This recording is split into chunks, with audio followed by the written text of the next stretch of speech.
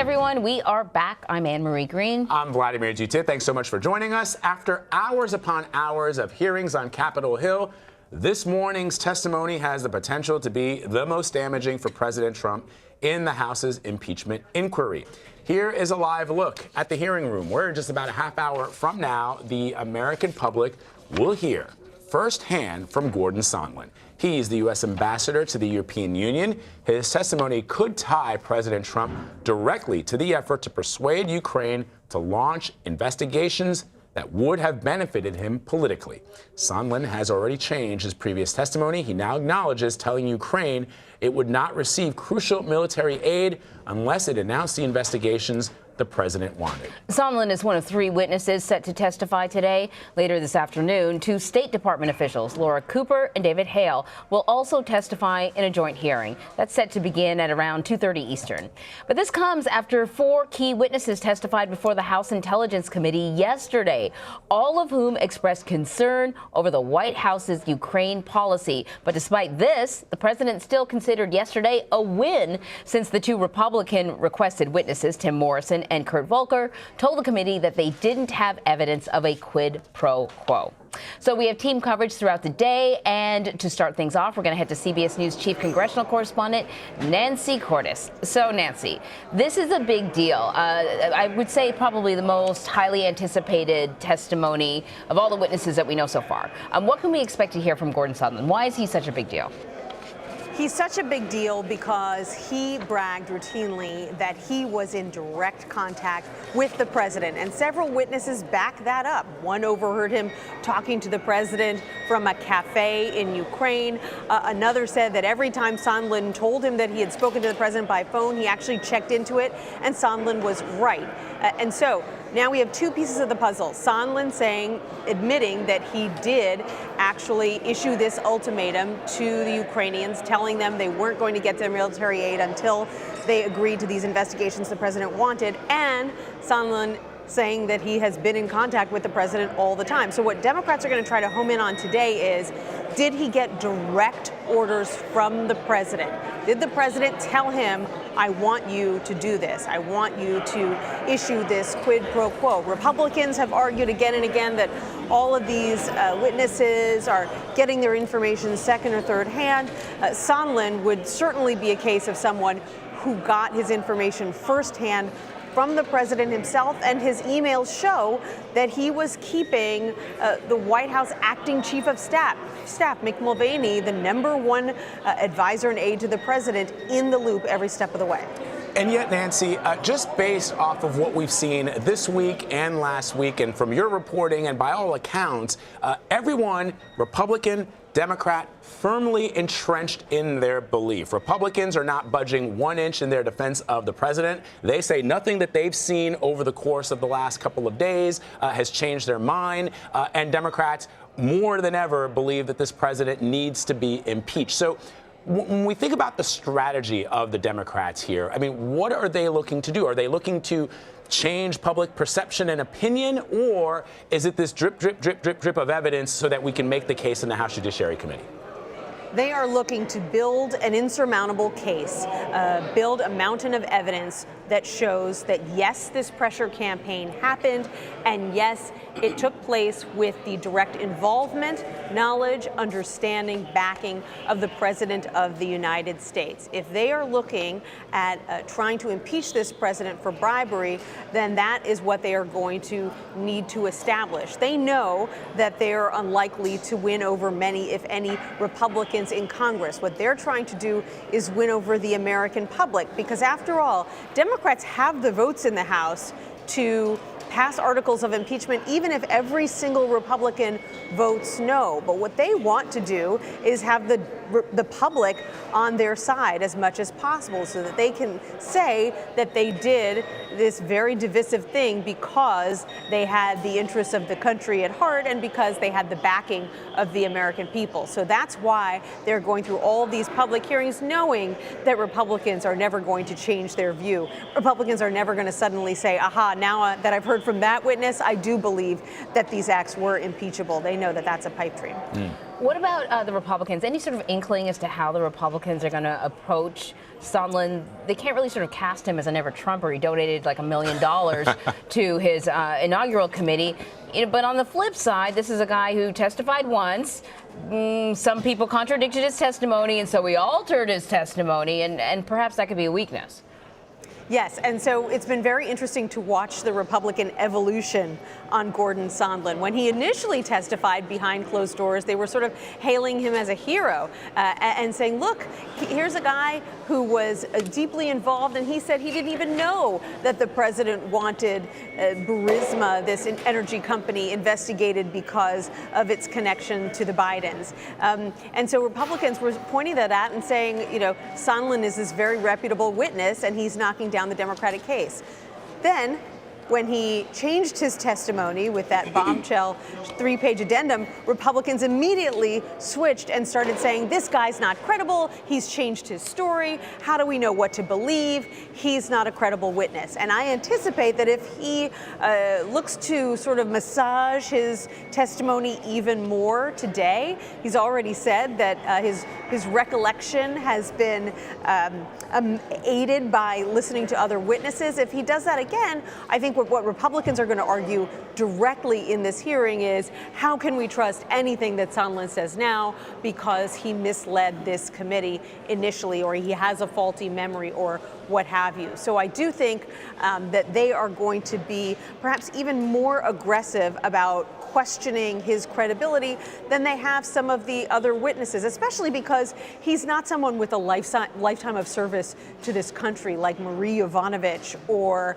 Alex Vindman. Yes, Republicans kind of nibbled at the edges there and obliquely asked questions about their judgment or their background, but they didn't go right at them the way that they might go at Sondland today, because, you know, let's face it, he's a multimillionaire.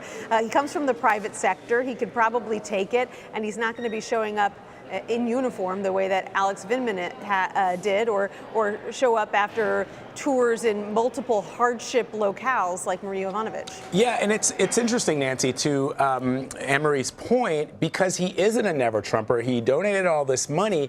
You can't go after him for not being supportive of President Trump, not being loyal to President Trump. So I guess what they have to do is to sort of paint him as someone who was off the reservation, that he was acting, he may have thought this is what President Trump wanted, but President Trump never directly told him to engage in the behavior that is alleged. Exactly, and they are going to have some evidence to work with on that front. You had Tim Morrison, a former White House aide, testify yesterday that folks inside the White House would talk about the Gordon problem. You've had other witnesses say that he sort of was a grandstander and would tend to inflate his relationship with the president.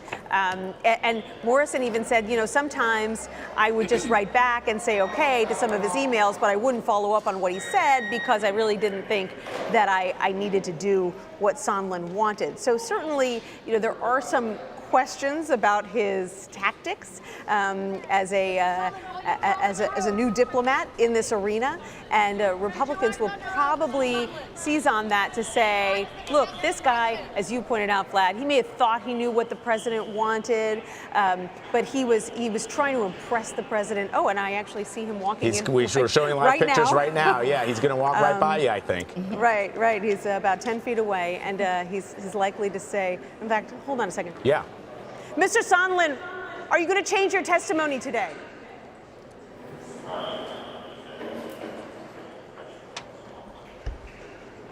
Mr. Sondland, have you been truthful with the committee?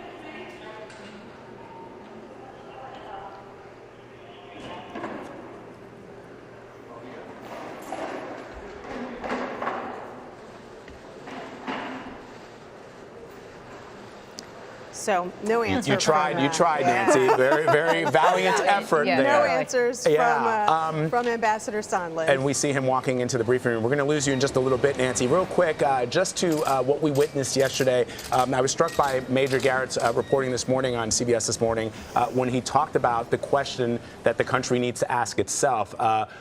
are we a country that will have elected officials going after people who have dedicated their lives, who are not elected to office? In other words, they volunteer to put themselves in hardship positions in some cases wounded in battle, such as Alexander Vindman, and others, long-serving diplomats who have tried to the best of their ability rise above partisanship and do their duty? Or are we going to attack people who, just because it is perceived by the President of the United States as being disloyal to him, whatever that means to the President, becomes the attack methodology that politicians use? I think that is an excellent question, and it has been striking to see how some of these witnesses have been maligned based on nothing. There have been suggestions made about their judgment, their work performance, without any evidence to back up those claims. And so it really sometimes seems as if it's meant purely to smear them. In the case of Alexander Vindman, for example, Republicans brought up yesterday that perhaps his former boss had questioned his judgment. And Vindman, in this striking moment, proceeded to read from his most recent evaluation by Dr. Fiona Hill, in which she called him a top 1% Army officer and brilliant. She actually used the word brilliant. And so he was clearly prepared for that line of attack to the extent that he brought his evaluation with him. And so I think it shows that these witnesses know that they are taking a risk when they speak up, and that that they know that they're going to get attacked, and they're right, because the White House Twitter feed itself questioned Vindman's judgment while he was testifying, even though it should be pointed out that Tim Morrison, that former White House aide who had expressed concerns about his judgment when he testified, he said virtually the exact same thing, that he heard the call, he went to White House lawyers, it wasn't what they wanted the president to talk about. He knew that Gordon Sondland was pushing the Ukrainians to agree to open investigations. So, for the most part, his testimony really didn't differ at all from what Vindman was saying, except that he claimed that he wasn't really concerned that the call was improper. He was just concerned that other people might find it improper if they found out about it. But that's, that's splitting hairs, I have to say. Yeah. Hey, Nancy, thank you very much. I know you got to get going. You're welcome. Appreciate it, You got Nancy. it. All right, we've got a team of experts joining us this morning as we prepare for another day of hearings. Let's get straight to CBSN political contributor Molly Hooper. She's here alongside CBS News legal analyst Ricky Kleeman and Republican strategist Joseph Pinion. And we will soon be joined by CBSN political contributor and Democratic strategist Antoine Seawright. Okay. I'm here. Oh, you're there, my brother. All right. All right. You made it. You made it. All right, Antoine, since you're... you tried to impeach me, Vlad. All right. Well, since you're remote and the other guests are here in the studio, let's go to you first. Maybe we can jump off from the POV from Democrats, what you're hearing from your fellow Democrats about what they witnessed yesterday and what they hope to learn today. I think between yesterday and today, from what I hear from particularly those in leadership, today we'll get closer to landing the plane of what we really want the public to know. Today's testimony, out of all of the testimony today, I think will be a capstone to what we've been hearing between last week and this week. Now, Republicans, I'm told, will continue their effort to push back and push out any facts that may come from today's testimony, try to paint today's witness as someone who's not sure of what side of the facts he's on, whether it was the testimony before or the testimony today. But the one thing no one can ignore is all the information that came out yesterday and how that, in my opinion, is an alley-oop for today. There's no way he can run away from what we heard from yesterday from some of the witnesses. So listen, I want to get Joseph to respond to you, but we also want to let people know that we are getting a chance to review Gordon Sondland's opening statement, and it's a doozy. And Remember Okay, so we can't. So we can't talk about it yet. now, but we are going to. It's going to be very interesting to hear Gordon Sondland testify because his testimony will differ greatly from his closed-door testimony. Yeah, it may be. So, but let me ask you, Joseph. So, some people are characterizing Morrison's testimony as a bit of a setback, though there was a lot of support there for the president. He also setback by whom, though? Because Republicans. The president said, great win for our country. Yeah. But Morrison surprised some people with some of his testimony. Look, I think that if we just take the snapshot of yesterday, I think that, again, if you had asked Republicans before the day started, what would you like the testimony of the witnesses to be? I think you probably got as close to that as you could have ever hoped for. I think in many ways Republicans stepped on their own message. I mean, if you let me Was finish. that Antoine? Yeah, I mean, look, if you ended up in a situation where you had both of the morning witnesses talking about the fact that Hunter Biden had the appearance of inappropriate engagement, also was probably unqualified to be there.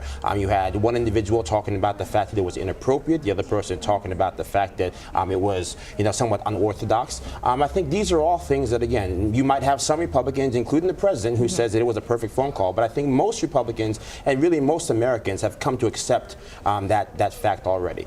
So I think when you really pull back from there, I think the real issue becomes, again, looking at what possibly might happen today with Sondland, which I said yesterday, that the question that both sides are going to be asking is, were you lying then or are you lying now? And I think that, again, we're going to have the potential right now where we're going to see some fireworks today, because this really is D-Day when it comes to impeachment, both on the Republican side and also on the Democratic side. Molly's jumping up here. Well, and what's going to be interesting is up to this point, we've heard Republicans saying that, no, Sondland should not change his testimony, because thus far, Sondland has testified, originally he testified, no, I didn't know of any link between security aid and these investigations. Then, of course, there was the revision. Well, I presumed there was a link, not necessarily that the president knew of a link. And so Republicans are saying, well, you better not change that testimony, because look at these folks who've lied to Congress in the past. Democrats, however, you'll hear a different story, and they are encouraging Sondland to be truthful with the committee and basically saying you have to be full and fulsome and tell us what you know, and with the implication that we'll go easy on you. But Ricky, nothing that Republicans failed to attack or to even question the substance of what these career officials are bringing to light. All they did was attack character. They attacked, in one case, they asked Colonel Vindman why he wore his uniform to the hearings when, as the Army spokesperson said, it is his right. He's earned the privilege to wear those dress blues wherever he wants to wear them. They questioned his fitness, and then he had to bring his. I mean, how many times do you have to show up with your last evaluation to make the point as somebody tries to attack? No one has said, maybe the president asking a foreign government to investigate his political rival. There was one congressman who said, you can do that. You can investigate whoever you want. Do it here in the United States with opposition research, with whatever it is that you need. No Republican attacked or questioned even the substance, the legality. It may not be illegal, but certainly unethical. Well, what else do we expect? The Republicans cannot get away from stubborn facts. So where do they go? It's wherever someone in a trial who has a very difficult fact pattern goes. They go to attack the credibility of the witness. They try to demean them. They try to show that they are not worthy of belief. It's a standard ploy. What my problem is here is for the Republicans, and Joseph can answer this or not, though I bet you he agrees with me, is that was a little baiting for you, Joseph, is the fact that if the Republicans would simply be consistent, that the phone call happened on July 25th, the follow-up phone call happened in the restaurant with Gordon Sondland on the 26th, but that it is not an impeachable offense, that's a very solid way for the Republicans to go through this and not have to stoop to the level of taking a decorated war hero and trying to really make mincemeat of him. It was very distasteful. But Ricky, it's a great point that you raise. This has to do with how the president perceives things, right? It would be probably much easier for Republicans to say, you know what, this isn't good.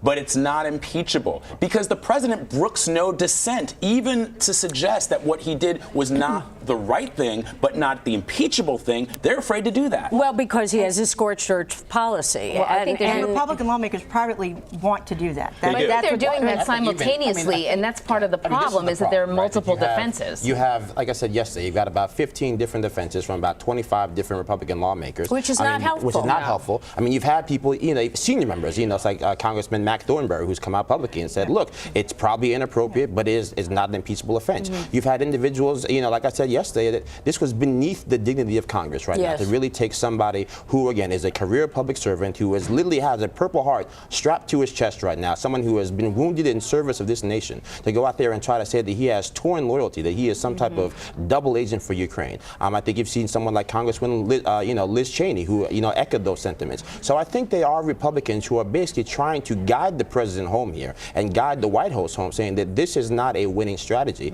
Again, you have individuals like Congressman Jim Jordan who are not listening because they're going to kind of continue to beat the drum as kind of been dictated from the president at the top. So I think those are the issues that we're facing right now, as far as Republicans trying to land home on a message that actually can be something that is discernible to the American public and also acceptable to the Republicans at large. Molly, hold on. Let me just add. Anton's jumping up. Go ahead, Anton. Can I say this? I think that the chairman did the best job, I think, of giving the benediction to all of this yesterday in his closing statement. He said the Republicans on this committee are not arguing that the president did something wrong by withholding funding for a government that depends on the funding. Not only did the president ask for this country to dig up dirt on his political opponent, but they are mad the fact that he got caught, that the president got caught. That is the most important thing and the most simple thing that Democrats can articulate to the American people. I saw my Twitter go crazy of people who say they were confused by all the things going on, but that closing argument and that closing statement put it all together for them. And I think today is we have to get back to the simple. Keep it simple, stupid. That is the motto I think Democrats have to use as their North Star, their guide, going through today's hearing and after today. So we just learned that Lieutenant Colonel Vindman is actually back on the job, and the job is going back to the White House. So he's back at work, which is fascinating. Again, Joseph, Molly, it's fascinating to me.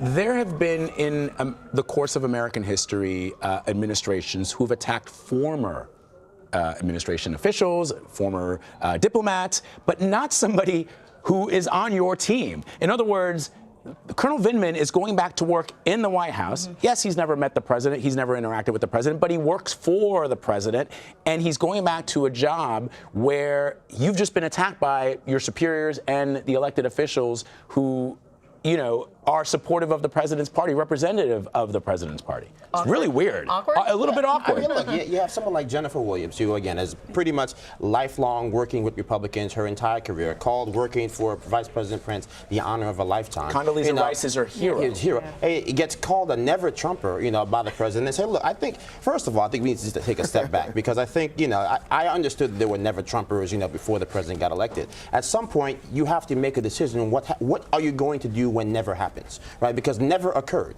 And so now he is the president, whether people want to call him 45 or actually give him the dignity of the office. I think the point is that he is the president, and that we have to be able to actually deal with the facts that as they present themselves, which I think, again, Republicans and Democrats have both been in denial of facts. And I think that, to your earlier point, the reason that we haven't actually seen Republicans defend the substance is because we all know what the substance is. We all know where the argument is eventually going to end up, which is that this is what occurred, but it is not impeachable. And I think the sooner that Republicans land there, the better it's going to be for the nation and also for the president. And you have to remember, President Trump is watching this, and he's watching those lawmakers, and they are dealing with him. And if he doesn't like what they see, he will call them out on Twitter, just like Ricky said, scorched earth. And they don't like that. They're going into an election season. They don't like it. And so you'll see more senior members like a Mac Thornberry, who isn't necessarily worried about those repercussions. Also not worried about re-election. Also not worried about re-election, which is why I'm keeping my eye on people like Will Hurd, who's not running for re-election as well, because really that's who they are playing for. And they initially came into this with a plan, a strategy, a message, but remember, that was completely obliterated on last Friday when Yovanovitch testified, and the president weighed in with a tweet basically calling out Yovanovitch and questioning her character. And so I mean, it's hard to follow and stay on message when the person who's supposed to be leading it is not using that restraint as well. The idea, too, that in essence they had to take away his phone, the president's phone, and so he couldn't tweet. I'm not saying they literally took it away, they had to but tell that him. he was silenced, not only by his closest advisors, but also even by Fox News, that his tweeting and it looking like witness intimidation, particularly toward Marie Yovanovitch, but also really against Jennifer Williams, that if this continued, he was just adding more and more potential acts of impeachment for obstruction of justice for intimidating witnesses. So the idea that you figuratively have to take away his phone shows you what the Republicans are up against in order to be successful, whereas the Democrats, all they need to do is to present the truth as it appears to them. So I mentioned Morrison's testimony. Yes. Volker's testimony And Volker, that was sort of very key. He amended his previous closed-door Right. testimony, and we have a bit of sound of what he And said. it's which important is to remind remarkable. people, too, that he was one of the people that the Republicans wanted. That's who And Morrison, they too. called. Right. Yeah. So let's play this sort of key bit of his testimony. In hindsight, I now understand that others saw the idea of investigating possible corruption involving the Ukrainian company Burisma as equivalent to investigating former Vice President Biden. I saw them as very different, the former being appropriate and unremarkable, the latter being unacceptable. In retrospect, I should have seen that connection differently, and had I done so, I would have raised my own objections. So that's Sondland said something very similar, too, in the beginning. Yeah, and you know what's really interesting? My friend Ari Melber made this point. It sounds as if Volker is on his way to a party and he's using Waze, but he still says he doesn't know where he's going, right? Because, in other words, you should know if the president is asking you to investigate Burisma, it has to do with Joe Biden and Hunter Biden. And to now claim that you are just only now, oh, you meant that Vice President Biden. It sounds to a lot of people, I mean, people do this all the time, Ricky, in a courtroom, and they go, oh, my memory's been refreshed. Yeah. But is it sound... I want to ask Ricky about that, about the, poor memory being refreshed tactic. I just don't think anybody buys that. I mean, how much leeway do you have with that, I mean, though? I get it that you, in life, forget that you got a phone call at 10 a.m. on, let's use a different date, on January 10th of 2019. That you forgot you got that phone call. And what could refresh your recollection? A call log. Right. I mean, I get that. Yeah. People forget when they get a lot of phone calls. But they don't forget certain things. And the idea, I mean, I just think that when you hear Ambassador Volker make a statement like that, the idea strains credulity that he really didn't coordinate in his mind or connect Burisma and his friend, whom he respects, Vice President Biden.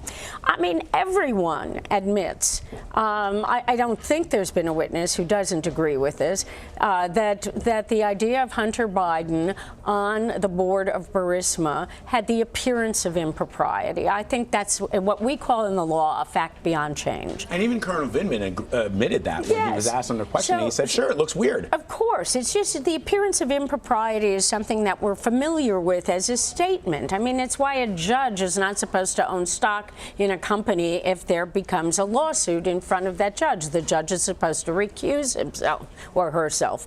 So here, there are facts beyond change. Where I'm looking today is I want to know what Gordon Sondland is going to say about the phone call on July 26th that took place in the restaurant, which still boggles my mind in terms of lack of security, in Kyiv, which is overheard by other witnesses. Now, that is a fact that is not beyond change, because what we have here is a fact that's squishy, because there is no recording of the phone call. There are notes. There may be notes, but it even goes. Did he say that he started to take notes as he was there on his cell phone? Yes, but we know from the July 25th phone call that notes are subject to interpretation. All right, we've got a minute to go until we hand over coverage of this testimony of Gordon Sondland, which will be anchored by CBS Evening News anchor and managing editor Norah O'Donnell. So in 30 seconds or less, we're going to go around the table. Antoine, Gordon Sondland, both Republicans and Democrats have been waiting for his testimony. What are you expecting? I think it's a 50-50 jump ball. I think you'll probably see a remix of hearing some things that the Republicans want to tickle their ears, but you also hear some things that Democrats would love to flirt with so they can continue to flush out after the hearing is over. So I think the takeaway will be, what does everyday people think? And that's what we just don't know yet. All right, Joseph, real quick, give me 2 words. See who else might be implemented, because whether it's somebody like Secretary of State Pompeo or anyone else higher up the food chain, all hell could break loose for Republicans. We will be expecting that. All right, to the CBS Evening News special report. Here we go.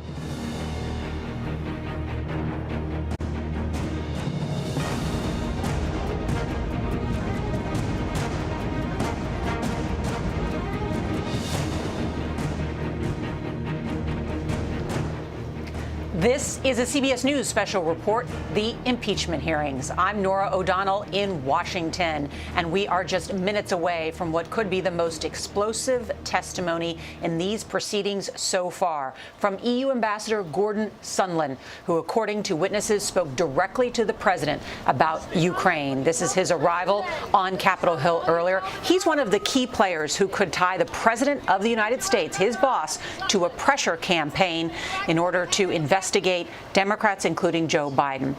We've already heard from one top Republican, Mark Meadow, who says it comes down to one guy. That is Ambassador Sondland.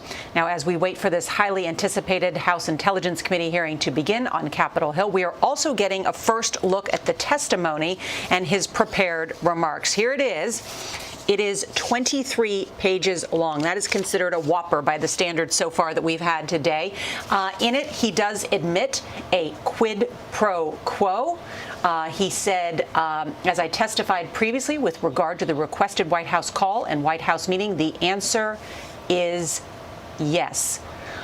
The existence of a quid pro quo is a key component of the Democrats' case. Now, Sondland, referring to the potential investigation into the Bidens, also describes the role of the president's personal attorney, Rudy Giuliani. Look here. He writes, Mr. Giuliani was expressing the desires of the president of the United States, and we knew that these investigations were important to the president.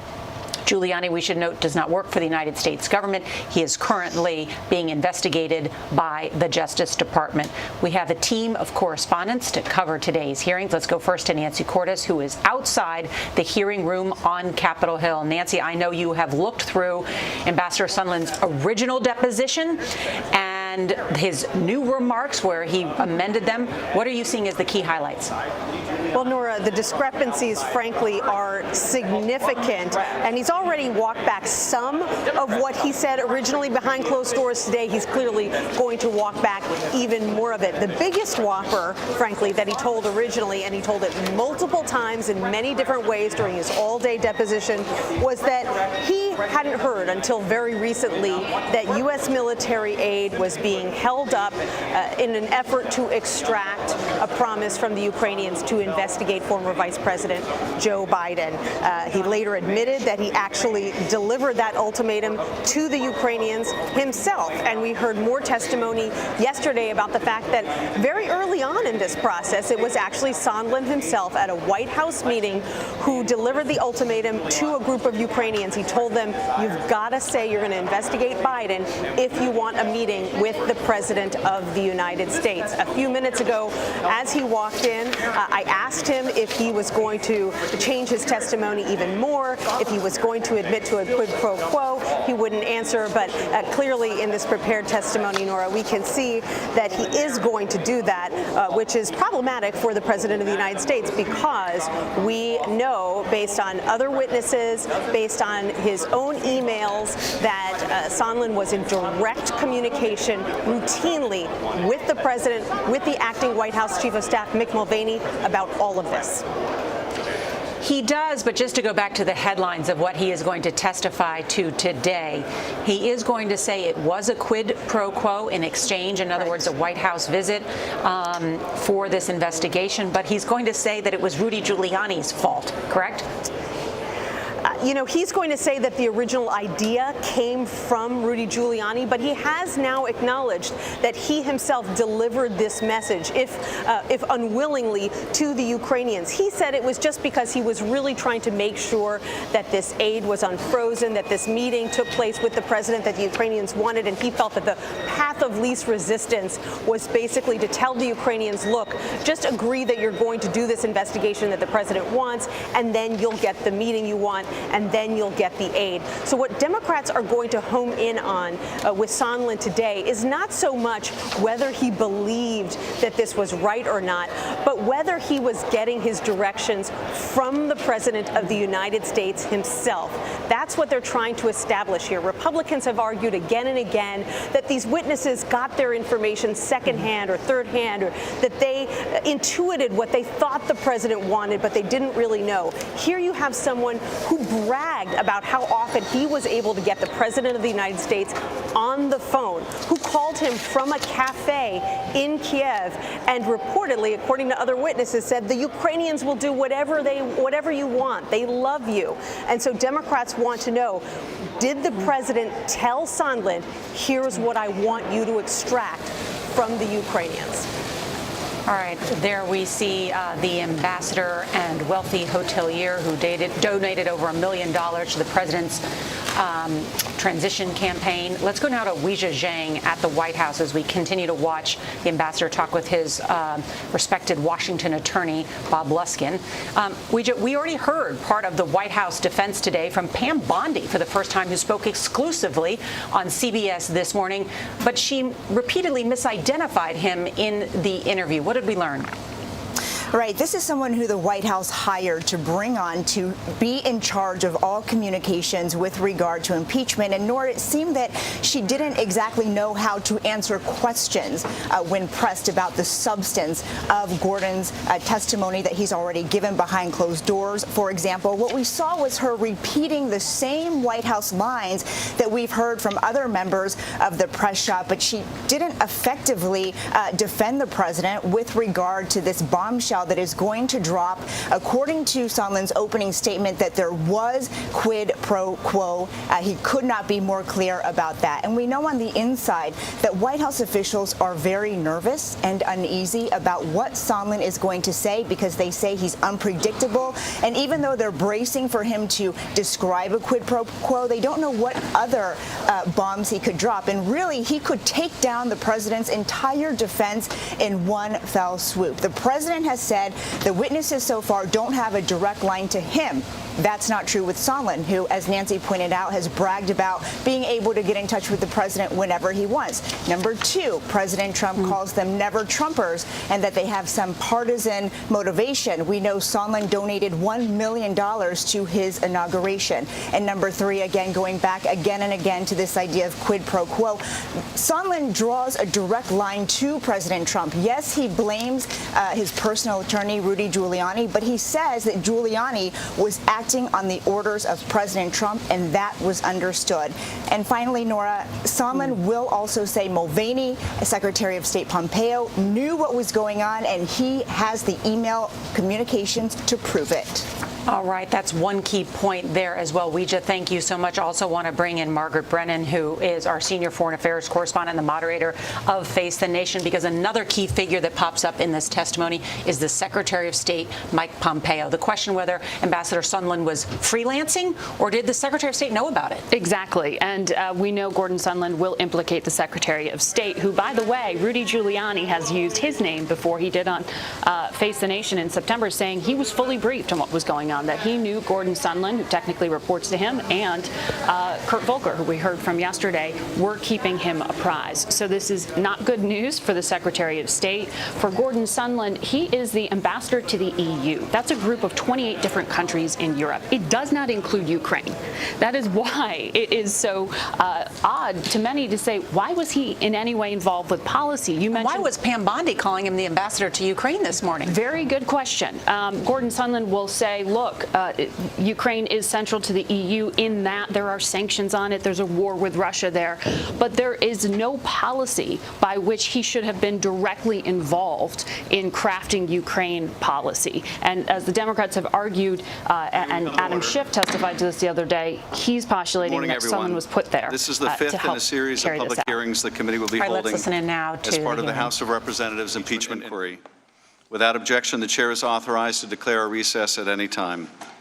There is a quorum present. We will proceed today in the same fashion as our other hearings. I'll make an opening statement, and then Ranking Member Nunes will have the opportunity to make a statement. Then we will turn to our witness for an opening statement, and then to questions. For audience members, we welcome you and respect your interest in being here. In turn, we ask for your respect as we proceed with today's hearing. It is the intention of the committee to proceed without disruptions. As chairman, I'll make all necessary and appropriate steps to maintain order and to ensure the committee is run in accordance with House rules and House Resolution 660. With that, I now recognize myself to give an opening statement in the impeachment inquiry into Donald J. Trump, the 45th President of the United States. This morning, we will hear from Gordon Sondland, the American ambassador to the European Union. We are here today as part of the House of Representatives impeachment inquiry because President Donald Trump sought to condition military aid to Ukraine in an Oval Office meeting with the new Ukrainian President Volodymyr Zelensky in exchange for politically motivated investigations that Trump believed would help his re-election campaign. The first investigation was of a discredited conspiracy theory that Ukraine, not Russia, was responsible for interfering in the 2016 election. The second investigation that Trump demanded was into a political rival that he apparently feared most, Joe Biden. Trump sought to weaken Biden and to refute the fact that his own election campaign in 2016 had been helped by a Russian hacking and dumping operation and Russian social media campaign directed by Vladimir Putin to help Trump. Trump's scheme undermined military and diplomatic support for a key ally and undercut U.S. anti-corruption efforts in Ukraine. Trump put his personal and political interests above those of the United States. As Ambassador Sondland would later tell career Foreign Service officer David Holmes immediately after speaking to the president, Trump did not give an expletive about Ukraine. He cares about big stuff that benefits him, like the Biden investigations that Rudy Giuliani was pushing. Ambassador Sondland was a skilled deal maker, but in trying to satisfy a directive from the president, found himself increasingly embroiled in an effort to press the new Ukrainian president that deviated sharply from the norm in both terms of policy and process. In February, Ambassador Sondland traveled to Ukraine on his first official trip to that country. While in Kyiv, he met with then U.S. Ambassador to Ukraine, Marie Yovanovitch, and found her to be an excellent diplomat with a deep command of Ukrainian internal dynamics. On April 21st, Zelensky was elected president of Ukraine and spoke to President Trump, who congratulated him and said he would look into attending Zelensky's inauguration, but pledged to send someone at a very, very high level. Between the time of that call and the inaugural on May 20, Trump's attitude towards Ukraine hardened.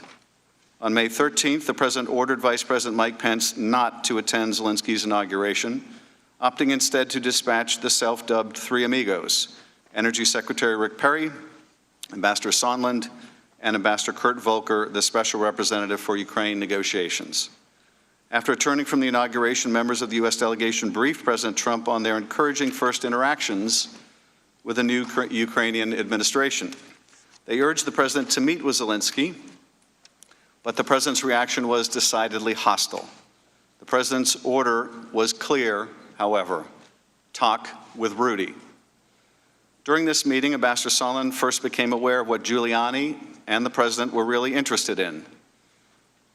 This whole thing was sort of a continuum, he testified at his deposition, starting at the May 23rd meeting, ending up at the end of the line when the transcript of the call came out.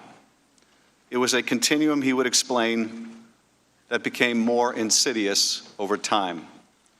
The Three Amigos were disappointed with Trump's directive to engage Giuliani, but vowed to press ahead. Ambassador Sondland testified, "We could abandon the goal of a White House meeting for President Zelensky, which the group deemed crucial for U.S.-Ukrainian relations, or we could do as President Trump directed and talk to Mr. Giuliani to address the president's concerns. We chose the latter path. In the coming weeks, Ambassador Sondland got more clearly involved in Ukraine policymaking, starting with the June 4 U.S. mission to the EU Independence Day event in Brussels 1 month early. Secretary Perry, Ulrich Breckbull, and the State Department counselor, and Sondland met with President Zelensky, whom Sondland had invited personally on the margins of the event. On June 10, 2019, Secretary Perry organized a conference call with Sondland, then National Security Advisor John Bolton, Volker, and others. They reviewed Ukraine's strategy with Bolton and decided that Perry, Sondland, and Volker would assist Ambassador Bill Taylor, the new acting ambassador in Kyiv, on Ukraine, and discuss Trump's desire for Rudy Giuliani to be somehow involved. At the end of the call, according to Sondland, we all felt very comfortable with the strategy moving forward. 2 weeks later, on June 27th, Ambassador Sondland called Taylor to say that, quote, Zelensky needed to make clear to President Trump that he was not standing in the way of investigations. On July 10th, Ambassador Sondland and other U.S. officials met at the White House with a group of U.S. and Ukrainian officials. Participants in the meeting have told us that Ambassador Sondland invoked acting White House Chief of Staff Mick Mulvaney and said that the White House meeting sought by the Ukrainian president with Trump would happen only if Ukraine undertook certain investigations. National Security Advisor Bolton abruptly ended the meeting upon hearing this. Undeterred, Sondland brought the Ukrainian delegation downstairs to another part of the White House and was more explicit. According to witnesses, Ukraine needed to investigate the Bidens or Burisma and the 2016 election interference if they wanted to get a meeting at all. Following this meeting in July, Bolton said that he would not be part of whatever drug deal Sondland and Mulvaney are cooking up on this. Sondland continued to press for a meeting, but he and others were willing to settle for a phone call as an intermediate step. On July 21, Taylor texted Sondland that, quote, President Zelensky is sensitive about Ukraine being taken seriously, not merely as an instrument of Washington domestic re-election politics. Sondland responded, absolutely. But we need to get the conversation started and the relationship built, irrespective of the pretext, so that Zelensky and Trump could meet and all of this will be fixed. On July 25th, the day of the Trump-Zelensky call, Volker had lunch in Kyiv with a senior aide to Ukrainian President Zelensky and later texted the aide to say that he'd heard from the White House, assuming President Z convinces Trump he will investigate, get to the bottom of what happened in 2016, we will nail down date for a visit to Washington. Good luck. Ambassador Sondland spoke to President Trump a few minutes before the call was placed, but was not on the call. During that now infamous phone call with Zelensky, Trump responded to the Ukrainian expression of appreciation for U.S. defense support and request to buy more Javelin anti-tank missiles by saying, I would like you to do us a favor, though. Trump asked Zelensky to investigate the discredited 2016 conspiracy theory and, even more ominously, look into the Bidens. Neither had been part of the official preparatory material for the call, but they were in Donald Trump's personal interest and the interests of his re-election campaign. And the Ukrainian president knew about both in advance, in part because of Ambassador Volker and Ambassador Sondland's efforts to make him aware of what the president was demanding. Around this time, Ambassador Sondland became aware of the suspension of security assistance to Ukraine, which had been announced on a secure interagency video conference on July 18th, telling us that it was extremely odd that nobody involved in making and implementing policy towards Ukraine knew why the aid had been put on hold. During August, Sondland participated in conference calls and text messages with Volker and Giuliani and said that the gist of every call was what was going to go in the press statement. In an August 9 text message with Volker, Sondland stated, I think POTUS really wants the deliverable, which was, according to Sondland, a deliverable public statement that President Trump wanted to see or hear before a White House meeting could happen. On September 1, Ambassador Sondland participated in Vice President Pence's bilateral meeting with Zelensky in Warsaw, during which Zelensky raised the suspended security assistance. Following that meeting, Sondland approached the senior Ukrainian official to tell him that he believed What could help them move the aid was if the Ukrainian prosecutor general would go to the mic and announce that he was opening the Burisma investigation. Sondland told Taylor that he had made a mistake by telling the Ukrainians that an Oval Office meeting was dependent on a public announcement of investigations. In fact, everything was dependent on such an announcement, including security assistance. But even the announcement by the Prosecutor General would not satisfy the President. On September 7, Sondland spoke to the President and told Tim Morrison and Bill Taylor about the call shortly thereafter. The President said that although this was not a quid pro quo, if President Zelensky did not clear things up in public, we would be at a stalemate. Moreover, an announcement by the Prosecutor General would not be enough. President Zelensky must announce personally that he would open the investigations. Sondland told Taylor that President Trump is a businessman. When a businessman is about to sign a check to someone who owes him something, he said the businessman asked that person to pay up before signing the check. The check referred to here was the U.S. military assistance to Ukraine, and Ukraine had to pay up with investigations. Throughout early September, Volker and Sondland sought to close the deal on an agreement that Zelensky would announce investigations. After Taylor texted Sondland on September 9, 2019, that I think it's crazy to withhold security assistance for help with a political campaign. 16 days later, the transcript of the July 25th call was made public, and the American people learned the truth of how our president tried to take advantage of a vulnerable ally.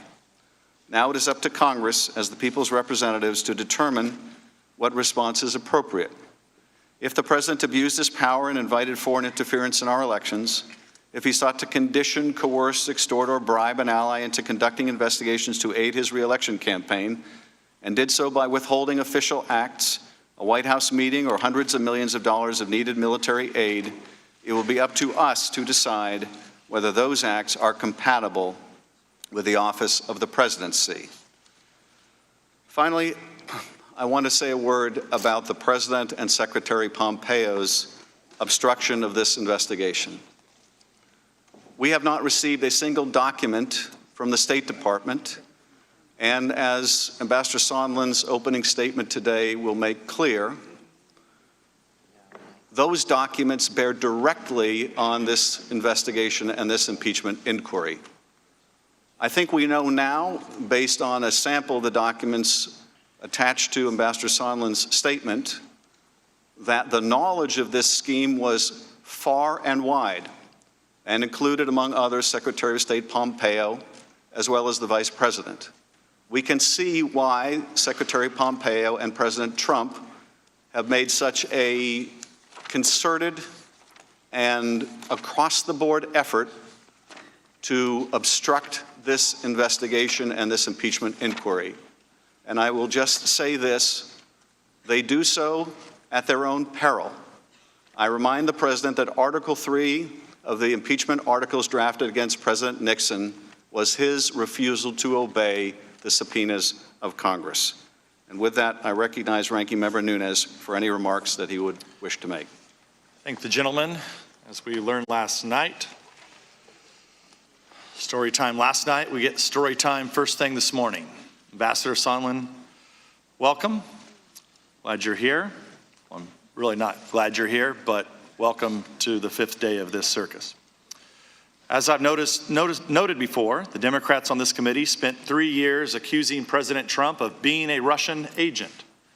In March 2018, after a year-long investigation, Intelligence Committee Republicans issued a 240-page report describing in detail how the Russians meddled in the 2016 elections and making specific recommendations to improve our election security.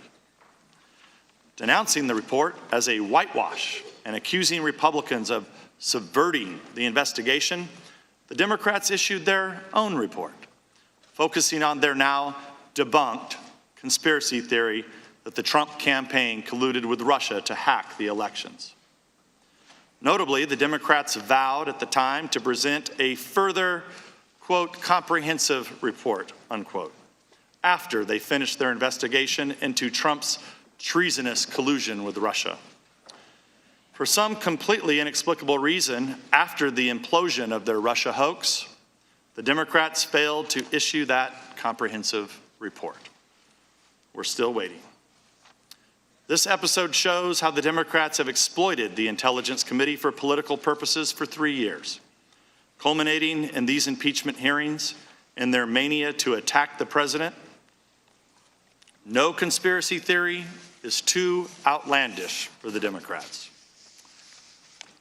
Time and time again, they floated the possibility of some far-fetched malfeasance by Trump, declared the dire need to investigate it, and then suddenly dropped the issue and moved on to their next asinine theory.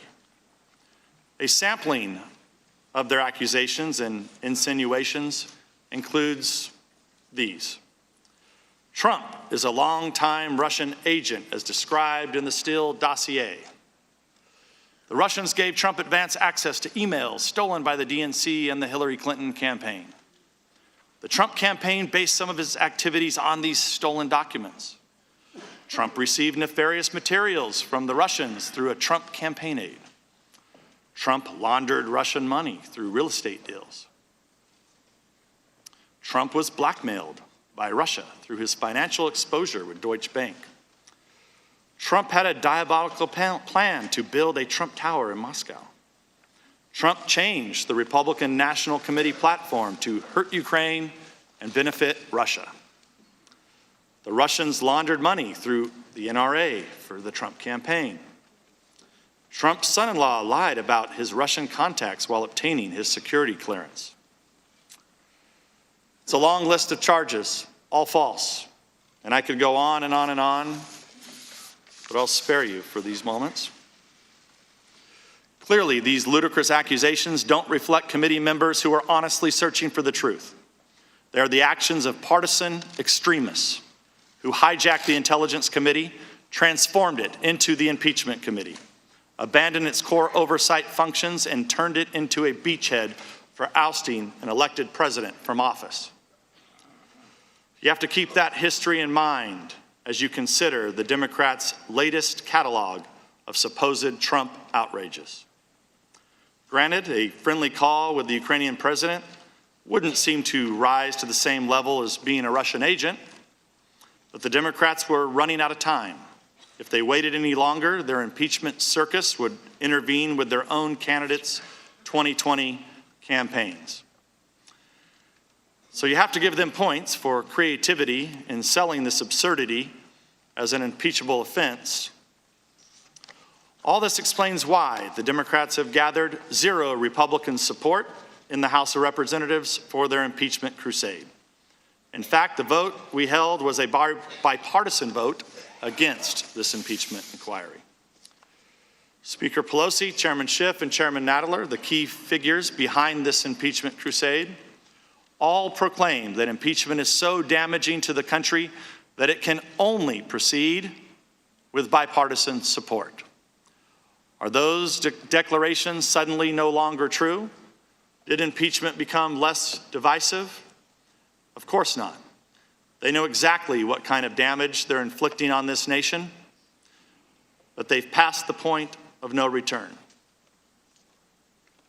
After 3 years of preparation work, much of it spearheaded by the Democrats on this committee, using all the tools of Congress to accuse, investigate, indict, and smear the president, they stoked a frenzy amongst their most fanatical supporters that they can no longer control. Ambassador Sondland, you are here today to be smeared. But you'll make it through it. And I appreciate your service to this country, and I'm sorry that you've had to go through this. In closing, the Democrats have zeroed in on an anonymous whistleblower complaint that was cooked up in cooperation with the Democrats on this very committee. They lied to the American people about that cooperation and refused to let us question the whistleblower to discover the truth. Meanwhile, the Democrats lash out against anyone who questions or casts doubt on this spectacle. When Ukrainian President Zelensky denies anything improper happened on the phone call, the Democrats say that he's a liar. When journalists report on Ukraine election meddling and Hunter Biden's position on the board of corrupt Ukrainian companies, the Democrats label them conspiracy theorists. When the Democrats can't get any traction for their allegations of quid pro quo, they move the goalposts and accuse the president of extortion, then bribery, and at last resort, obstruction of justice. The American people sent us to Washington to solve problems, not to wage scorched earth political warfare against the other party. This impeachment is not helping the American people.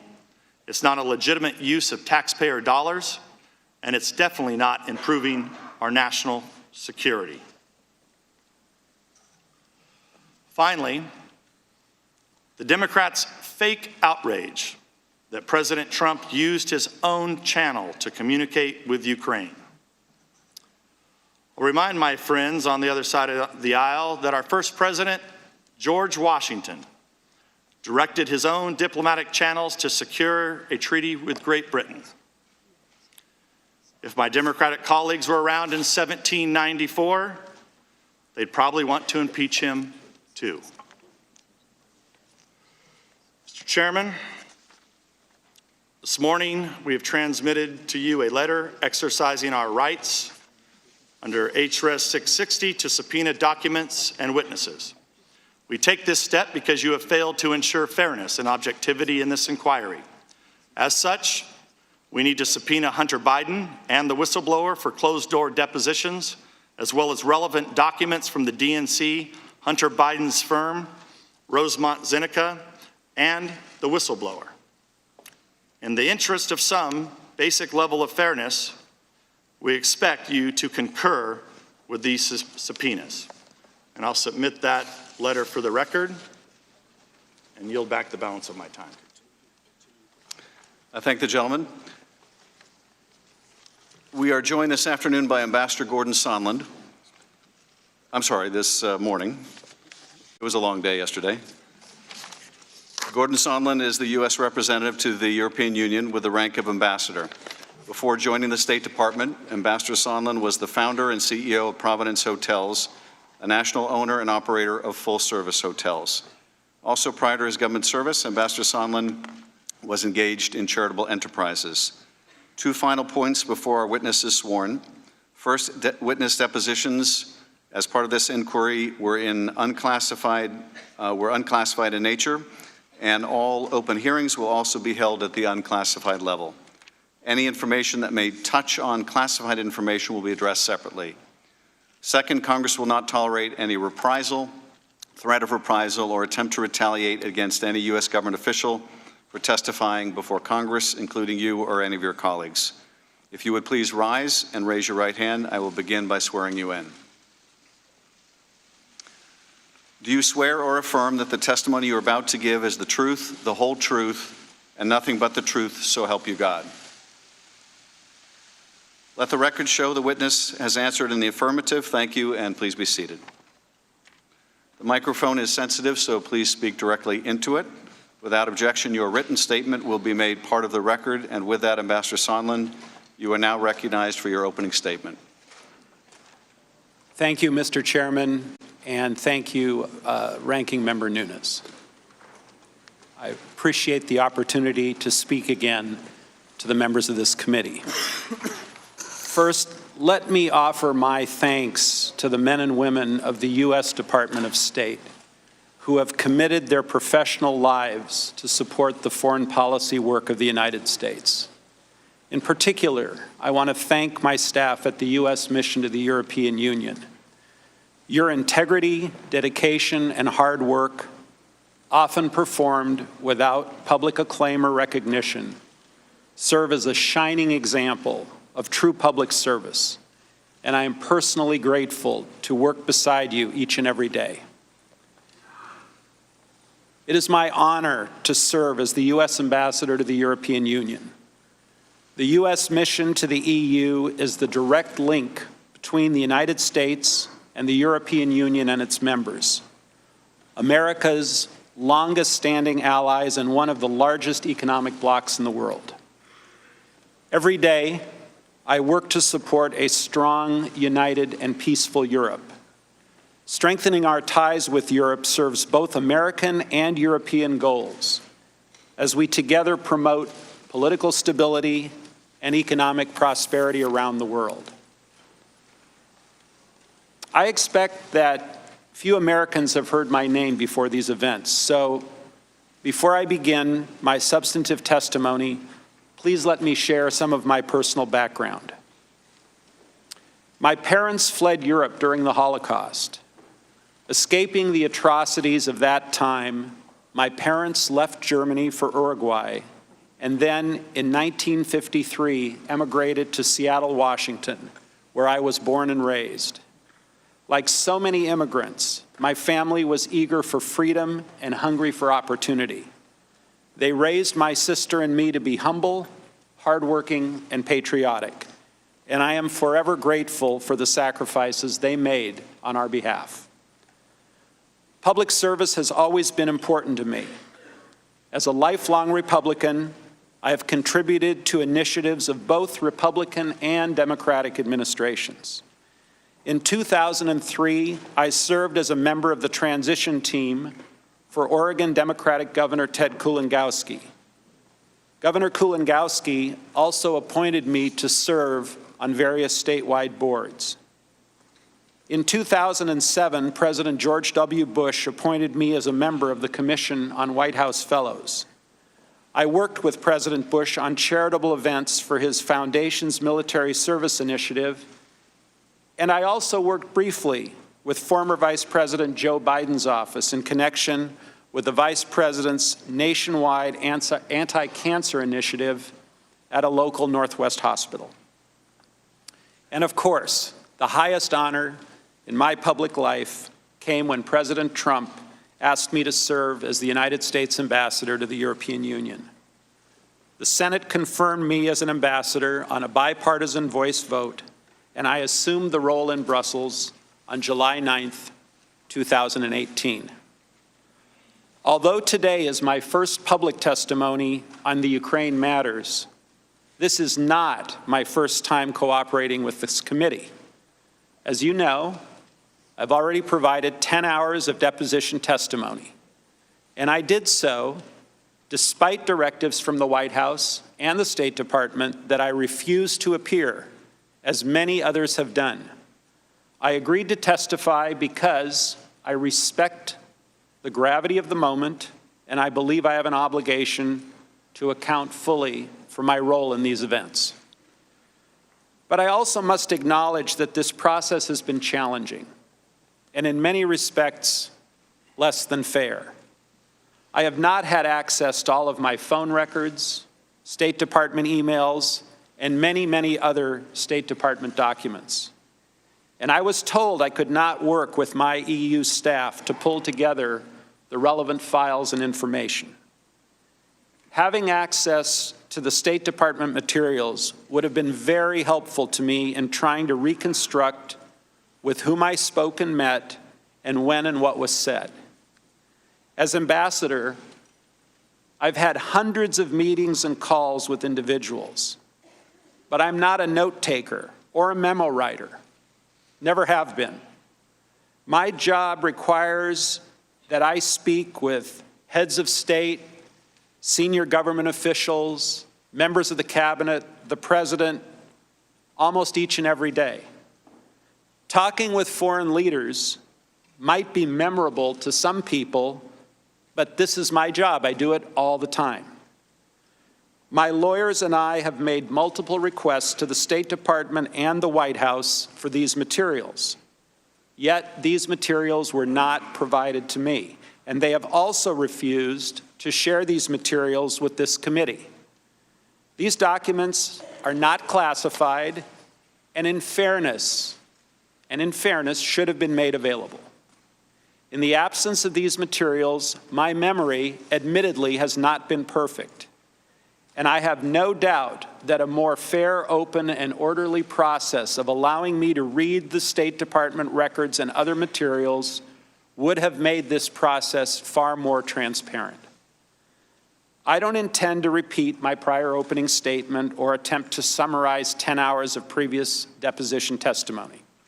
However, a few critical points have been obscured by noise over the last few days and weeks, and I'm worried that the bigger picture is being ignored. So let me make a few key points.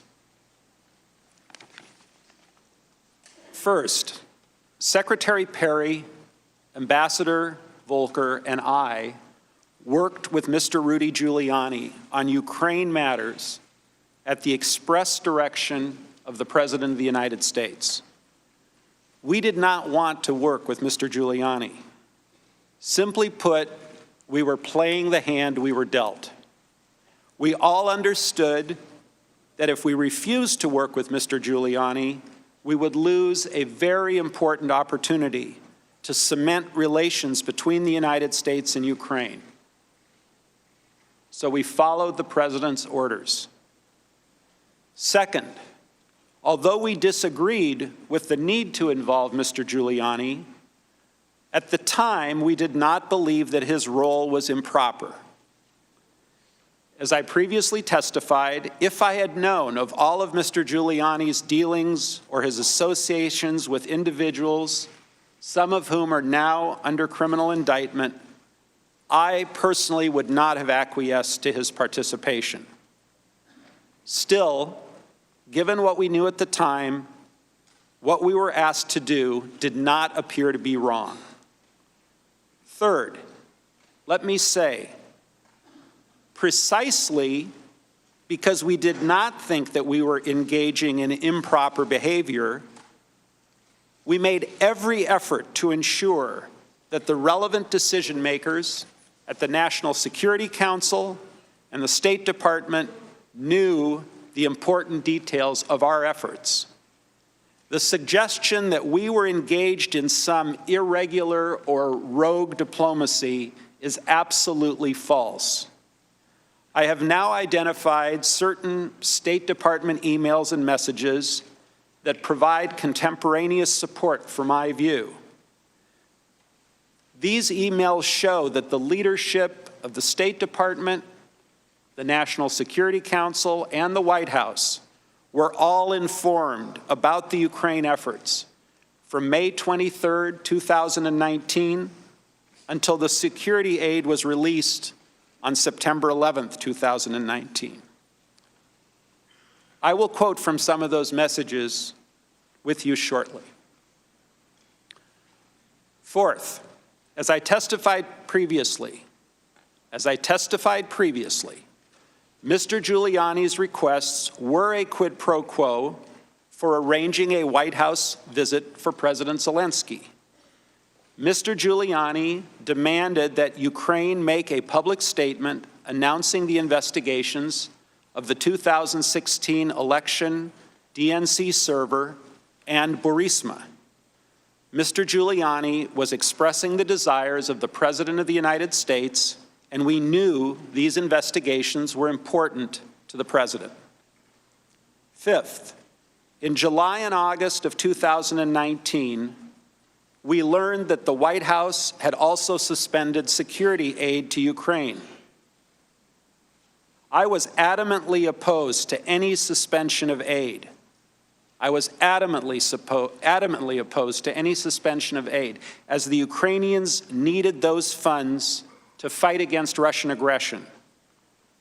I tried diligently to ask why the aid was suspended, but I never received a clear answer. Still haven't to this day. In the absence of any credible explanation for the suspension of aid, I later came to believe that the resumption of security aid would not occur until there was a public statement from Ukraine committing to the investigations of the 2016 elections and Burisma, as Mr. Giuliani had demanded. I shared concerns of the potential quid pro quo regarding the security aid with Senator Ron Johnson, and I also shared my concerns with the Ukrainians. Finally, at all times, I was acting in good faith. I was acting in good faith. As a presidential appointee, I followed the directions of the president. We worked with Mr. Giuliani because the president directed us to do so. We had no desire to set any conditions. We had no desire to set any conditions on the Ukrainians. Indeed, my own personal view, which I shared repeatedly with others, was that the White House and security assistance should have proceeded without preconditions of any kind. We were working to overcome the problems given the facts as they existed. Our only interest, and my only interest, was to advance long-standing U.S. policy and to support Ukraine's fragile democracy. Now let me provide additional details specifically about Ukraine and my involvement. First, my very first days as ambassador to the EU, which was starting back in July of 2018, Ukraine has featured prominently in my broader portfolio. Ukraine's political and economic development are critical to the long-standing and long-lasting stability of Europe. Moreover, the conflict in eastern Ukraine and Crimea remains one of the most significant security crises for Europe and the United States. Our efforts to counterbalance an aggressive Russia depend in substantial part on a strong Ukraine. On April 21st, 2019, Vladimir Zelensky was elected president of Ukraine in an historic election. With the express support of Secretary Pompeo, I attended President Zelensky's inauguration on May 20th as part of the U.S. delegation, which was led by Energy Secretary Rick Perry. The U.S. delegation also included Senator Johnson, Ukraine Special Envoy Volker, and Lieutenant Colonel Alex Vindman of the National Security Council. My attendance at President Zelensky's inauguration was not my first involvement with Ukraine. As I testified previously, just 4 days after assuming my post as ambassador in July of 2018, I received an official delegation from the government of then Ukraine President Petro Poroshenko.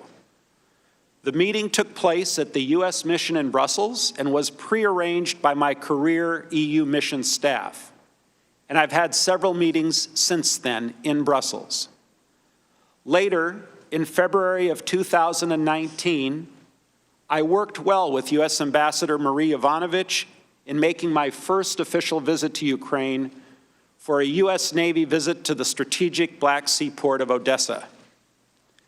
And the reason I raise these prior Ukraine activities, the meetings in Brussels, my visit to Odessa, is to emphasize that Ukraine has been a part of my portfolio from my very first days as the U.S. ambassador. Any claim that I somehow muscled my way into the Ukraine relationship is simply false. During the Zelensky inauguration on May 20th, the U.S. delegation developed a very positive view of the Ukraine government. We were impressed by President Zelensky's desire to promote a stronger relationship with the United States. We admired his commitment to reform, and we were excited about the possibility of Ukraine making the changes necessary to support a greater Western economic investment. And we were excited that Ukraine might, after years and years of lip service, finally get serious about addressing its own well-known corruption problems. With that enthusiasm, we returned to the White House on May 23rd to brief President Trump. We advised the President of the strategic importance of Ukraine and the value of strengthening the relationship with President Zelensky. To support this reformer, we asked the White House for two things. First, a working phone call between Presidents Trump and Zelensky and second, a working Oval Office visit. In our view, both were vital to cementing the U.S.-Ukraine relationship, demonstrating support for Ukraine in the face of Russian aggression, and advancing broader U.S. foreign policy interests. Unfortunately, President Trump was skeptical. He expressed concerns that the Ukrainian government was not serious about reform, and he even mentioned that Ukraine tried to take him down in the last election. In response to our persistent efforts in that meeting to change his views, President Trump directed us to, quote, talk with Rudy. We understood that talk with Rudy meant talk with Mr. Rudy Giuliani, the president's personal lawyer. Let me say again, we weren't happy with the president's directive to talk with Rudy. We did not want to involve Mr. Giuliani. I believed then, as I do now, that the men and women of the State Department, not the president's personal lawyer, should take responsibility for Ukraine matters. Nonetheless, based on the president's direction, we were faced with a choice. We could abandon the efforts to schedule the White House phone call and a White House visit between Presidents Trump and Zelensky, which was unquestionably in our foreign policy interest, or we could do as President Trump had directed and talk with Rudy. We chose the latter course, not because we liked it, but because it was the only constructive path open to us. Over the course of the next several months, Secretary Perry, Ambassador Volker, and I were in communication with Mr. Giuliani. Secretary Perry volunteered to make the initial calls with Mr. Giuliani, given their prior relationship. Ambassador Volker made several of the early calls and generally informed us of what was discussed. I first communicated with Mr. Giuliani in early August, several months later. Mr. Giuliani emphasized that the president wanted a public statement from President Zelensky committing Ukraine to look into the corruption issues. Mr. Giuliani specifically mentioned the 2016 election, including the DNC server, and Burisma as two topics of importance to the president. We kept the leadership of the State Department and the NSC informed of our activities, and that included communications with Secretary of State Pompeo, his counselor Ulrich Brechtbull, his executive secretary Lisa Kenna, and also communications with Ambassador Bolton, Dr. Hill, Mr. Morrison, and their staff at the NSC. They knew what we were doing and why.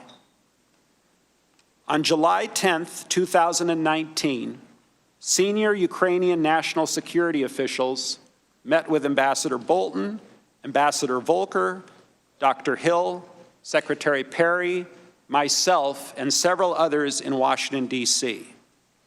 During that meeting, we all discussed the importance of the two action items I identified earlier. One, a working phone call, and two, a White House meeting between Presidents Trump and Zelensky. From my perspective, the July 10th meeting was a positive step toward accomplishing our shared goals. While I am now aware of accounts of the meeting from Dr. Hill and Lieutenant Colonel Vindman, their recollections of those events simply don't square with my own, or with those of Ambassador Volker or Secretary Perry. I recall mentioning the prerequisite of investigations before any White House call or meeting, but I do not recall any yelling or screaming or abrupt terminations as others have said. Instead, after the meeting, Ambassador Bolton walked outside with our group, and we all took some great pictures together outside on the White House lawn. More important, those recollections of protests do not square with the documentary record of our interactions with the NSC in the days and weeks that followed. We kept the NSC apprised of our efforts, including specifically our efforts to secure a public statement from the Ukrainians that would satisfy President Trump's concerns. For example, on July 13th, and this is 3 days after that July 10th meeting, I emailed Tim Morrison. He had just taken over Dr. Hill's post as the NSC Eurasia Director, and I met him that day for the first time. I wrote to Mr. Morrison with these words: "The call between Zelensky and POTUS, President of the United States, should happen before 7/21, which is the parliamentary elections in Ukraine. Sole purpose is for Zelensky to give POTUS assurances of new sheriff in town, corruption ending, unbundling moving forward, and I emphasize, any hampered investigations will be allowed to move forward transparently. Goal is for POTUS to invite him to Oval. Volker, Perry, Bolton, and I strongly recommend." Mr. Morrison acknowledged and said thank you, and specifically noted that he was tracking these issues. Again, there was no secret regarding moving forward and the discussion of investigations. Moreover, I've reviewed other State Department documents, some of which are not currently in the public domain, detailing Mr. Giuliani's efforts. For example, on July 10th, the very same day that Ambassador Volker, Secretary Perry, and I were meeting with the Ukraine officials in Washington, Ambassador Taylor received a communication that Mr. Giuliani was still talking with Ukrainian prosecutor Yuri Lutsenko. In WhatsApp messages with Ambassador Volker and I, Ambassador Taylor wrote to us as follows: "Just had a meeting with Andrei and Vadim," referring to Ukraine Foreign Minister Vadim Prystaiko. Taylor said the Ukrainians were, quote, "very concerned about what Lutsenko told them, that according to RG," meaning Rudy Giuliani, "the Zelensky-POTUS meeting will not happen." Volker responded, "Good grief, please tell Vadim to let the official U.S. government representatives speak for the U.S. Lutsenko has his own self-interest here." Taylor confirmed that he had communicated that message to the Ukrainians, and he added, "I briefed Ulrich this afternoon on this," referring to State Department Counselor Ulrich Brechtbull. Again, everyone's in the loop. Three things are critical about this WhatsApp exchange. First, while the Ukrainians were in Washington at the White House, Mr. Giuliani was communicating with the Ukrainians without our knowledge. Ambassador Taylor, Ambassador Volker, and I were all surprised by this. Second, Mr. Giuliani was communicating with the reportedly corrupt Ukrainian prosecutor Lutsenko and discussing whether a Zelensky-Trump meeting was going to happen, again without our knowledge. And third, with this alarming news, Ambassador Taylor briefed Ulrich Brechtbull, who is the counselor to Secretary of State Pompeo. And even as late as September 24th of this year, Secretary Pompeo was directing Kurt Volker to speak with Mr. Giuliani. In a WhatsApp message, Kurt Volker told me in part, "Spoke with Rudy per guidance from S." S is the State Department's official designator for the secretary. "Spoke with Rudy per guidance from S." Look, we tried our best to fix the problem while keeping the State Department and the NSC closely apprised of the challenges we faced. On July 25th, Presidents Trump and Zelensky had their official call. I was not on the call, and I don't think I was invited to be on the call. In fact, I first read the transcript on September 25th, the day it was publicly released. All I had heard at that time was that the call had gone well. Looking back, I find it very odd that neither I nor Ambassador Taylor nor Ambassador Volker ever received a detailed readout of that call with the Biden references. Now, there are people who say they had concerns about the call, but no one shared any concerns about the call with me at the time, which frankly would have been very helpful to know. On July 26th, Ambassador Taylor, Ambassador Volker, and I were all in Kiev to meet with President Zelensky. The timing of that trip, immediately after the call between Presidents Trump and Zelensky, was entirely coincidental. The Kiev meetings had been scheduled well before the date that the White House finally fixed the call. During our Kiev meeting, I do not recall President Zelensky discussing the substance of his July 25th call with President Trump, nor did he discuss any request to investigate Vice President Biden, which we all later learned was discussed on the July 25th call. And this is consistent with the reported comments from Ambassadors Volker and Taylor. After the Zelensky meeting, I also met with Zelensky's senior aide, Andrei Yermak. I don't recall the specifics of our conversation, but I believe the issue of investigations was probably a part of that agenda or meeting. Also, on July 26th, shortly after our Kiev meetings, I spoke by phone with President Trump. The White House, which has finally shared certain call dates and times with my attorneys, confirms this. The call lasted 5 minutes. I remember I was at a restaurant in Kiev, and I have no reason to doubt that this conversation included the subject of investigations. Again, given Mr. Giuliani's demand that President Zelensky make a public statement about investigations, I knew that investigations were important to President Trump. We did not discuss any classified information. Other witnesses have recently shared their recollection of overhearing this call. For the most part, I have no reason to doubt their accounts. It's true that the president speaks loudly at times, and it's also true, I think we primarily discussed ASAP Rocky. It's true that the president likes to use colorful language. Anyone who has met with him for any reasonable amount of time knows this. While I cannot remember the precise details, again, the White House has not allowed me to see any readouts of that call, and the July 26th call did not strike me as significant at the time. Actually, I would have been more surprised if President Trump had not mentioned investigations, particularly given what we were hearing from Mr. Giuliani about the president's concerns. However, I have no recollection of discussing Vice President Biden or his son on that call or after the call ended. I know that members of this committee frequently frame these complicated issues in the form of a simple question: was there a quid pro quo?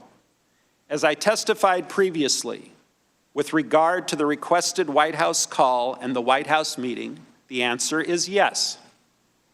Mr. Giuliani conveyed to Secretary Perry, Ambassador Volker, and others that President Trump wanted a public statement from President Zelensky committing to investigations of Burisma and the 2016 election. Mr. Giuliani expressed those requests directly to the Ukrainians, and Mr. Giuliani also expressed those requests directly to us. We all understood that these prerequisites for the White House call and the White House meeting reflected President Trump's desires and requirements. Within my State Department emails, there is a July 19th email. This email was sent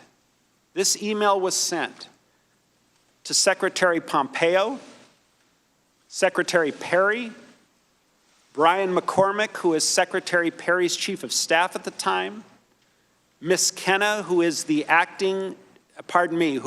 executive secretariat for Secretary Pompeo, Chief of Staff Mulvaney, and Mr. Mulvaney's senior advisor, Rob Blair.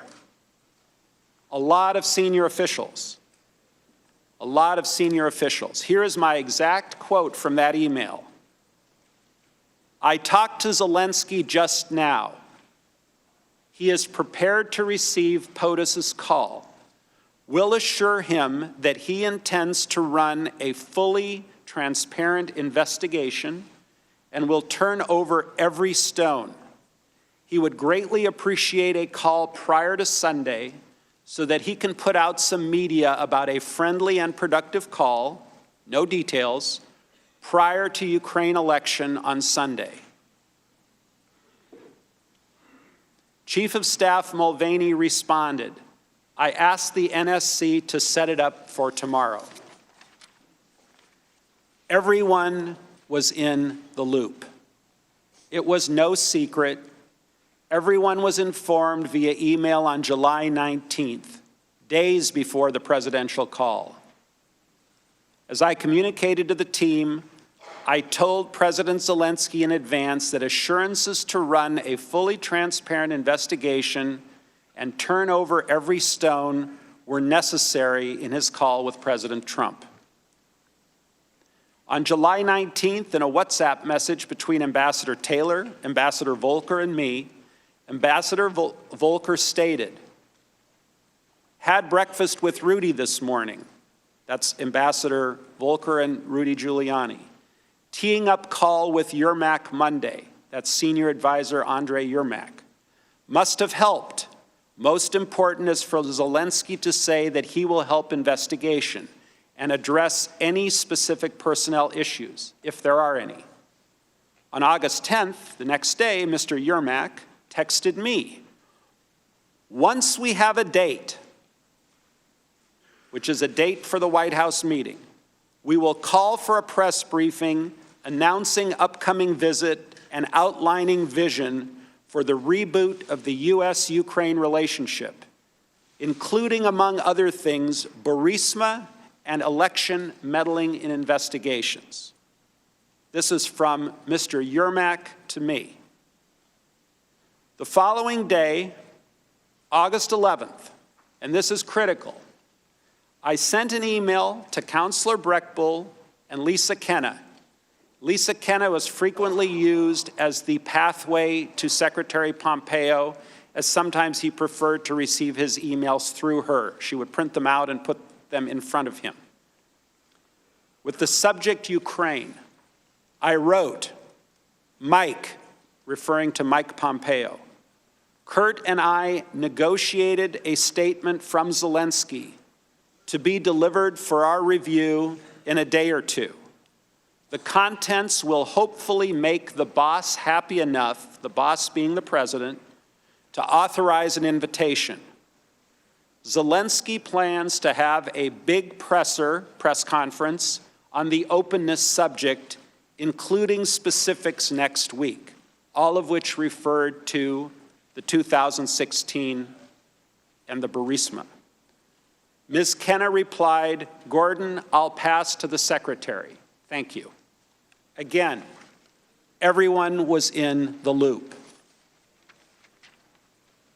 Curiously, and this was very interesting to me, on August 26th, shortly before his visit to Kiev, Ambassador Bolton's office requested Mr. Giuliani's contact information from me.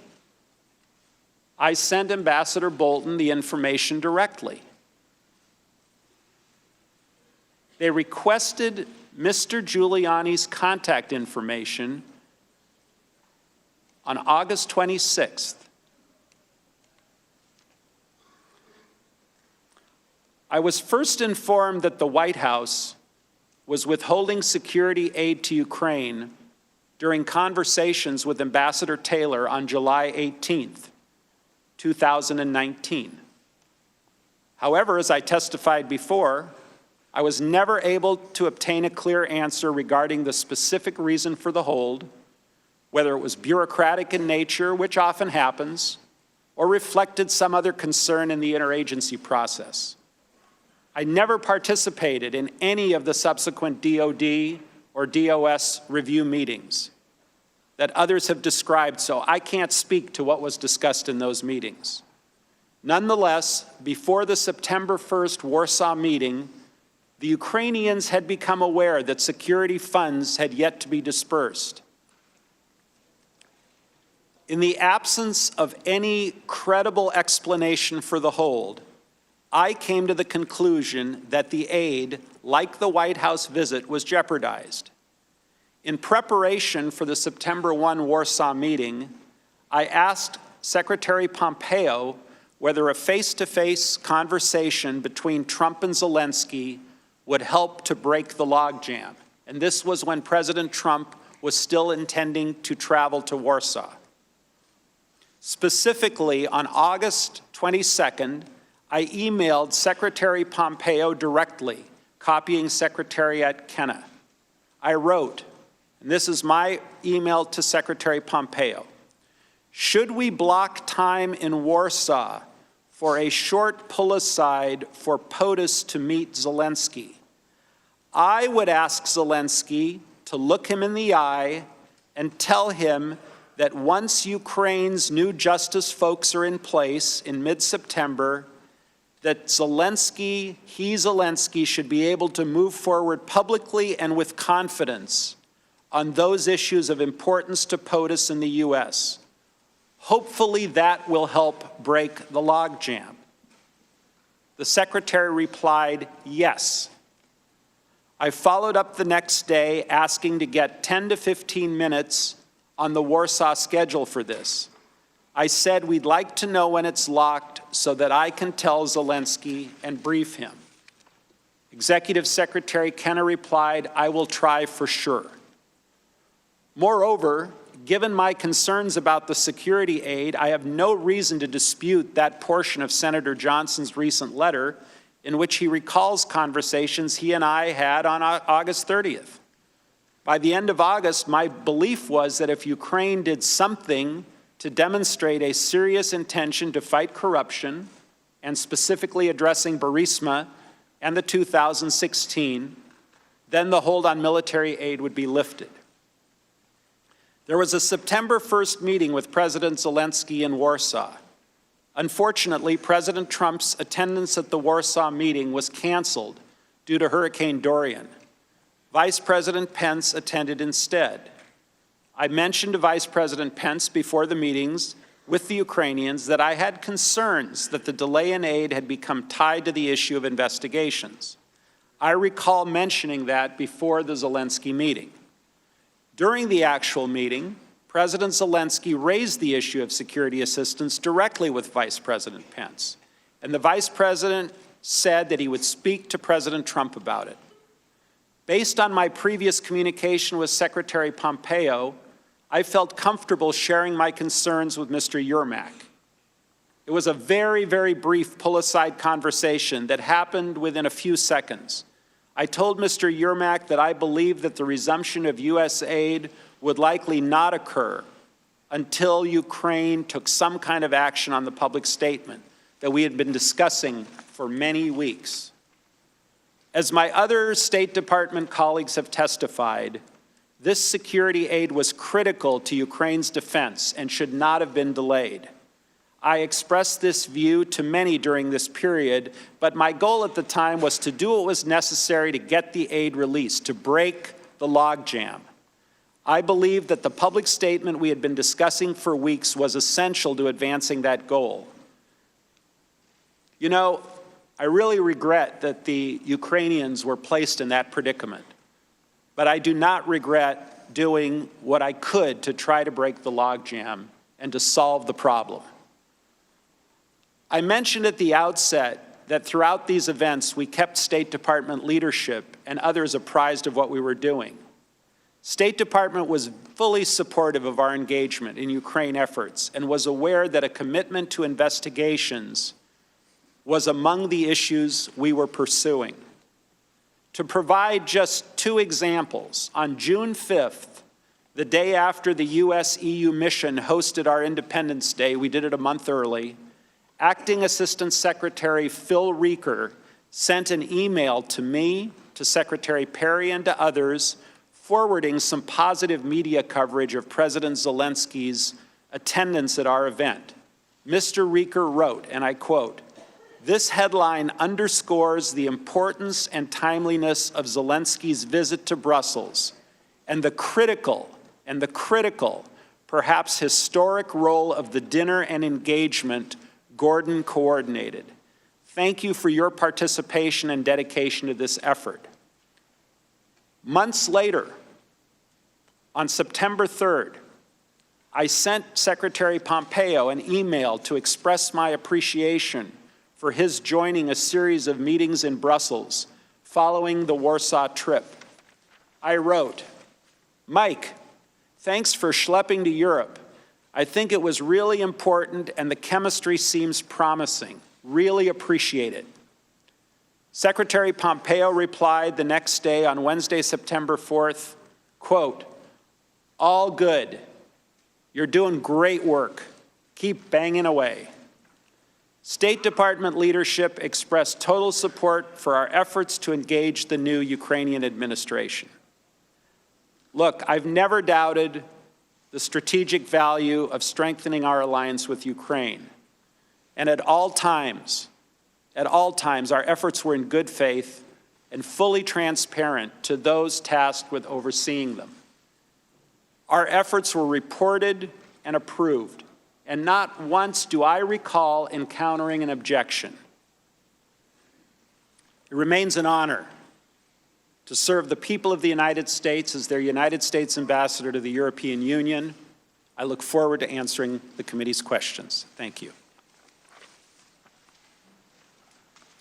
We will now proceed to the first round of questions. As detailed in the memo provided to committee members, there will be 45 minutes of questions conducted by the chairman or majority counsel, followed by 45 minutes for the ranking member or minority counsel. Following that, unless I specify additional equal time for extended questioning, we will proceed under the 5-minute rule, and every member will have the chance to ask questions. I recognize myself or majority counsel for the first round of questions. Mr. Sondland, there's a lot of new material in your opening statement for us to get through, but I want to start with a few top-line questions before passing it over to Mr. Goldman. In your deposition, you testified that you found yourself on a continuum that became more insidious over time.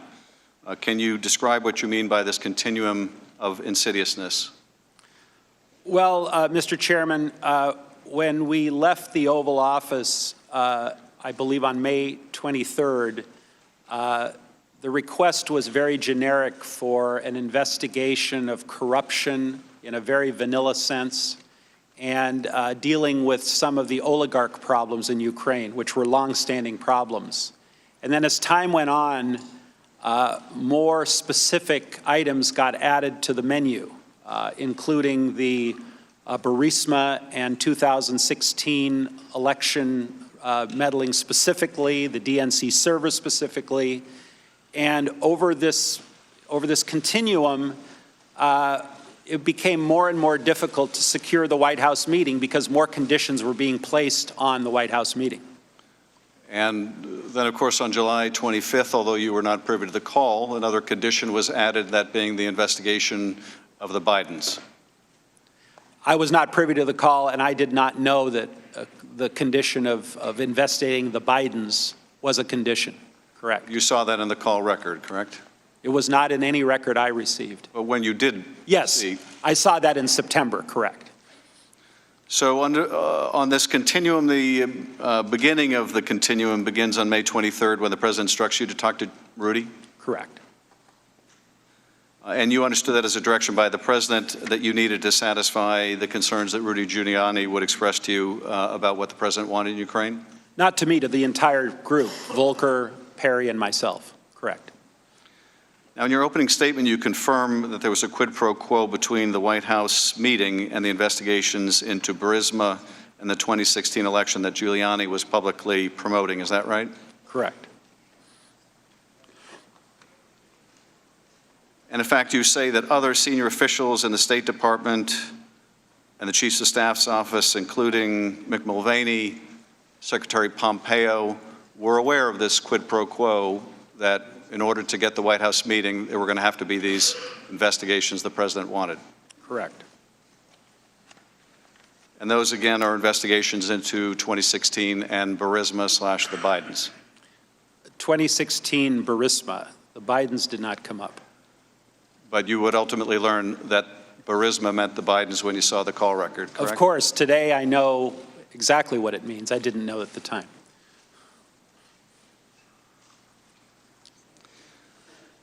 And then on July 26th, you confirm you did indeed have the conversation with President Trump from a restaurant in Kyiv that David Holmes testified about last week. Is that right? Correct. And you have no reason to doubt Mr. Holmes' recounting of your conversation with the president?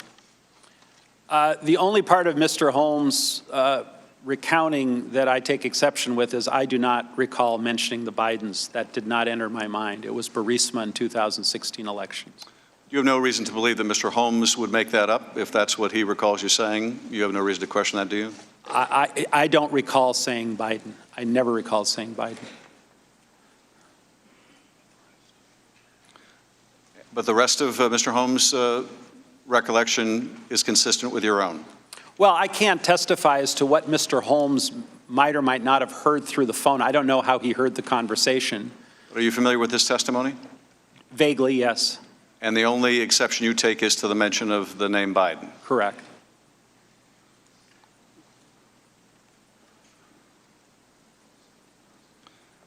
And I think you said in your testimony this morning that not only is it correct that the president brought up with you investigations on the phone the day after the July 25th call, but you would have been surprised had he not brought that up. Is that right?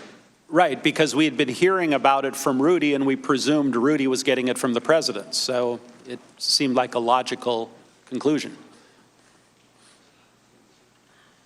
Mr. Holmes also testified that you told him President Trump doesn't care about Ukraine. He only cares about big stuff that relates to him personally. I take it from your comment you don't dispute that part of the conversation. Well, he made that clear in the May 23rd meeting that he was not particularly fond of Ukraine, and we had a lot of heavy lifting to do to get him to engage. So you don't dispute that part of Mr. Holmes' recollection? No.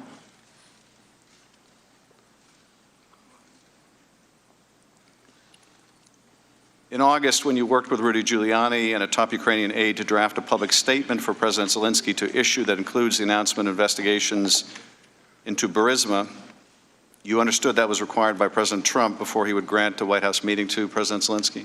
That's correct. And the Ukrainians understood that as well? I believe they did. And you informed Secretary Pompeo about that statement as well? I did.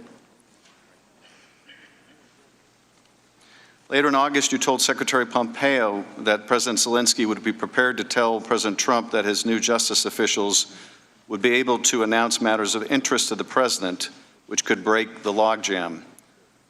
When you say matters of interest to the president, you mean the investigations that President Trump wanted. Is that right? Correct. And that involved 2016 and Burisma or the Bidens? 2016 and Burisma. And when you're talking here about breaking the logjam, you're talking about the logjam over the security assistance, correct? I was talking logjam generically because nothing was moving. But that included the security assistance, did it not? Correct. And based on the context of that email, this was not the first time you had discussed these investigations with Secretary Pompeo, was it? No.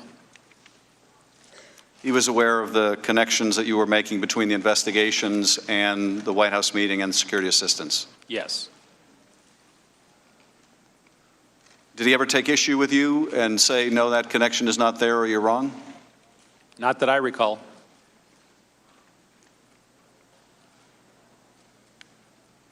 Now, you mentioned that you also had a conversation with Vice President Pence before his meeting with President Zelensky in Warsaw, and that you raised the concern you had as well that the security assistance was being withheld because of the president's desire to get a commitment from Zelensky to pursue these political investigations.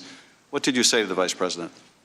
I was in a briefing with several people, and I just spoke up and I said, it appears that everything is stalled until this statement gets made, something that words to that effect, and that's what I believe to be the case based on the work that the three of us had been doing, Volker, Perry, and myself. And the Vice President nodded like, he heard what I said, and that was pretty much it, as I recall. And You understood that the Ukrainians were going to raise the security assistance with the Vice President at this meeting. I didn't know what they were going to raise, but they in fact did raise it, Mr. Chairman. Well, it was public by that point that there was a hold on the security assistance, correct? Yeah, but I didn't know what they were going to raise. I didn't get a pre-brief from the Ukrainians. Well, you knew, certainly they were concerned about the hold on the security assistance, right? They were concerned, obviously. And you wanted to help prepare the Vice President for the meeting by letting him know what you thought was responsible for the hold on the security assistance. That's fair.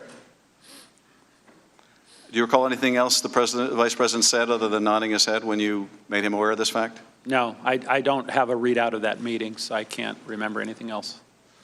And it was immediately after this meeting between the Vice President and Zelensky that you went to speak with Yermak, and you told him similarly that in order to release the military assistance, they were going to have to publicly announce these investigations. Yeah, much has been made of that meeting, and it really wasn't a meeting. What happened was everyone got up after the bilateral meeting between President Zelensky and Vice President Pence, and people do what they normally do. They get up, they mill around, they shake hands, and I don't know if I came over to Yermak or he came over to me, but he said, you know, what's going on here? And I said, I don't know. It might all be tied together now. I have no idea. I was presuming that it was, but it was a very short conversation.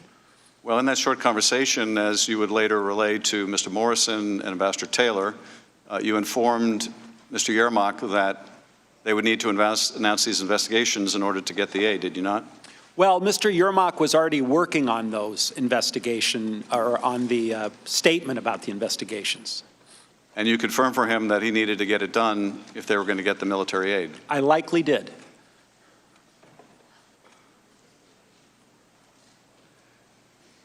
Mr. Morrison and Ambassador Taylor have also related a conversation you had with the President following the Warsaw meeting, in which the President relayed to you that there was no quid pro quo, but nevertheless, unless Zelensky went to the mic and announced these investigations, there would be a stalemate over the aid.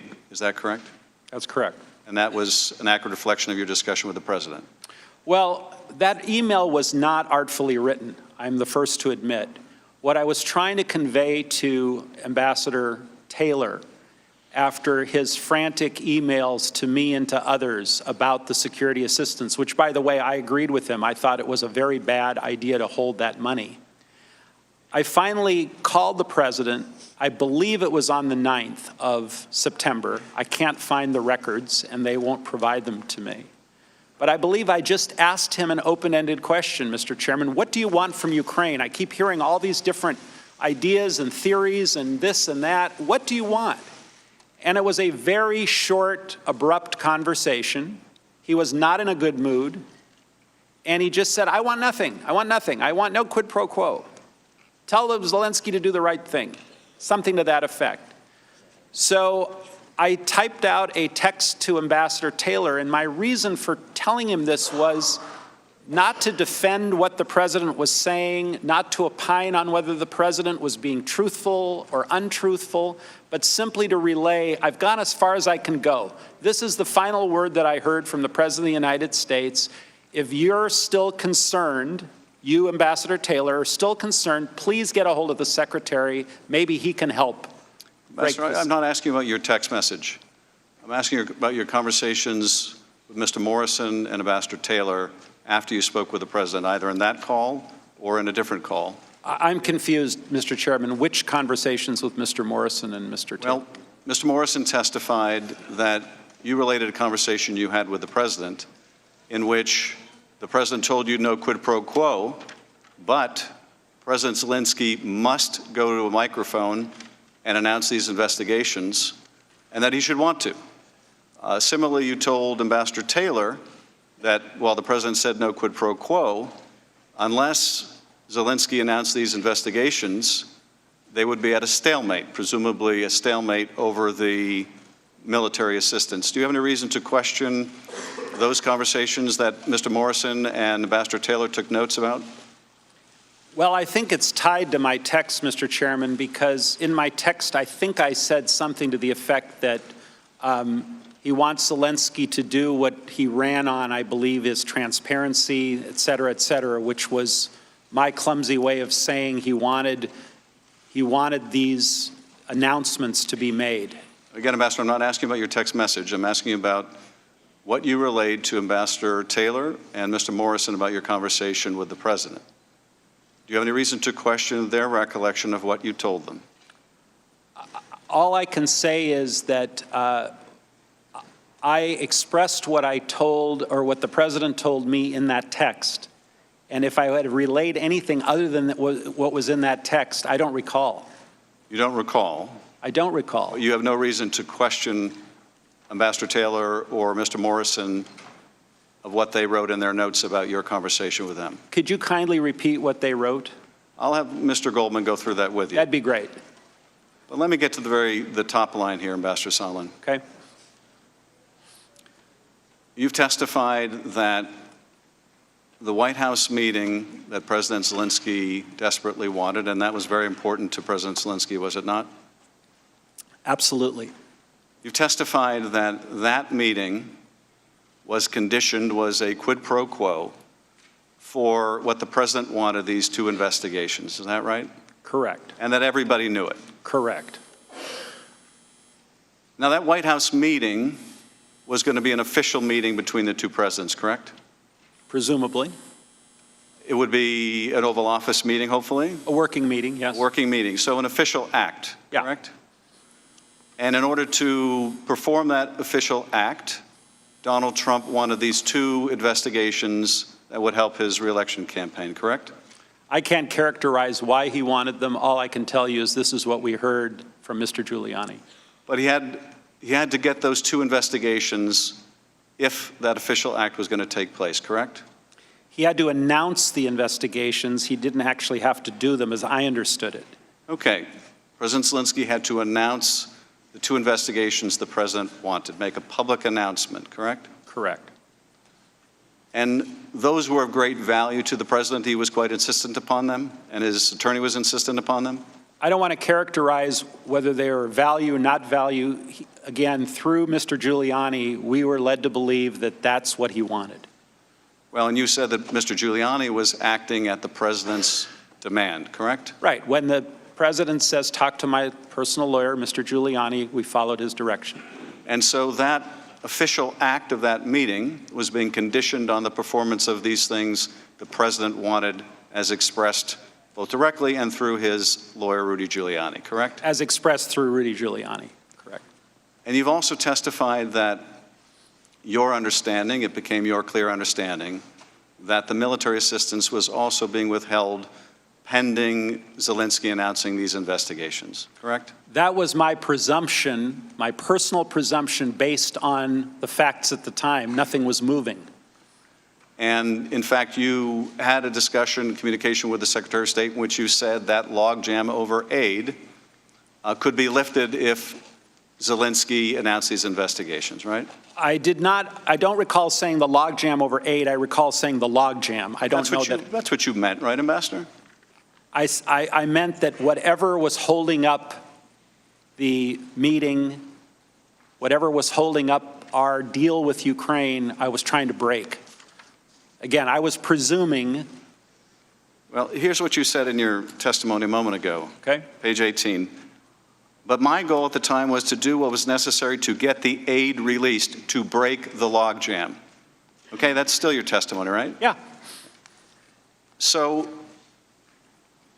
the military aid is also an official act, am I right? Yes. This is not President Trump's personal bank account he's writing a check from. This is $400 million of U.S. taxpayer money, is it not? Absolutely. And there was a logjam in which the president would not write that U.S. check, you believed, until Ukraine announced these two investigations the president wanted, correct? That was my belief. Mr. Goldman. Thank you, Mr. Chairman.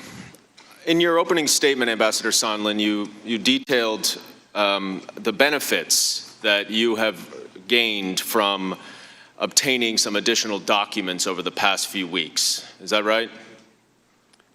In terms of refreshing my recollection. That's right, because reviewing these documents has helped you to remember the events that we're asking about. Is that correct? Correct. Because you acknowledge, of course, that when you can place a document and a date and a context, it helps to jog your memory. That's correct. And so you would agree that for people unlike yourself who take notes, that is very helpful to their own recollection of events, right?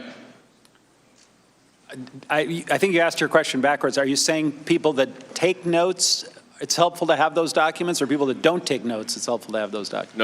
No. You are not a note taker, right? I'm not a note taker, never have been. But you would agree that people who do take contemporaneous notes generally are more able to remember things than people who don't? Some, yes. And there are additional documents that you've been unable to obtain, is that right? That's correct. And I think you even said in your opening statement that the State Department prevented you and your staff from trying to gather more documents, is that correct? Certain documents, yes. Which documents? Documents that I didn't have immediate access to. And who at the State Department prevented you from doing that? You'll have to ask my counsel. He was dealing with them. But certainly based on the additional memory that you have gained over the past few weeks from reading the testimony of others based on their notes and reviewing your own documents, you have remembered a lot more than you did when you were deposed. Is that right? That's correct. And one of the things that you now remember is the discussion that you had with President Trump on July 26th in that restaurant in Kiev, right? Yeah, what triggered my memory was someone's reference to ASAP Rocky, which was, I believe, the primary purpose of the phone call. Certainly. So that's one way memory works, isn't it? And you were sitting in a restaurant with David Holmes in Kiev, right, having lunch? I think I took the whole team out to lunch after the meeting, yeah. And it was a meeting, a one-on-one meeting you had with Andrei Yermak? Again, trying to reconstruct a very busy day without the benefit, but if someone said I had a meeting and I went to the meeting, then I'm not going to dispute that. And particularly if that person took notes at that meeting? Correct. Or sat outside the door when you didn't let them in? I have no control over who goes into a meeting in Ukraine. That was the Ukrainians that didn't let them in. And you had also met with President Zelensky, among others, that day, is that right? That's correct. And you called President Trump from your cell phone from the restaurant, is that right? That's right. And this was not a secure line, was it? No, it was an open line. Did you worry that a foreign government may be listening to your phone call with the President of the United States? Well, I have unclassified conversations all the time from landlines that are unsecured and cell phones. If the topic is not classified, and it's up to the president to decide what's classified and what's not classified, and we were having, he was aware that it was an open line as well. And you don't recall the specifics of holding your phone outside, far away from your ear, as Mr. Holmes testified, but you have no reason to question his recollection of that, do you? I mean, it seems a little strange I would hold my phone here. I probably had my phone close to my ear, and he claims to have overheard part of the conversation, and I'm not going to dispute what he did or didn't hear. Well, he also testified that you confirmed to President Trump that you were in Ukraine at the time, and that President Zelensky, quote, loves your ass, unquote. Do you recall saying that? Yeah, it sounds like something I would say. That's how President Trump and I communicate, a lot of four-letter words. In this case, three-letter. Holmes then said that he heard President Trump ask, quote, is he, meaning Zelensky, going to do the investigation? To which you replied, he's going to do it. And then you added that President Zelensky will do anything that you, meaning President Trump, ask him to. Do you recall that? I probably said something to that effect because I remember the meeting, President Zelensky was very, solicitous is not a good word. He was just very willing to work with the United States and was being very amicable. And so putting it in Trump speak, by saying he loves your ass, he'll do whatever you want, meant that he would really work with us on a whole host of issues. He was not only willing, he was very eager, right? That's fair.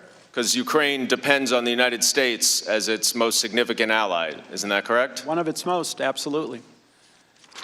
So, just so we understand, you were in Kiev the day after President Trump spoke to President Zelensky on the phone. And you now know from reading the call record that in that phone call, he requested a favor for President Zelensky to do investigations related to the Bidens and the 2016 election, right? I do now know that, yes. And you met with President Zelensky and his aides on the day after that phone call. And then you had a conversation with President Trump from your cell phone from a restaurant terrace, and he asked you whether President Zelensky will do the investigations. And you responded that he's going to do them, or it, and that President Zelensky will do anything you ask him to do. Is that an accurate recitation of what happened there? It could have been words to that effect. I don't remember my exact response. But you don't have any reason to dispute Mr. Holmes' recollection, correct? I won't dispute it, but again, I don't recall. After you hung up with the president, Mr. Holmes testified about a conversation that you and he had, where he says that you told Mr. Holmes that the president does not care about Ukraine, but the president used the more colorful language, including a four-letter word that you just referenced. Do you recall saying that to Mr. Holmes? Again, I don't recall my exact words, but clearly the president, beginning on May 23rd, when we met with him in the Oval Office, was not a big fan. But he was a big fan of the investigations. Apparently so. And in fact, Mr. Holmes said that you said that President Trump only cares about the, quote, big stuff that benefits himself. Is that something that you would have said at the time? I don't think I would have said that. I would have honestly said that he was not a big fan of Ukraine, and he wants the investigations that we had been talking about for quite some time to move forward. That's what I would have said, because that's the fact. Mr. Holmes also remembers that you told him, in giving an example of the big stuff, the Biden investigation that Rudy Giuliani was pushing. Do you recall that? I don't. I recall Burisma, not Biden. But do you recall saying, at least referring to an investigation that Rudy Giuliani was pushing? Is that something that you likely would have said? I would have, yes. Now, even if you don't recall specifically mentioning the Biden investigation to David Holmes, we know that it was certainly on President Trump's mind. Because just the day before, in his call with President Zelensky, he mentions specifically the Biden investigation. And I want to show you that exhibit, or that excerpt from the call on July 25th, where President Trump says, the other thing, there's a lot of talk about Biden's son, that Biden stopped the prosecution, and a lot of people want to find out about that. So whatever you can do with the Attorney General would be great. Biden went around bragging that he stopped the prosecution, so if you can look into it, it sounds horrible to me. President Zelensky then responds with a reference to the company that he's referring to, and two witnesses yesterday said that when President Zelensky actually said the company, he said Burisma. So you would agree that regardless of whether you knew about the connection to the Bidens, at the very least that you now know that that's what President Trump wanted at the time through the Burisma investigation. I now know it all, of course. And at this time, you were aware of the president's desire, along with Rudy Giuliani, to do these investigations, including the 2016 election interference investigation. Is that right? That's correct. And you said President Trump had directed you to talk, you and a couple the others, to talk to Rudy Giuliani at the Oval Office on May 23rd. Is that right? If we wanted to get anything done with Ukraine, it was apparent to us we needed to talk to Rudy. Right. You understood that Mr. Giuliani spoke for the president, correct? That's correct. And in fact, President Trump also made that clear to President Zelensky. In that same July 25th phone call, he said, Mr. Giuliani is a highly respected man. He was the mayor of New York City, a great mayor, and I would like him to call you. I will ask him to call you along with the Attorney General. Rudy very much knows what's happening, and he is a very capable guy. And after this, President Trump then mentions Mr. Giuliani twice more in that call. Now, from Mr. Giuliani, by this point, you understood that in order to get that White House meeting that you wanted President Zelensky to have, and that President Zelensky desperately wanted to have, that Ukraine would have to initiate these two investigations. Is that right? Well, they would have to announce that they were going to do it. Right, because Giuliani and President Trump didn't actually care if they did them, right? I never heard, Mr. Goldman, anyone say that the investigations had to start or had to be completed. The only thing I heard from Mr. Giuliani or otherwise was that they had to be announced in some form, and that form kept changing. Announced publicly? Announced publicly. And you, of course, recognize that there would be political benefits to a public announcement as opposed to a private confirmation, right? Well, the way it was expressed to me was that the Ukrainians had a long history of committing to things privately and then never following through. So President Trump presumably, again, communicated through Mr. Giuliani, wanted the Ukrainians on record publicly that they were going to do these investigations. That's the reason that was given to me. But you never heard anyone say that they really wanted them to do the investigations, just that they wanted to announce them. I didn't hear either way. Now, your July 26th call with the president was not the only time that you spoke to the president surrounding that Ukraine trip, was it? I believe I spoke to him before his call. And that would be on July 25th, the day before. Yeah, I think I was flying to Ukraine, and I spoke with him, if I recall correctly, just before I got on the plane. So that's 2 private telephone calls with President Trump in the span of 2 days. Is that right? Correct. You had direct access then to President Trump, correct? I had occasional access when he chose to take my call. Sometimes he would, sometimes he wouldn't. Well, he certainly took your call twice as it related to Ukraine on these 2 days, is that right? He did. Now, the morning of July 25th, you texted Ambassador Volker, and we could bring up the next text exchange, at 7:54 a.m., and you said, call ASAP. Ambassador Volker did not respond to you for another hour and a half, and he said, hi, Gordon, got your message, had a great lunch with Yermak, and then passed your message to him. He will see you tomorrow. Think everything in place. Volker, though, an hour before that, and about a half an hour before the phone call, had texted Andrei Yermak, a top aide for President Zelensky. And he wrote, good lunch, thanks. Heard from White House. Assuming President Z convinces Trump he will investigate, get to the bottom of what happened in 2016, we will nail down date for visit to Washington. Good luck, see you tomorrow.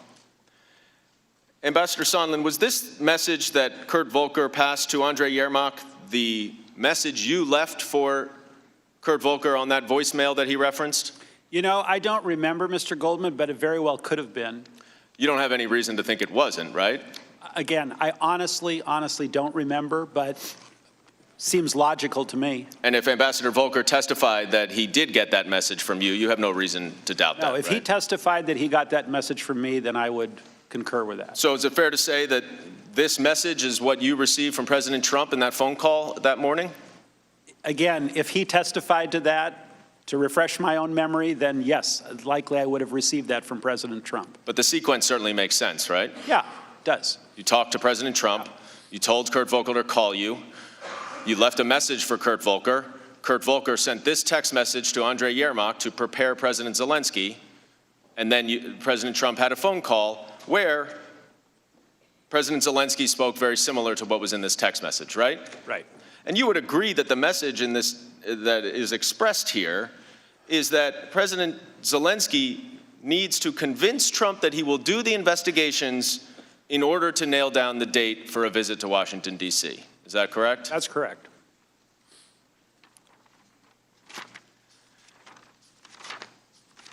Now, I'm going to move ahead in time to the end of August and early September when you came to believe, I believe, as you testified, that it wasn't just the White House meeting that was contingent on the announcement of these investigations that the president wanted, but security assistance as well. You testified that in the absence of any credible explanation for the hold on security assistance, you came to the conclusion that, like the White House visit, the aid was conditioned on the investigations that President Trump wanted. Is that what you said in your opening statement? It is. So let me break this down with you. By this time, you and many top officials knew that that coveted White House meeting for President Zelensky was conditioned on these investigations, right? The announcement of the investigations, correct. Thank you.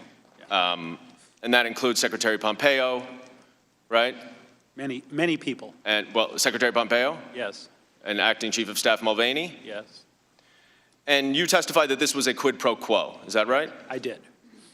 And you, at this point, by the end of August, knew that the aid had been held up for at least 6 weeks. Is that correct? I believe I found out through Ambassador Taylor that the aid had been held up around July 18th is when I heard originally. And even though you searched for reasons, you were never given a credible explanation. Is that right? That's right. And no one you spoke to thought that the aid should be held, to your knowledge. Is that right? I never heard anyone advocate for holding the aid. And now, by this point, at the end of August, it went public and the Ukrainians knew about it, right? I believe there was some press reports, presuming or who knows, but I think at that point it became sort of common knowledge that everything might be tied together. And in fact, President Zelensky brought it up at that September 1st meeting with Vice President Pence that you were at, right? I don't know if he brought it up specifically, but asked where the aid was, I think was more, I think he sort of asked, again, very vague recollection, because I don't have a readout of the bilateral meeting, but why don't I have my check, essentially? And you understood the Ukrainians received no credible explanation. Is that right? I certainly couldn't give them one. So is this kind of a 2 + 2 = 4 conclusion that you reached? Pretty much. Is the only logical conclusion to you that, given all of these factors, that the aid was also a part of this quid pro quo? Yep.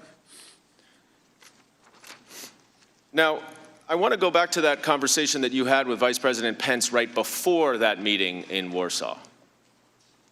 And you indicated that you said to him that you were concerned that the delay in the aid was tied to the issue of investigations. Is that right? I don't know exactly what I said to him. This was a briefing attended by many people, and I was invited at the very last minute. I wasn't scheduled to be there. But I think I spoke up at some point late in the meeting and said, it looks like everything is being held up until these statements get made, and that's my, personal belief. And Vice President Pence just nodded his head? Again, I don't recall any exchange or where he asked me any questions. I think it was sort of a duly noted. Well, he didn't say, Gordon, what are you talking about? No, he did not. He didn't say, what investigations? He did not.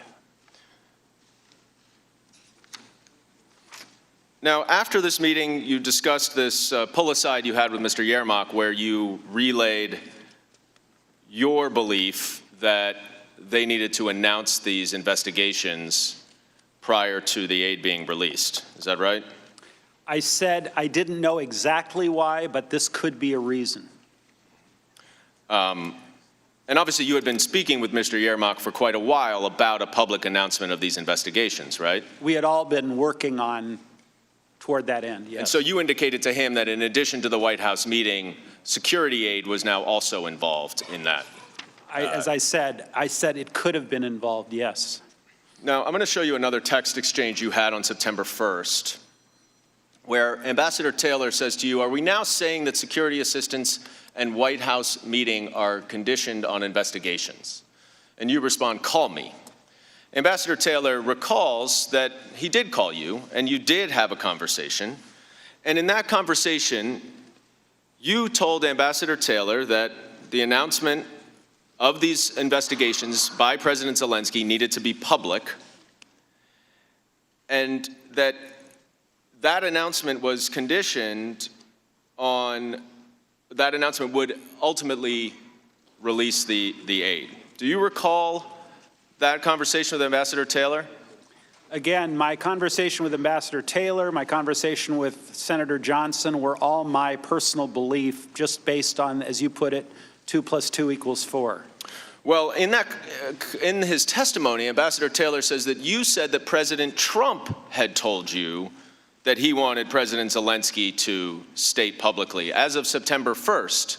Do you have any reason to doubt Ambassador Taylor's testimony, which he said was based on his meticulous contemporaneous notes?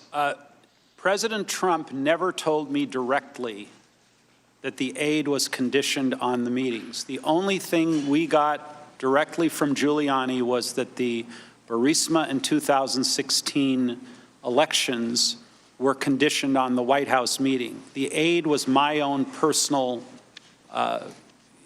guess, based again on your analogy, 2 + 2 = 4. So you didn't talk to President Trump when Ambassador Taylor says that that's what you told him? Is that your testimony here? My testimony is I never heard from President Trump that aid was conditioned on an announcement of elections. So you never heard those specific words? Correct. Right, but never heard those words. And well, let's move ahead because you have another conversation in a little bit later that both Tim Morrison and Ambassador Taylor recount. But in this September 1st conversation, Ambassador Taylor also testified under oath that you said that President Trump wanted Zelensky in a public box. Do you recall using that expression? Yeah, it goes back to my earlier comment that, again, coming from the Giuliani source, because we didn't discuss this specifically with President Trump, that they wanted whatever commitments Ukraine made to be made publicly so that they would be on the record and be held more accountable, whatever those commitments were. You also testified, or Ambassador Taylor rather testified, that you told him that you had made a mistake in telling the Ukrainians that only the White House meeting was conditioned on the announcement of the investigations, and that in fact everything was, including the security assistance. Do you remember saying that? When I referenced a mistake, what I recall was I thought that a statement made by the new Ukrainian prosecutor that these investigations would be started up again or commenced would be sufficient to satisfy Mr. Giuliani/President Trump. As I recall, my mistake was someone came back through Volker or otherwise and said, no, it's not going to do if the prosecutor makes these statements. The president wants to hear it from Zelensky directly. That's the mistake I think I made. Do you have any reason to question Ambassador Taylor's testimony based on his meticulous and careful contemporaneous notes? I'm not going to question or not question. I'm just telling you what I believe I was referring to. Let me fast forward a week and show you another text exchange which may help refresh your recollection. On September 8th, you sent a text to Ambassador Taylor and Ambassador Volker. Can you read what you wrote there? Guys, multiple convos with Zelensky, POTUS, let's talk. And so this was September 8th at 11:20 in the morning. And Ambassador Taylor responds immediately, now is fine with me. And if we could go to the next exchange. Ambassador Taylor then 15 minutes later says, Gordon and I just spoke, or 20 minutes later rather, I can brief you if you and Gordon don't connect, speaking to Ambassador Volker. Then Ambassador Taylor an hour later says, the nightmare is they give the interview and don't get the security assistance. The Russians love it, and I quit. You would agree that in this text message, after you had spoken an hour earlier with Ambassador Taylor, that he is linking the security assistance to this interview, this public announcement by President Zelensky. Is that right? Absolutely. And in fact, Ambassador Taylor testified that you did have a conversation with him at that point, and that you told him that, just as your text message indicates, you did have a conversation with President Trump prior to that text message. Does that help to refresh your recollection that you, in fact, spoke to President Trump at that time? Again, I don't recall President Trump ever talking to me about any security assistance, ever. What this tells me, refreshing my memory, is that by the 8th of September, it was abundantly clear to everyone that there was a link and that we were discussing the chicken and egg issue of should the Ukrainians go out on a ledge and make the statement that President Trump wanted them to make, and then they still don't get their White House visit and their aid. That would be really bad for our credibility. I think that's what he was referring to. So you do acknowledge you spoke to President Trump as you indicated in that text, right? If I said I did, I did. And that after that conversation, you were still under the impression that the aid was contingent on these public announcements. I did not get that from President Trump, but I was under the impression that absolutely it was contingent. Well, you weren't dissuaded then, right? Because you still thought that the aid was conditioned on the public announcement of the investigations after speaking to President Trump. By September 8th, I was absolutely convinced it was. And President Trump did not dissuade you of that in the conversation that you acknowledge you had with him? I don't ever recall, because that would have changed my entire calculus. If President Trump had told me directly, I'm not— That's not what I'm asking, Ambassador Sondland. I'm just saying, you still believed that the security assistance was conditioned on the investigation after you spoke to President Trump, yes or no? From a time frame standpoint, yes. Now, Ambassador Taylor also testified that, and Mr. Morrison, both of them testified, that you told them that President Trump said there was no quid pro quo, which you also included in that text message that you referred. But then you went on and they had slight variations as to what you told them. But then you said that to Ambassador Taylor that President Zelensky himself, not the prosecutor general, needed to clear things up in public or there would be a stalemate. And Mr. Morrison recounted something similar. You don't have any reason to doubt that both of their very similar recollections of the conversations they had with you, do you, Ambassador Sondland? Let me break that down, Mr. Goldman. The text, as I said, about the no quid pro quo was my effort to respond to Ambassador Taylor's concerns, to go to President Trump. Apparently, Ambassador Taylor had access to Secretary Pompeo. He did not have access to President Trump. So I made the phone call. I said, what do you want? President Trump responded with what I put in the text. And then I strongly encouraged Ambassador Taylor to take it up with the Secretary. And he responded, I agree, when I said that. As far as the other part of your question relating to whether or not the prosecutor could make the statement or Zelensky could make the statement, I don't recall who told me, whether it was Volker, whether it was Giuliani, or whether it was President Trump, it's got to be Zelensky, it can't be the prosecutor. But that's what I relayed. Whoever I got that information from, I relayed that to, I believe, both Ambassador Taylor and to Mr. Morrison. But as of September 9th, you understood, did you not, that President Trump, either himself or through his agents, required that President Zelensky make a public announcement of the two investigations that President Trump cared about in order to get both the White House meeting and to release the security assistance. Is that correct? I believe that is correct. Mr. Chairman, I yield back. That concludes our 45 minutes. I now recognize Mr. Nunes. Oh, okay. Why don't we take a 5 or 10 minute break? Thank you.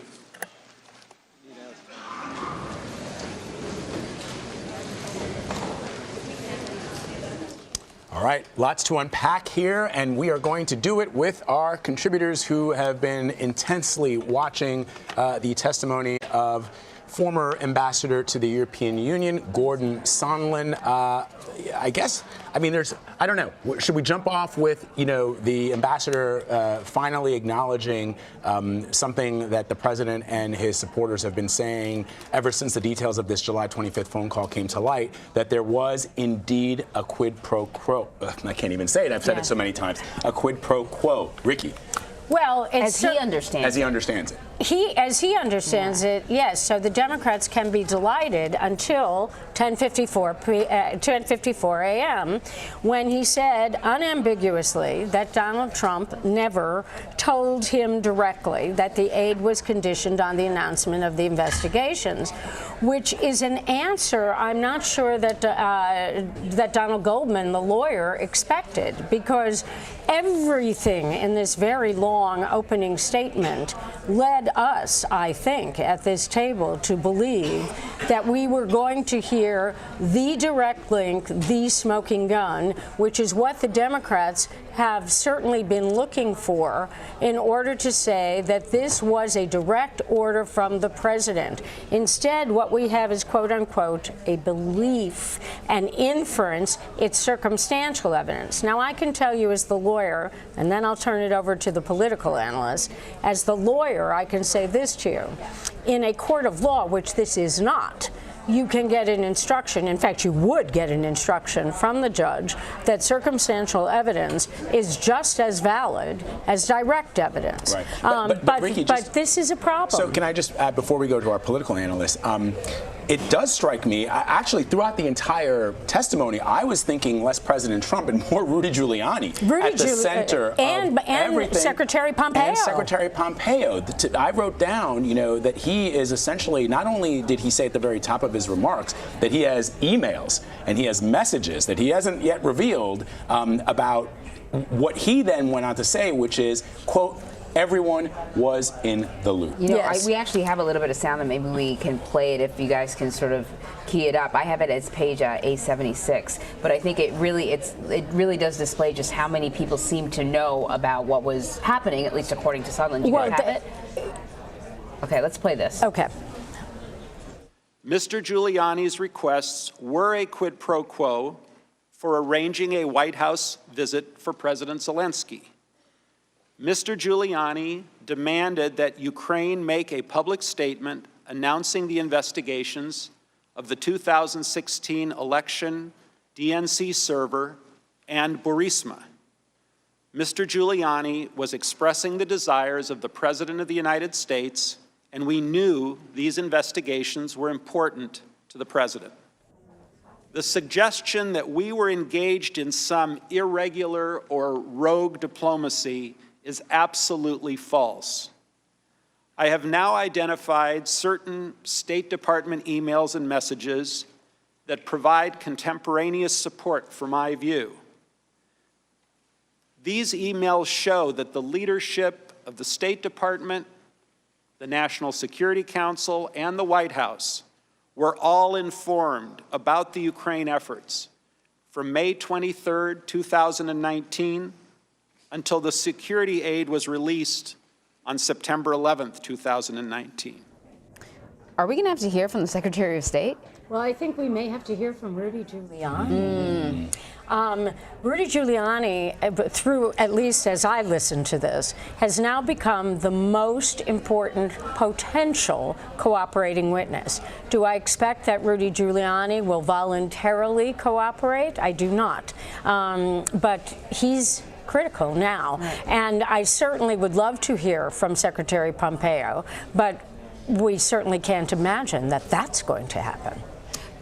So let's hear your point of view, Joseph. I mean, at the end of the day, what he's painting is a picture of a number of high-level officials within the administration, at least aware of the fact that money is being held up, as one point, aware of the fact that Rudy Giuliani seems to be the central figure to go through when you're trying to establish some sort of foreign policy with the Ukraine. And they're reluctant to do so. And they don't like it. They don't like it. And he mentions sort of some of the other associates that Rudy Giuliani has that make him very uncomfortable. Look, I mean, I think there's a few things that are clear. I think number one, there's somebody in Secretary of State Mike Pompeo's office who's having a very bad day, running around like with their hair on fire. There's also, without question, Rudy Giuliani's attorney bills just went up. So I think those two things are without question. But I think to your earlier point, I mean, I think the first thing most attorneys learn is that don't ask a question that you don't have the answer to. And the last week, all we have heard is that Sondland was going to basically placed the gun in the hands of the president.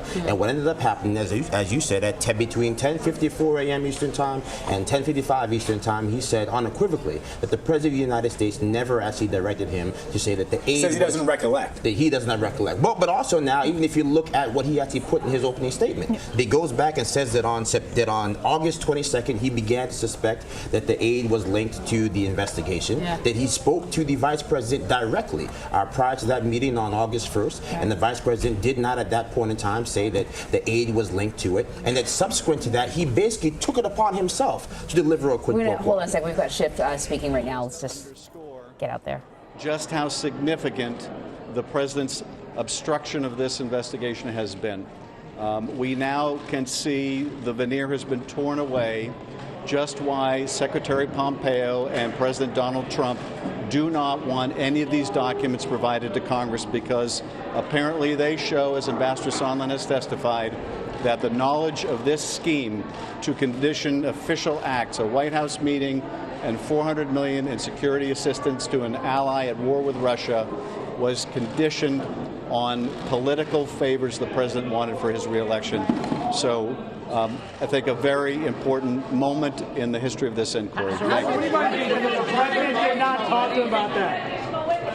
So there you see Chairman Adam Schiff actually making a statement, which he is essentially jumping off the point that we were just on, Joseph, which is, as you pointed out, there's a lot of people running around state right now going, what are we going to do? And, Rudy Giuliani is also probably in a lot of hot water. Yeah, I mean, look, this was basically kind of Hansel and Gretel. Sondland kind of had all these breadcrumbs leading up to the Secretary of State's door and leading up to Rudy Giuliani's door. But then ultimately, I think if there was a bomb that was supposed to go off, he kind of smothered the grenade, himself, basically saying that, this trail that was supposed to also lead to the president kind of stopped short of that. And so I think, again, it was a kind of a win and a loss for Democrats in the sense that they were able to say that, possibly there is more information that needs to come out of the Secretary of State's office, but not able to ascertain, what else is going on. Molly. Well, what it also establishes in Sondland's testimony is that there could be an article of impeachment based on obstruction of justice,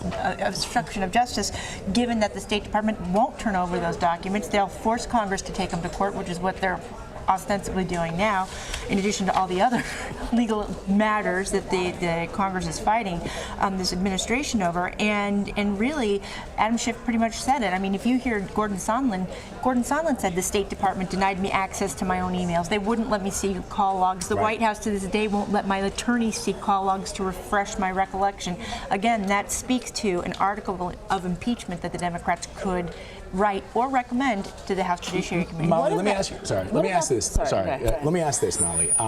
I thought one of the more low-key moments it was when Gordon Sondland testified that what President Trump wanted was for President Zelensky of Ukraine to simply make the announcement that they were investigating, that he did not care at all about the actual investigation. And then to further hammer that point home, when he was asked about the U.S. diplomat David Holmes' recollection that Gordon Sondland told him that the president doesn't give an S about Ukraine, when pressed upon that, he said, yeah, he only wanted the announcement of the investigation. The question I have then, even if now the president can say, look, nobody's tied me to any of this, great. The Republicans and his supporters can say that is a serious point of contention there. But can we do away then with the fantasy that this was all about corruption? Because Republicans have been saying that over and over again, that the president was actually trying to root out corruption. Yesterday you heard during testimony that corruption doesn't appear at all in that July 25, whatever they call it now, transcript that we received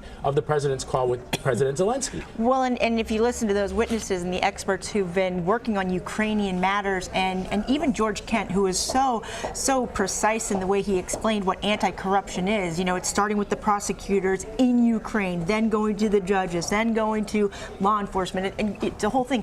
It doesn't involve specific cases per se. It's sort of a wholesale rooting out of corruption within their judicial system. And so when I think it was Jennifer Williams yesterday, Vice President Pence's aide, who said, yeah, we didn't really equate corruption with these specific investigations or specific individuals. So that is, I don't know if we can completely eliminate that because the president's going to say what he's going to say, but I think it's a harder argument to make. Sorry to cut you, but yeah. No, I was going to actually ask the very same thing about the. That's why we're so good together. That's why we're so good together. Because you're reading my mind and you can just. Yeah.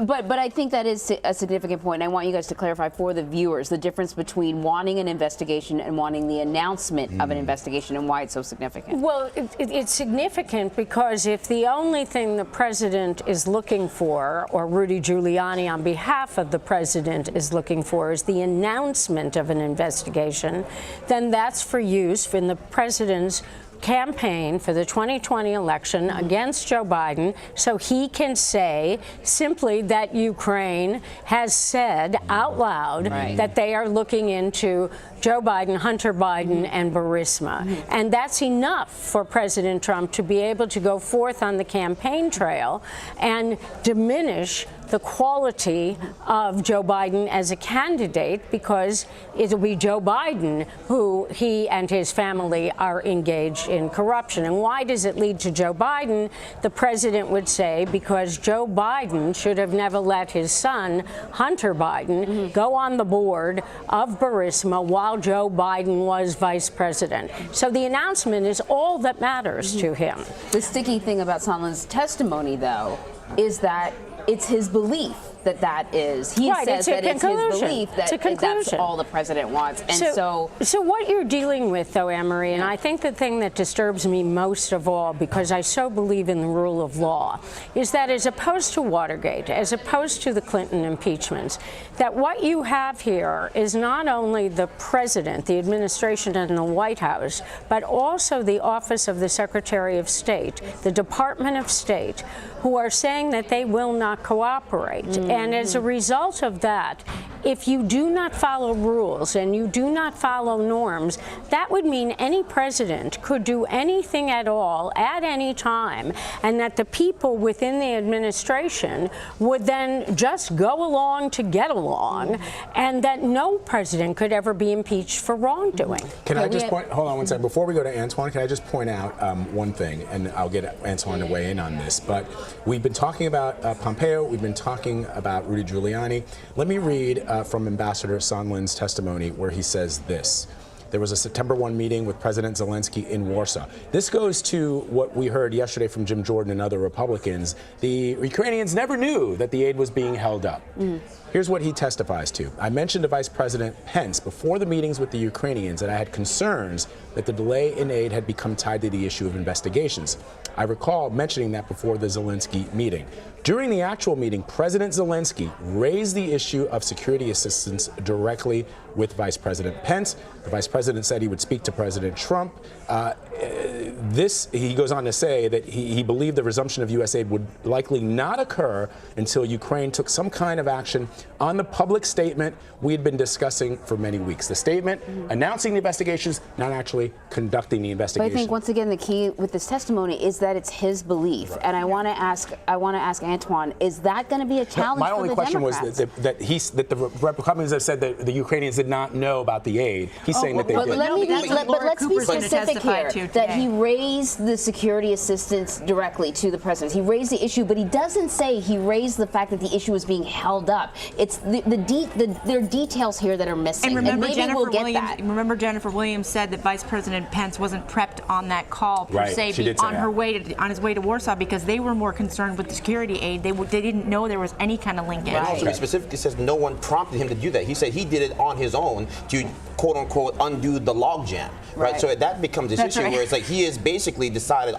take it upon himself to engage in this quid pro quo without the direction of the vice president or the president or Pompeo or anybody, simply to make his own job easier. Okay, so Antoine, is this going to be a problem for the Democrats? Because it almost appears as if Sondland is sort of saying that I filled in the blanks here, that there was aid that hadn't come through. There were all these discussions and going through Rudy Giuliani, and then I created a bridge that determined that the announcement connected to investigations was connected to the aid, but no one specifically told me that. I mean, that's at least his testimony right now. Yeah, I think that I think when you look at the totality of his testimony, I think it is overall damaging. Now, the Republicans are going to do everything they can to pick apart and play words with friends and play on words, but I don't know if anyone can deny the seriousness of what he testified to and how he really brought into the president's shadow Secretary of State, his personal attorney, and the current Secretary of State. And so I think there'll be a game of playing on words and trying to pick apart what he said. I just don't know how they can run away from the big picture of what we heard today. Is it easier, Antoine, or does it become easier for some Republicans at least to say, you know, they were on Face the Nation this Sunday, and Republicans all along have specifically said that Rudy Giuliani does not play a role at all in U.S. diplomacy. He is the president's personal attorney. It strikes me as it's shaping up to be, you know, Rudy was the one conducting shadow diplomacy on behalf of the president, and the president didn't know anything about it. No, see, I don't think you can do that because we heard consistent testimony that he's been taking direction from the president. And then Rudy? the other piece Rudy? of this, yes, right, that's but what we I haven't heard from and maybe Rudy. others didn't hear. No, what I'm saying is I think the president has instructed Rudy to go out and do his work internationally in Ukraine, and that's what I consistently heard from the testimony today. Not to mention, we don't know the depth and the width of Giuliani's involvement, not just here, but other places. The only individuals that are saying that are Democrats, right? The Democrats want to believe that. The testimony today said that. The testimony today did not say that. Here's the truth. We have half of America that believes that like President Trump and that believe he has the best interests of America at their heart. There are half Americans who dislike the president and believe that he works in his own best interest. And I think that, again, this problem that we face right now with Sondland's testimony, with even the testimony yesterday, is that these vagaries where we need the details. They're not vague, Joseph. There are vagaries when we sit here. We are sitting here looking at the testimony today. I fully admit that, again, it was very difficult if you're working in the Secretary of State's office today to say, what are we going to do, because this witness has basically said that we are withholding evidence. If you're somebody who is working on behalf of Rudy Giuliani, you have attorneys right now getting paid a lot of money who have no idea how they're going to get him out of this mess. But at the end of the day, what Democrats have been saying for the last week, that Sondland was going to say that I directly from the president heard that the aid was connected to the investigation. That did not occur. And so once again, Adam Schiff going to say that I 100% have evidence of collusion. Turned out he didn't. Now Schiff comes back and says I 100% can put Sondland in direct communication with Trump. Did you watch the same testimony I did? I think that, again, we're living in alternate universes. Well, what Sondland does say is that he understood that he had to go through Rudy Giuliani when it came to matters of the Ukraine, and he didn't want to, but that was what was instructed to him by the president. And I think that's probably what Antoine's getting at. All right, so let's go back to the hearing, because I suspect Devin Nunes will feel the very same way as you, Joseph. Let's listen. Thank the gentleman. For those of you watching at home, that was not a bathroom break. That was actually a chance for the Democrats to go out and hold a press conference, Ambassador, for all the supposed bombshells that were in your opening testimony. I want to get back to the facts of the matter here. And the thing that the Democrats have been unwilling to accept is that their operatives got campaign dirt from Ukrainians in the 2016 election. Now, they know it. They know it's true because we have financial records that show it. So the Democrats were heavily involved working with Ukrainians to dirty up the Trump campaign in 2016. So, Ambassador, I want to go through just a few of the incidents that we know. I know you may not know all about them. You may know about them now. But I want to walk through some of those examples of why the president may be very upset with Ukraine and think that they're a country that's out to get him, as I think both you've said that and Ambassador Volker have said that from that May 23rd meeting. The first question I have is, were you aware of the anti-Trump efforts by DNC operative Alexandra Chalupa? I am not aware of it. So in 2000, there was a 2017 article that also quotes a Ukrainian parliamentarian Artemenko saying, quote, "It was clear that they were supporting," meaning Ukraine, "supporting Hillary Clinton's candidacy. And they did everything from organizing meetings with the Clinton team to publicly supporting her to criticizing Trump. I think that they simply didn't meet with the Trump campaign because they thought Hillary would win.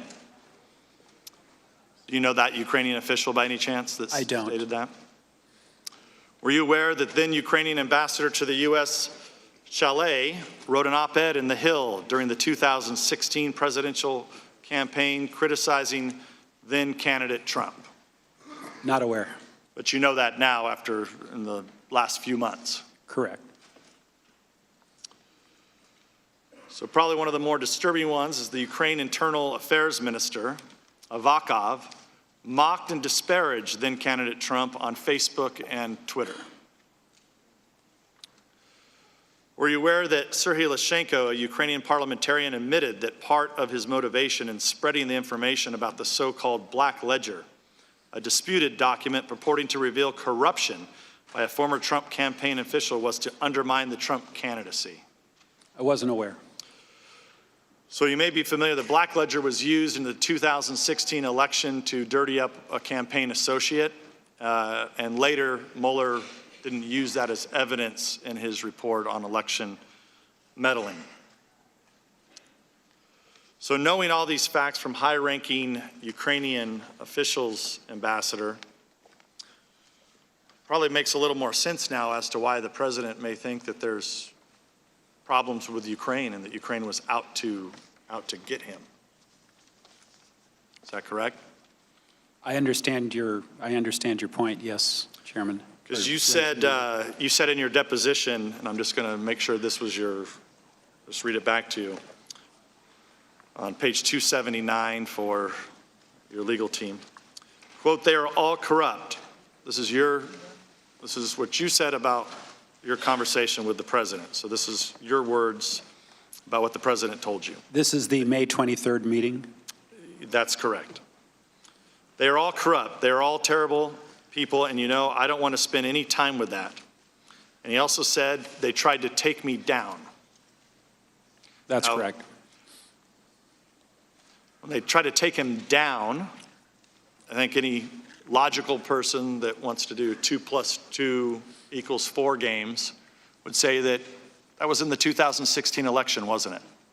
I believe that's what he was referring to, yes, right. Ranking Member. So during all this time, and remember, in the spring, the Democrats' Russia hoax witch hunt is still ongoing.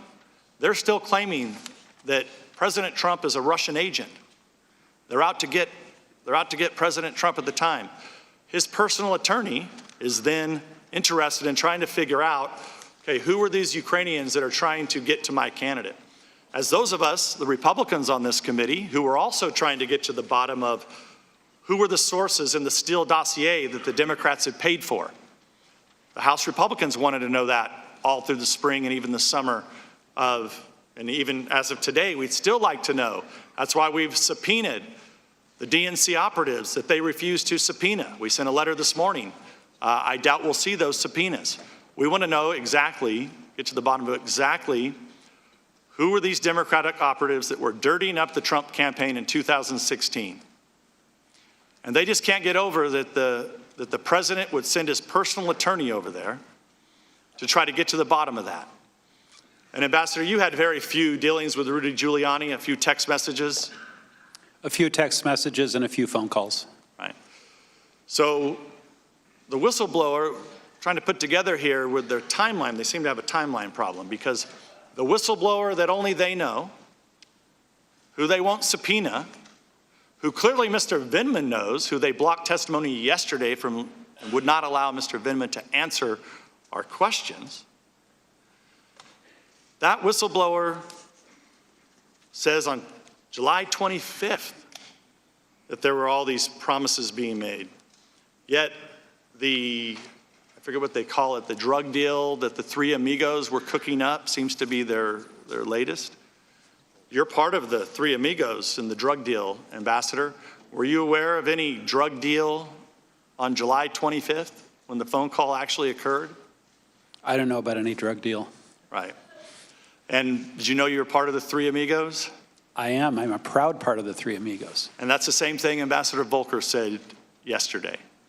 Because by the time the phone call that supposedly the whistleblower claims was the reason, was the original quid pro quo, has now got down to, we're now a month later where you're involved, and their quid pro quo has gotten down to, it's down to the low level of, well, they want a statement. And you didn't even know about anything to do with, on July 25th, you knew nothing about military aid being withheld.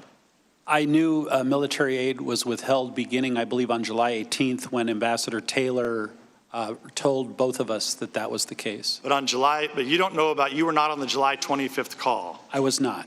Where the aid doesn't come up at all. Again, I just read the readout when everyone else did. Well, we've had, everybody's testified that was on the July 25th call, that there was no aid discussed on the July 25th call. So then you're in the process, you have no idea that this is tied to Burisma or anybody else. You say you don't realize that until the end of August. I didn't realize that aid was tied. The Burisma in 2016 piece was much earlier, Ranking Member. I'm glad you bring up Burisma, because this is another issue that the Democrats don't want to go into.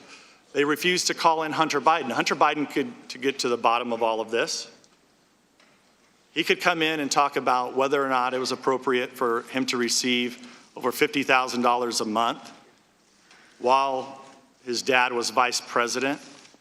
And when they actually were able to stop and get an investigator fired, they could call in Hunter Biden, but they don't want to do it.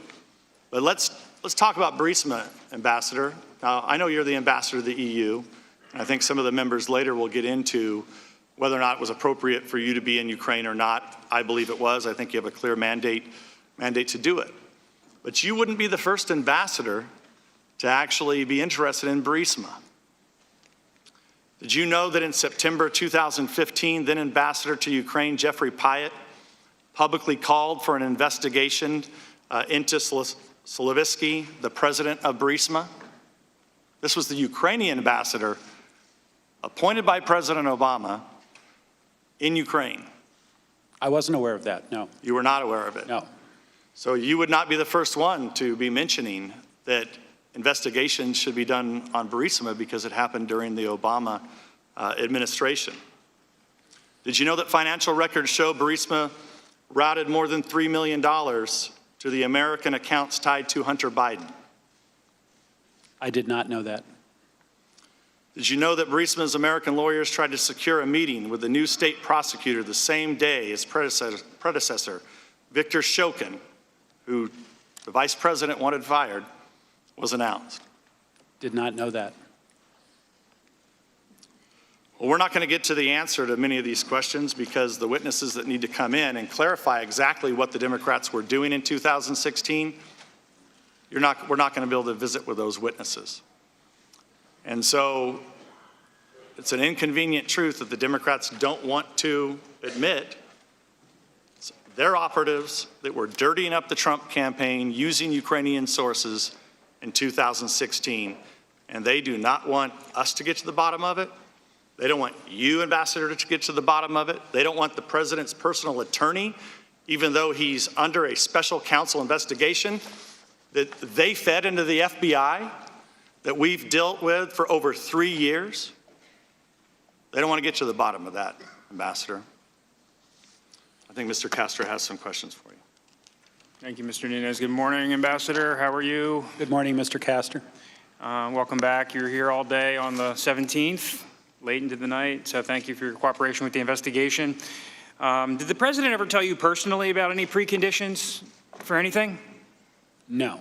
Okay, so the president never told you about any preconditions for the aid to be released? No. The president never told you about any preconditions for a White House meeting? Personally, no.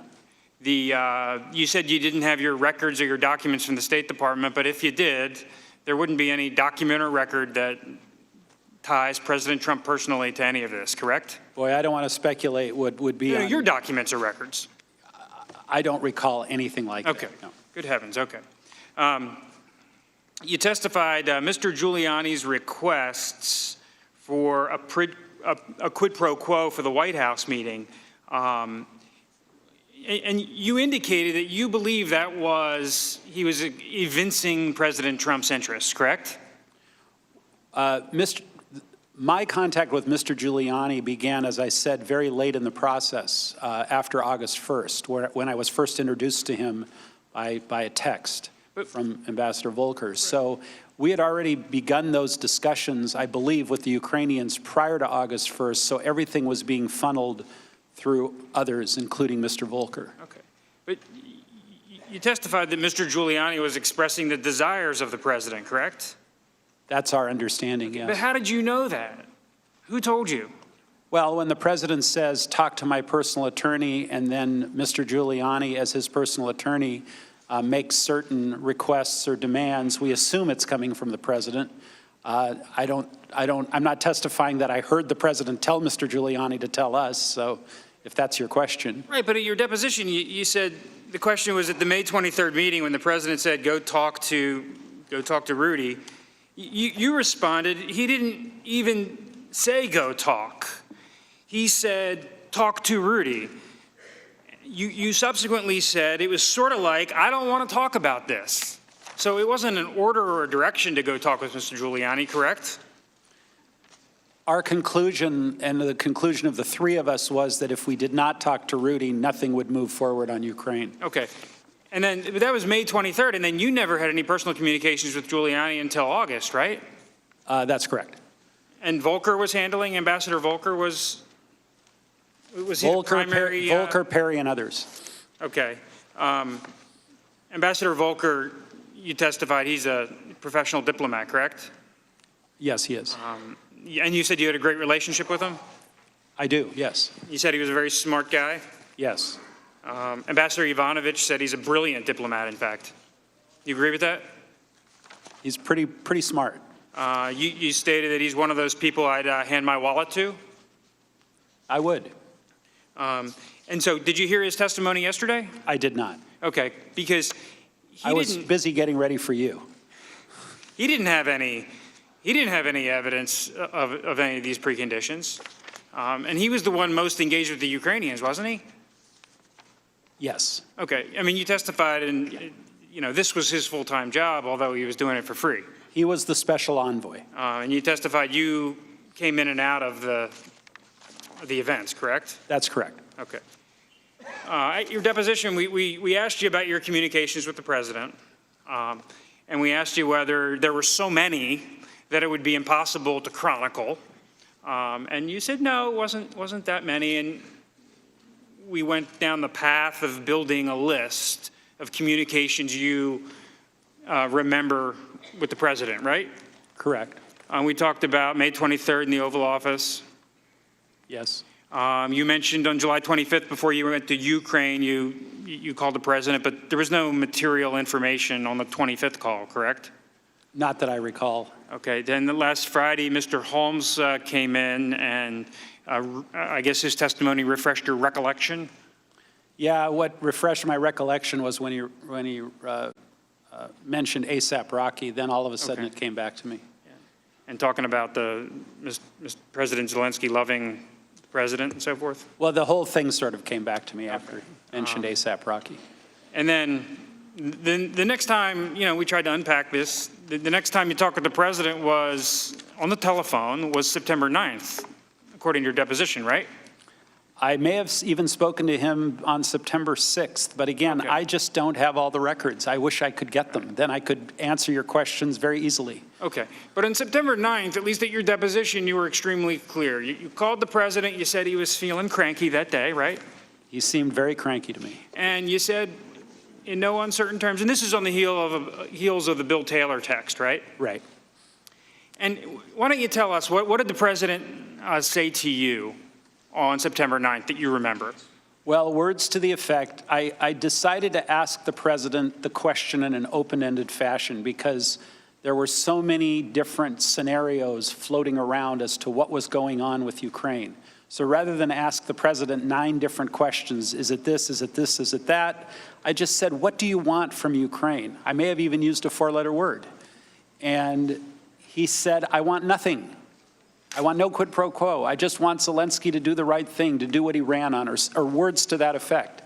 And that gave me the impetus to respond to Ambassador Taylor with the text that I sent. As I said to Mr. Goldman, it was not an artfully written text. I should have been more specific, put it in quotes, something like that. But basically, I wanted Mr. Taylor, Ambassador Taylor, to pick up the ball and take it from there. I had gone as far as I could go. And you believe the president, correct? You know what? I'm not going to characterize whether I believed or didn't believe. I was just trying to convey what he said on the phone. Okay, and at that point in time, the pause in the aid was paused for 55 days. There was a news article in Politico on August 28th talking about it. So by that point in time, the president had been receiving calls from senators. He had been getting pressure to lift the aid, correct? That's what I understand, yes. I want to turn back to your opener on page 5 under when you talk about it. In the absence of any credible explanation for the suspension of aid, I later came to believe that the resumption of security aid would not occur until there was a public statement from Ukraine committing to the investigations, correct? Correct. And you acknowledge that this is speculation, right? It was a presumption. Okay. That it was a guess. In fact, I think you even said this morning. Well, I want to say that it goes back to Mr. Goldman's point or Chairman Schiff's 2 + 2 = 4 in my mind at that point. Okay, but you didn't have any evidence of that, correct? Other than the aid wasn't being released and we weren't getting anywhere with the Ukrainians. Okay, but did Ambassador Volker clue you in that that was the issue? I mean, this is a pretty high, this is a pretty serious conclusion you've reached without precise evidence. Well, I sent that email to Secretary Pompeo to set up a potential meeting between President Trump and President Zelensky in Warsaw. And when I referred to the logjam, I referred to the logjam in a very inclusive way. Everything was jammed up at that point, and Secretary Pompeo essentially gave me the green light to brief President Zelensky about making those announcements. Okay, we can turn to that. And then that was your email dated what date? Do you have the page there? Well, your email to Secretary Pompeo. Was that August 11th?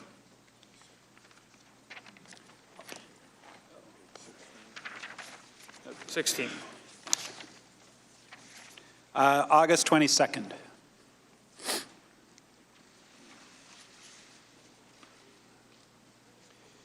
Okay, so you're asking Secretary Pompeo whether we should block time and work. I mean, is there any discussion of specific investigations? Is there any discussion of Biden or Burisma or anything linking to aid in this email that you sent to Pompeo? No, this was a proposed briefing that I was going to give President Zelensky.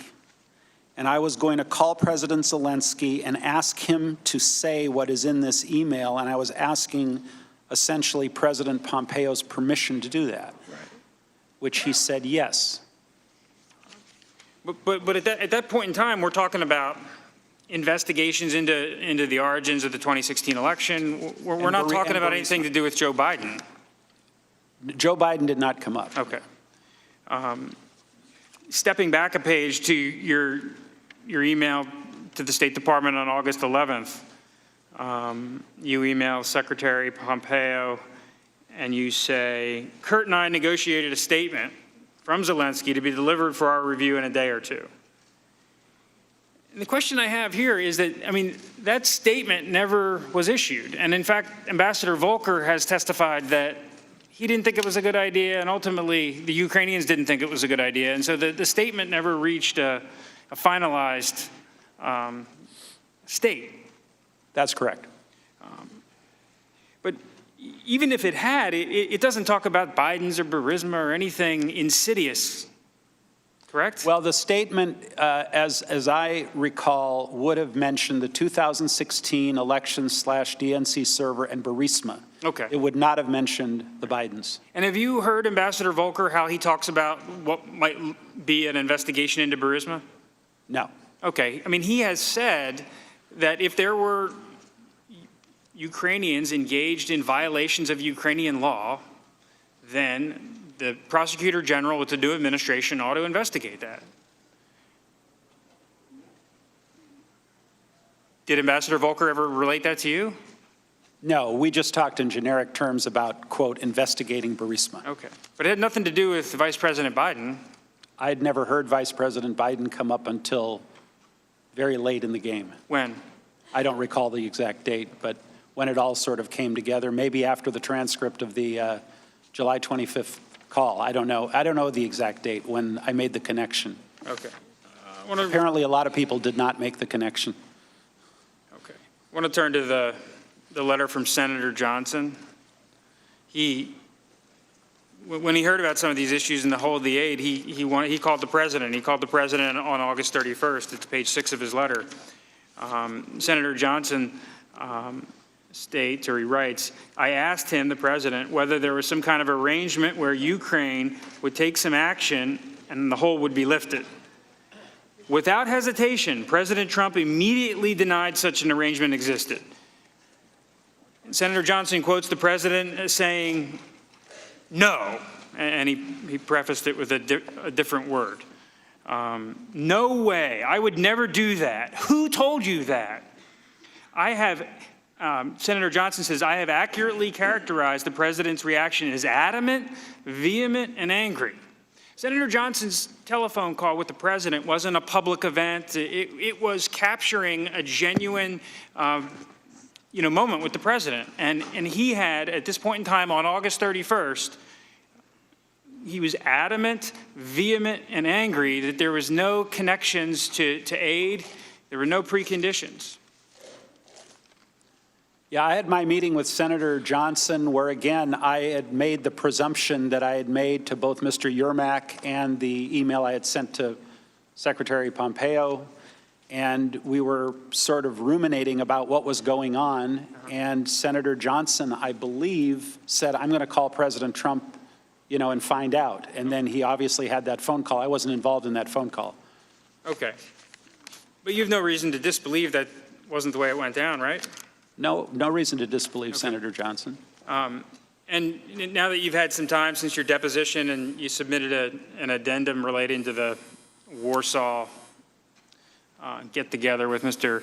Yermak, as you sit here today, I mean, are we missing a lot of your communications with the president? I haven't had that many communications with the president, and in fact, a bunch of the call records that I have had access to, just the short period of time on the call indicates I never got through. In other words, I was put on hold for 1 or 2 minutes and the call never connected. So I really can't give you an accurate count of how many conversations. Plus, Mr. Castro, I've had a lot of conversations with the president about completely unrelated matters that have nothing to do with Ukraine. But you don't think we're missing any material conversations that you have with the president? I don't recall any material conversations today as I'm sitting here. Or with Rudy Giuliani? Yeah, my memory about the conversations with Rudy Giuliani, whether they were direct, whether they were conference calls with Ambassador Volker or Secretary Perry, is really vague without seeing the call logs. Are there any other key fact witnesses that would help us, get to the bottom of whether there was any link to the aid and the?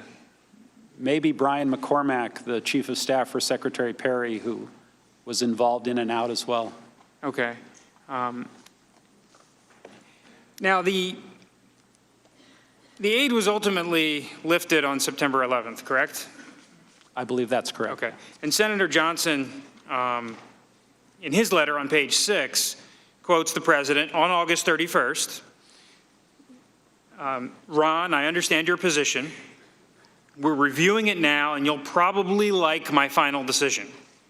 So even on August 31st, and this is before any congressional investigation started, the president was signaling to Senator Johnson, that he was going to lift the aid? Sounds pause. like it, yeah. Okay. And most of the other witnesses we talked to, whether it's from the Department of Defense or OMB or,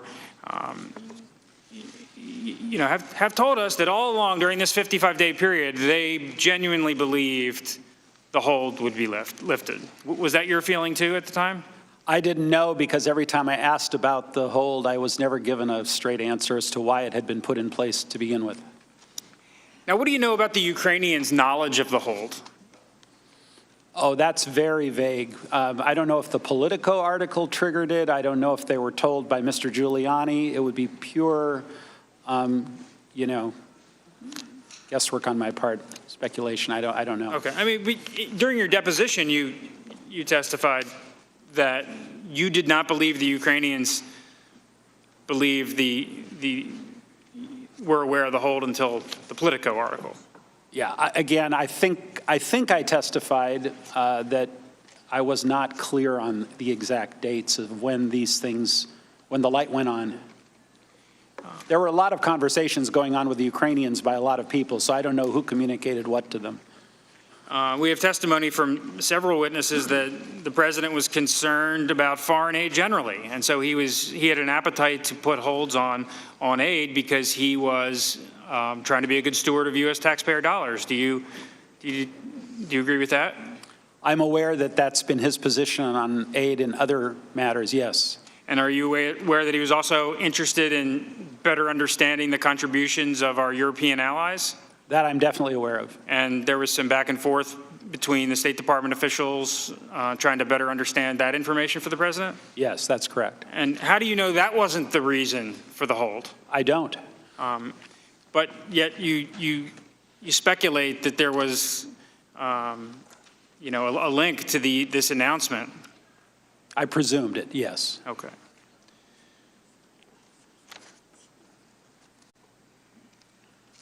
I want to turn quickly to the July 10th meeting.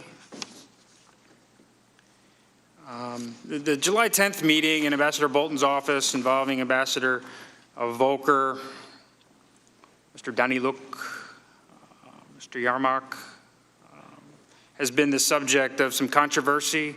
Ambassador Volker yesterday testified that it wasn't until the end of the meeting, Mr. Daniluk, he said, was going through some real detailed information about some of the plans he had. But it wasn't until the end of the meeting, Ambassador Volker recollects that you mentioned something general about investigations. What do you remember from that meeting?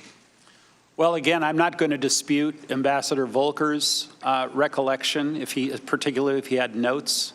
I know that the desire to have the 2016 election DNC server in Burisma were already being discussed by then. Again, I had no direct contact with Mr. Giuliani on July 10th, but through Ambassador Volker.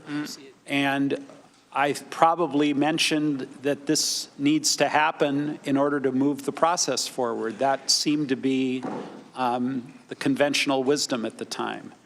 I don't recall any abrupt ending of the meeting or people storming out or anything like that. That would have been very memorable if someone had stormed out of a meeting based on something I said. Okay, nobody accused you at that point in time of being involved with some sort of drug deal? No. Did Dr. Hill ever relate to you her concerns about you being involved in a drug deal? Never. Okay.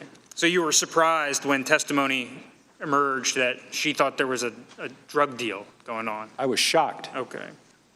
And in fact, after the meeting, you went out and you took a picture, right? Yeah, Ambassador Bolton or his assistant indicated that he was out of time, that he had another meeting to attend, and we all walked out of the White House. Everyone was smiling, everyone was happy, and we took a picture on the lawn on a nice sunny day. Okay. Then did you retire to the wardroom? I think Secretary Perry asked to use the wardroom to continue the conversation, and the real subject that was under debate, and it wasn't a angry debate, it was a debate, is should the call from President Trump to President Zelensky be made prior to the parliamentary elections in Ukraine or after the parliamentary elections? And there was good reason for both. We felt, Ambassador Perry, Ambassador Volker, and I thought it would help President Zelensky to have President Trump speak to him prior to the parliamentary elections, because it would give President Zelensky more credibility, and ultimately he would do better with his people in the parliamentary elections. Others, I believe, pushed back and said, no, it's not appropriate to do it before, it should be done after. And ultimately, it was done after. Okay. There was no mention of Vice President Biden in the wardroom? Not that I remember, no. Or any specific investigation? Just the generic investigations. Okay. Yeah. When again did the Vice President Biden nexus come to your attention? Very late. Again, I can't recall the exact date the light bulb went on. It could have been as late as once the transcript was out, but it was always Burisma to me, and I didn't know about the connection between Burisma and Biden. And to the best of your knowledge, you never understood that anyone was asking Ukrainians to investigate U.S. persons, correct? Ukrainians to investigate U.S. persons? Right. No. Okay. No. And just to sort of be clear here, ultimately the aid was lifted on September 11th. There was never any announcement by the Ukrainians about any investigations they were going to do, correct? Correct. The Ukrainians never, to your knowledge, started any of these investigations, correct? Not to my knowledge.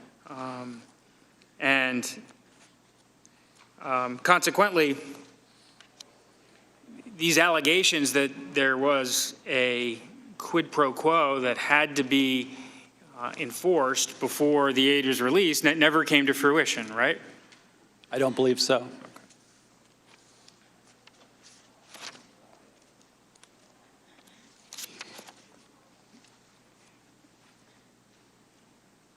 I want to just step back a little bit and just verify with you that the president had some genuinely deep-rooted concerns about corruption in Ukraine, correct? That's what he expressed to us, yes. Okay, and you believed him, right, given his business dealings in the region? When we had the conversation, I did. And when you first started discussing the concerns the president had with corruption, Burisma wasn't the only company that was mentioned, right? It was a generic, as I think I testified to Chairman Schiff, it was a generic corruption, oligarchs, just bad stuff going on in Ukraine. But other companies came up, didn't they? I don't know if they were mentioned specifically. It might have been Naftagaz because we were working on another issue with Naftagaz, so that might have been one of them. At one point in your deposition, I believe you said, yeah, Naftagaz comes up at every conversation. Is that fair? Probably. Okay. You had, I guess Dr. Hill at one point attributed to you the terminology that the president has given you a large remit. You familiar with her assertion of that? I didn't understand what she was talking about. Okay.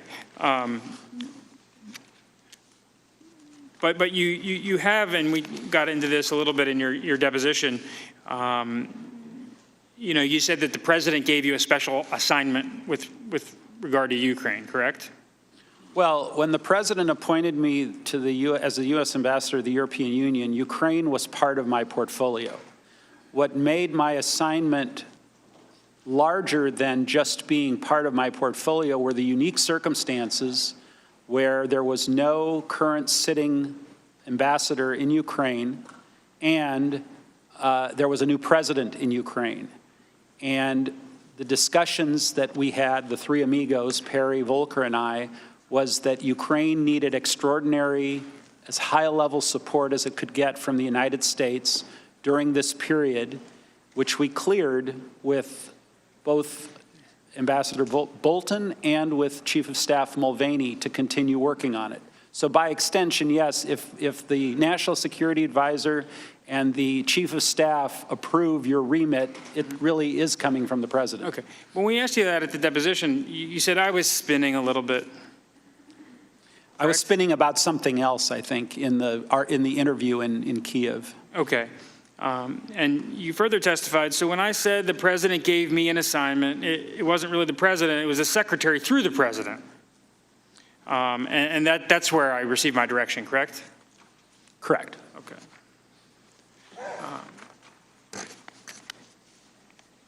Did Ambassador Taylor ever bring any concerns to your attention about the so-called, the channel he dubbed Irregular? No, in fact, the opposite. When he came to post, I know I called him, or he called me. I think he spoke with Secretary Perry and Ambassador Volker separately.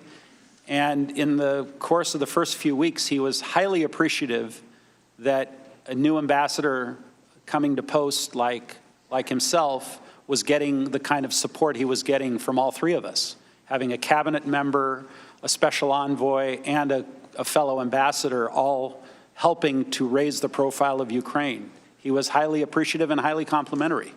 And you maintained an open line with him, correct? Correct. I think there are a number of texts, some of which I have and some of which I don't, where he is reaching out constantly to me and to the others for advice and help. Okay, we had, I think, tried to count them up. There's 215 or something text messages between you, Volker, and Ambassador Taylor, during the early August timeframe. Does that make sense to you? Yeah, I think Taylor started in late June or early July was when he first took post, and I think we began communicating fairly shortly thereafter. Okay, and he never communicated any concerns to you during this time frame that he had issues with what was going on? What do you mean by what was going on? This request for some sort of investigation.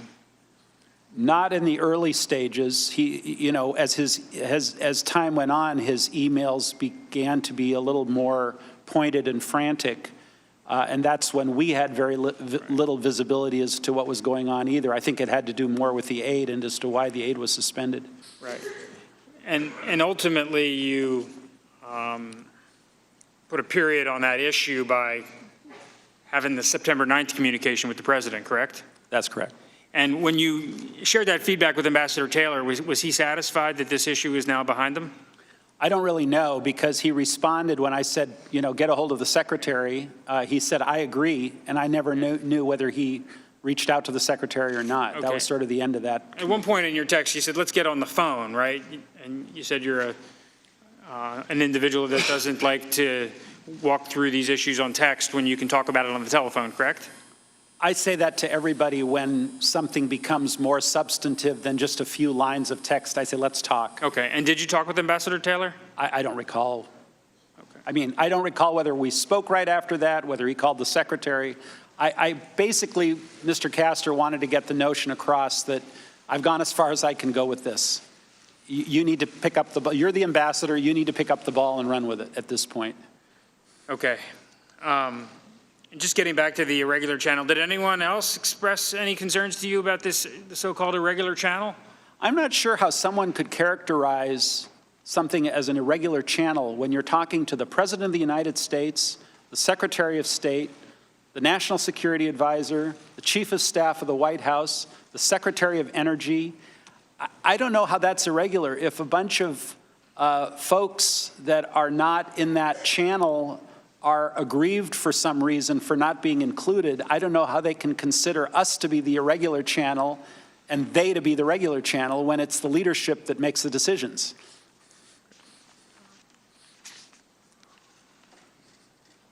And so the concerns, raised were never brought to a head. Well, they were never raised. Okay. They were never raised.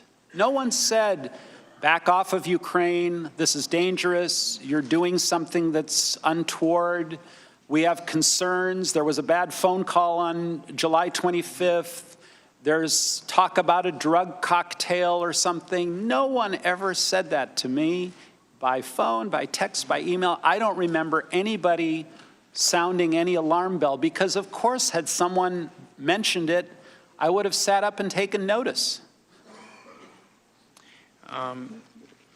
Everyone's hair was on fire, but no one decided to talk to us.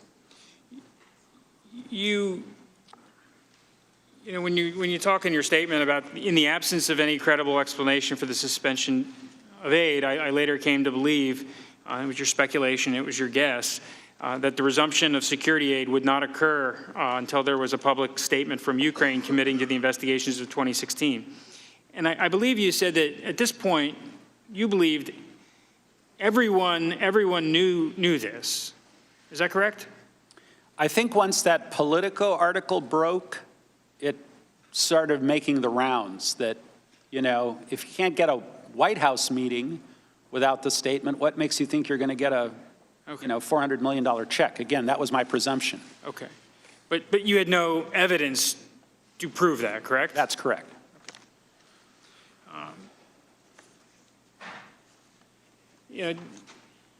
You stated that you haven't been able to access your records. Is that correct? Not all of them. And there are lots of notes, records, readouts of calls. Can't get to them. But you've also stated that you don't take notes, right? I don't take notes, but there are a lot of others out there. And you freely admit that when last I asked at your deposition, we put together a list of all the times you said you don't recall. It's like 2 pages long. So is that all? So, you don't. On a lot of these questions, I mean, there's nuance, there are ambiguities, and we don't have records, we don't have notes, and we don't have recollections. Correct?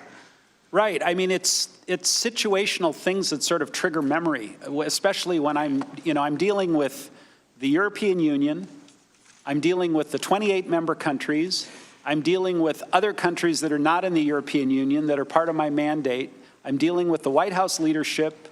There's a lot of stuff to juggle. And as I said in my opening statement, a phone call for me with the President of the United States or the President of fill-in-the-blank country, while people who get a call like that maybe once in a lifetime, a call like that might be very memorable. They might remember every single thing about it. I'm doing that all day long, and I'm not saying it in a way of being braggadocio or anything like that, but it's part of my routine day. So all of these calls, these meetings with very important people tend to sort of blend together until I have someone that can show me what we discussed, what the subject was, then all of a sudden it comes back. I mean, we're trying to get to the facts here. We're trying to find out what actually happened, what's reliable, what's accurate. Bill Taylor kept notes. He brought a little notebook in his pocket at his deposition and he held it up and he says, when I'm not at my desk, and I'm on the phone, I use this notebook. When I'm at my desk, I use a notebook. George Kent said he wrote just innumerable memos to the file. Catherine Croft, she testified that she didn't believe George Kent's notes would be accurate. And so, we have all this, back and forth, but, as we get to the end here, you don't have records, you don't have your notes because you didn't take notes, you don't have a lot of recollections. I mean, this is the trifecta of unreliability, isn't that true? Well, what I'm trying to do today is to use the limited information I have to be as forthcoming as possible with you and the rest of the committee.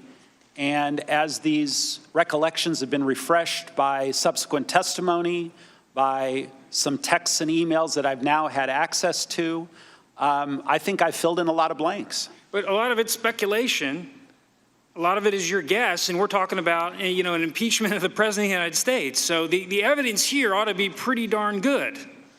I've been very clear as to when I was presuming, and I was presuming on the aid. On the other things, Mr. Castor, I did have some texts that I read from. So when it comes to those, I'll rely on those texts because I don't have any reason to believe that those texts were, falsely sent or that there's some subterfuge there. They are what they are. They say what they say. Okay, thank you, sir. Thank you. Time of the gentleman has expired. We'll now move to a second staff-led round of 30 minutes. Mr. Volker, I just have a few questions before I turn it back to Mr. Goldman. You testified in response to my colleagues in the minority something along the lines of a lot of people did not make the connection between Burisma and Biden. I think a lot of people have real difficulty understanding that. Tim Morrison testified that I think it took him all of doing a Google search to find out, oh, this is the significance of Burisma. It involves the Bidens. Are you saying during all this time up until the call you never made the connection between Burisma and the Bidens? You just thought that the president and Rudy Giuliani were interested in this one particular Ukrainian company? Again, my role, Mr. Chairman, was just to get the meeting.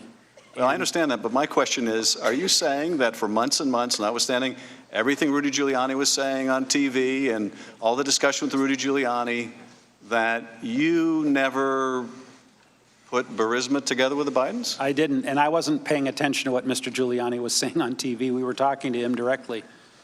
Let me ask you this. Ambassador Volker testified yesterday to a similar epiphany, for lack of a better word. This is what he said. In hindsight, I now understand that others saw the idea of investigating possible corruption involving the Ukrainian company Burisma as equivalent to investigating former Vice President Biden. I saw them very different, the former being appropriate and unremarkable, the latter being unacceptable. In retrospect, I should have seen that connection differently, and had I done so, I would have raised my own objections. Does that sum up your views as well? It does.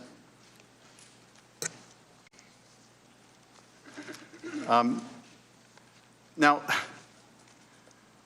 I think you were asked a question with a bit of a incorrect premise by my colleagues in the minority about Fiona Hill saying that, referring to a drug deal between you and Mr. Mulvaney. It was Ambassador Bolton who made the comment that he didn't want to be part of any drug deal that Ambassador Sondland and Mulvaney were cooking up. No one thinks they're talking about a literal drug deal here or a drug cocktail. The import, I think, of the ambassador's comments is quite clear, that he believed that this bargain, this quid pro quo, as you've described it, over a meeting, the investigations to get the meeting was not something he wanted to be a part of. What I want to ask you about is, he makes reference in that drug deal to a drug deal cooked up by you and Mulvaney. It's the reference to Mulvaney that I want to ask you about. You've testified that Mulvaney was aware of this quid pro quo, of this condition that the Ukrainians had to meet, that is, announcing these public investigations to get the White House meeting. Is that right? Yeah, a lot of people were aware of it, and including Mr. Mulvaney. Correct. And including the Secretary of State. Correct. Now, have you seen the acting chief of staff's press conference in which he acknowledged that the military aid was withheld in part because of a desire to get that 2016 investigation you've talked about? I don't think I saw it live. I saw it later, yeah. So you saw him acknowledge publicly what you have confirmed too, that Mr. Mulvaney understood that 2 + 2 = 4. Is that right? Well, again, I didn't know that the aid was conclusively tied. I was presuming he was in a position to say yes it was or no it wasn't, because... And he said yes it was, did he not? He said yes it was. Mr. Goldman. Thank you, Mr. Chairman, and thank you again, Ambassador Sondland.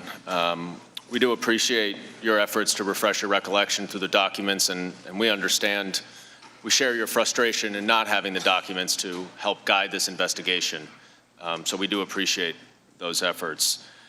One of the documents that you provided to us goes back to the conversation you and the chairman were having about Mr. Mulvaney. And you had been trying for some time before the July 25th call to set up that call, is that right?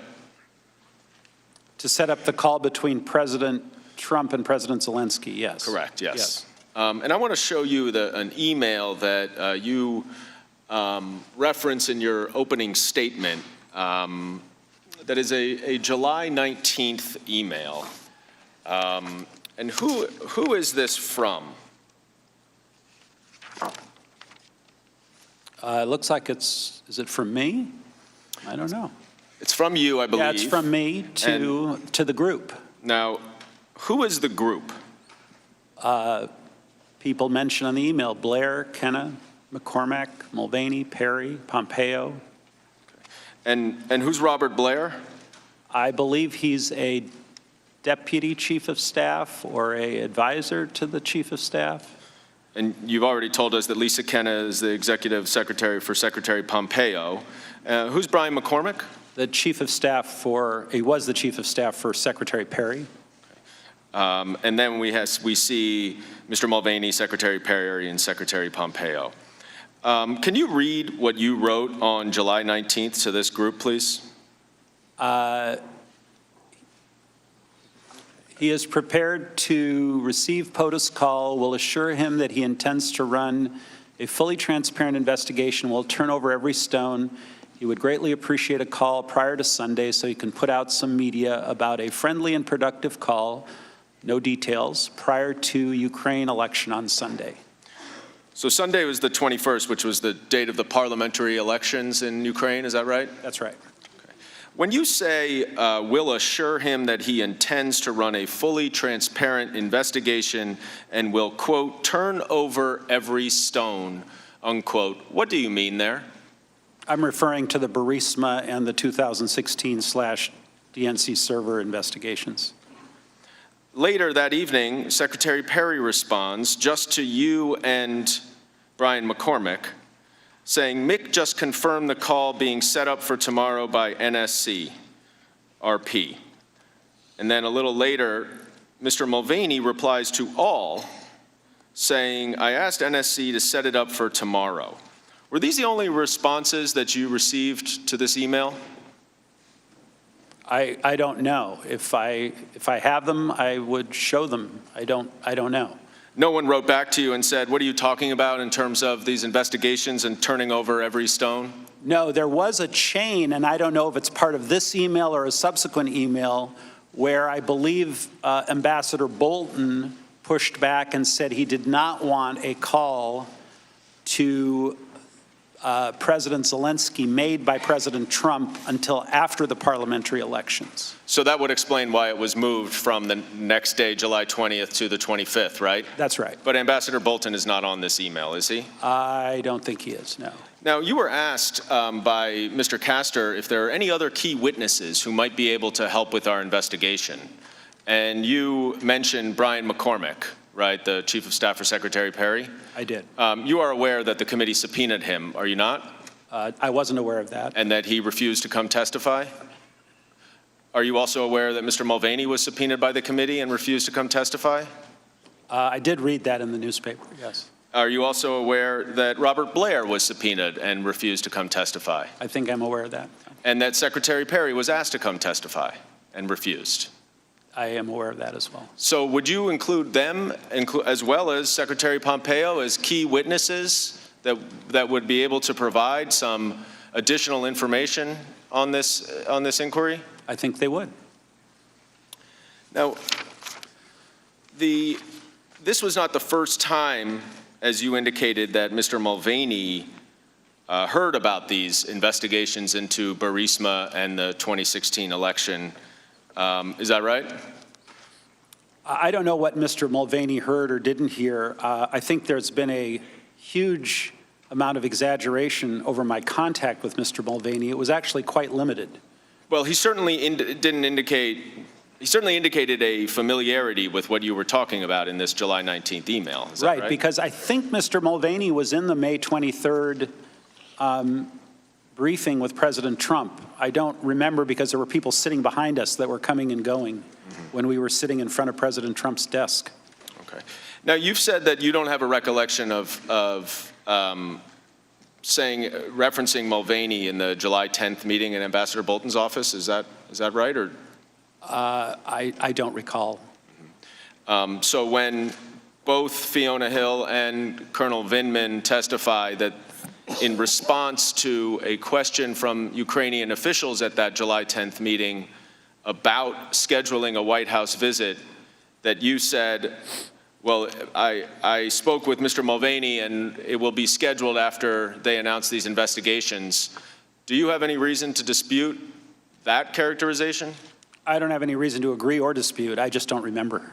So if they both remembered it and they both then went and spoke to the NSC legal advisor about it, you would trust that whatever they relayed to the NSC legal advisor would likely be an accurate reflection? Again, I trust that they related to the NSC legal advisor. I don't know whether I said it, and I don't know which conversation. Again, I've had very, very limited conversations with Mr. Mulvaney. This email indicates that you spoke to President Zelensky and were relaying what he said to very senior officials. Is that right? Which email again? Sorry, the July 19th email, where you say, the subject is, I talked to Zelensky just now. I've got it. Was there some sort of assurance that President Zelensky needed to provide about what he would say to President Trump in order just to get the phone call? I think that part was verbal, and then there were a lot of communications going around back and forth with the Ukrainians, and that's when someone, and I don't remember who, came up with the idea of a draft statement so there would be no misunderstanding about what, in fact, the Ukrainians would say and would be willing to say that we could rely on and negotiate something on a piece of paper. So just to place you in time, we're going to get to that draft statement, which was in August. This is July 19th, before the July 25th call. Do you remember whether there was a need from any of the White House officials or other national security officials for President Zelensky to provide some assurance of what he would say to President Trump before a phone call, not the meeting, but a phone call was scheduled? There was initially apparently a condition, but that condition was obviously dropped because the phone call took place and there was no such statement made. The phone call took place, as you said, on the 25th of July. And when you say there was no such statement that took place, what do you mean? Well, the Ukrainians never made their public statement prior to the phone call on the 25th of July. Right, but we're not talking about a public statement. What I was asking is whether President Zelensky needed to relay to you or the other American officials that he would assure President Trump that he would do these investigations in a phone call. In my email, I obviously had just spoken with him, and he being Zelensky, and he said that he was prepared to receive the call and he would make those assurances to President Trump on that call, and then presumably that would then lead to the White House meeting. And you had been discussing this phone call for several weeks now, is that right? Yes, I think with Volker, with Perry, with Giuliani through Volker and Perry. And then right after you sent this email assuring the others that he will discuss the investigations and will turn over every stone, the Burisma in 2016 election investigations, Mr. Mulvaney responded that he asked to set up the call for the next day. Is that right? That's what it says. Now, let's go to that press statement that you were discussing in August. And you testified, I believe, that you understood that Rudy Giuliani was representing the president's interests with regard to Ukraine. Is that right? That's what we all understood. And when you all, who do you mean we all? Secretary Perry, Ambassador Volker, myself.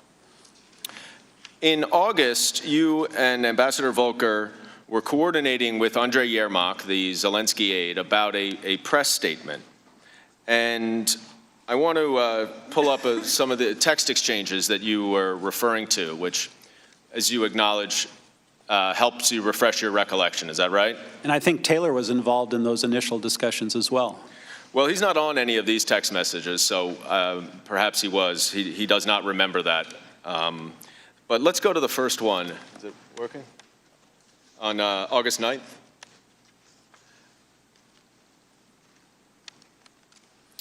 There's an exchange between Ambassador Volker and you where you are discussing setting up, we'll try to bring it up in a second, but I'll just summarize for you. You're discussing trying to set up a White House meeting, here it is, and you say that Morrison ready to get dates as soon as Yermak confirms. Mr. Volker, or Ambassador Volker says, excellent, how did you sway him? You said, not sure I did, I think POTUS really wants the deliverable. What did you mean there? The commitment to do the investigations. And how did you know that the president wanted the deliverable?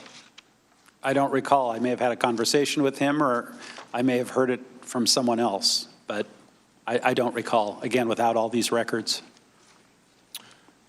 Going to the next exhibit, Exhibit 10, where, or August 10th, rather, this is between you and Andrei Yermak. What did you say initially in this exchange? Hello, good. Oh, no, that's Yermak. How was your conversation? And Mr. Yermak responds, hello, good. My proposal, we receive date, and then we make general statement with discussed things. Once we have a date, we'll call for a press briefing announcing upcoming visit and outlining vision for the reboot of U.S.-Ukraine relationship, including, among other things, Burisma and election meddling and investigations. And you respond, got it. That was your understanding of what this statement had to say to satisfy Mr. Giuliani, is that right? Yes. And then ultimately to satisfy the POTUS deliverable? Yes. Now, the next day you write an email to Ulrich Breckbull and Lisa Kenna. Are you able to see that on your Yeah, I can see screen? it on the screen, yeah. Okay. What is the subject of the email? Ukraine. And can you read what you wrote there? Mike, and I'm referring to Secretary Pompeo, Kurt and I negotiated a statement from Zelensky to be delivered for our review in a day or two. The contents will hopefully make the boss happy enough to authorize an invitation. Zelensky plans to have a big presser on the openness subject, including specifics next week. And in your opening statement, you said that the specifics, what did the specifics represent? The 2016 and the Burisma. And when you say the boss, who do you mean by that? President Trump. And the invitation is what? To the White House meeting. And Lisa Kenner responds, Gordon, I'll pass to S, and S is Secretary Pompeo? Correct. Thank you, Lisa. Now, 2 days later, you have a text exchange with Ambassador Volker again. And this is at the end of it, but the earlier text, which we don't have here, you may recall, includes the press statement, the revised press statement that includes Burisma and the 2016 election. Do you recall that? Yes, if I could see it, that would be helpful, but yes. But you ultimately remembered that after your conversation with Mr. Giuliani, you did pass along a statement to the Ukrainians that included Burisma in the 2016 election. Is that right? I think there were statements being passed back and forth between Volker, the Ukrainians, and others to try and negotiate acceptable language. Mm-hmm. And ultimately, that statement was not issued, was it? Correct. And the White House meeting did not. Still hasn't occurred. Still hasn't occurred. But you certainly understood at that time, did you not, that it was the president's direction and instruction that a White House meeting with President Zelensky would not occur until President Zelensky announced publicly the investigations that the president wanted. Is that right? That's correct. And you now know that the investigations the president wanted was an investigation into the Bidens and an investigation into the 2016 election. I know that now, yes.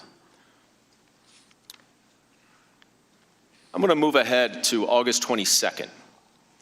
And you wrote an email to Secretary Pompeo, directly to Secretary Pompeo, CCing Lisa Kenna, with the subject of Zelensky.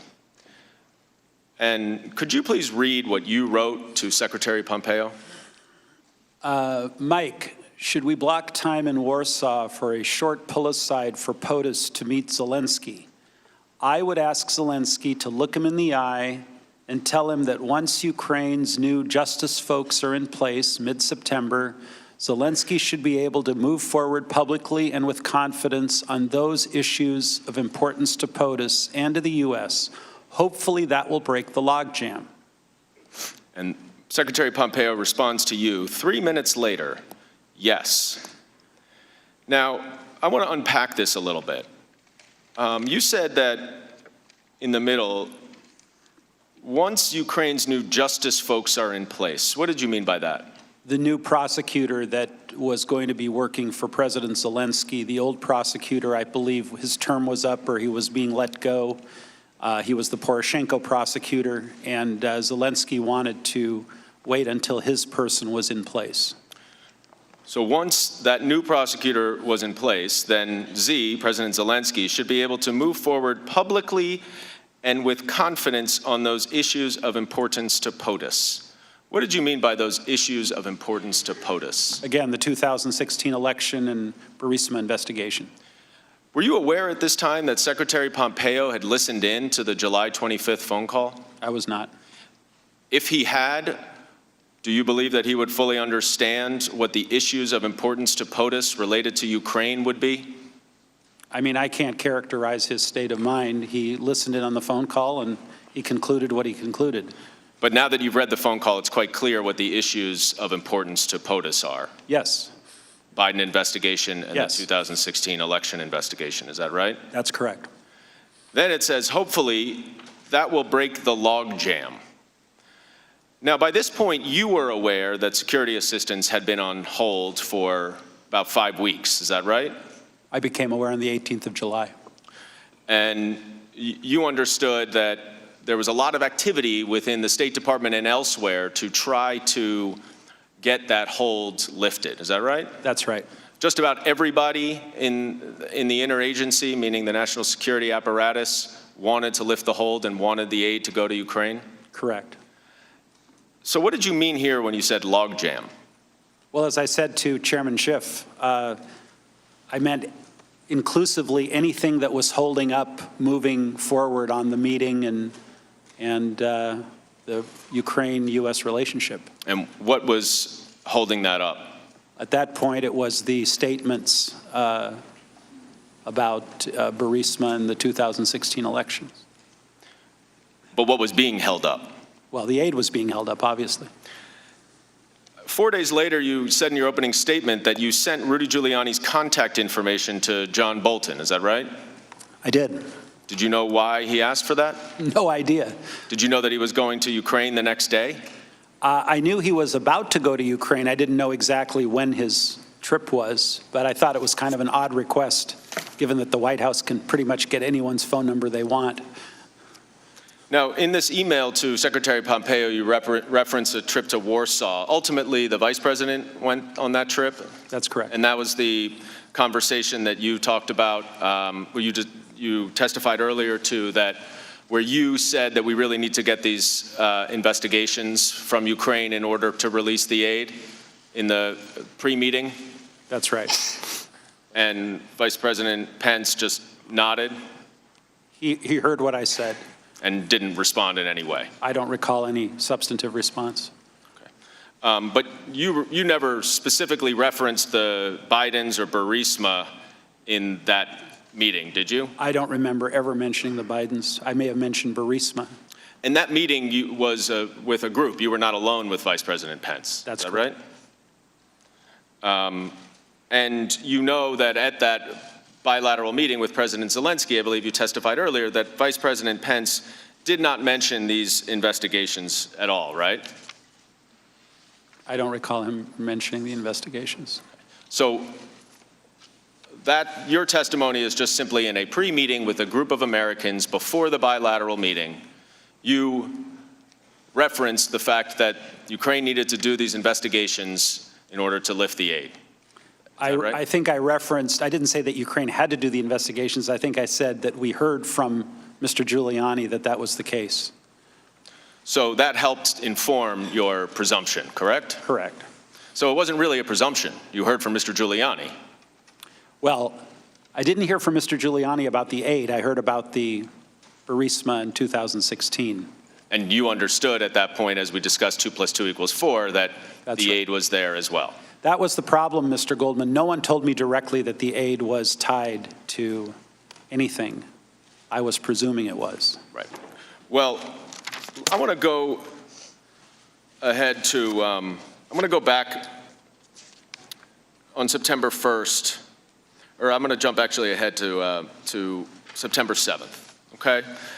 When we discussed those text messages where you said there were multiple convos with President Zelensky and POTUS, you recall that? Do you have the email by any chance? We could try to pull it up in a second, but you don't remember I showed it to you this go morning? ahead, though, with your question. And you confirmed that that likely meant, as you said it did, that you spoke with President Trump. Is that right? Again, if my email said I spoke with President Trump, presumably I did. You are relying pretty heavily in your testimony on the texts and emails that you were able to review. Is that right? That's right. So certainly if someone else had contemporaneous texts, emails, or notes, you would presume that what they were saying was accurate. Is that correct? Well, if they had texts or emails, I would. If they had notes, I don't know. Some people's notes are great, some people's aren't. I don't know. But certainly it would be a helpful refresher to anyone's memory. Including my own. Now, you had a conversation on September 7th, according to both Ambassador Taylor and Tim Morrison, with Tim Morrison, where you told Mr. Morrison that President Trump told you that he was not asking for a quid pro quo, but that he did insist that President Zelensky go to a microphone and say that he is opening investigations of Biden and 2016 election interference, and that President Zelensky should want to do this himself. You don't have any reason to dispute both Ambassador Taylor's and Mr. Morrison's testimony about that conversation, do you? No. On September 8th, you then had a conversation directly with Ambassador Taylor about this same phone call, where Ambassador Taylor said that you confirmed that you spoke to President Trump, as he had suggested earlier to you, and that President Trump was adamant that President Zelensky himself, meaning not the prosecutor general, had to, quote, clear things up and do it in public, unquote. Do you recall, you don't have any reason to think that Ambassador Taylor's testimony based on his contemporaneous notes was I don't know if I got that from President Trump or I got it from Giuliani. That's the part I'm not clear on. Well, Ambassador Taylor is quite clear that you said President Trump. Mr. Morrison is also quite clear that you said President Trump. You don't have any reason to dispute their very specific recollections, do you? No, if they have notes and they recall that, I don't have any reason to dispute it. I just personally can't remember where I got it from.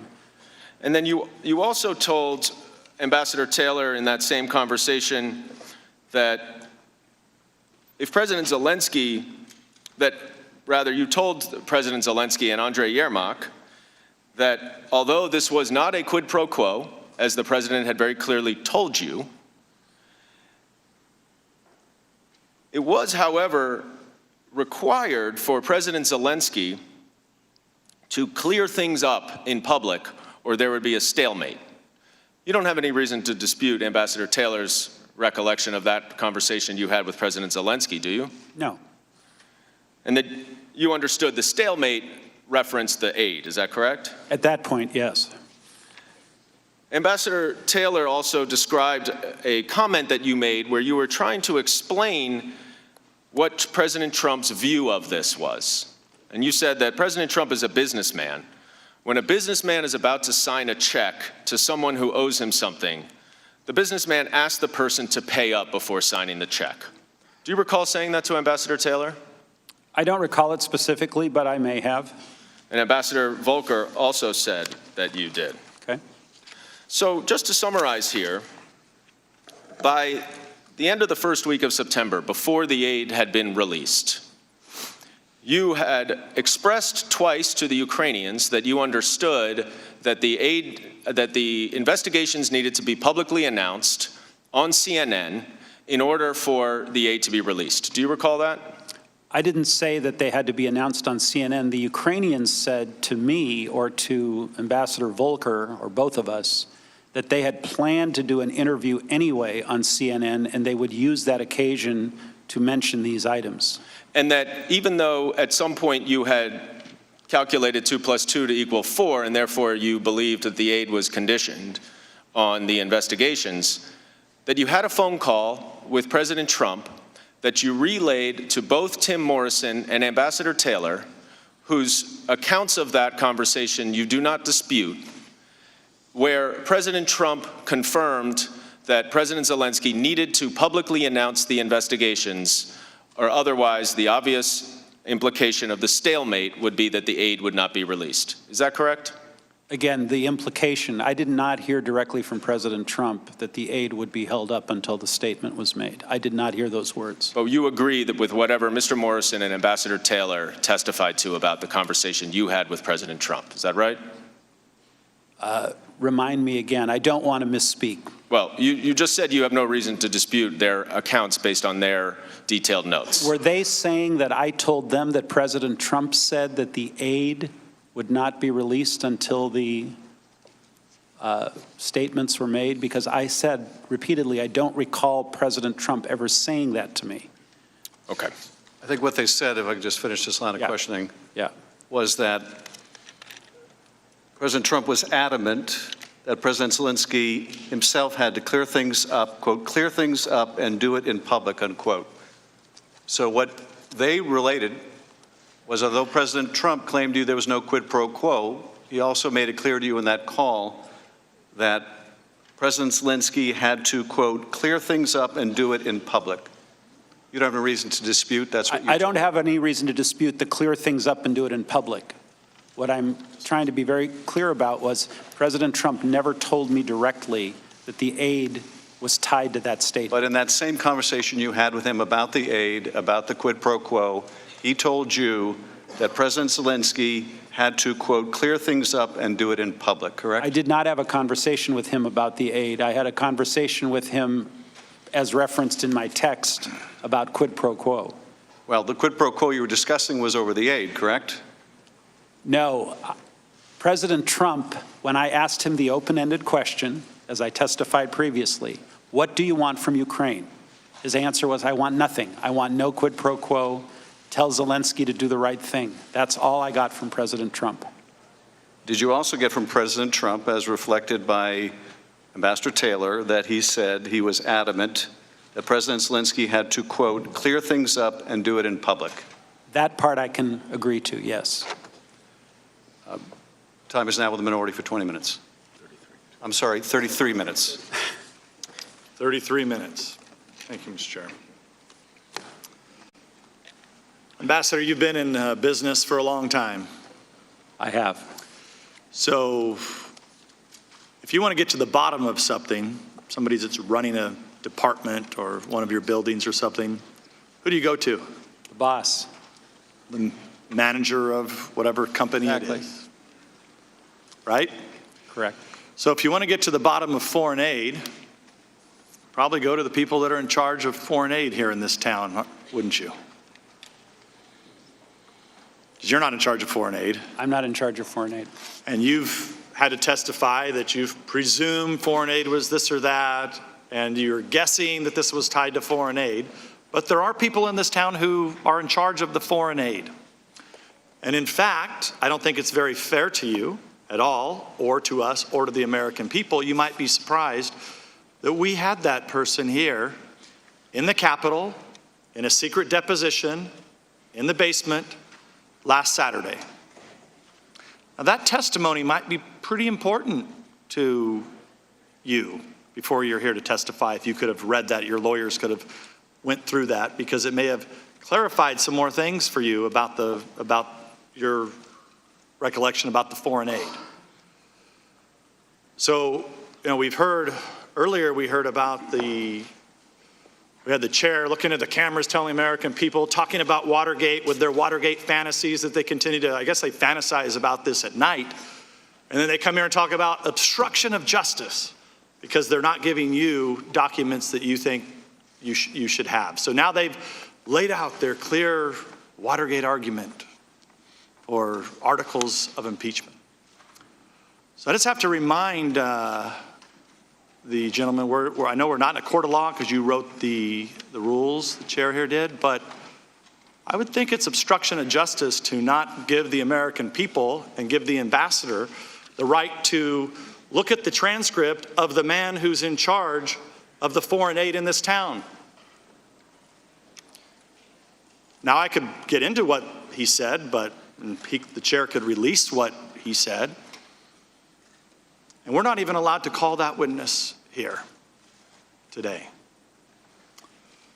So let's talk about things that we do know are facts. Okay, as best as I think you and I and most people know them. President Trump does not like foreign aid to start with. Is that correct, Ambassador? I've heard that, yes. And you've testified that watching over the EU, you have 28 countries, you have neighboring countries that you work with.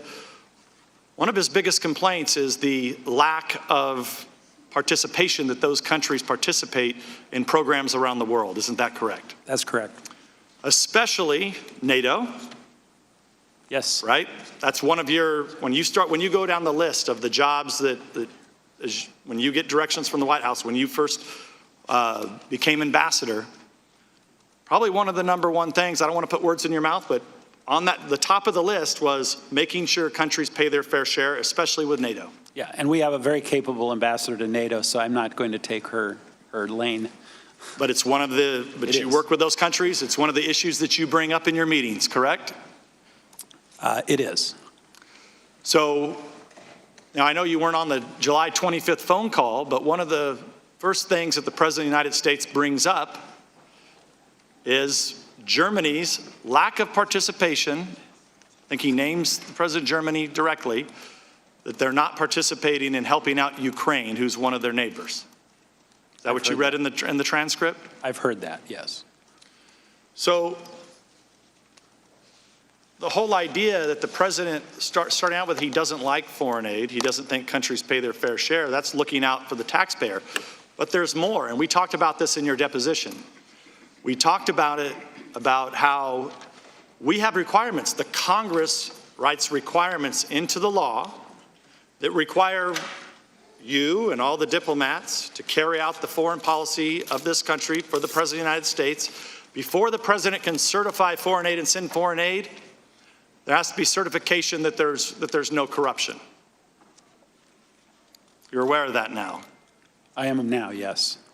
So being that you learned about that in your deposition, now looking back at clearly the challenges and concerns the president had with the involvement of high-level Ukrainian government officials, including the ambassador here in the United States that attacked him during his presidential campaign.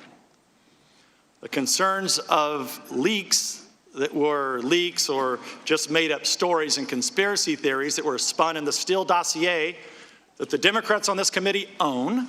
They paid for it. Other DNC operatives that were working with the Ukrainian ambassador here in Washington, D.C. to dirty up your boss, the President of the United States. We're not going to hear from those witnesses. Just like we're not going to hear from the person we deposed on Saturday. We're not going to hear about what the real reason, the person who's in charge of making sure that foreign aid is delivered, we're not going to hear about what actually happened with the foreign aid. Wouldn't that have made it a lot easier for you to testify instead of guessing and doing little funny math problems up here, 2 + 2 = 4. It's great for all the viewers to hear that. Wouldn't it be easier if you just knew exactly why the foreign aid wasn't given? It would have been easier to testify if I had a totality of the record. And would you trust the person who's in charge of cutting the checks for foreign aid, the top career diplomat or the top career official? I'd have no reason not to. Well, Ambassador, I don't know if we'll get to speak again if we have some more magical minutes, but I'm done with questions with you. I know the rest of our members have more questions. And let me turn to, I know Mr. Castor has some more questions. Hello again, Ambassador. Hi. We'll try not to use all of this time as a courtesy to you. Just want to go through some distinctions between your opener and your deposition and some other witnesses. In your opening statement today, you said President Trump directed us to talk with Rudy, correct? Correct. But then you and I had a little bit of a back and forth about the president just said, talk to Rudy. And I believe, and correct me if I'm wrong, you took that to mean if we wanted to move forward with these types of things, Rudy was the place to go? Rudy was the guy. Okay. But President Trump didn't direct you to talk to Rudy, correct? It wasn't an order. It was, if you want to work on this, this is the guy you got to talk to. Ambassador Volker in his deposition said, I didn't take it as an instruction, but just as a comment. Talk to Rudy. You know, he knows these things. And you've got some bad people around him. I mean, that, referring to the Ukrainian. So, I mean, Ambassador Volker hasn't testified that there's any sort of order or direction to talk to Rudy. I don't know what he testified. It became very clear to all three of us that if we wanted to move the relationship forward, President Trump was not really interested in engaging. He wanted Rudy to handle it. And as I said in my opening statement, Secretary Perry took the lead and made the initial contact with Rudy, and that's when we began working with him. And as to the question of whether Mr. Giuliani was expressing the desire specifically of the President of the United States, in your deposition, you said, I don't know. I don't know if this was coming out of Rudy Giuliani irrespective of the President. Correct? Yeah, I'm not going to dispute what I said in my deposition. Okay. That's true, yeah. And we walked through all your communications with Rudy Giuliani, and they're not a lot, right? Correct. Ambassador Volker in his deposition on the same question said, I did not have that impression. I believe Mr. Giuliani was doing his own communications. And, you know, granted, Mr. Giuliani had business interests in Ukraine, correct? Now I understand he did. Okay. I didn't know that at the time. With Messrs. Parnas and Fruman, correct? A lot of new names I've learned. Okay. And you had never met with those folks? No. Okay.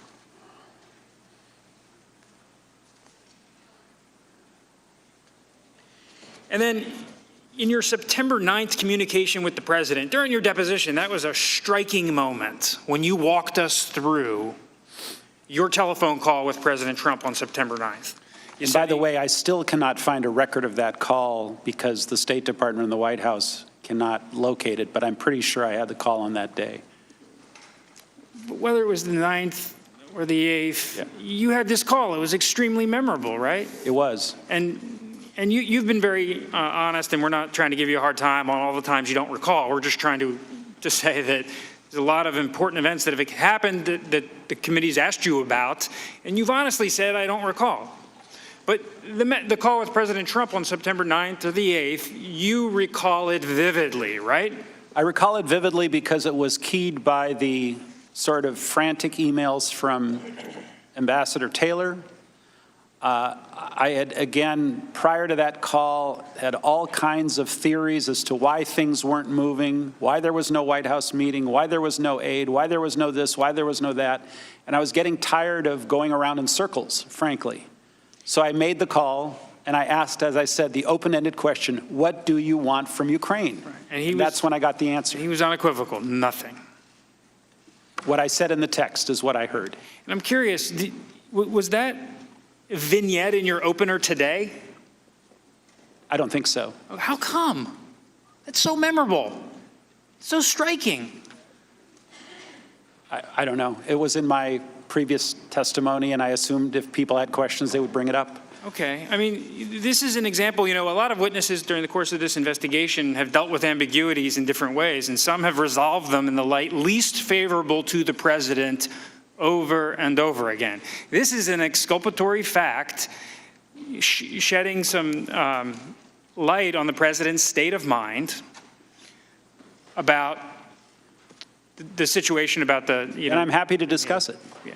So I'm just wondering why you didn't mention it in your opener. There were so many things I wanted to include in my opening, and my opening was already, I think, 45 minutes or something. It would have been an hour and a half. There are a lot of things I'd like to have mentioned. Okay, but you only had a couple conversations with the president. And we're trying to evaluate whether it was not purposeful, trust me. Talking about striking conversations, Mr. Holmes, when he came here last Friday in the basement, I'll tell you, he thought your conversation that you had with the president was like the most memorable thing he's ever experienced. How many conversations has he had with the president? I know he probably hasn't had any, but he was energized, enthusiastic about telling us about this conversation. And so not only did I buy him lunch, but I also provided entertainment? Yeah, and he conferred with us that he regaled anyone that he came across with this story. And that's, I guess, a great discussion for Thursday. But other than the colorful language, and he was definitely moved by the color, but he was unequivocal that you brought up the Bidens in the post-call discussion.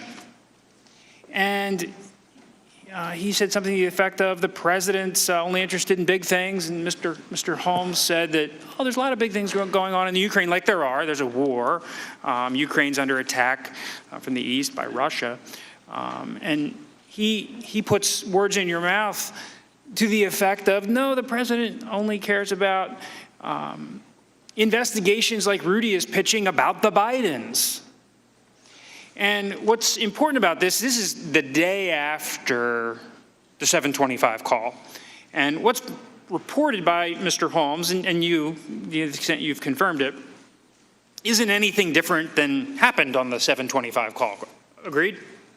From the president's standpoint? With 2020 hindsight, now that we've had the transcript of the call, the Bidens were clearly mentioned on the call, but I wasn't making the connection with the Bidens. Right, but with regard to the president, it was just mentioning investigations. That's all he said on the phone was investigations, I think. But you told us time and again that you never realized the Bidens were part of any of this, the Burisma, and you talked about a continuum, and you never came to understand that until maybe as late as September 25th, correct? I don't know the exact date, but it was pretty late. Okay. And Ambassador Volker said the Bidens never came up after his one breakfast meeting with Mayor Giuliani, where he testified that he tried to disabuse the mayor of anything relating to the Bidens. And I think Secretary Perry publicly stated that he never heard Biden either until the end. So when you testify here today that you have no recollection of mentioning the Bidens to Mr. Holmes, that's not just a recollection, that's based on your state of mind at that point in time and your state of mind up to September 25th, correct? I wasn't into investigating the Bidens. Okay. So it's very surprising to you that he would mention that, right? It was very surprising to me.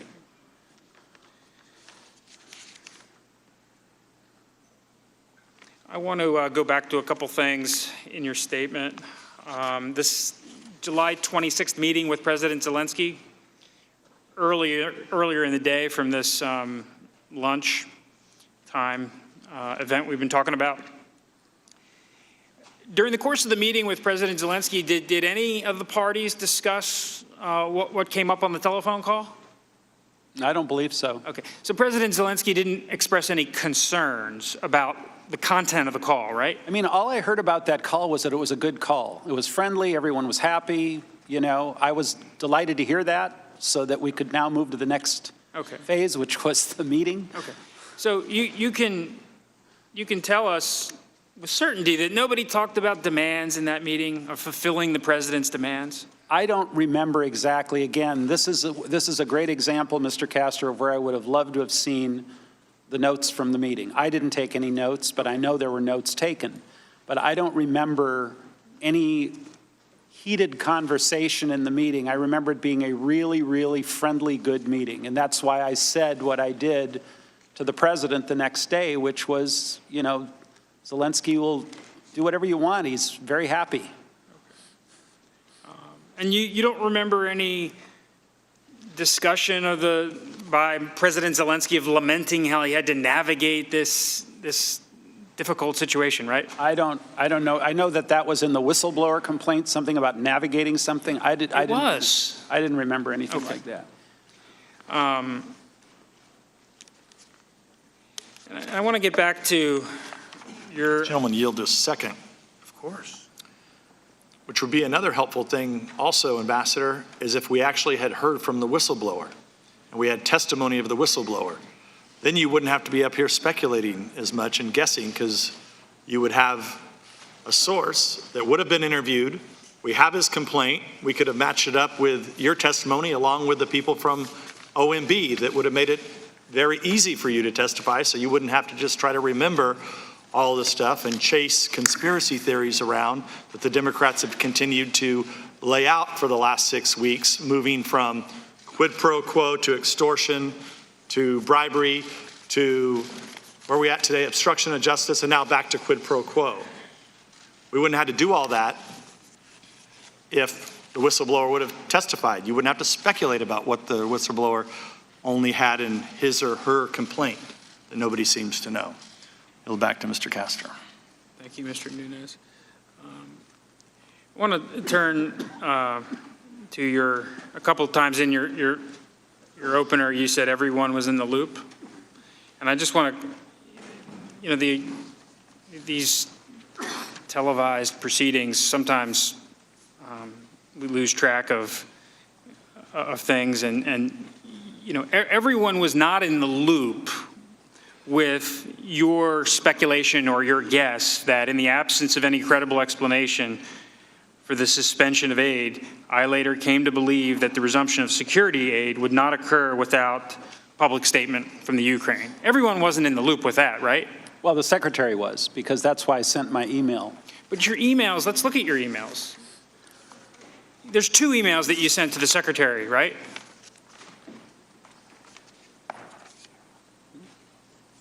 Mm-hmm. Better here? August 22nd? Right, and August 11th? August 11th. So the August 11th email, we went through this before. I'm sorry to go through it again. You said to the secretary, Kurt and I negotiated a statement from Z to be delivered for our review in a day or 2. The contents will hopefully make the boss happy enough to authorize an invitation. Z plans to have a big presser on the openness subject next week. A couple things here. This is only relating to the White House meeting, correct? Yes, I believe so. And this is only, this is just investigations generally, making a public statement of openness generally, right? Well, I think by August 11th, Mr. Castor, I think we were talking about 2016 in Burisma. The investigations generally was really early in the... Okay, but do we know that Secretary Pompeo knows that? I think so. I think... Why? Well, only because I think Counselor Breckbull was briefed on all of these things. And by who? By you? By, I believe, Ambassador Volker, by myself. That's not what he testified to. I mean, did you? Ambassador or Counselor Breckbull testified? I didn't know he had testified. No, Ambassador Volker. Oh, okay. He didn't testify that he briefed Mr. Breckbull. I mean, this email to the secretary is talking about this statement, which, by the way, I mean, you said Kurt and I negotiated a statement, and the statement never went. It didn't go anywhere. Yeah, Ambassador Volker said it wasn't a good idea. Mr. Yarmark said it wasn't a good idea. But what you're writing to the secretary here is just it relates to a generic openness subject, right? Yeah, but I think the secretary, though, was on the July 25th call, which obviously I wasn't on and I didn't know about. Okay, but you used this email to suggest that everyone was in the loop, that like security sector assistance was tied to some sort of act by the Ukrainians. No, I don't think I said that. I don't think I said that this assistance was involved here. Okay. I think what was everyone in the loop about then? Well, the secretary was in the loop that we had negotiated a statement Okay. I'm fairly comfortable that the Secretary knows that where the statement was at that point, in other words, the 2016 in Burisma, and that Lisa passed that along to him and kept him informed. Okay, so we can agree that at this point in time, the Secretary wasn't in a loop that there was a conditionality on the security sector assistance. Hold on a second. Are you asking about July 19th, Exhibit 4? I was asking about your email to the Secretary on August 11th. Oh, okay. Well, on July 19th, which the Secretary was on, I talked about fully transparent investigation and turn over every stone, and the Secretary was on that. Okay. So But you testified at your deposition that on July 19th, in this continuum you talked about, at that point in the continuum, it was just a generic investigation. Wasn't anything involving. I think it went, again, I'm not trying to put words in anywhere. I think it went from the original generic from, May 23rd when we left the Oval Office. We're talking about corruption and oligarchs, until Mr. Giuliani started to become involved, and then it transitioned into the Burisma. You hadn't even talked to Giuliani by that time. This is July 19th. Mr. Castro, with all respect, will you allow him to finish his answer, please? Sorry, use the mic. Will you allow him to finish his answer? Of course, I apologize. We were communicating with Mr. Giuliani through Secretary Perry and through Ambassador Volker. I wasn't talking to Mr. Giuliani directly until after August 1st. But as of July 19th, weren't we still on the generic part of the continuum? I don't know. I believe by then we were talking about Burisma in 2016, to be candid. But not Biden? No, not Biden. Okay. No. And then turning to your email of August 11th? Yeah, got it. I'm sorry, we just dealt with that. August the 22nd. 22nd? Yeah, it's page 23 of your opener. Yeah, I got it. And this is where you were requesting a pull aside for the president. And this is when the president was. He was still going to go. He was going to go. It was before the hurricane. Right. Bumped that off his schedule. I would ask Zelensky to look him in the eye and tell him that once Ukraine's new justice folks are in place, Zelensky should be able to move forward publicly and with confidence on those issues of importance to the president and the United States. Hopefully that'll break the logjam. And at this point in time, the issues of importance to the president of the United States were what? The two investigations. Okay. But nothing to do with Vice President Biden, right?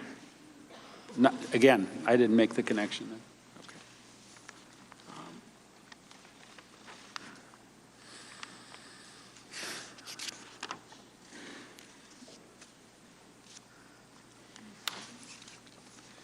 I want to just pivot briefly to the president's concerns about foreign assistance. Undersecretary Hale, who will be with us later today, testified that during this relevant time frame, there was a real focus to re-examine all federal aid programs. Are you aware of that interest of the president? I'm generally aware of the president's skepticism toward foreign aid and, conditioning foreign aid on certain things. I'm generally aware of that, yes. And Ambassador Hale testified, and his testimony's been public, almost a zero-based concept that each assistance program and each country that receives the program be evaluated. The program made sense, that we avoid nation building, and that we not provide assistance to countries that are lost to us in terms of policy, whether it's because corruption or another reason. Is that something you were aware of at the time? Generally, yes. Okay. And you're certainly aware that the president was concerned about the European allies' contributions to the region? exactly why I was involved. Okay. So, as we get down to September 11th, right before the, you're advocating that the pause be lifted, correct? But Yeah, I personally didn't think the pause should have ever been put in place. Okay. Yeah. But as we get down to September 11th and you're talking with Senator Johnson and so forth, you don't know with certainty that the genuine reason the president was implementing the pause wasn't because of his concerns about the allies or his concerns about foreign assistance generally, or that he wasn't just trying to hold the aid as long as he could to see what he could, what type of information he could get about those two subjects. Fair enough. Okay. I am really trying to finish up before so I can yield some time back. Do we have anything else, Mr. I have nothing else.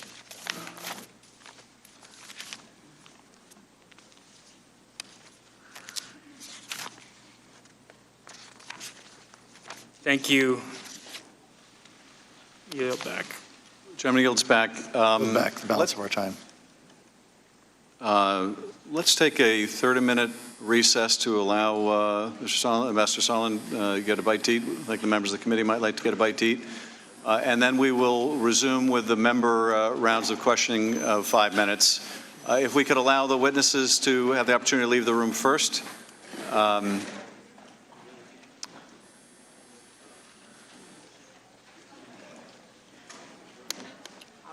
Mr. Chairman, Ambassador Sondland had intended to fly back to Brussels to resume his duties at the end of the day, and so it would be a great convenience to us if we could have a shorter break now and resume with the members' questions and try and wrap up in time that he might be able to make his flight. I appreciate that, Counsel. We all have a busy schedule these days. The member round of questions should take, I think, slightly less than 2 hours, so I think you should be good depending on the time of your flight. But we will endeavor to make the break as short as possible. If you'd like to excuse yourself from the room before the rest of the crowd.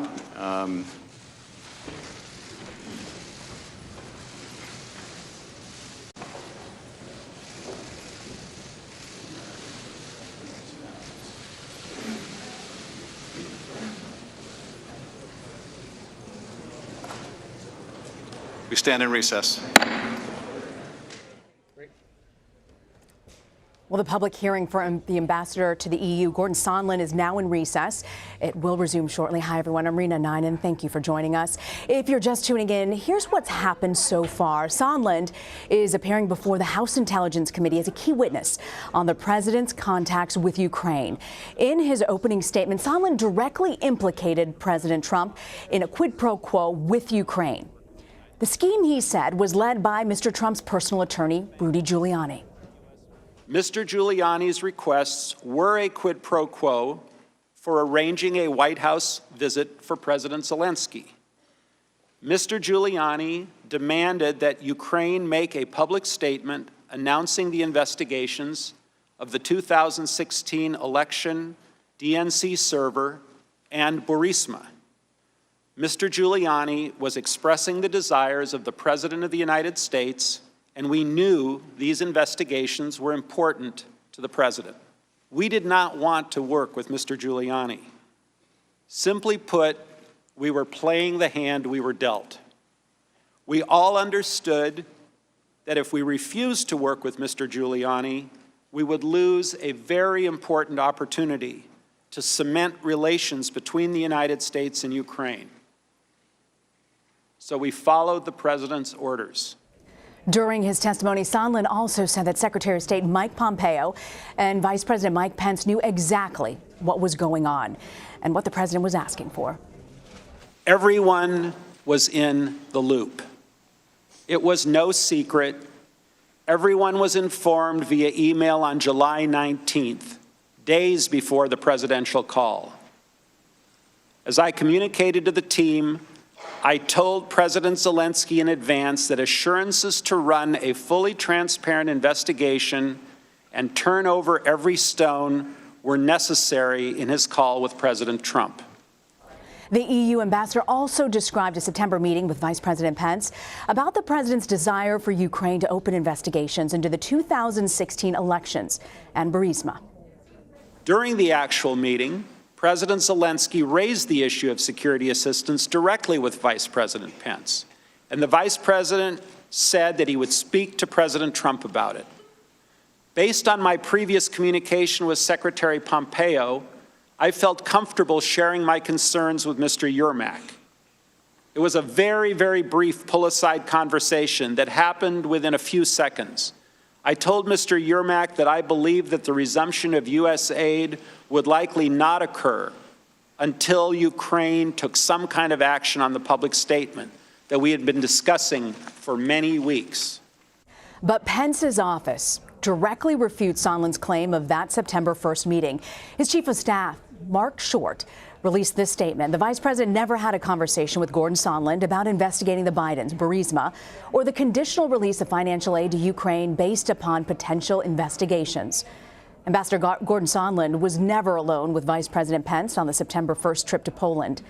This alleged discussion, recalled by Ambassador Sondland, never happened.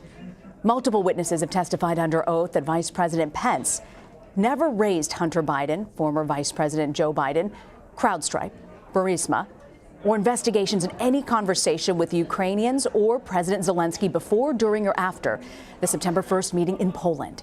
Well, President Trump addressed reporters earlier today while leaving the White House for Austin, Texas. What do you want from Ukraine?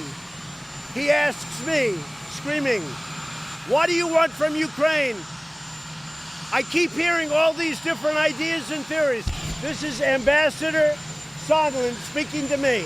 I say to the ambassador in response, I want nothing. I want nothing. I want no quid pro quo. Tell Zelensky, President Zelensky, to do the right thing. So here's my answer. I want nothing. I want nothing. I want no quid pro quo. Tell Zelensky to do the right thing. And joining me now, CBS News contributor and Republican strategist Leslie Sanchez, CBSN political contributor and Democratic strategist Linda Tran, CBSN political contributor Molly Hooper. Next to Molly is Keir Dugal.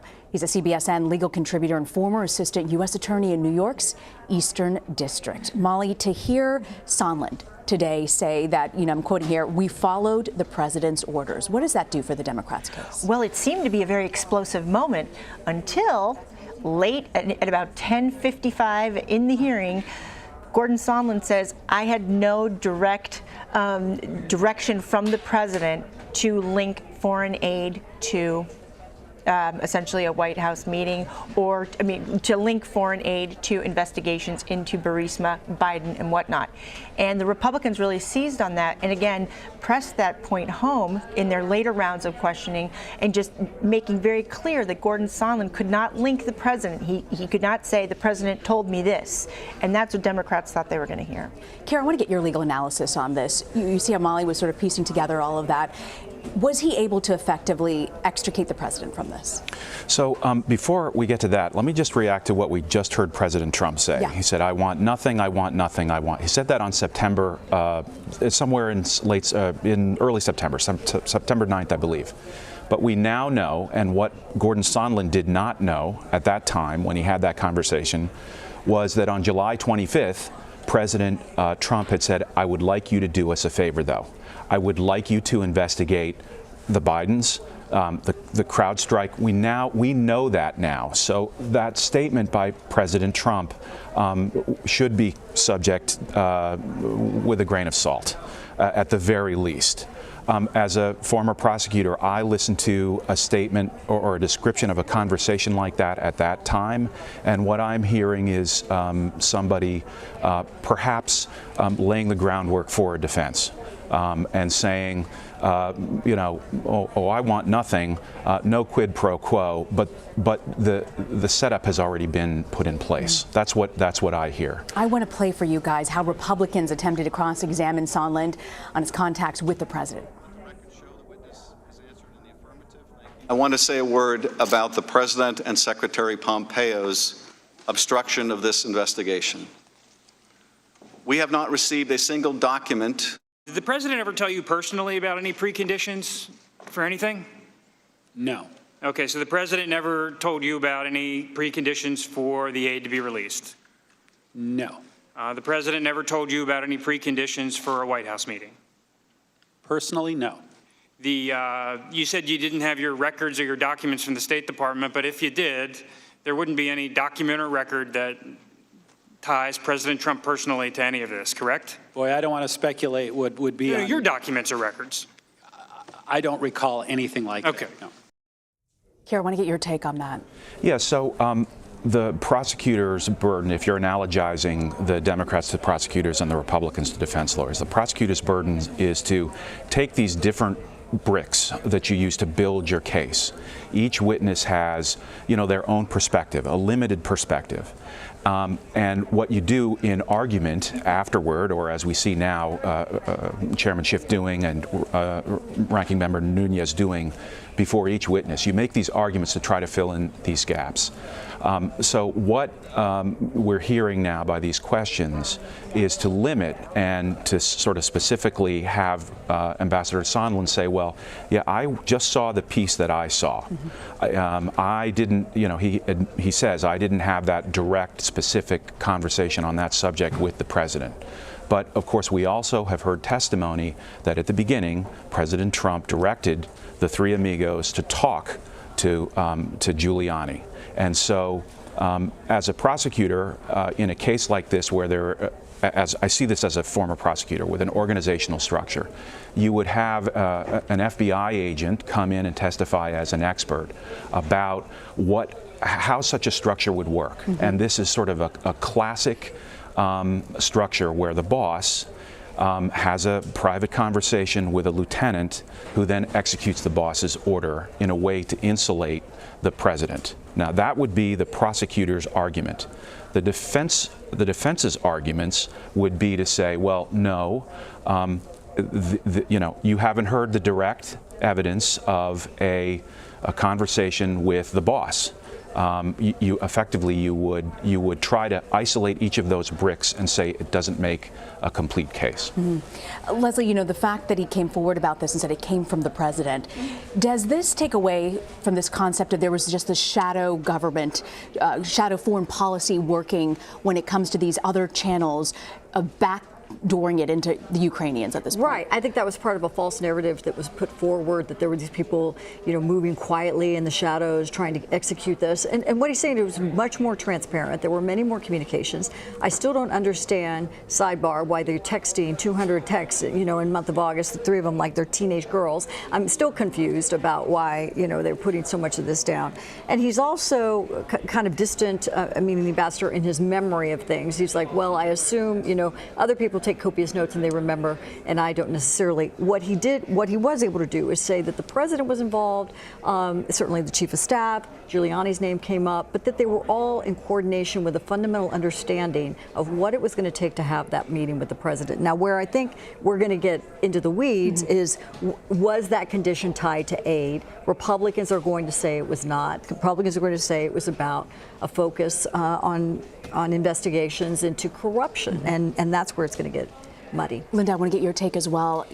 Well, the thing about Ambassador Sondland saying, I don't recall, the problem for him is that, as Leslie said, there are copious examples of in text him making the connections between all of these different elements that we've heard from different witnesses over the course of this week and the previous week, and also, as we understand, from closed-door testimony that happened previously. So just as we talked about a little bit yesterday, the single testimony is important, but it's the broader picture of what all of them are bringing to the table that paints an incredibly damning picture of who knew what, and specifically how deeply the president was connected to all of this. The other thing that I find really earth-shattering about all of this, despite the vice president's office's pushback, is that yesterday we talked about how it felt like there were guardrails coming up. So, okay, well, maybe all of this was happening. Maybe even every single person we've talked to was involved in some sort of way that implicates them. But the vice president's office was outside of it until this moment. But at the same time, if I heard correctly, Gordon Sondland didn't say, I discussed security aid and investigations with Mike Pence. he was going into that meeting in Warsaw and discussing the concern on the part of the Ukrainians that the security aid wasn't getting there. And I don't know if Sondland asserted that he made that link to Mike Pence at the time. You know, we talk about Mike Pence, Molly. I also want to talk about Secretary of State Mike Pompeo as well. What does this mean for him? You know, we've heard rumblings for a long time now that he's thinking about a Senate seat back in Kansas. How does he extricate himself from something like this? That's a great question, and I'd like to toss it to Leslie. I'm so glad you asked. I'm so glad you asked. Kansas, a traditionally red state, you know, an area like that, they're going to believe that it's going to depend, I think, really on how all this kind of plays out. It's too soon to tell. If it plays out that it is just traditional politics, people, you know, shooting across the other's bow, then he'll be fine, and he'll have tremendous name ID, and he will be tremendously successful. I think what you see the Democrats wringing their hands is they're trying to hope that this topples the entire top of the administration. You know, you did such a great job, Molly, yesterday of walking us through the process of all of this and what happens. Where are we now in this, and what is the plan going forward as we continue on? I mean, the understanding at this point is that the public testimony will wrap up at the end of this week. It could potentially stretch out into next. We don't know. But what's the game plan for the Democrats? What do they hope at this point to achieve with all of this? Well, ideally, they'll wrap up a vote in the House by Christmas so that the Senate can take it up in the beginning of January. And according to Mitch McConnell, he is not seeing a terribly lengthy trial. I mean, I believe that he said something to the effect of it will be like the Bill Clinton trial, which lasted from, I think, January 7th to February 13th. 5 weeks-ish. 5 weeks-ish. And that's good for Democrats because it's before those primaries, right? Unless which day is it? Yes, except for that. February 3rd. It's going to be detrimental to those 6 senators no matter what. Exactly, which is a calculation Mitch McConnell needs to take, you know, because he is one master politician and he counts votes, and it's which Democratic rival would do best against President Trump. And if that person is Elizabeth Warren, then Elizabeth Warren should not be sitting in her seat on the Senate floor. So maybe he tries to speed it up. Who knows? Kira, I do want to turn, I'm sorry, Molly, to cut you off. I do want to turn on this, you know, idea of extortion and bribery. Was there a big case made today? You know, were there big pieces to put this puzzle together from Sondland's testimony? I think, unfortunately, for the administration, the answer is yes. You heard a very crisp and concise direct examination by Goldman at the end of the first round, where he had Ambassador Sondland say the White House meeting, it was an official act, correct? And Sondland said yes.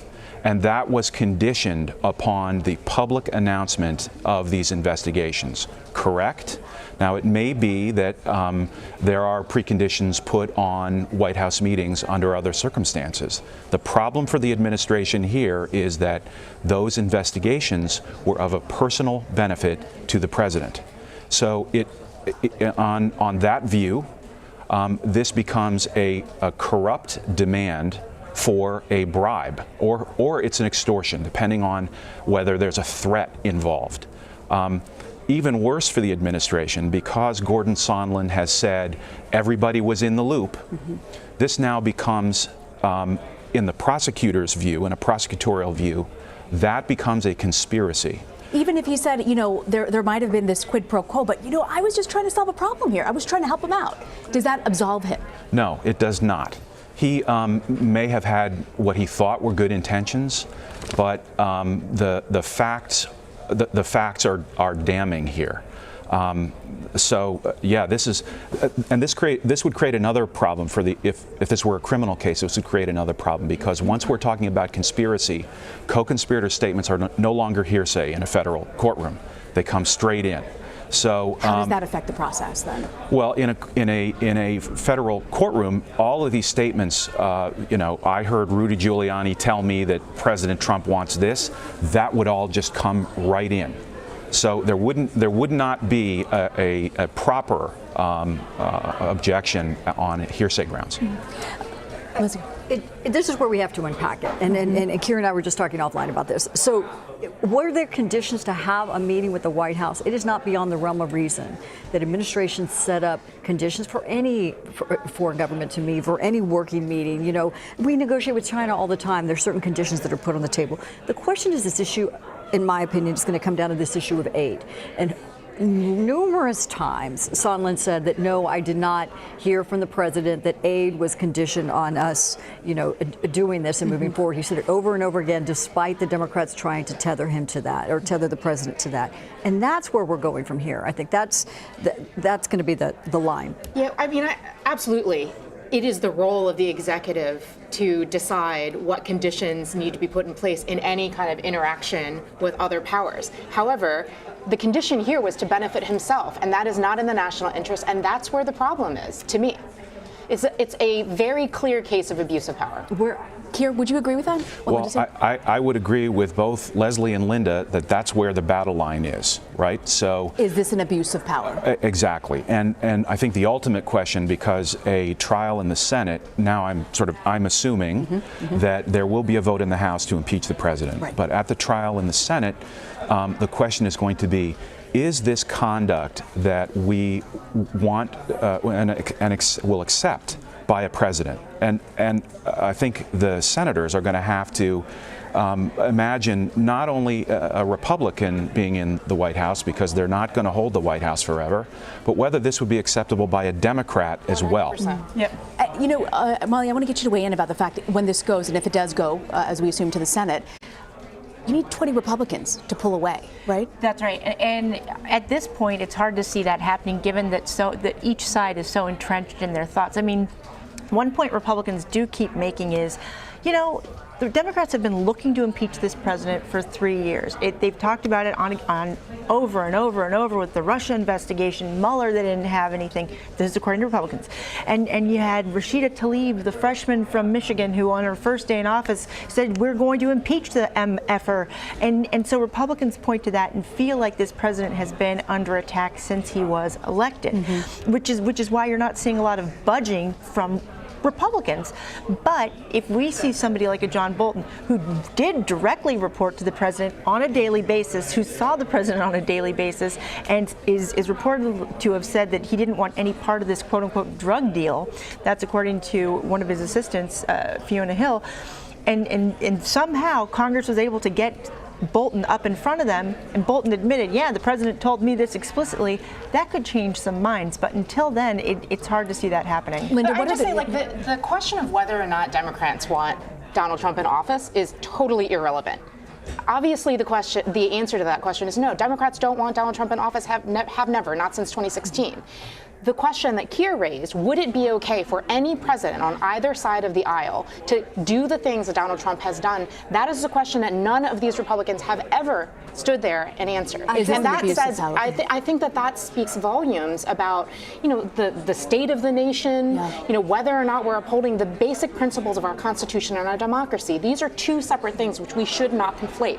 And when the question goes to the Senate, because obviously that's where, the rubber is going to meet the road here, I think that people will be watching to see how Republicans respond. And you can't serve just your base. You have to serve the nation. Is there a concern, Leslie, among Republicans that you hear a lot about loyalty to the President of the United States? What about loyalty to the United States of America? Is that a concern for Republicans, loyalty to nation? Are they worried about that? I think that's a false question. And the reason is the Democrats cannot stand on a podium and say, oh, we are the only patriots in the room. Okay. That's absolutely ridiculous, because from the beginning, what the point Molly was making is the president, and I can't believe I'm defending the president, so thank you for, I'm in this box, but for the president has been under attack consistently from Mueller and then the impeachment. So people have made up their mind, and I think the perfect example today to show what a political circus it is when Schiff gets up and has a press conference and makes a statement right in the middle of the testimony when everyone's taking a 15-minute break. He has to solidify and try to close the loop on what just happened. And what had just happened is Sondland had just said no, he was not directed by the president, that aid was not tied to to this meeting. So that's where it gets so political. That's what's so frustrating. So it's not that Republicans don't want to defend national security. I think some are going to argue that there's a national security implication in looking at corruption. They don't want U.S. tax dollars going to a country that's notoriously corrupt. So that's where it gets difficult and frustrating, I think, on both sides. Keir, on this point, looking at sort of abuse of power at this point, we don't know, Molly, am I correct? What the articles exactly will be that they'll take up, right? But after Schiff, when it came out in that press conference, he pretty much laid out the reason why Gordon Sondland doesn't have all the information he needs access to is because the State Department is blocking him from seeing his old emails. Mm-hmm. The White House is blocking him from receiving the call log to refresh his memory, and that could be obstruction of justice. It could be one of the articles of impeachment that the House Judiciary Committee refers to the full chamber. All right. Yeah. Go ahead, Derek. If I can react to that and maybe just get a little bit geeky here, because we dive a little bit into the Constitution a bit, right? So we all know about checks and balances and separation of powers, but the framers were very careful to sort of create the Congress as the more equal among equals. And the one thing that Congress can do that the other branches can't do is Congress can remove the president, and the Congress can remove judges through the impeachment power. So in this particular area of our governance, of constitutional law, the Congress's requirements to have evidence, arguably, many constitutional scholars would, and I agree with them, would argue that the Congress's right to information is at its strongest and highest here. In an ordinary policy dispute between the Congress and the executive branch, we end up with arguments over executive power and executive privilege, and there's usually an accommodation process, and they work it out, and these things aren't often litigated. However, in an impeachment proceeding, where effectively the Congress is, under our design for 240 years, has been set up to, to make a decision about whether the president should be in office, they should have the highest rights to evidence here. We see Schiff there seated. I want to turn, though, quickly, we have a few minutes, to CBS News State Department and Foreign Affairs reporter Christina Ruffini joins us from Washington. So, Christina, I understand Pompeo made remarks in Brussels. What did he say exactly? He did. He was asked by reporters a few times, but then he was asked by the Washington Post if he would be willing to recuse himself from making the decision of whether or not the State Department can turn over these documents that we heard time and time again from Ambassador Sondland today. He says he needs, and we've heard from other witnesses, including Ambassador Volker yesterday, they say they need to refresh their recollection of these events. These events happened over months and months and months. There's a record of every call, all these emails, all these text messages, but the State Department, they are saying, won't let their lawyers access them and won't hand them over to Congress. So the Secretary was asked if he'd seen the testimony today and if he planned to recuse himself. According to the log that came out from our pool reporter who's traveling with him in Brussels, he said, I didn't see the testimony. I'm not going to recuse myself from this. I know precisely what American policy was with respect to Ukraine. I was working on it. I'm very proud of what we accomplished. And there's a remarkable, he goes on to talk about Ukraine policy, which is what happened when I asked him about whether he still had confidence in Ambassador Taylor earlier this week. He said, I'm happy to talk about Ukraine policy, and he did so, but then wouldn't answer the specific question about whether Ambassador Taylor still had a job. And this has been what he's been doing. He's been talking about policy and saying he has confidence in the State Department diplomatic corps, the best diplomatic corps in the history of the world, but he has not and so far will not answer specific questions about the impeachment, about the decision by the State Department not to provide documents, or about these inquiries going forward. All right, Christina, I want to thank you very much. We look forward to hearing more from Pompeo once we have that tape ready. But, Sondland today complained that the State Department wasn't allowing him access to documents. Chairman Adam Schiff used that as an opportunity to issue this warning. I want to say a word about the President and Secretary Pompeo's obstruction of this investigation. We have not received a single document from the State Department, and as Ambassador Sondland's opening statement today will make clear, those documents bear directly on this investigation and this impeachment inquiry. I think we know now, based on a sample of the documents attached to Ambassador Sondland's statement, that the knowledge of this scheme was far and wide and included, among others, Secretary of State Pompeo, as well as the Vice President. We can see why Secretary Pompeo and President Trump have made such a concerted and across-the-board effort to obstruct this investigation and this impeachment inquiry.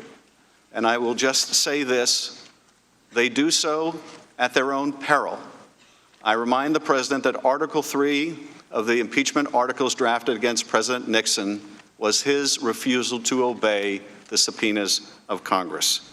They do so at their own peril. Keir, I want you to weigh in. Articles of impeachment, obstruction of justice likely to be seen? Just like Chairman Schiff said, one of the articles that Congress was considering against President Nixon was an obstruction article. And so this ties back into this sort of constitutional stuff we were talking about before.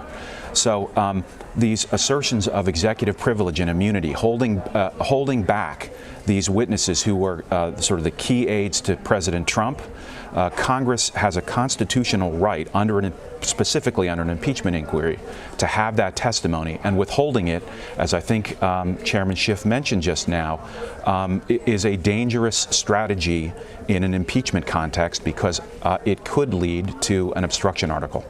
If you're joining us now, we're standing by. We are awaiting the testimony to resume with Ambassador Gordon Sondland any moment now. We see Chairman Adam Schiff there in the chair, and we expect it to begin shortly. I want to turn to you, Linda. When you look at this and you step back from the Democratic approach, how successful have the Democrats here been with the testimony over the past 4 days? I think the Democrats have been tremendously successful because the whole game plan here is to give a little piece here, there, and all along the way to paint the full picture of it. And each one of the witnesses that have come forward, including the ones that were chosen by the Republicans, have offered a more robust, more fulsome picture of a very, very troubling fact pattern that suggests that the president abused his power and bribed a foreign power.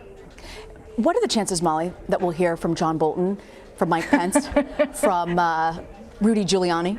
Forgive me for chuckling, but I don't think they're great. Bolton possibly because right now, or at least until this date, Bolton and his assistant at the time, Charles Kupperman, had been asking the court for essentially, their ruling on whether or not those individuals can obey the subpoena, or do they have to listen to their former boss, the White House, that is exerting executive privilege, saying that they can't go testify.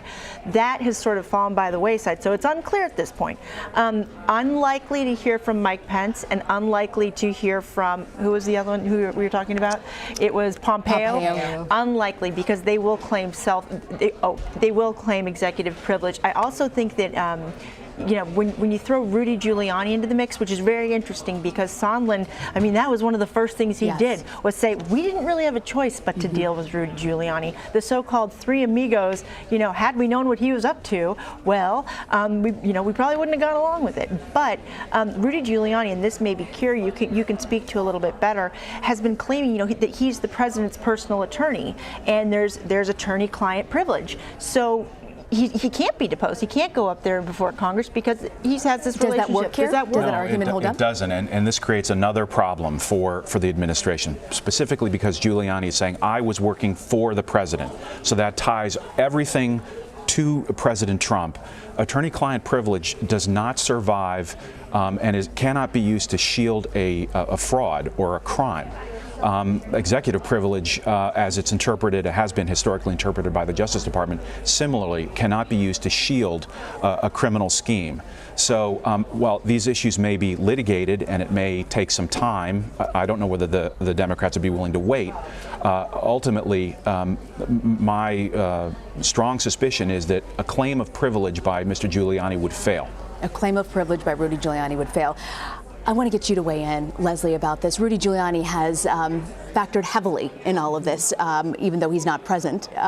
What do you make of the threads to Giuliani that we've heard over the past 4 days? I cannot deny it is a difficult situation for Giuliani. But I thought another interesting part of the testimony was they said talk to Rudy, and there was this back and forth about what that meant. I apologize to cut you off, Leslie. We're going to go back to the testimony of Ambassador Gordon Sondland. Member questioning. First, I wanted to recognize myself for 5 minutes.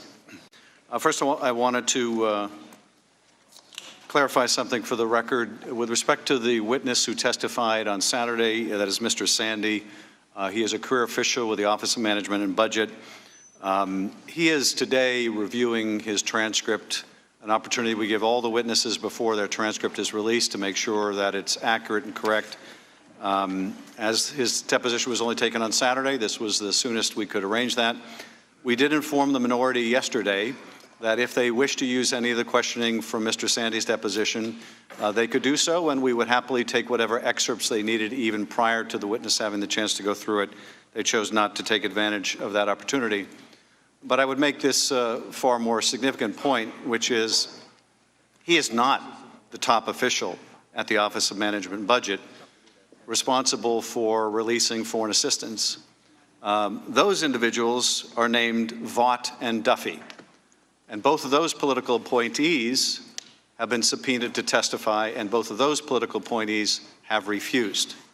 In fact, as the deposition will make clear when the transcript is released, at a certain point, Mr. Sandy was taken out of at least one significant part of the process.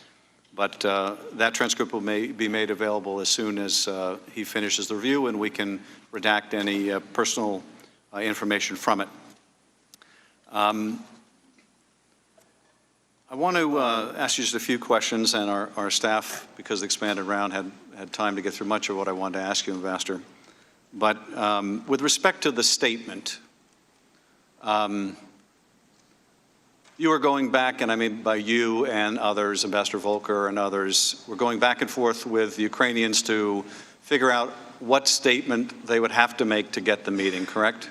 Correct. And they understood they were going to have to make this statement publicly in order to get the meeting? Correct.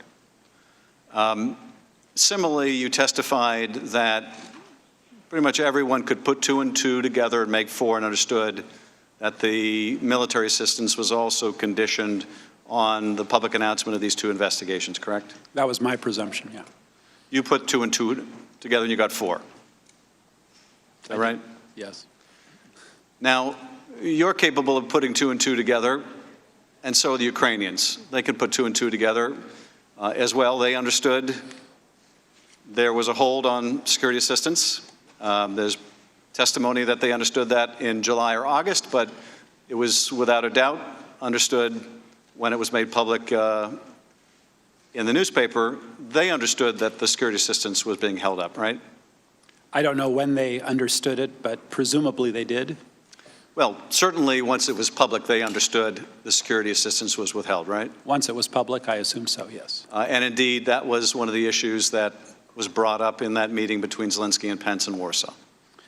I think, as I testified previously, Chairman, I think Zelensky, if I recall, asked the question more open-ended, like, when do we get our money? Well, okay.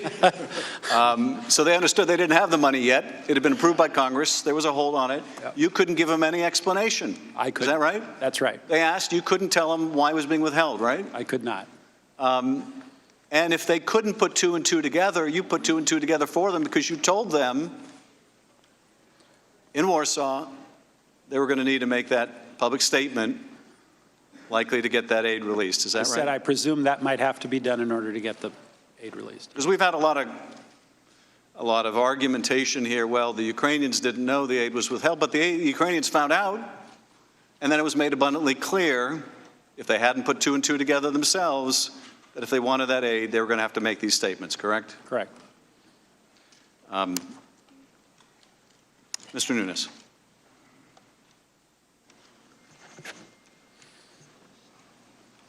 Yield to Mr. Ratcliffe.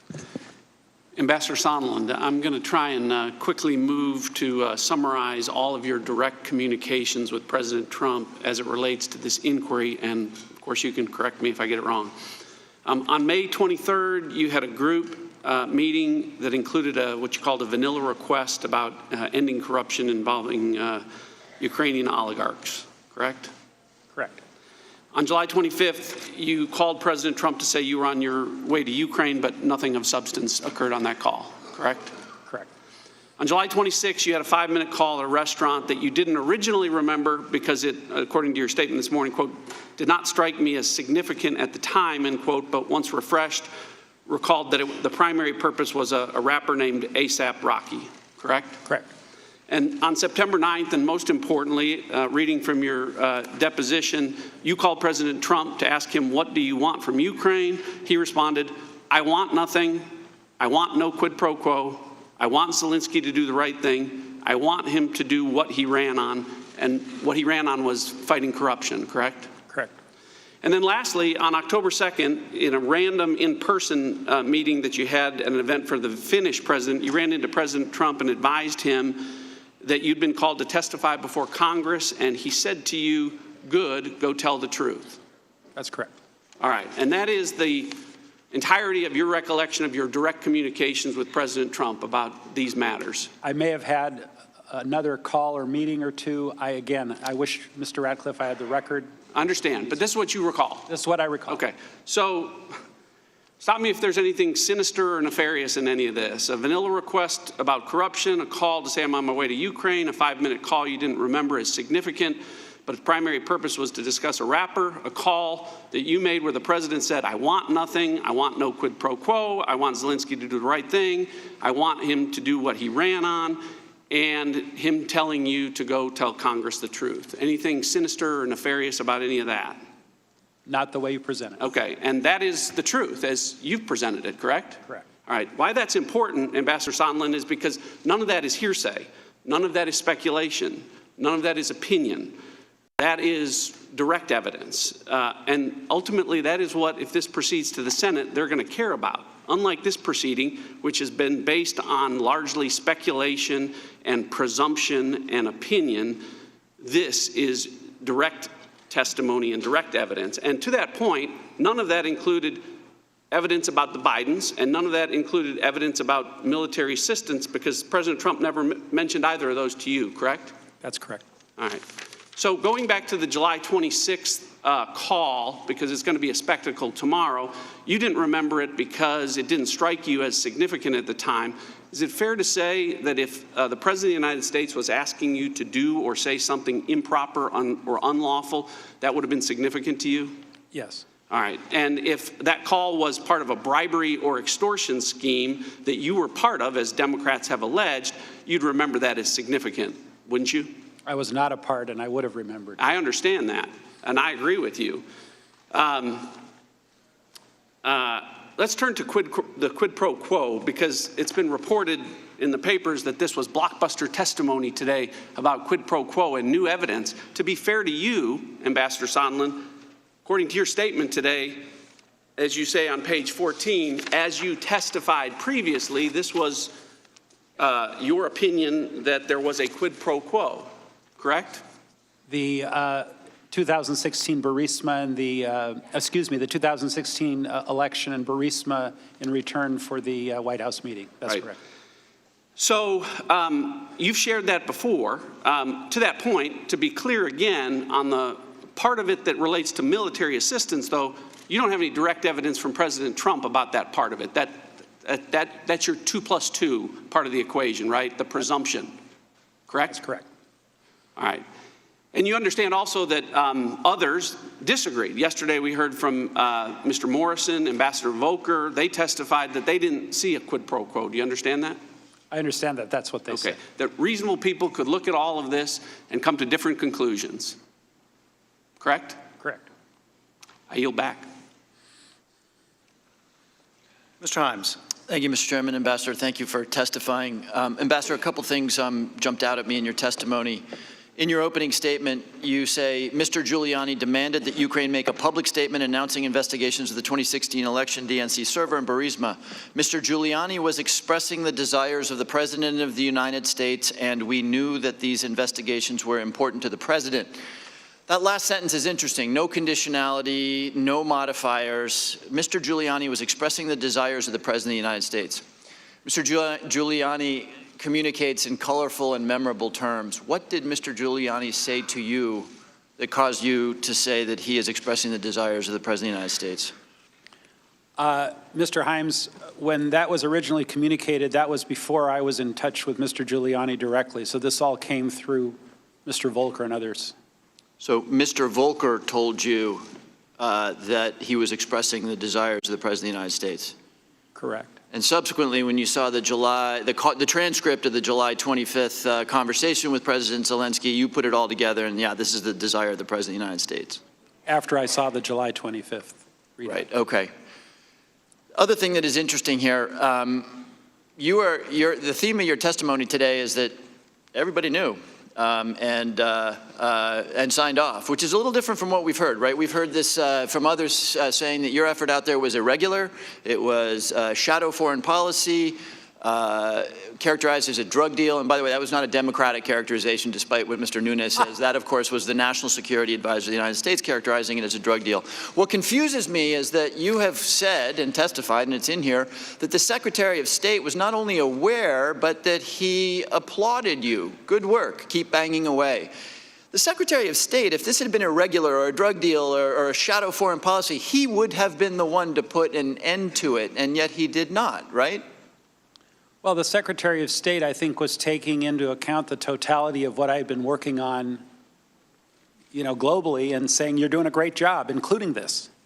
Right. Okay. So he was aware of what you were doing, and you're doing a great job, includes this. Yes. So in some sense, he was validating it rather than saying this was irregular or shadow or a drug deal. We never thought it was irregular. We thought it was in the center lane. And why do you think the Secretary of State thought that? Why did he think? Why did he think that this was a worthy thing to do when so many senior people, including the National Security Advisor, thought it was a drug deal? I don't know. You'd have to ask him. Okay. To your knowledge, did he have communications with the president about this? I have no knowledge of his communications with the president. Okay. Let me take you to the July 26 call that we've talked a little bit about. You basically haven't disputed Mr. Holmes's characterization of that report, although perhaps the mention of Biden, you don't recall that. I'm actually pretty confident we'll get a transcript of that call. A conversation in public between a high-profile ambassador and the President of the United States will be the top target, not for one, but for many foreign intelligence services. And because it's pretty sensitive stuff to this inquiry, and pretty sensitive stuff because this information could be used to embarrass the president or leverage public officials, my guess is we're going to see the transcript. Our people are pretty good, and if other people have it, we're going to see this transcript. Until then, all we've got is your recollection and the testimony of the other people there. So I'm curious about your frame of mind. This statement, Ambassador Sondland agreed that the president did not give a fig, not the word used, about Ukraine. Is that a statement you might make? Do you believe that the president doesn't give a fig about Ukraine?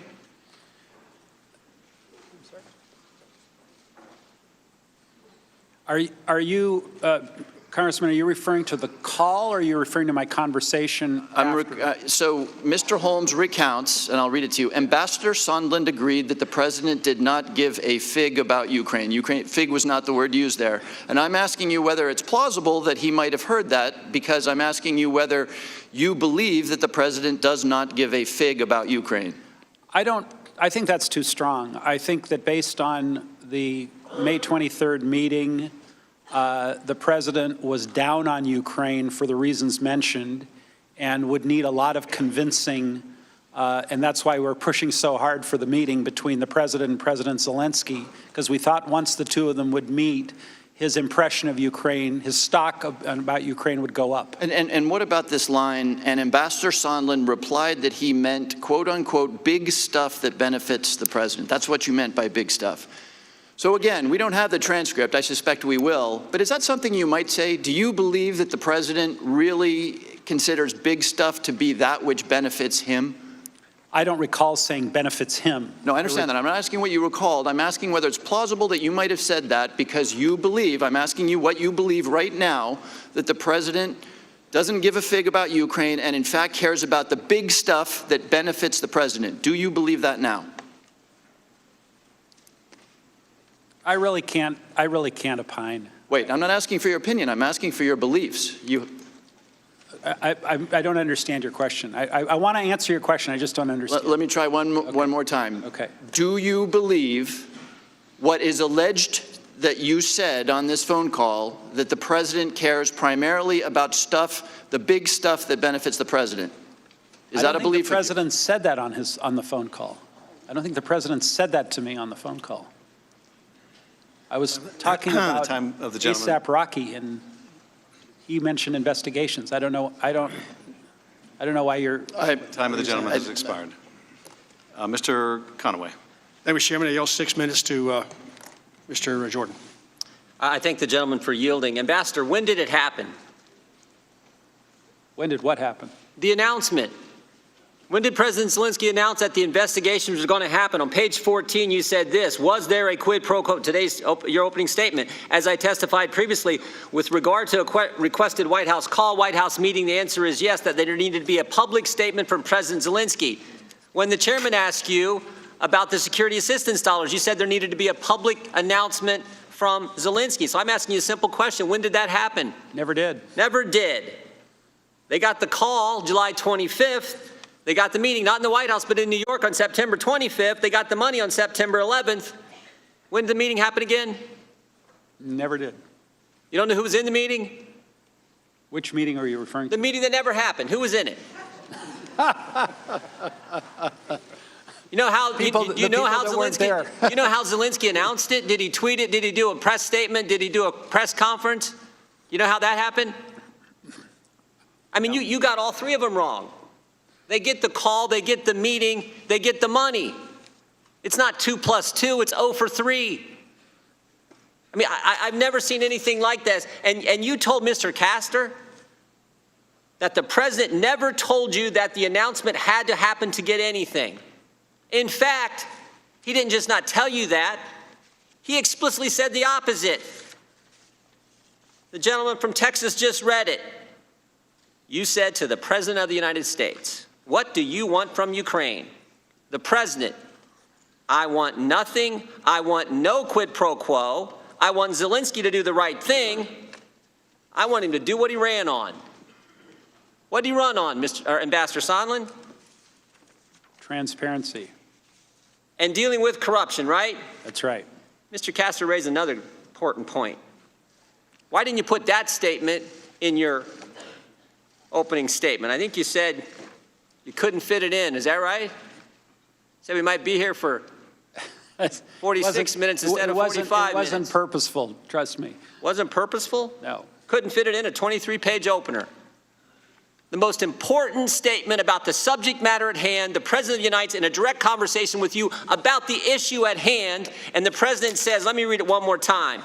What do you want from Ukraine, Mr. President? I want nothing. I want no quid pro quo. I want this new guy, brand new guy in politics. His party just took over. I want Zelensky to do the right thing. I want him to run on and do what he ran on, which is deal with corruption.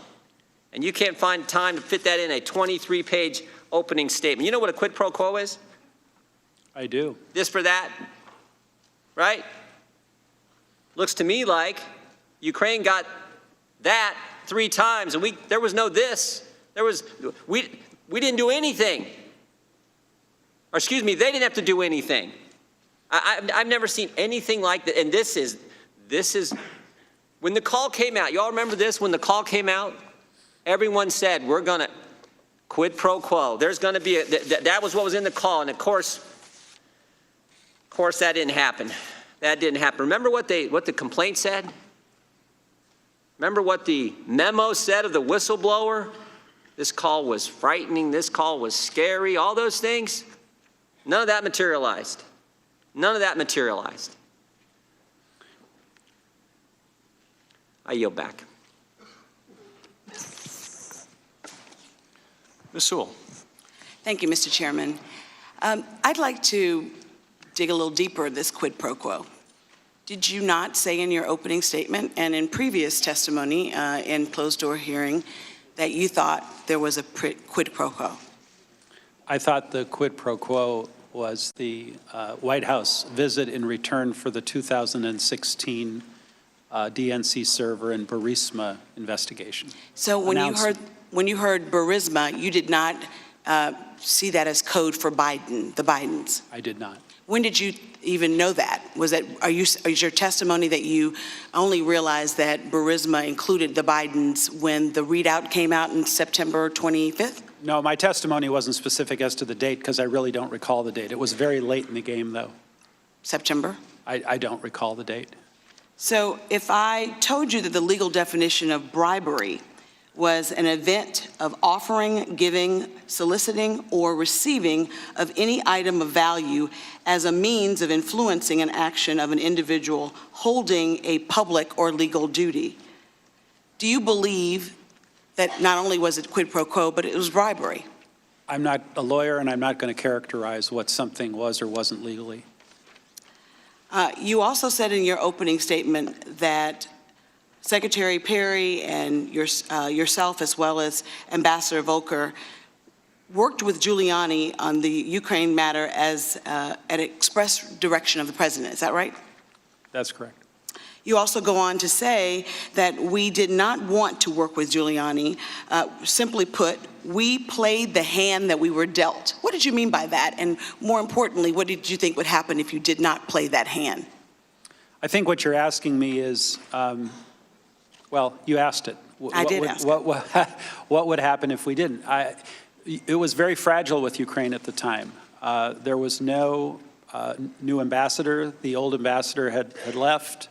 There was a new president, and we thought it was very, very important to shore up the relationship. In fact, you actually said, you go on to say, we all understood that if we refused to work with Mr. Giuliani, we would lose an important opportunity to cement relationships with the United States and Ukraine. So quote, we followed the president's orders. Did you see it as a directive?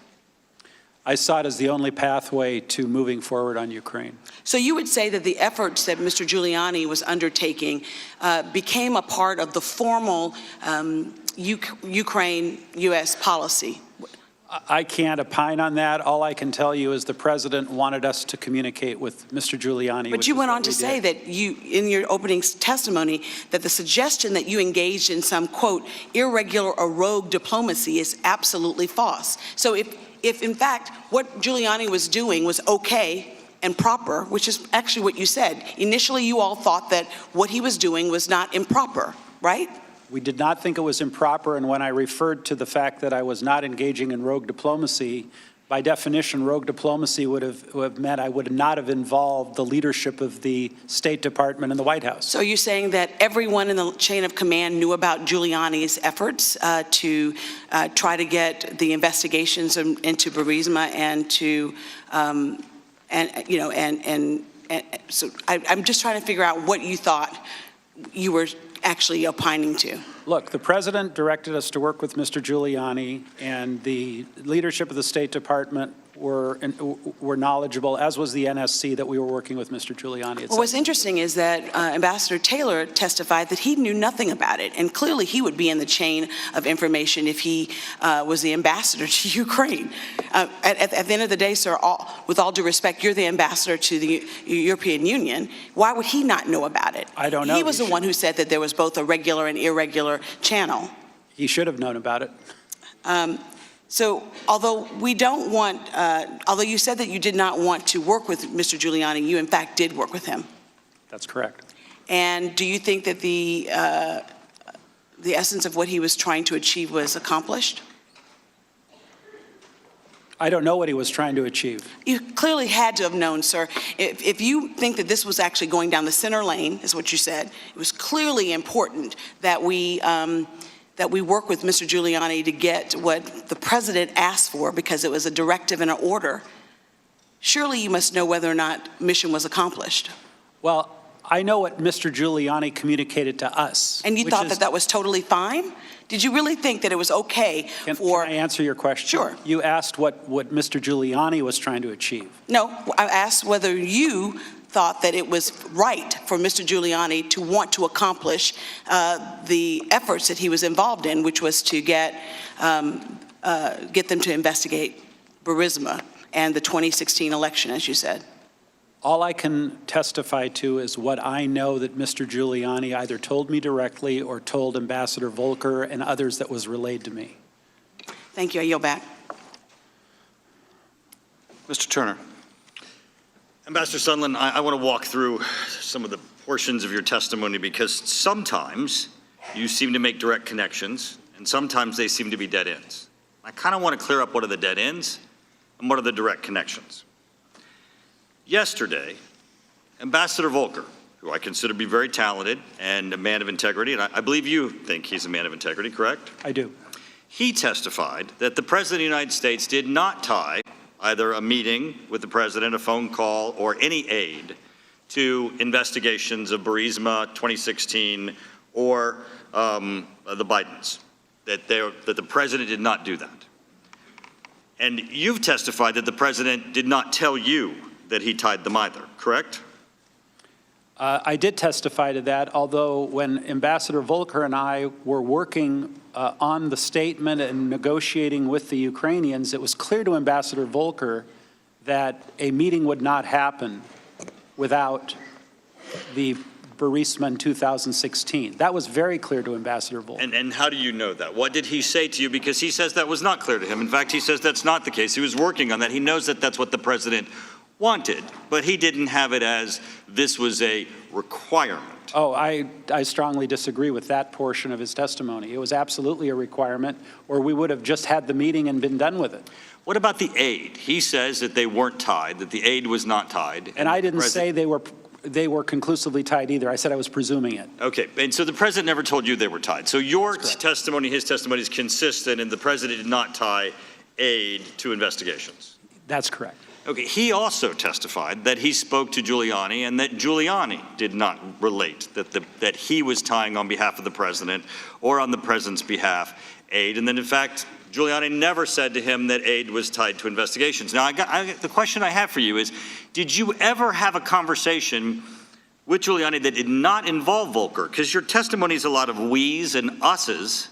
So do you and Giuliani have a separate conference, separate phone call where Giuliani told you that the aid was tied? Because Volker says, and if he was on all your phone calls, Volker says that never happened.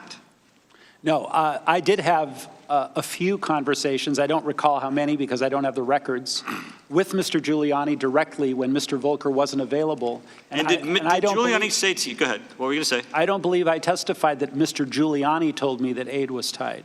Oh, I think, see, this is part of the problem, Ambassador Sondland, and I just want to walk you through this, is you've said to us everyone was in the loop, and everyone knew. Now, hold on a second. I've listened to you today, as a lot of people, and not only are your answers somewhat circular, frequently you've contradicted yourself in your own answer.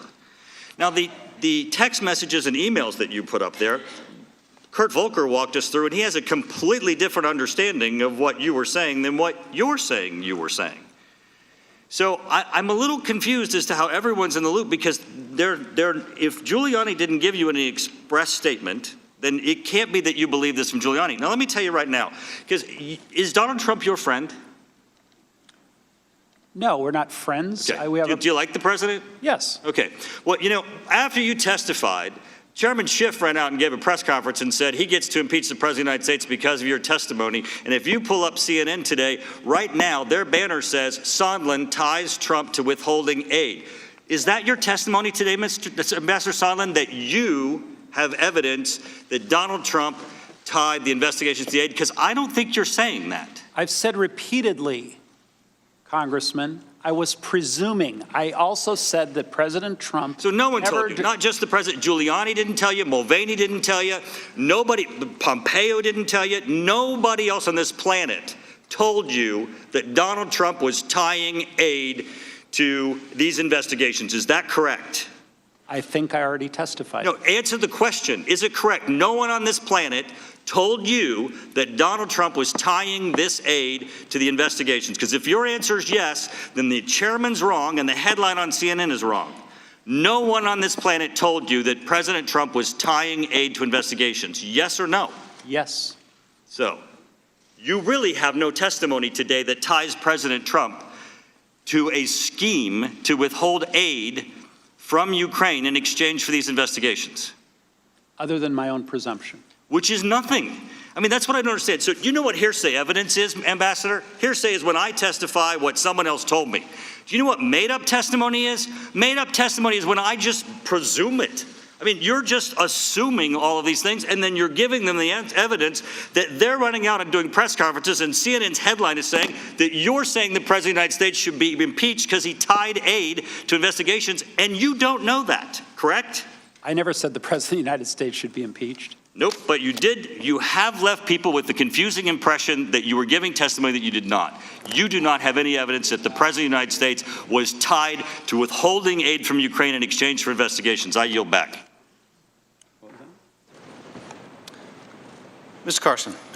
Thank you, Chairman. Ambassador Sondland, I really want to better understand Mr. Giuliani's role in carrying out the president's demand for investigation. So, on May the 23rd, sir, during a meeting in the Oval Office to discuss the future of U.S.-Ukraine relations, President Trump told you and others to, quote, talk to Rudy. Do I have that right, sir?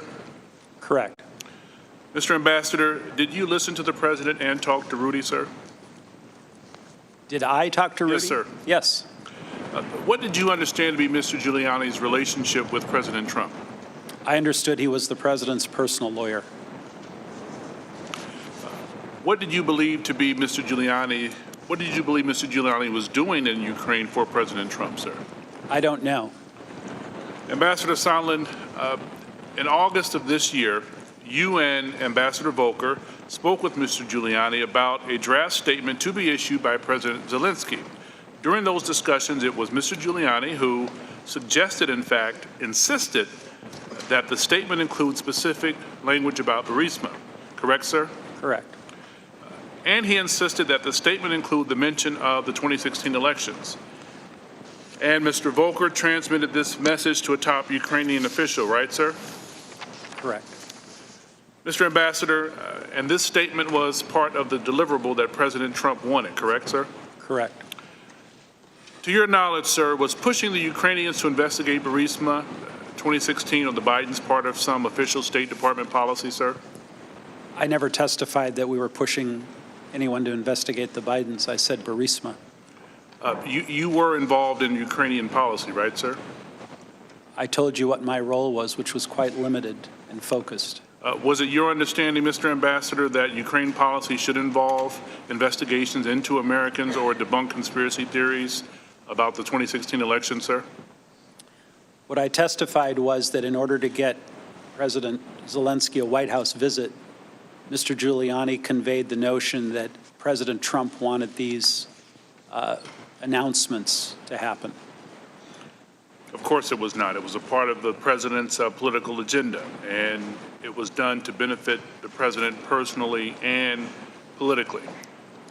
Were you following the president's orders, Mr. Ambassador? I was following the president's direction to speak with Mr. Giuliani. Thank you, sir. Mr. Chairman, I yield back. I thank the gentleman for yielding. Just want to point out a couple things, Ambassador, in response to my colleagues. My colleagues seem to be under the impression that unless the president spoke the words, Ambassador Sondland, I am bribing the Ukrainian president, that there's no evidence of bribery. If he didn't say, Ambassador Sondland, I'm telling you I'm not going to give the aid unless they do this, that there's no evidence of a quid pro quo on military aid. But nonetheless, Ambassador, you've given us a lot of evidence of precisely that conditionality of both the White House meeting and the military assistance. You've told us, Ambassador, have you not, that you emailed the Secretary of State and said that if these investigations were announced, the new justice person was put in place, that the Ukrainians would be prepared to give the president what he wants, and that would break the logjam. You've testified and showed us documents about this, have you not, Ambassador? I have. And in your written statement, you say that the logjam you're referring to includes the logjam on security assistance, correct? Correct, as my presumption. Yes, and we also have seen, and you testified, that you have also seen Ambassador, or rather Acting Chief of Staff Mulvaney himself acknowledge that the military aid was withheld in part over the investigation into 2016 that you've talked about. You referenced that as well, correct? Correct. Now, they also seem to say that, well, they got the money. The money may have been conditioned, but they got the money. Yes, they got caught. They got caught. Now, they still don't have the White House meeting. They made no statement. They got no meeting. The statement on the investigations was the condition to get the meeting. They didn't make the statement. They got no meeting. But they got caught. You're aware, aren't you, Ambassador, that 2 days before the aid was lifted, this inexplicable aid was lifted, Congress announced it was investigating this scheme. You're aware of that, aren't you, Ambassador? I am now, yes. Dr. Wenstrup. Thank you, Mr. Chairman. Mr. Chairman, I'd like to address something, a claim that you made this morning, claiming that Republicans deny Russian attempts to influence our elections. That is false, and you know it. In this committee, the Intel Committee, not the Impeachment Committee, but in this committee, time and time again, we all agreed that Russia has tried to influence American elections as far back as the Soviet Union. So I wish you would quit making that comment. Yesterday, we established with Mr. Volker something quite obvious. More than one country can try to influence our elections.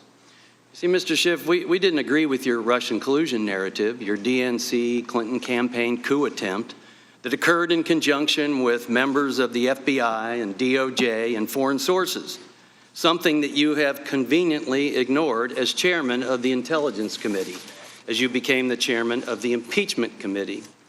But in this process today, I'm interested in facts. I'm not a prosecutor or a defense attorney. I'm not an attorney like Mr. Turner. Ambassador Sondland, you honestly have used the words presumed, presumption, presuming, some form of the verb to presume repeatedly today. And today you said that was the problem, Mr. Goldman. No one ever told me the aid was tied to anything. I was presuming it was. You see, in mathematic fact, 2 + 2 does equal 4. But in reality, 2 presumptions plus 2 presumptions does not equal even 1 fact. And the fact is, the president did tell you, Ambassador Sondland, no quid pro quo. That's a fact. And another fact, no quid pro quo occurred. This time I'd like to yield to Mr. Conaway. Thank you, Chairman. Mr. Chairman, I'd like to unanimously consent to enter into the record a Washington Post article from today that headline, Schiff's claim that the whistleblower has a statutory right to anonymity received 3 Pinocchios. Pinocchios meaning that, well, we all know what Pinocchios mean. The interpretation of that would be that, 2 interpretations. The one that my colleagues on the other side would argue is that we're trying to protect the whistleblower. An equally valid and credible interpretation is that there's something to hide, and that this unlevel playing field that's been created by the chairman's insistence that there is a statutory right to anonymity maintains that unlevel playing field and the advantages that gives them. Now, the chairman also announces at every hearing that he will not tolerate, and I agree with him, any witness intimidation, any threats, or any issues of trying to bully a witness. Ambassador Sondland, have you, your family, or your businesses received any threats or reprisals or attempts to harm you in any way? Many. Could you give us an example or 2? We have countless emails, apparently, to my wife. Our properties are being picketed and boycotted. Let's explore that one. Our own colleague, Congressman Earl Blumenauer from Oregon, has in fact called for a boycott of your hotel chains or your hotels in Oregon. I'm assuming he believes that that will harm you to the point that you will then be bullied into doing whatever he wants done. Now, my colleagues and I know that using the word bully and Earl Blumenauer in the same sentence is a bit over the top. But nevertheless, he intended to harm you and your businesses. Is that what you would surmise? That's my understanding. And that the boycotts, his call for boycott gave rise to demonstrations in front of your hotels that made your customers have to weave in and out of the demonstrators to try to actually get into the hotels? As I understand, they're going on as we speak. Well, the words are better put by a couple of other Oregonians. It says, Congressman Blumenauer's irresponsible attempt to hurt a homegrown business that supports hundreds of jobs in our local economy is just shameful and ought to be an outrage to all Oregonians. Some fellow named McDermott. And then a lady named Ellen Carmichael, who I believe works for you, said, we are saddened to have our Congressman Earl Blumenauer call for a boycott that would put the livelihoods of thousands of his constituents in peril. The attack on our employees is unwarranted. And I couldn't agree more, Mr. Ambassador. Mr. Blumenauer should not be using the vast influences that we as members of Congress have to bully you and your businesses and to harm the hundreds or thousands of employees that they're that operate in your business by trying to take business away from you, to force you into doing something that they wanted you to do, which is actually testify, and you actually done that. But that's a shame for that. And I'm hopeful that my colleagues on the other side of the aisle will join me in saying, Mr. Blumenauer, you really shouldn't be using your congressional influence to try to bully and threaten a witness before these proceedings. That is just wrong. And I'm looking forward to my colleagues' response, and I yield back. Thank you, Congressman. Ms. Spear. I was somewhat humored by your request that Mr. Blumenauer not bully to get something done when all we're talking about is the president bullying to get something he wants done. But having said that, I'd like to clarify one point about the whistleblower protection from the article that Mr. Conway just provided. The law reads, expressly restricts the Inspector General's office from disclosing whistleblowers' identities. It says, quote, the Inspector General shall not disclose the identity of the employee without the consent of the employee unless the Inspector General determines that such disclosure is unavoidable during the course of the investigation or the disclosure is made to an official of the Department of Justice responsible for determining whether a prosecution should be undertaken. Unquote. That appears to be the lone statutory restriction on disclosing a whistleblower's identity, applicable only to the Inspector General's office. We found no court rulings on whether whistleblowers have a right to anonymity under the ICWPA or related statutes. Vladeck said it is nonetheless a best practice to avoid disclosure of the Ukraine whistleblower's identity, given the concerns about retaliation.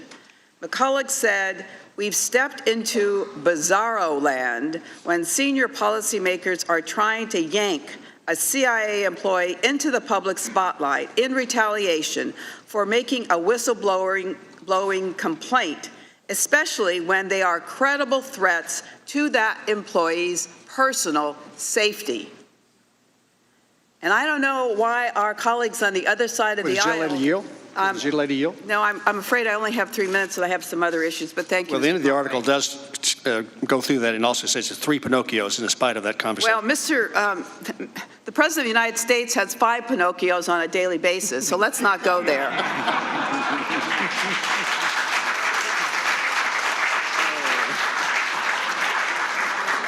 Ambassador Sondland, in your deposition, you lamented, quote, I was truly disappointed that the State Department prevented me at the last minute from testifying earlier on October 8th, 2019. But your issuance of a subpoena has supported my appearance here today, and I'm pleased to provide the following testimony.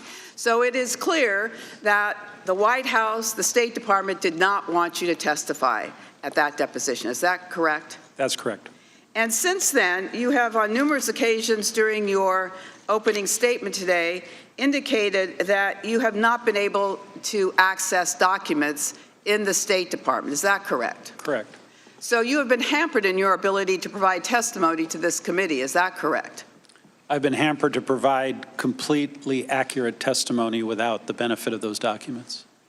In terms of your conversations with the President of the United States, what percentage of your conversations were about Ukraine as compared to your other duties? I don't recall. Well, you've only had 6 conversations or 7 conversations with the President, you said. So About Ukraine, I think. So you've had many other conversations? Oh, yeah, about unrelated, completely unrelated matters. So how many conversations with the President of the United States have you had? Again, I don't want to give you a number because it's going to be wrong if I don't have the records. Is it less than 20? It's probably in that range. All right. Would you say that delay in military aid and the lack of a meeting in the White House works to the benefit of Russia? Repeat the question again, please. Would you say that the delay in military aid to Ukraine and the reluctance to have a White House meeting has a benefit to Russia? I think it could be looked that way, yes. Looked at that way. All right, I'm going to just speak very briefly about code. When Michael Cohen was before the Oversight Committee, he was asked, you suggest the president sometimes communicates his wishes indirectly. For example, you say, quote, Mr. Trump did not directly tell me to lie to Congress. That's not how he operates. It would be different, he said,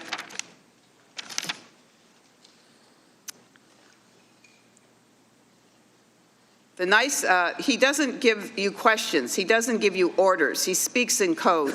And I understand the code because I've been around him for a decade. So do you think that the president was speaking in code when he would talk about wanting investigations? I can't characterize how the president was speaking. Every conversation I've had with the president has been fairly direct and straightforward.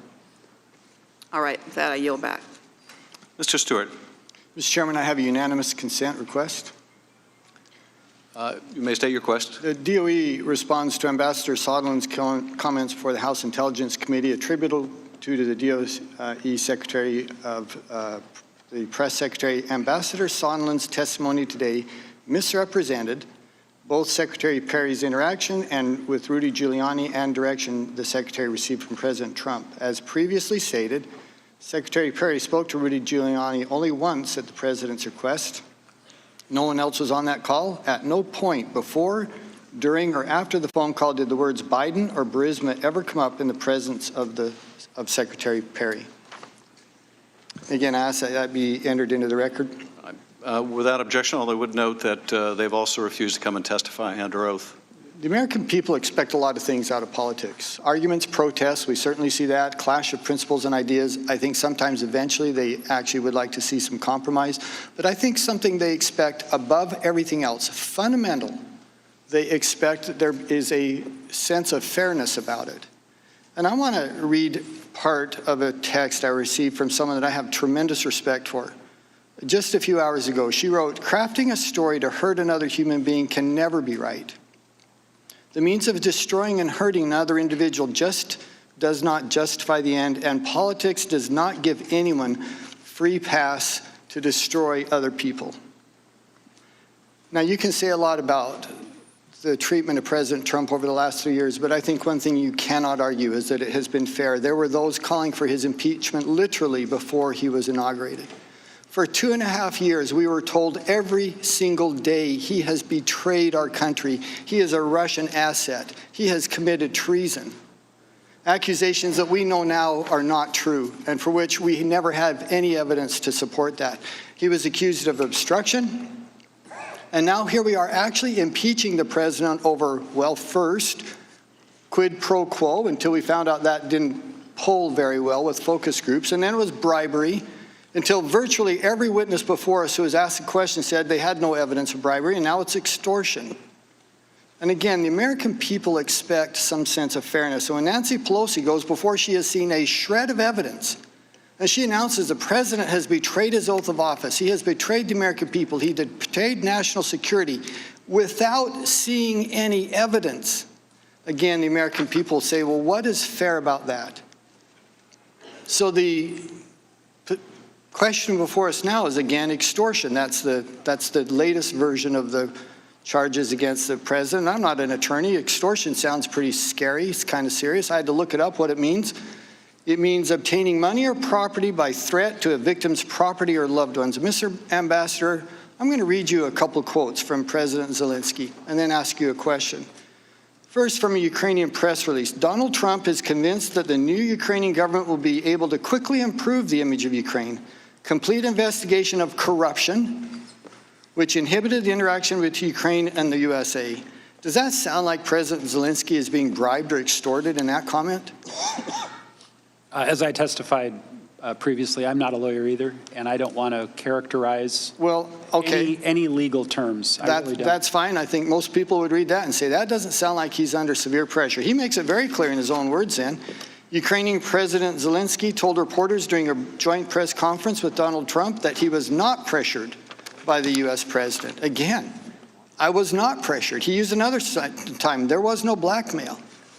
I would ask you, do you think he felt like he was being extorted by the president based on these comments? I really think that's for the committee and the Congress to... Well, you know what, Mr. Ambassador, it's really for the American people. I agree. And the American people aren't stupid. And the American people can hear that, and they can say, I don't think he was under duress. I don't think he was being extorted. I don't think there was an exchange of a bribe. And I would conclude with this last observation. It is common for our national policy to withhold aid for various reasons. You know that's true as an ambassador. Is that not true? That's true. It's frequent, isn't it, that we will withhold aid for various reasons? That's correct. It is a policy. I mean, for example, President Bush did it. He suspended military aid to 35 countries over their lack of support for the International Criminal Court. I'll bet that helped his political standing back home. But I don't remember anyone suggesting we should impeach him for it. President Trump did it last year with Afghanistan over corruption. We did it with Pakistan over much the same thing, and no one suggested that we impeach them for it. This is a common occurrence in international relations. It is hardly an impeachable offense.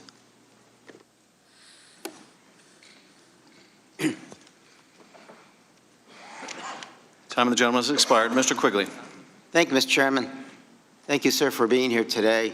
You know, there are things we can agree with our colleagues on, things we can disagree. I can agree that with my colleague that we should turn over all the documents should be turned over. Mr. Ambassador, I think you agree that it would have helped your testimony, helped you understood that the State Department, the White House hasn't turned over a single document. The White House won the President's April phone conversation, but millions more out there. So on that we can agree.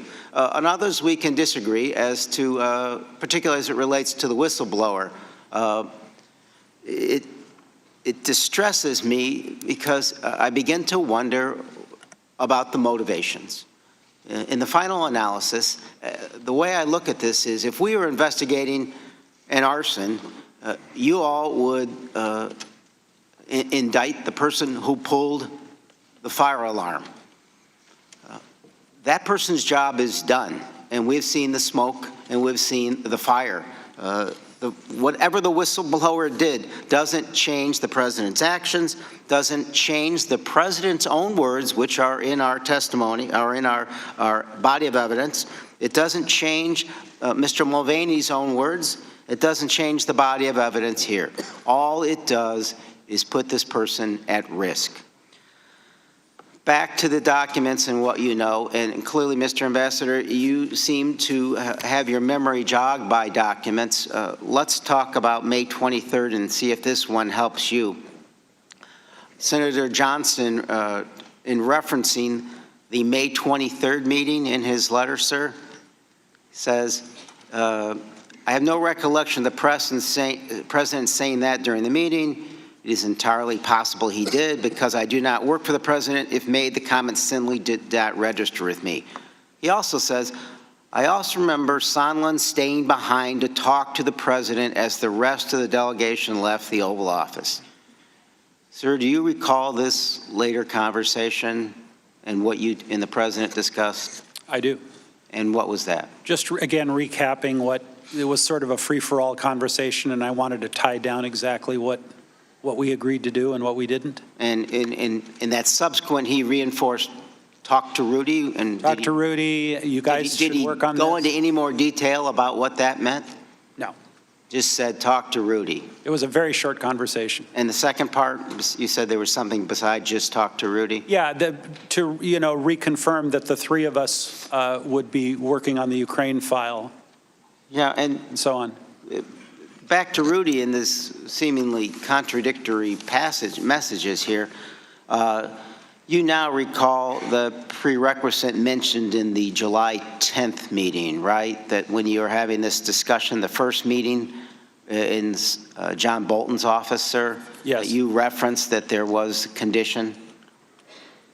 I believe someone else testified that I raised that, and I didn't dispute that testimony, that I said, it's my understanding that in order to get this visit done, there needs to be an announcement about, I don't know if I said investigations or said specifically Burisma and Sure, but in your opening, you mentioned at the very same time that apparently there was a meeting with Rudy Giuliani, and the message you got was underscored, very concerned about what Lutsenko told them, that according to RG, Rudy Giuliani, the Z POTUS meeting will not happen, which is not conditioned. It's just not going to happen. Your understanding of the difference here? I think what you're saying is This meeting I was talking about in my opening statement was apparently a meeting that Rudy Giuliani was having At the same time. at the same time in Ukraine. Right. Unbeknownst to us. Right. But he's saying something different. He's saying it's not going to happen. There's no notice in here that it's conditioned in any way. Well, that was Ambassador Volker's point. This was really an exchange with Ambassador Taylor Correct. and Ambassador Volker. Ambassador Volker is saying, don't let other people speak for the U.S. government. That was his point. But if Rudy is following the directions and he's saying what he's saying here, and you're also following directions, right? And you're saying it's conditioned, who's giving you the instructions to say what you're saying? That's why we thought it was problematic to work with Mr. Giuliani. Exactly. But who did you work with to say the things that you said? Did you have conversations with the chief of staff, with Secretary Pompeo to say what you were saying? You didn't just say this on your own. Are you talking about in the July 10th meeting? That's correct. Oh, yeah, with Ambassador Volker, because at that point, Ambassador Volker was the one in touch with Mr. Giuliani, not me. But you had no direct conversations with Mr. Mulvaney about this or Secretary Pompeo to make this condition statement? Only the texts and emails that I've already reviewed. Thank you. My time is up.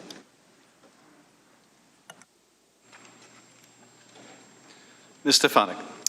Thank you, Ambassador Sondland, for your service. And I also want to thank you for your recognition in your opening statement of your hardworking staff at the U.S. mission to the EU.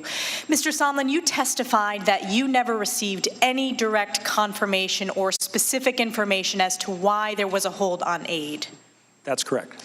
And in fact, you testified, quote, President Trump never told me directly that the aid was conditioned on the investigations, end quote. That's correct. You said, quote, never heard those words from the president, correct? Correct. Instead, you testified that in your September 9th call with President Trump, the president said, quote, no quid pro quo. I want nothing. I want nothing. I want President Zelensky to do the right thing, do what he ran on, end quote. Is that correct? That's correct. And the fact is, the aid was given to Ukraine without any announcement of new investigations. That's correct. And President Trump did, in fact, meet with President Zelensky in September at the United Nations, correct? He did. And there was no announcement of investigations before this meeting? Correct. And there was no announcement of investigations after this meeting? That's right.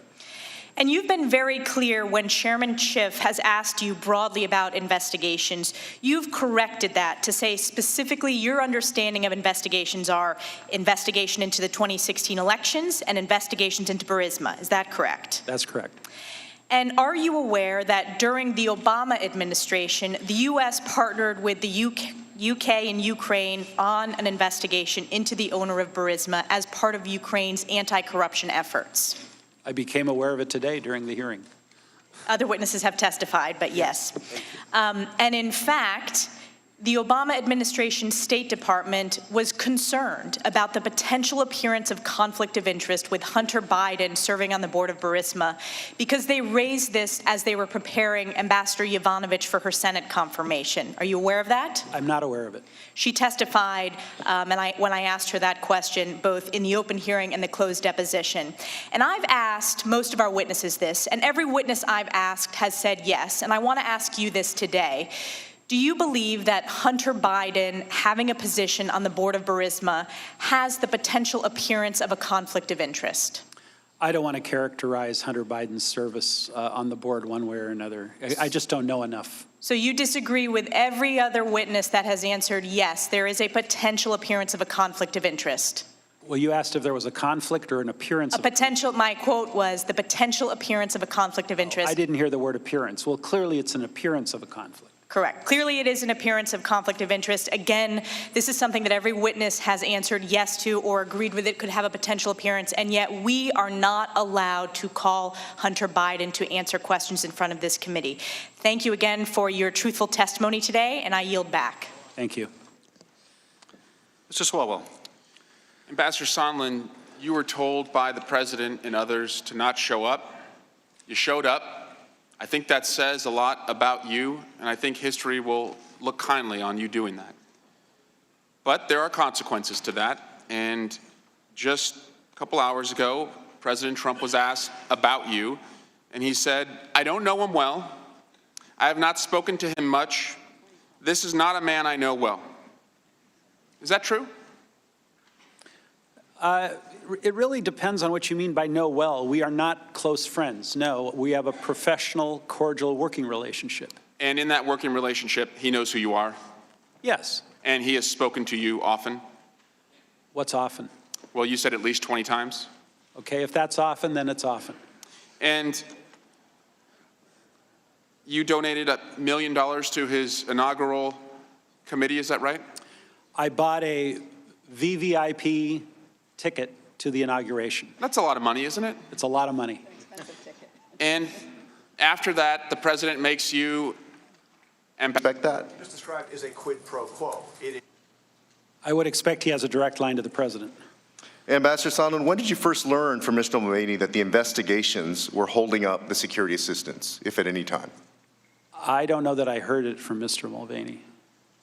Okay. And Ambassador Sondland, I know that you're not a career Foreign Service officer. Is it your understanding that the U.S. government conditions security assistance on an investigation into a political rival all the time? I've already testified I didn't think that would be proper. All right. Well, let us also see what Mr. Mulvaney had to say about that at the same press conference.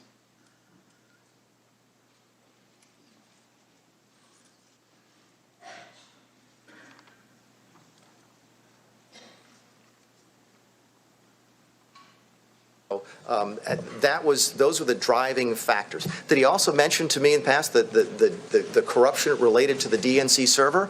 Absolutely, no question about that. But that's it, and that's why we held up the money. Now, there was a report. I'll just go ahead and read it for you because this thing. I'll read it. He says, and I have news for everybody. Get over it. There's going to be political influence in foreign policy. Knowing what you know now about what was intended with Ukraine, do you agree with Mr. Mulvaney that there's just going to be political influence in foreign policy, or that we should all just get over it and allow a president now or later to investigate a political rival and ask a foreign government to do that? Do you agree with Mr. Mulvaney? I think there's a big difference between political influence and investigating a rival, because politics enters into everything relating to foreign policy. So, but you disagree that you agree that the president should not be allowed to ask for the investigation of a political rival?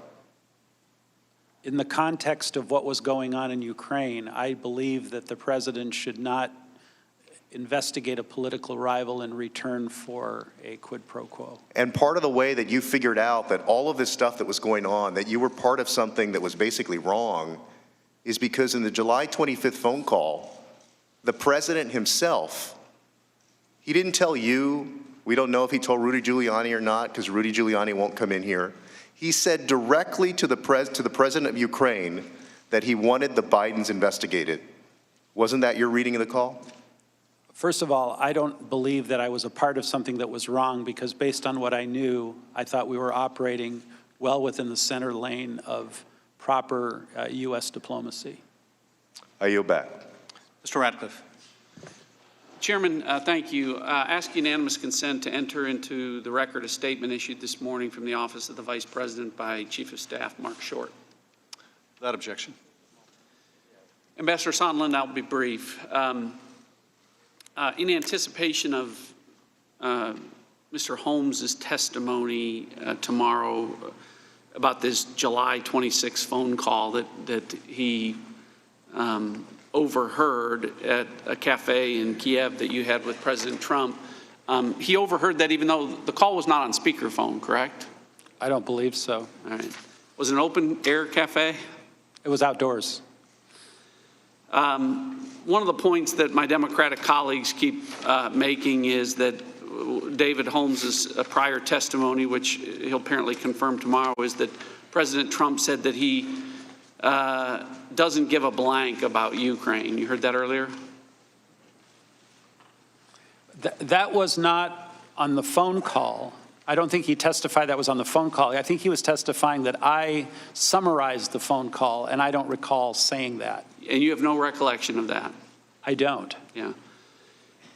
Even if it was true, there's nothing wrong with that, to have an opinion about. He can have whatever opinion he wants about Ukraine. It's all part of the narrative that President Trump is a bad guy, that he doesn't care about the Ukrainians. But it seems to me, Ambassador Sondland, that nothing says you care more about the Ukrainians than sending Javelin anti-tank missiles. Do you agree with me? I agree that sending Javelin anti-tank missiles is something the Ukraine wanted and needed. Certainly, those work a lot better in stopping Russian tanks than the blankets that were sent by the Obama administration. Your point is taken. I'll yield back. Thank you. Mr. Heck. Thank you, Mr. Chairman. And Ambassador, thank you for your stamina, sir. I have a few quick, fairly easy questions. You would agree, would you not, sir, that foreign interference in our elections is or can be a threat to our democracy? Under certain conditions, yes. There are conditions under which their interference is not a threat? I'm sorry, did you say foreign interference? Yes. Always, sorry. And do you also agree that identifying and preventing that interference should be a priority of the federal government? It should be one of its priorities. And when you were assisting President Trump in his effort to obtain those investigations, did you at all realize that those investigations could in fact impact the 2020 election? No.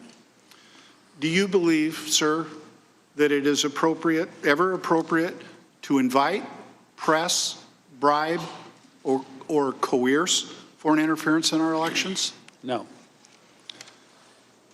Thank you. I want to refer to something that you said in your opening statement. As I previously testified, had I known of all of Mr. Giuliani's dealings or of his associations with individuals now under criminal indictment, I would not have acquiesced to his participation. It's hard to read that without believing that you thought that what he was doing was either wrong or that he was not reputable. Fair? Well, with 2020 hindsight, that's fair. Yes. You've testified here today that you also came to believe that the request for investigations into Burisma was in fact a request to investigate the Bidens, both former Vice President and Hunter. And indeed, the transcript of the July 25th call makes specific reference to that, including Hunter Biden. And today, even the ranking member said we could clear all this up if we could have Hunter Biden. And I have a simple question. What Ukrainian law did Hunter Biden violate? I'm not aware. What evidence is there that he may have violated any Ukrainian law? I'm not aware. That's because there is none, sir. Finally, also from your opening statement, you said, as you know, I have already provided 10 hours of deposition testimony. I did so despite directives from the White House and the State Department that I refused to appear as many others have done. I agreed to testify because I respect the gravity of the moment, and I believe I have an obligation to account fully for my role in these events. By obligation, you mean simply your legal obligation, or did you mean something bigger? Well, both my legal obligation and my moral obligation. Your moral obligation. I actually want to present an alternative theory. Your family came here escaping the Holocaust via Uruguay, and your parents moved Lucy and later you here, where, frankly, you've been an American success story. Through dint of hard work and innovation, good idea, a knack to hire the right people, and some luck, you've built a considerable, successful business, one that I know for a fact would make your parents proud. They came here because they knew that it was here that they could have freedom that they had not enjoyed, security that they had not enjoyed, an opportunity that they had not enjoyed. And no doubt, on some level, you're grateful, and it's created a sense of patriotism in you. Is that fair to say? Very fair. Why then, sir, with your courage to come before us, does that same standard not apply to Mr. Mulvaney, Mr. Duffy, Mr. Pompeo, Mr. Bolton, Mr. Vogt, Mr. Giuliani? Why shouldn't those same sentiments beat within their hearts to do their patriotic duty and do what you have done, sir? Indeed, why doesn't that same standard apply to the President of the United States? I wish I could answer. I suspect you can't because there is no good answer. But I do appreciate your willingness to come here today. With that, I yield back, Mr. Chairman. Thank you, Congressman. Mr. Jordan. Thank you, Mr. Chairman. I ask unanimous consent to enter into the record a statement from Chief of Staff Mick Mulvaney. Without objection, we haven't seen all these statements, but presume they are accurate and no objection. Thank you. Ambassador, President Trump's not a big fan of foreign aid. Is that right? I don't know if that's a fair characterization. I think he's careful. He's expressed concerns about foreign aid going to certain countries. Okay, fair enough. And he knew Ukraine was corrupt. Is that right? He believed Ukraine was corrupt. Yeah, and he wanted Europe to do more? Definitely. Definitely wanted Europe to do more. And the president had a belief that Ukrainian government officials, some senior Ukrainian government officials, supported his opponent in 2016. I won't go into all the details, but I think of the one member of parliament who said the majority of Ukrainian politicians want Hillary Clinton to win. So he had that belief as well. And obviously he understood what was happening. We got a brand new guy in Ukraine. This Zelensky guy wins, right? Right. And his party takes over, and President Trump wants to see, with all these other things that are of concern to him, he wants to see if this new guy is actually, as I like to say, the real deal, a real reformer, and actually going to deal with the corruption problem. So aid gets held up for 55 days. Gets held up on July 18th, and then is released on September 11th.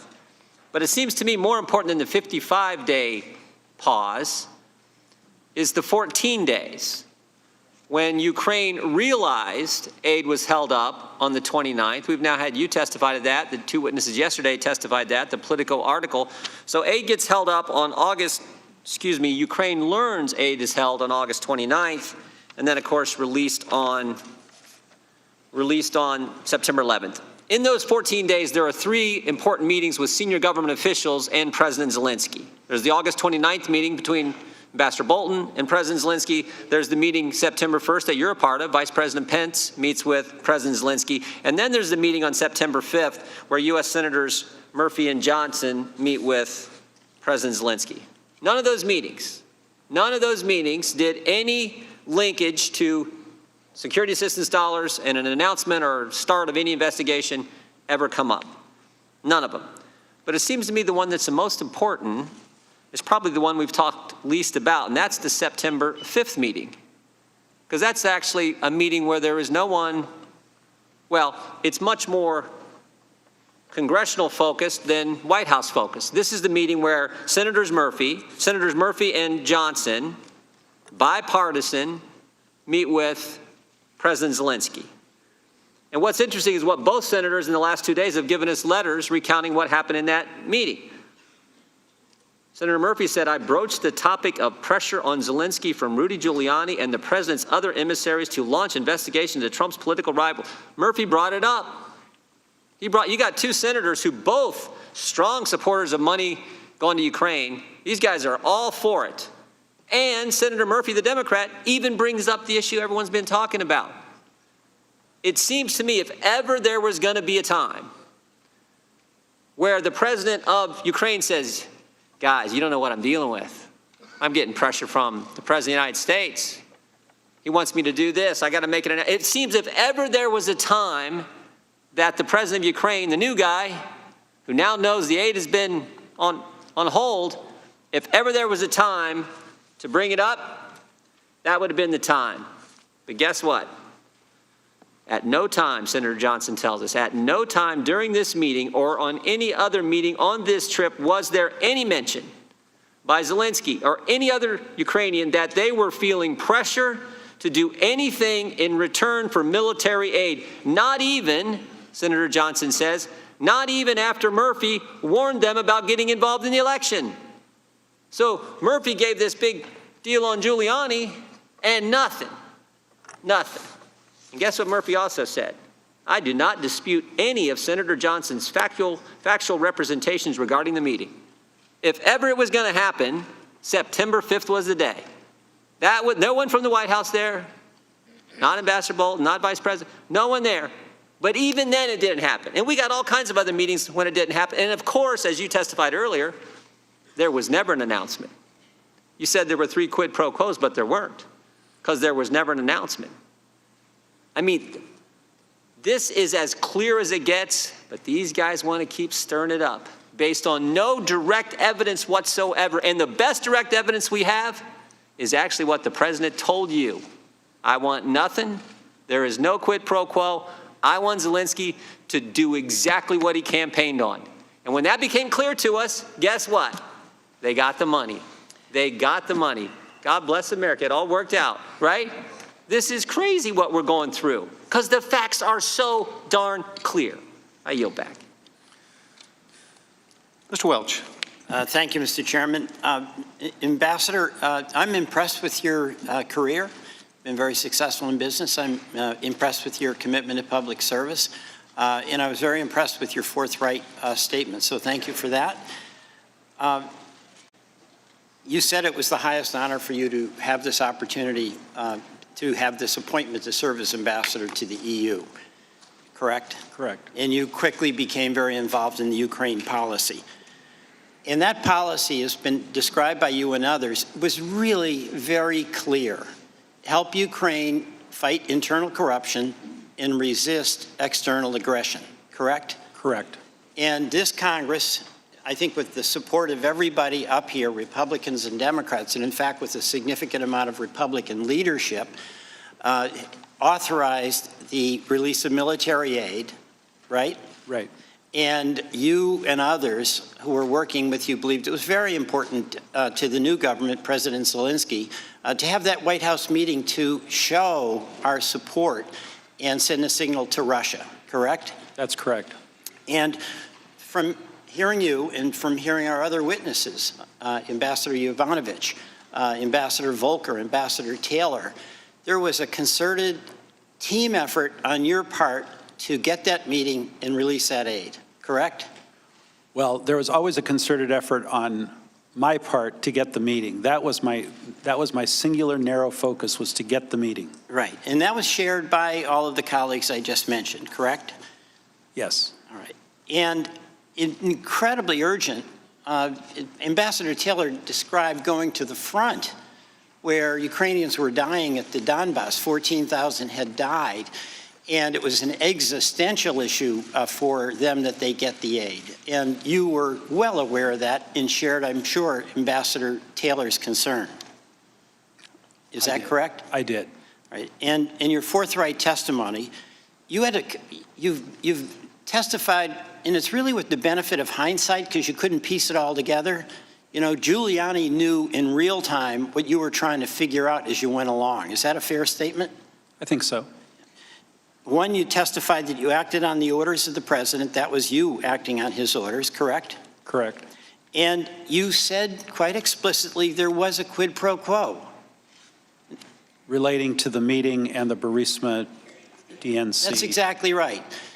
No meeting unless there's an investigation, right? That's what we were told by Mr. Giuliani. And Mr. Giuliani, you absolutely... Wait, no meeting unless there was an announcement of investigation. Okay, thank you. And I asked, by the way, did the efforts of Mr. Giuliani authorized by the president impede the efforts that you and others were making to try to advance what you thought was the Ukraine policy? Not initially. We were just working toward... Ultimately? Well, ultimately nothing happened. Right. And Giuliani was the one who was absolutely insistent on the meeting, correct? Giuliani was insistent on the investigation. Yeah. All right. Now, I asked this of Ambassador Taylor or Ambassador Volker. If the mayor of Portland said to the police chief, I'm not going to authorize your budget unless you agree to do an investigation into my political opponent, would that be wrong? Of course. And likewise, if it were the governor of the state of Oregon doing the same thing, correct? Correct. And would that same rule apply to the President of the United States? To investigate a political opponent? Yes. That's correct. Yes. All right, so that's the question here. The President, in his phone call, He asked President Zelensky, who desperately needed the release of that aid, who desperately needed the White House meeting, to do an investigation, and it was focused on the Bidens and Hunter Biden in Burisma, in CrowdStrike. I mean, you don't have to answer that. The President's words speak for themselves. Do you feel, as a person who went into public service to serve, who had a team of people that shared your desire to help Ukraine, do you feel in any way betrayed by the double dealing of the President? It's a real question. I don't want to characterize. You don't have to characterize him. I'm just, you know, we all, if we get a chance to do something useful, we like to do it. And there's no better joy than when you're doing it with other people. Mr. Welch, let me answer your question this way. I would have preferred that, and I'm sure everyone would have preferred, that the President simply met with Mr. Zelensky right away. Our assessment of Mr. Zelensky was that he and the President would get on famously. He was smart, he was funny, he was charming, he was the kind of person the President would like, and once the two of them got together, we thought the chemistry would take over and good things would happen between the U.S. and Ukraine relationship. That's why we were pushing for a quick, unconditional meeting. So it's unfortunate that he was unwilling to meet without the commitment on the investigation. Thank you, Ambassador. Thank you. Mr. Maloney. Mr. Ambassador, let's pick up right there. You would have preferred if they just had the meeting with the President of Ukraine without these conditions. Is that what you're saying? Yes. But there were these conditions, and it involved an investigation, right? Well, remember, the initial invitation that the President sent to President Zelensky had no conditions. Well, but that didn't last very long, did it? And then there were conditions. This is not controversial at this point, I don't believe, sir. There were conditions that the President wanted investigations, right? Right. And you thought they were Burisma and the 2016 election. Correct. We now know, of course, that Burisma means Biden's, right? Today we do. And we can probably, from today until the end of time, set aside any confusion that when somebody's asking for an investigation of Burisma over the summer, what they really meant was Biden's, right?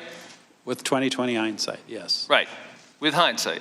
And of course, on the day after the President's famous call, you're having lunch with David Holmes, we've covered this, and he overhears your conversation. And I know you said you have no reason to dispute what Mr. Holmes said.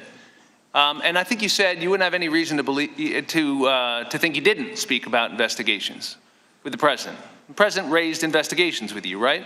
Correct. On the 26th. Correct. And we now know, of course, that was about the Bidens and Burisma in 2016, right? I mean, I know you didn't know that at the time. That's your testimony, but we now know that, right? I understood it meant to mean Burisma. Mr. Holmes says you said Biden's right after that, but I know you don't recall that, right? That's correct. Do you dispute it? I do. Okay, but you don't recall it. But we know that that's what the President meant, right? And you do confirm that he wanted to talk about investigations with you. Well, now with the complete picture of what he said 24 hours before, yes, I understand. It makes sense. And you said it's wrong to investigate political opponents. We've agreed on that today, haven't we, sir? Yes. And yet, of course, that's what we know the President was asking for. Let me ask you something. Who would have benefited from an investigation of the President's political opponents? I don't want to characterize who would have and who would not have. I know you don't want to, sir. That's my question. Would you answer it for me? Restate your question. Who would benefit from an investigation of the President's political opponent? Well, presumably the person who asked for the investigation. Who's that? If the President asked for the investigation, it would be he. Well, it's not a hypothetical, is it, sir? We just went around this track, didn't we? The President asked you about investigations. He was talking about the Bidens. When he asked you about the Biden investigation, who was he seeking to benefit? He did not ask me about the Biden investigation. When he asked you about investigations, 19 times, Mr. Sir, we just went through this. When he asked you about investigations, which we all agree now means the Bidens, we just did this about 30 seconds ago. It's a pretty simple question, isn't it? I guess I'm having trouble why you can't just say. When he asked about investigations, I assumed he meant. I know what you assumed. Company. But who would benefit from an investigation of the Bidens? They're two different questions. I'm just asking you one. Who would benefit from an investigation of the Bidens? I assume President Trump would benefit. There we have it, see? Didn't hurt a bit, did it? Didn't hurt a bit. But let me ask you something. Mr. Maloney? Hold on, sir. Excuse me. I've been very forthright, and I really resent what you're trying to do. Fair enough. You've been very forthright. This is your third try to do so, sir. Didn't work so well the first time, did it? We had a little declaration come in after, you remember that? And now we're here a third time, and we got a doozy of a statement from you this morning. There's a whole bunch of stuff you don't recall. So all due respect, sir, we appreciate your candor, but let's be really clear on what it took to get it out of you. So my question is, when the president's putting pressure on the Ukrainians with holding a meeting to get this investigation that you and I agree would benefit him politically, what kind of position does that put the Ukrainians in, sir? A terrible position. Terrible position. Why? Why does it put them in a terrible position? Why? Well, obviously, they're not receiving ultimately what they thought was coming to them, and they're put in a position that jeopardizes their security. A position that jeopardizes their security, and they're being asked to do an investigation to help their security, essentially, that would benefit the president politically. In other words, you might say they're being asked to give him a personal benefit in exchange for an official act. Is that a fair summary? In your hypothetical, that's correct. It's not a hypothetical, sir. This is real life. Were they asked to give him a personal benefit in exchange for an official act? Sir, I am not going to go around in circles with you. Please be clear about what you're asking me. My time's expired, sir. Thank you for your appearance. Ms. Demings. Good afternoon, Ambassador. It's good to see you again. Thank you.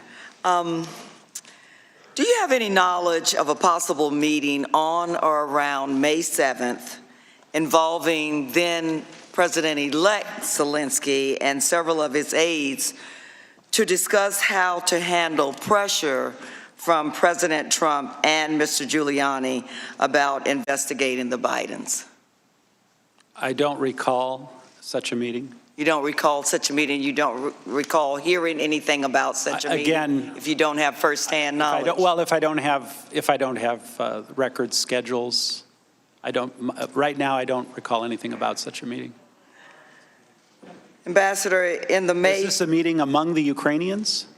It's a meeting among the Ukrainians involving then President-elect Zelensky, so this would have been early on in his presidency with several aides to discuss how to handle pressure from President Trump and Mr. Giuliani about investigating the Bidens. Yeah, I don't recall such a meeting. You don't remember that. Ambassador, in the May, I believe it was the May 23rd meeting, you talked about how the president categorized Ukraine, what he thought about Ukraine. I believe that meeting was on May 23rd.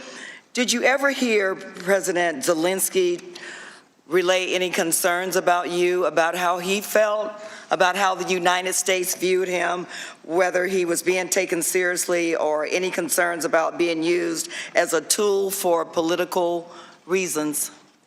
Well, I saw that in an email from Ambassador Taylor.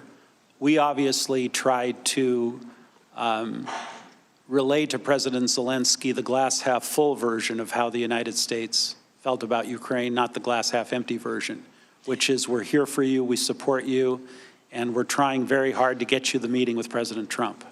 So after hearing that from Ambassador Taylor, you tried to reassure President Zelensky that America was truly on their side. Is that what you think we've just been said? trying to assure President Zelensky throughout his entire term as a president. Ambassador, I know you said you don't quite remember exactly when you came to the realization that Burisma actually meant Biden's. But back on May 6th, when asked about a news report about the role of former Vice President's son on Burisma, President Trump told Fox News that it was, and I quote, a major scandal, major problem. On May 9th, the New York Times reported that Rudy Giuliani planned to travel to Ukraine and, quote, shortly to meet with President Zelensky to urge him to pursue the 2016 election and the involvement of Hunter Biden in Burisma, unquote. Are you saying that you did not realize at that time, we're talking about on May 9th of this year that Mr. Giuliani wanted to urge President Zelensky to pursue the 2016 election and the involvement of Hunter Biden of Burisma. I do now, but I did not then. You did not know that, and I believe you said earlier that you did not pay any attention or much attention at all to any of the numerous news reports of the person you were directed by the president to work with when he was on television over and over and over again talking about Hunter Biden and Burisma. No, I did not. On September 9th, in a text from Ambassador Taylor, he said something to the effect, are we now saying that aid is tied to investigations? And I believe you text back, call me. Then you had a conversation with President Trump. And President Trump said something to the effect that there is no quid pro quo. Do you know what prompted him to say that? You asked him, what do you want? And he goes directly to, there is no quid pro quo, as opposed to going directly to the list of things that he wanted. What prompted him to use that term? I have no clue. Did you discuss your conversation or your text from Ambassador Taylor with President Trump before he made that statement? I did not. I asked a very open-ended question. What do you want from me? And you remember that directly, although there are several other conversations that you cannot recall because you don't have your notes or your documents or your emails or other information. But you remember that call specifically, exactly what the president said to you in response to your question about what do you want. Why is that? I remember the first girl I kissed. I mean, I remember certain things. Well, I won't say that, but anyway. I remembered that conversation because, as I said, it was a pretty intense, short conversation. And tell me again about the conversation you had at the restaurant that was overheard by Mr. Holmes, because that was a conversation with the president. Tell me about that conversation with the president. What was said on the phone? Again, I don't remember the specifics. I'm being guided by what Mr. Holmes testified to. I said I didn't dispute the basic, subject of the conversation. As I said, we were talking primarily about ASAP Rocky. That was a completely unrelated matter, and I think the president may have brought up, how to go with Zelensky, or is he going to do the investigations, which we'd been talking about for weeks. And then, as I said, I dispute the Mr. Holmes' characterization of what I said afterwards. Thank you, Ambassador. Mr. Chair, I yield back. Mr. Krishnamurthy. Good afternoon, Ambassador. I'm just going to pick up on that September 9th conversation, which the president allegedly said, I want nothing, I don't want a quid pro quo. I presume that on this September 9th conversation, the president did not mention that that was the same day that we launched a congressional investigation into whether there was a quid pro quo. Did he say that to you? Again, I know all of that today, but he did not. We didn't have a time to talk about things like that. And I presume he also didn't mention the whistleblower complaint that also alleged that there was a quid pro quo that day. He did not. Okay. So you can't rule out the possibility that the reason why he started talking that way on that day is because of the congressional investigation. I can't rule that out. The inauguration of President Zelensky was on May 20th, correct? Correct. As you stated, you attended this inauguration with Senator Johnson, Secretary Perry, Lieutenant Colonel Vindman, and others, right? Correct. But Vice President Pence was supposed to originally attend that, correct? I believe so. We learned from Jennifer Williams, a witness who testified, that it was at the president's direction on May 13th that the vice president not attend. She said, quote, that according to the vice president's chief of staff, the president determined that the vice president would not go. Do you know why the vice president did not attend the inauguration? No clue.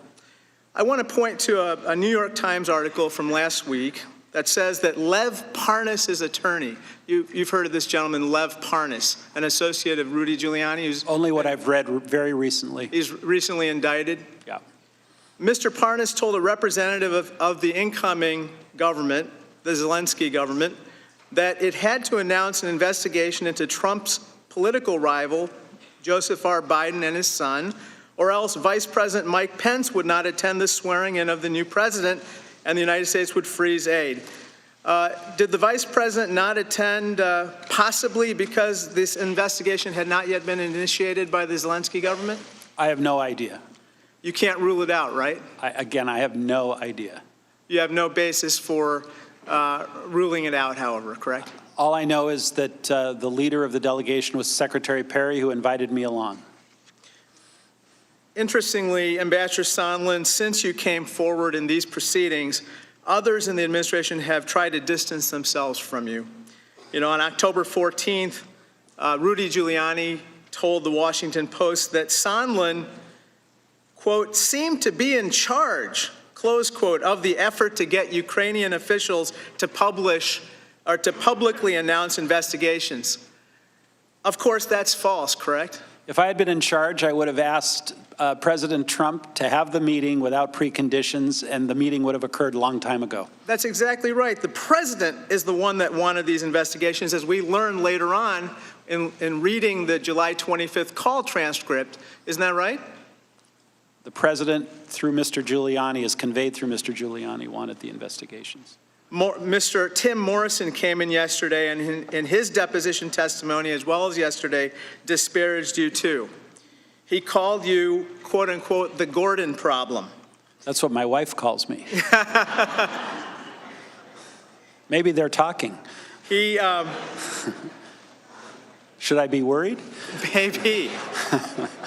You know, on October 8th of this year, the president tweeted that you are a really good man and a great American.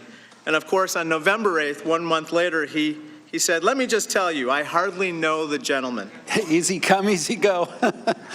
You know, what I'm concerned about, you were part of the Three Amigos. But what I'm really concerned about, Ambassador Sondland, is that the president and the good folks over here, my Republican colleagues, are now casting you as the one amigo. The one lonely amigo they're going to throw under the bus. But the truth is that, as you said in your opening statement, the suggestion that you were engaged in some rogue diplomacy or irregular channel of diplomacy is, quote unquote, absolutely false. Isn't that right? That's correct.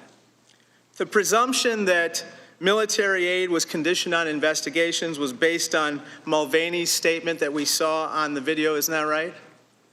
Well, I didn't have the benefit at that time of Mulvaney's statement. But you would stand by the presumption that you had based on what you know now, right? Correct. And on September 1, when you told Andrei Yermak your presumption, which you've told us about military aid being conditioned on the investigations, you then told Mr. Morrison what you told Yermak, and Morrison did not try to dispute your presumption, correct?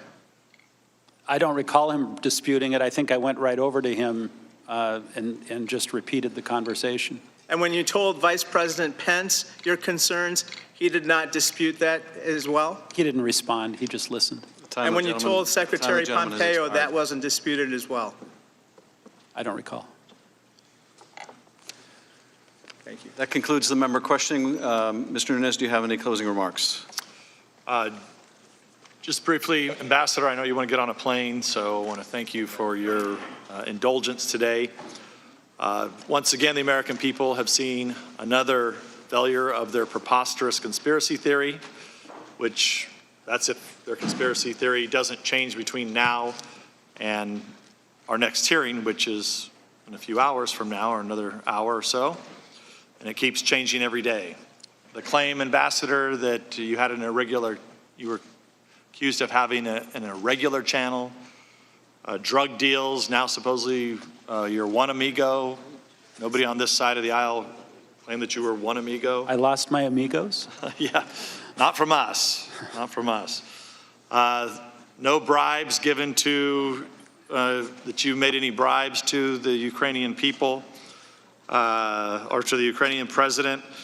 Your co-conspirator, Kurt Volker. I find it remarkable and troubling how the Democrats and their collaborators in the press have been able to vilify Ambassador Volker, who was supposed to work on these matters in Ukraine, like you, Ambassador, it was a very regular channel, and no amount of storytelling by the left and the Democrats on this dais will change that. It was the regular channel. Testimony received today was far from compelling, conclusive, and provides zero evidence of any of the crimes that have been alleged.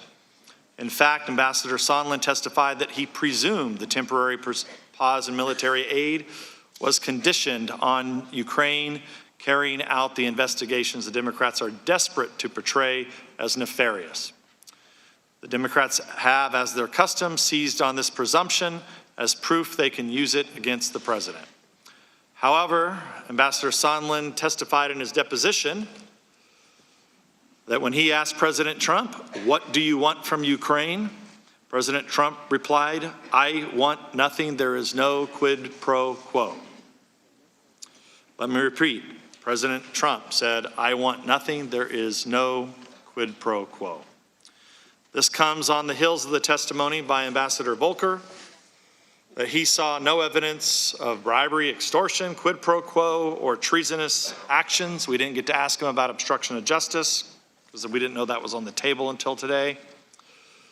Like the president's call with President Zelensky, Democrats want the American people to believe, as one Democrat on this committee put it, that hearsay is much better than direct evidence. And I think Mr. Ratcliffe from Texas laid out the direct evidence that we have from your testimony today. Nothing we have heard establishes a claim that the president acted improperly in his dealings with Ukraine, and certainly nothing has been presented to support anything near impeachment. In the meantime, Mr. Chair, we continue to have no answers to the questions that only you know. Starting with, who is the whistleblower who gave birth to this hoax, and what was the nature of his coordination with the Democrats on this committee? Second, what is the full extent of Ukraine's election meddling against the Trump campaign in 2016? And finally, why did Burisma hire Hunter Biden? What did he do for them? And did his position impact any U.S. government actions under the Obama administration? Another hearing in the books and no answers to basic three material, factual questions that we need answers to. Yield back, and thank you, Ambassador, for being here. Thank you. I thank the ranking member for his remarks. Ambassador Sondland, thank you for your testimony today.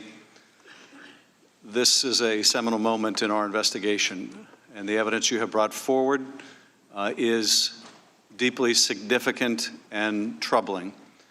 It's been a long hearing, and I know Americans watching throughout the country may not have had the opportunity to watch all of it. So I'm going to go through a few of the highlights, and I'm not going to try to paraphrase what you've said. I'm going to refer to your opening statement. We all understood that if we refused to work with Mr. Giuliani, we would lose an important opportunity to cement relations between the United States and Ukraine. So we followed the president's orders. Mr. Giuliani's requests were a quid pro quo for arranging a White House visit for President Zelensky.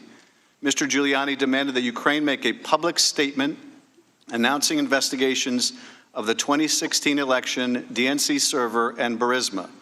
Mr. Giuliani was expressing the desires of the President of the United States, and we knew that these investigations were important to the President.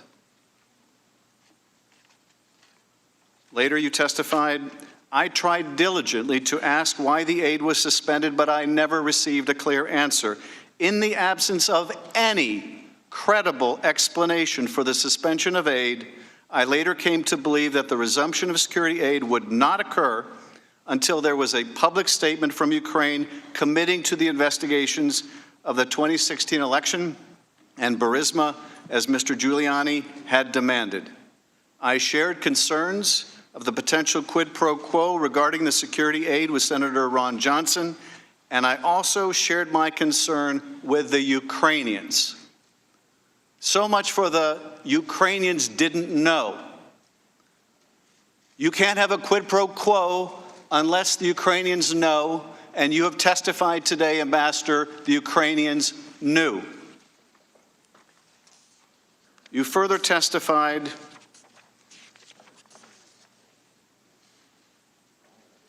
Mr. Giuliani emphasized that the president wanted a public statement from President Zelensky committing Ukraine to look into corruption issues.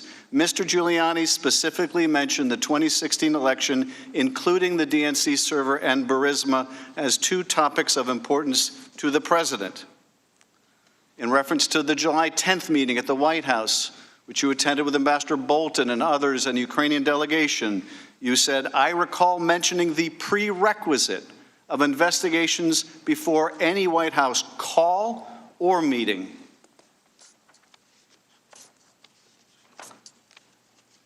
You further testified, again, Mr. Giuliani's demand that President Zelensky make a public statement about investigations. I knew that the topic of investigations was important to President Trump. You testified later, I know that members of this committee have frequently framed these complicated issues in the form of a simple question. Was there a quid pro quo? As I testified previously, with regard to the requested White House call and White House meeting, the answer is yes.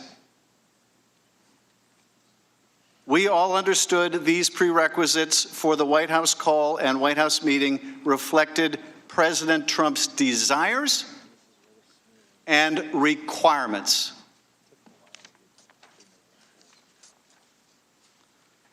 Later, on the subject of security aid, you testified, in the absence of any credible explanation for the hold, I came to the conclusion that the aid, like the White House visit, was jeopardized.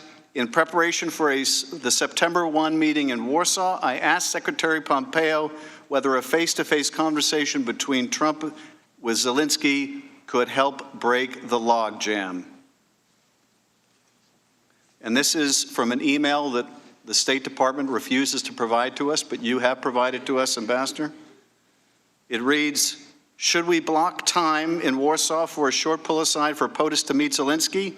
I would ask Zelensky to look him in the eye, that is the president, and tell him that once Ukraine's new justice folks are in place in mid-September, that Z should be able to move forward publicly with confidence on those issues of importance to POTUS and to the United States. Hopefully, that will break the logjam. And Secretary Pompeo's reply, yes. Not what issues of importance to the POTUS, not what are you talking about, Ambassador Sondland, because Secretary Pompeo was on the July 25th phone call. He knew what issues were important to POTUS, and there were two of them, the investigation into 2016 and the DNC server, and the investigation into the Bidens. By the end of August, you testified, my belief was that if Ukraine did something to demonstrate a serious intention to fight corruption, specifically addressing Burisma and the 2016 server, then the hold on military aid would be lifted. I mentioned to Vice President Pence before the meetings with Ukrainians that I had concerns that the delay in aid had become tied to the issue of investigations. And as you testified, he gave you no response. No, what are you talking about, Ambassador? How could that be, Ambassador? How do we clear this up, Ambassador? He merely nodded his head or took it in. And of course, the record of that 25th call between President Trump and Zelensky was in the Vice President's reading book earlier. Then you testified, my goal at the time was to do what was necessary to get the aid released, to break the logjam.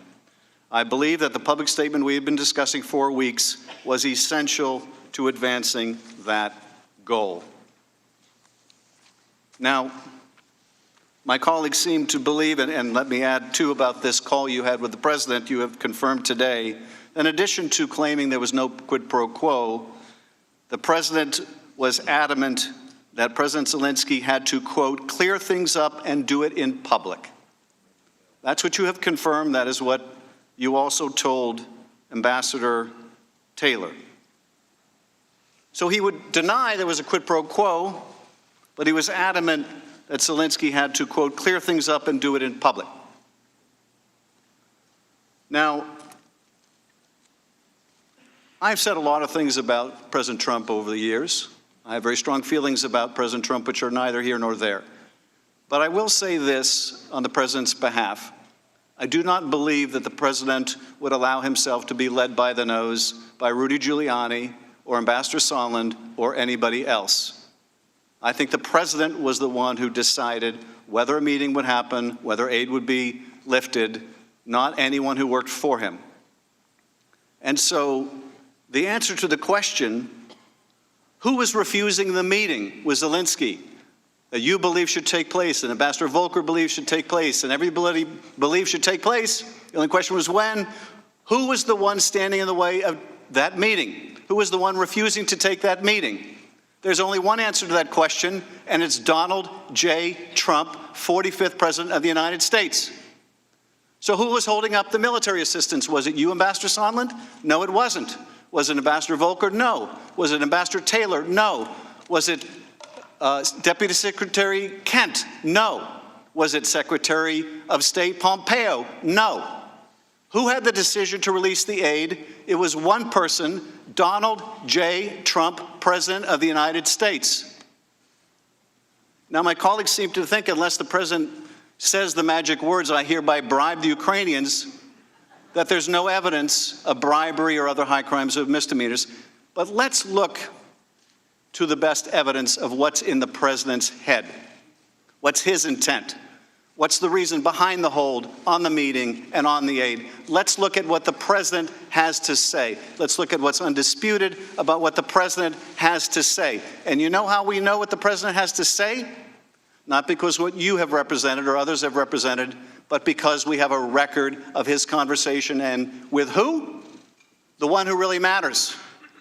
With the other president, Zelensky. And this is what he says. He says, Rudy very much knows what's happening. And he is a very capable guy. This is after he says he wants a favor. And he goes into CrowdStrike in 2016. He says, Rudy very much knows what's happening and is a very capable guy. If you could speak to him, that would be great. The former ambassador from the United States, the woman was bad news. And the people she was dealing with in Ukraine were bad news. So I just want to let you know that. The other thing, there's a lot of talk about Biden's son, that Biden stopped the prosecution, and a lot of people want to find out about that. So whatever you can do with the Attorney General, that would be great. Biden went about bragging that he stopped the prosecution. So if you could look into it, it sounds horrible to me. So what's in the president's mind when he has placed this otherwise inexplicable hold on the aid, when he refuses to take the meeting? What's on his mind? Biden. He makes that abundantly clear. I understand, Ambassador, you said you didn't make the connection between Burisma and Biden. I will let the American people judge the credibility of that answer.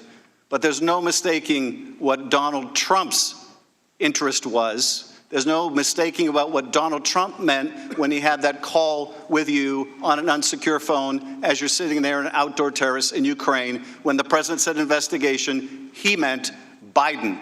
He made that abundantly clear to the president of Ukraine the day before. The question is not what the president meant. The question is not whether he was responsible for holding up the aid. He was. The question is not whether everybody knew it. Apparently they did. The question is, what are we prepared to do about it? Is there any accountability?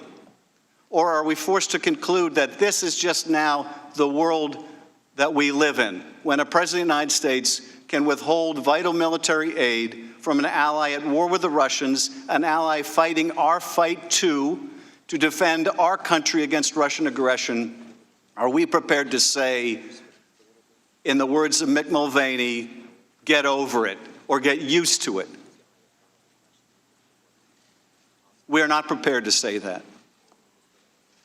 We're not prepared to say that. And I appreciate Ambassador Volker, Ambassador Sondland, I appreciate the fact that you have not opined on whether the president should be impeached or not be impeached, or whether the crime of bribery or the impeachable offense of bribery or other high crimes and misdemeanors has been committed. That is for us to decide in consultation with our constituents and our conscience. That is for us to decide. And much as my colleagues have said otherwise, this is not an easy decision for any of us. And much as my colleagues may say otherwise, this is not something we relish. For over a year, I resisted this whole idea of going down the road to impeachment. But it was made necessary, and not by the whistleblower, but by the actions of the president. I'm continually struck how my colleagues would suggest that because the president got caught, we should ignore the fact that he was conditioning official acts in order to get political favors, in order to get an investigation against his rival. Getting caught is no defense, not to a violation of the Constitution or to a violation of his oath of office, and it certainly doesn't give us a reason to ignore our own oath of office.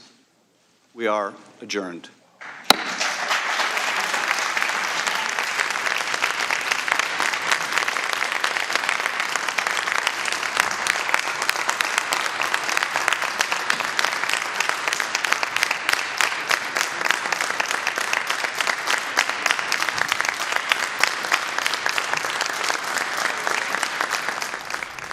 And that concludes testimony from Ambassador to the EU, Gordon Sondland, in the impeachment inquiry into President Trump.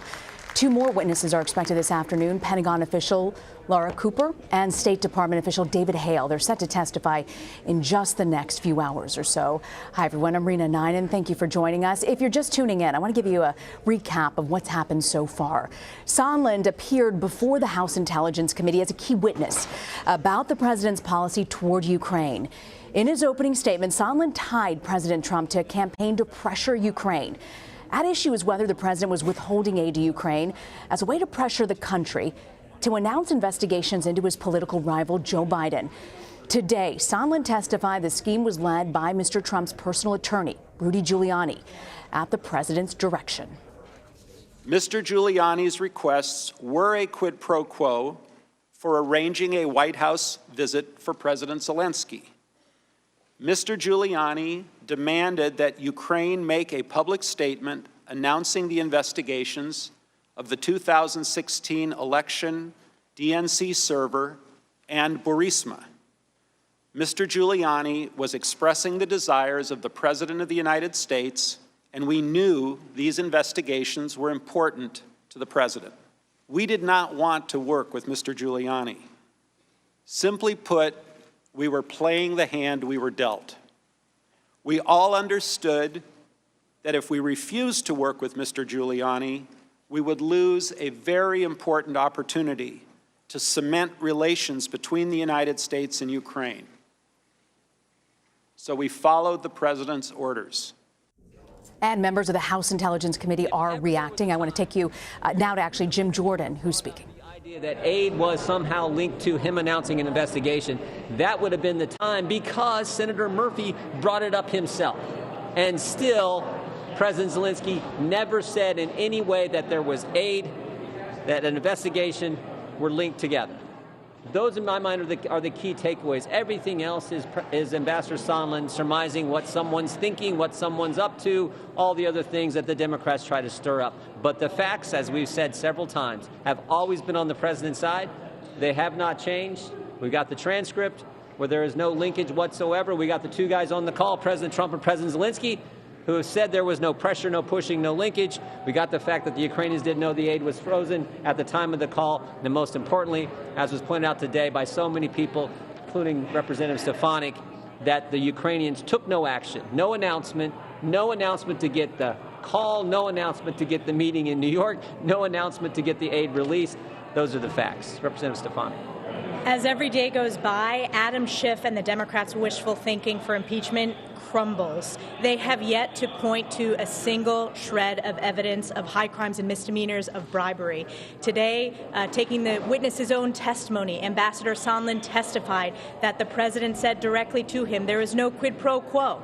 I want nothing. I want nothing. I want President Zelensky to do what he ran on, which is very clearly anti-corruption, but the facts remain the same. Ukraine received the aid. There was no investigation before the meeting. There was no investigation investigation before the aid release. There was no investigation before the call or after the call. So the facts remain the same throughout this process, despite Adam Schiff continuing his political wishful thinking. We'll take some questions. Mr. Jordan, do you think it's just a coincidence that the aid was released after Congress began an investigation, after the White House learned about the whistleblower complaint? It's just a coincidence that happened just days before the White House actually released? No, it got released because so many senior government officials met with President Zelensky and they determined, hey, this new guy, this new kid in town, he's actually legit. He's a real reformer. That's why it got released. Oh, remember what also happened on the September 5th? The same day the senators are meeting with President Zelensky. You know what happens in their parliament?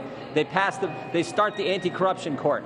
They'd already passed getting rid of sovereign immunity for members of Congress, members of their parliament. So all those things are happening, and they say, and plus, remember, Senator Johnson came back, Senator Murphy came back, Senator Portman, they all talked to the president, and they said, we really want this aid released before September 30th, and the president doesn't. They want to say it's because there started some investigation. They've been out to get the president forever. It happened because we all believed that President Zelensky was legitimate.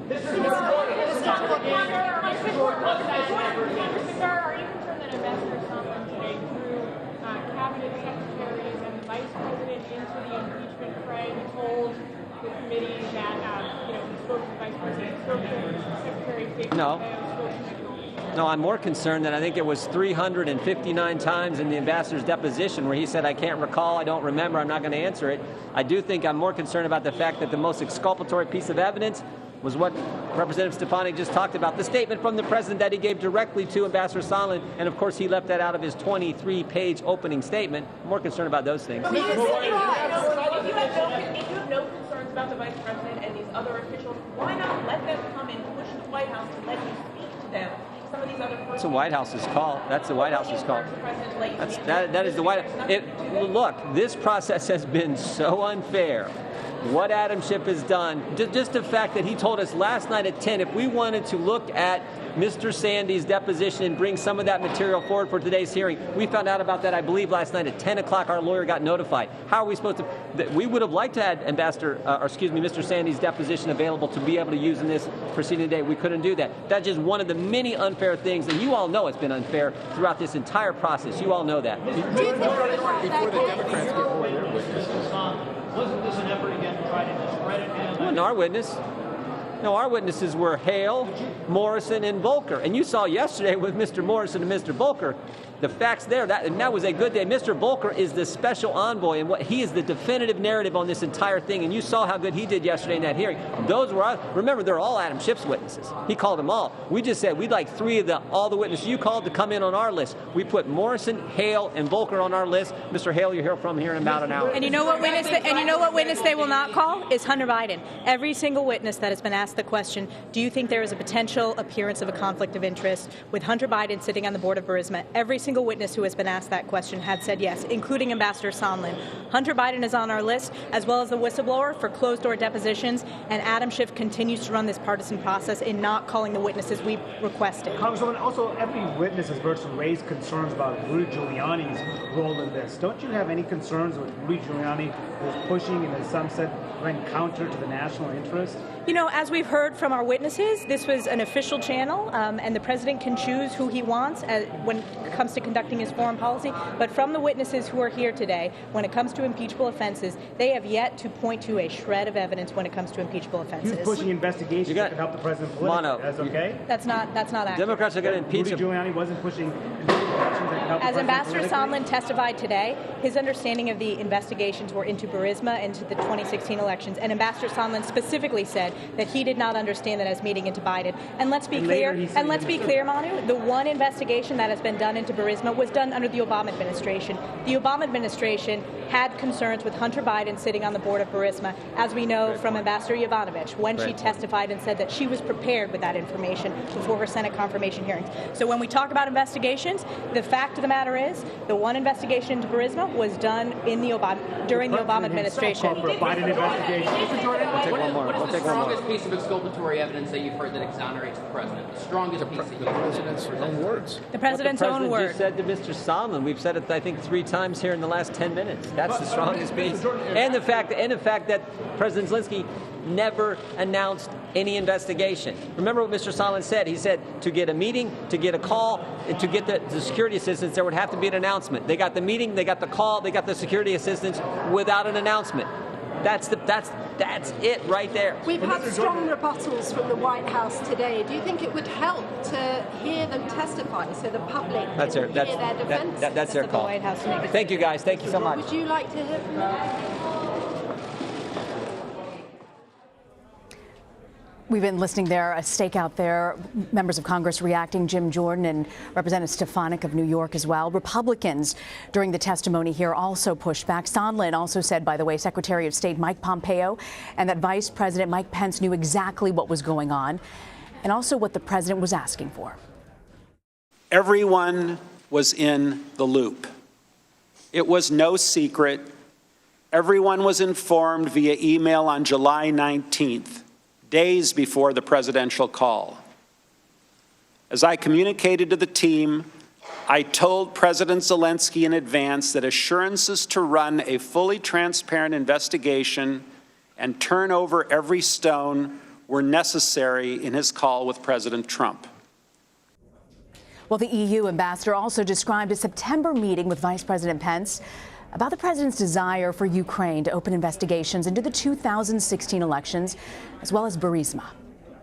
I mentioned to Vice President Pence before the meetings with the Ukrainians that I had concerns that the delay in aid had become tied to the issue of investigations.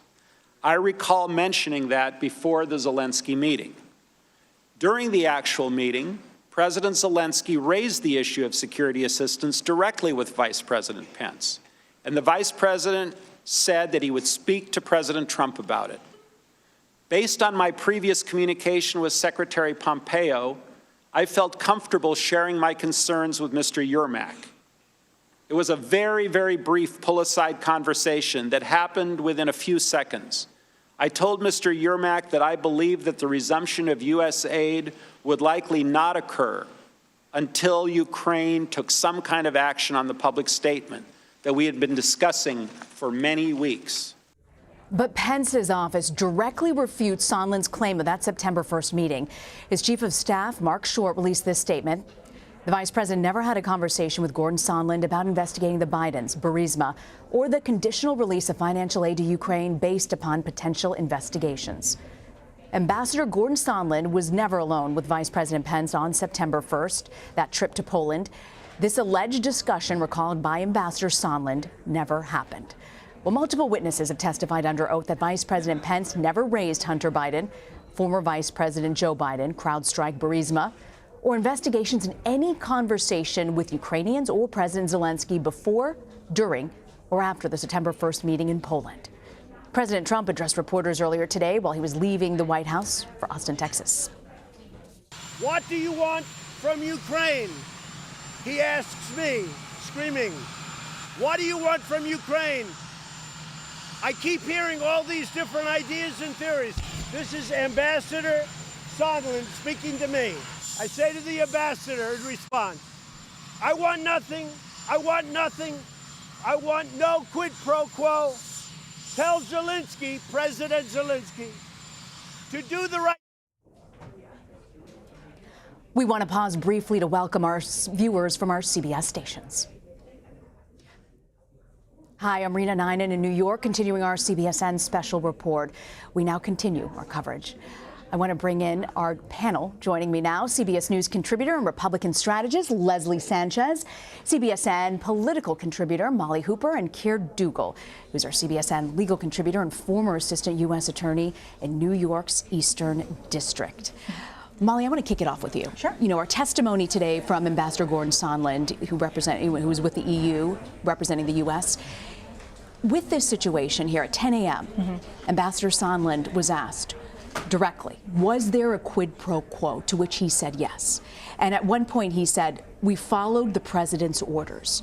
What we heard from Ambassador Sondland today, How much of a gain was it for the Democratic testimony in pushing this forward? Well, I think, again, it depends on who you ask, because Democrats come away with this saying that it was a great day. Eric Swalwell had a tweet that pretty much summed it up, saying Ambassador Sondland's testimony is unequivocal, detailed, and damning. You know, they were all in the loop, meaning Mulvaney, Pompeo, all these individuals, and acting at Donald Trump's directions for this quid pro quo, using your taxpaying dollars and your White House to leverage and demand dirt on his political rival. But the Republicans were able to get Gordon Sondland to admit that no, the President Trump has zero testimony that President Trump tied aid to any quid pro quo scheme, and he said yes, because that was my presumption. And that's where Republicans kind of tripped Gordon Sondland up, because Sondland said that he presumed that there was a quid pro quo, not necessarily that he heard it directly from President Trump. And this afternoon, the word presumption was used over and over again. I want to actually play for you how Republicans attempted to cross-examine Sondland with his contacts with President Trump. Is that your testimony today, Ambassador Sondland, that you have evidence that Donald Trump tied the investigations to the aid? Because I don't think you're saying that. I've said repeatedly, Congressman, I was presuming. I also said that President Trump... So no one told you, not just the president. Giuliani didn't tell you, Mulvaney didn't tell you, nobody, Pompeo didn't tell you, nobody else on this planet told you that Donald Trump was tying aid to these investigations. Is that correct? I think I already testified. No, answer the question. Is it correct? No one on this planet told you that Donald Trump was tying this aid to the investigations. Because if your answer is yes, then the chairman's wrong and the headline on CNN is wrong. No one on this planet told you that President Trump was tying aid to investigations. Yes or no? Yes. So, you really have no testimony today that ties President Trump to a scheme to withhold aid from Ukraine in exchange for these investigations. Other than my own presumption. Which is nothing. I mean, that's what I don't understand. Here, it was clear attacking Sondland's credibility was part of the Republican strategy and limiting who he was connected to. Were Republicans effective in their outreach today? Sure. In their cross-examination, that's a cross-examination of Gordon Sondland, they are limiting his knowledge and making clear exactly what he knows and does know. And that's all you can expect from a witness. The problem is that his testimony comes in a larger context. Even though he is one brick of evidence, as we talked about earlier, that effectively a prosecutor would use to build their case, there are other pieces of evidence. So we've heard testimony previously about the OMB official that said that the hold came from President Trump through Mr. Mulvaney. We saw the clips earlier during the testimony of what Mr. Mulvaney said about, that's why the aid was held up. We saw that clip from him. Mm-hmm. So it comes in a larger context. Every case that a prosecutor puts on is built on direct evidence and circumstantial evidence. And so what you end up doing is using the direct evidence you can and pointing to the circumstances where you need to fill in some of the blanks. And the problem, one of the problems here is that for the administration is that at the time that we have a quid pro quo for the White House meeting, that's a quid pro quo now, the direct testimony is, for a corrupt investigation of the Bidens by the Ukrainians. At this exact same time, President Trump is unlucky enough to have directed that the aid be withheld, where Gordon Sondland testified that there was simply no reasonable explanation for why it was being withheld. So you have to sort of attribute this very unlucky and perhaps unlikely set of events to believe what is being offered by the Republicans. I want to also bring in CBS News White House correspondent Weijia Jiang. Weijia, the White House was concerned about Sondland going into today. Now that he's testified, what are you hearing? Well, there's a range of reaction from inside the White House right now. Some officials recognize that the Democrats have a lot that they could use against President Trump here because Sondland painted such a vivid story. And even though his conclusions that there was a quid pro quo was based on his presumption, they recognize it matters because he was one of the main people working on the president's Ukraine policy. That's indisputable. On the other hand, they do point to his language. I presumed, I believed, I assumed, I inferred. And they're going to use that against him because he himself says that he's not a note taker, that he doesn't have records from the State Department and the White House that could help him cobble together his story, that he's just using his memory, which admittedly is not always that great. And so I think right now they're still sifting through everything that was said, but they certainly have points of attack. And what we know for certain is how President Trump is reacting. And he's actually claiming a victory, Rena, overall.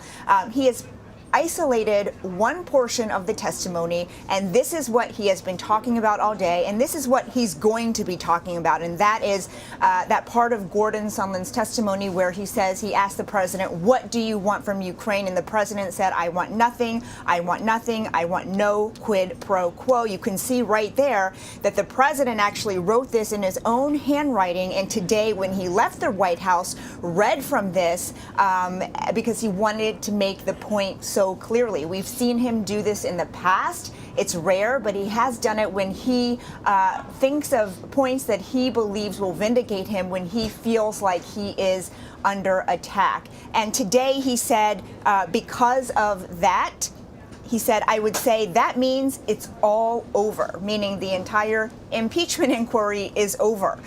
Mic drop. And that's, of course, not the case, but that is his official stance. And as all of this unfolds, it's becoming increasingly clear it's not only about President Trump, it's about his inner circle and what they knew about the ambassador's efforts as well. I also want to bring in CBS News correspondent Nicole Killion, who joins us from Capitol Hill. Nicole, we just heard a short time ago, right out of that hearing from Representative Jordan and also Representative Stefanik. What are you hearing from lawmakers about today's testimony?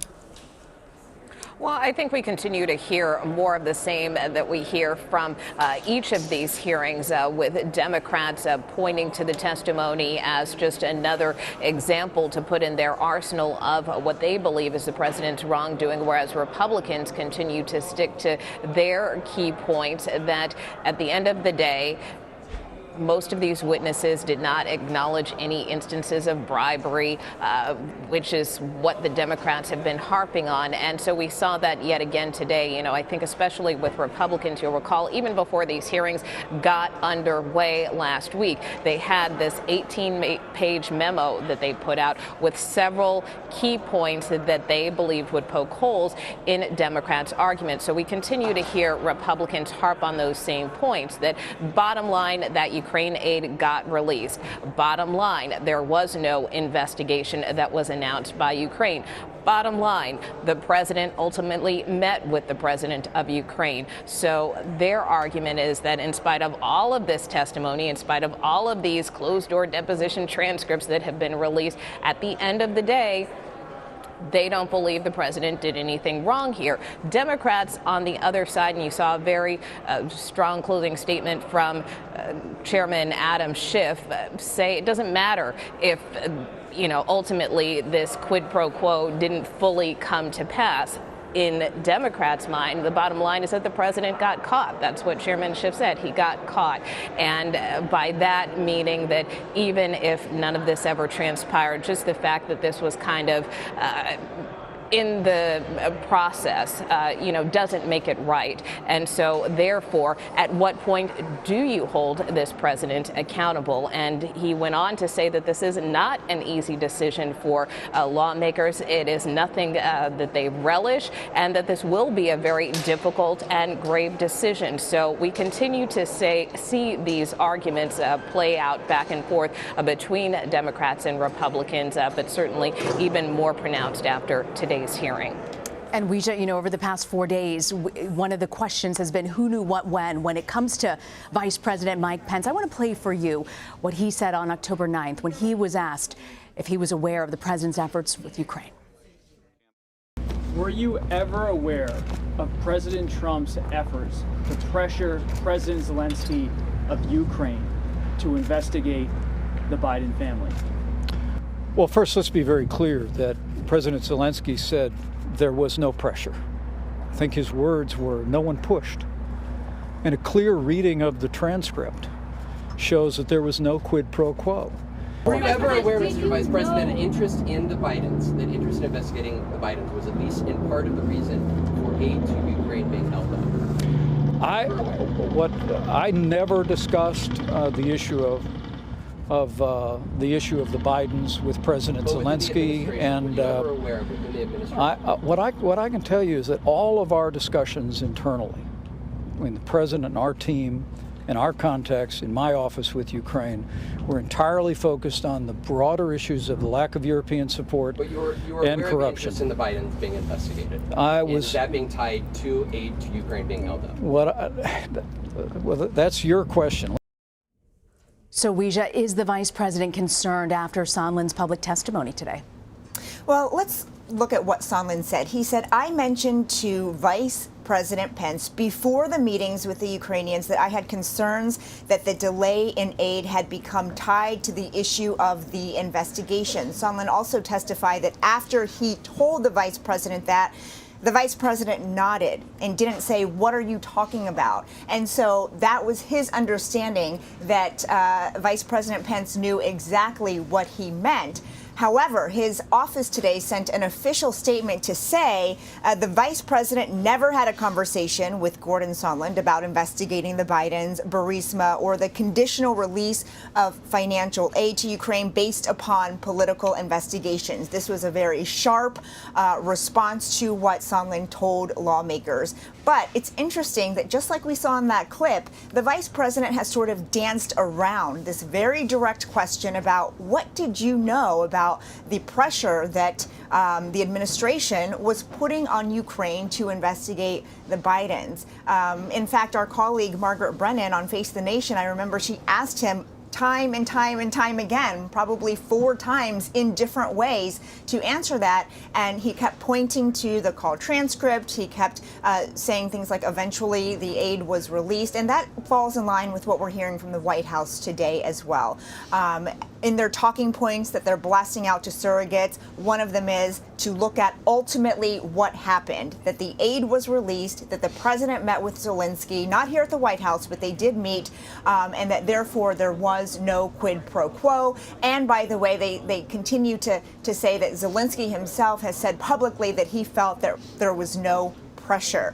That doesn't take away from the story that we saw the ambassador tell today about his efforts and about what he was doing. And so despite what the vice president has tried to do, I think this really exposes him to have to answer more definitively about that conversation that Sondland is alleging they had. And also exposed, I want to bring in potentially CBS News State Department reporter Christina Ruffini. Christina, you look at Secretary of State Mike Pompeo. Potential talks about him running for Senate in Kansas. I understand you have some new information about him.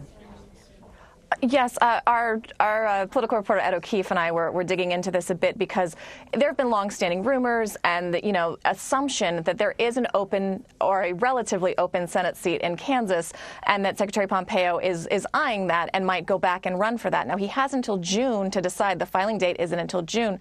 So in this news cycle and in this administration, that's an eternity, right? A lot can happen. But with the events of the past month and the past week, there's been kind of a buzz about whether or not he's going to push up or accelerate that timeline and possibly make that announcement sooner. There was a Time magazine piece this week that implied that he was getting ready to run, that he might leave sooner. And the press secretary pushed back about that today and said, on the record, I spoke to the secretary and he said this story is completely false. He is 100% focused on being President Trump's Secretary of State. And that's the case, and that's something we've heard from Republicans in this circle. However, there is the thought that this timeline, although it hasn't moved up, it could move up depending on how much he gets wrapped into these impeachment proceedings, how much he feels like he's getting pressure, and maybe he just decides, I've had enough, I'm going to go run for Senate. Is he concerned, when you're trying to extricate yourself from this situation? Publicly today, it didn't appear, he might not publicly appear to feel like he's under pressure, but it's hard to ignore the pressure that he must be feeling at this point.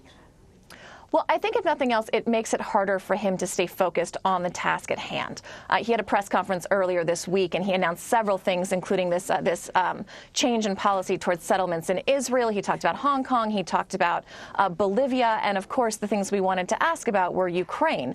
And I know he gets very irritated with reporters when we ask about that. And he said, I'm not going to talk about this, the Democrats' impeachment inquiry. I'm only going to talk about, these issues. And if you want to talk about Ukraine policy, we'll talk about Ukraine policy.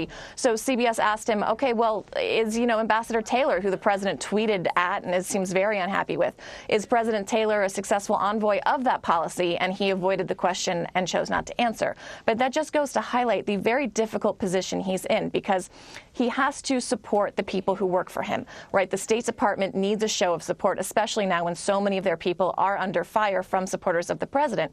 But he's also one of the people who's closest to the president. So he's kind of got to walk that line between a president who's not thrilled with his people and people who may not be thrilled with the lack of support coming from the secretary. Are they concerned that maybe with the testimony today that Ambassador Sondland essentially said that there wasn't really a shadow foreign policy, since it was really done at the direction of the president, and it included top officials, and among those top officials was the Secretary of State, was Vice President? Are they worried about this connection? Ambassador Sondland really named names, right? He made no secret of the fact that he says all these people were involved. He says he has emails where he looped them in. He says he was not going rogue or doing some sort of odd line of communication. He said, how can it be a rogue line of statecraft or communication when the Secretary of State, the President's Chief of Staff, and the Secretary of Energy are all in the loop? Earlier, so the Secretary is traveling overseas, and he was asked in a press conference about the goings-on today, and he didn't comment. He said, he was going to talk about other things. However, the press secretary sent out a statement that said Gordon Sondland never told Secretary Pompeo that he believed the president was linking aid to the investigation of political opponents. Any suggestion to the contrary is flat out false. Now, you have to take a look at that statement a little bit, because it says he never told Secretary Pompeo he believed the president was linking aid to the investigations. And that, as you know, was the whole issue here today. Ambassador Sondland said he assumed the two were linked. He only knew that it was linked to the meeting, not necessarily the aid. So it's the whole debate whether the quid pro quo extended to the aid or not, and he admitted he never heard that directly from the president. And here again, they're saying, well, he never said that specific thing to the secretary, but they're not saying he never looped in the secretary about any of the other decisions that were going on. We actually have some of that sound from Secretary Pompeo, who was in Brussels, as you mentioned earlier today. And he was asked, would he recuse himself from decisions involving the requests for the documents to Congress? Here's what the secretary had to say. I didn't see the testimony. I'm not going to recuse myself from this. I know precisely what American policy was with respect to Ukraine. I was working on it, and I'm incredibly proud of what we've accomplished. We delivered remarkable outcomes for the Ukrainian people, and I hope that we're able to continue to do so.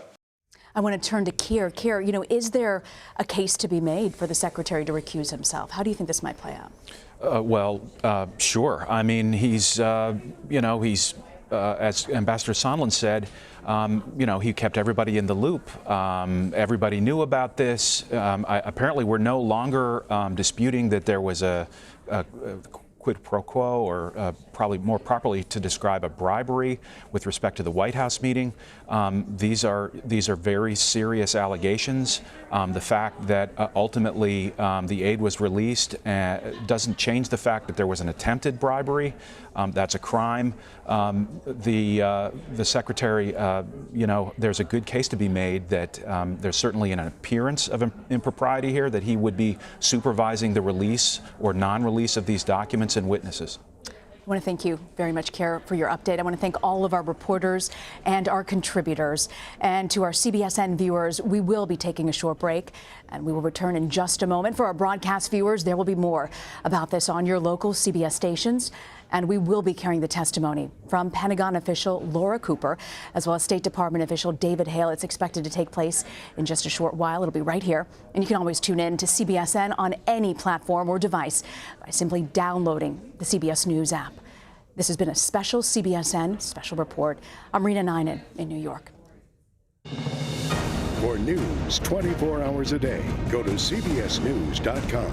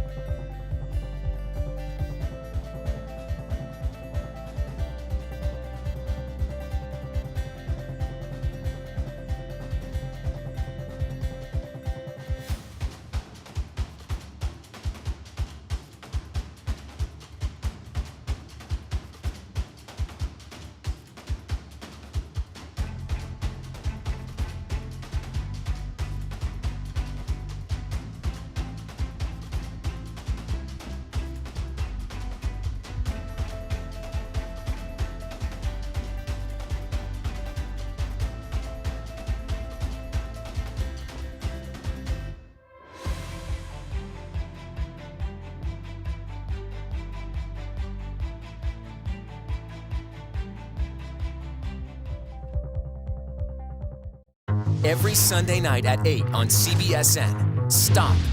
I struggled with a porn addiction for about 3 years. Think. I had to go live with him, so I was only 15. Inside of me, I was dying. And stream out loud. There are times where she gets on my nerves. I don't want to have sex with her. I want to have sex with him. Eye-opening original documentaries anywhere you want to see them. Sunday nights at 8, only on CBSN.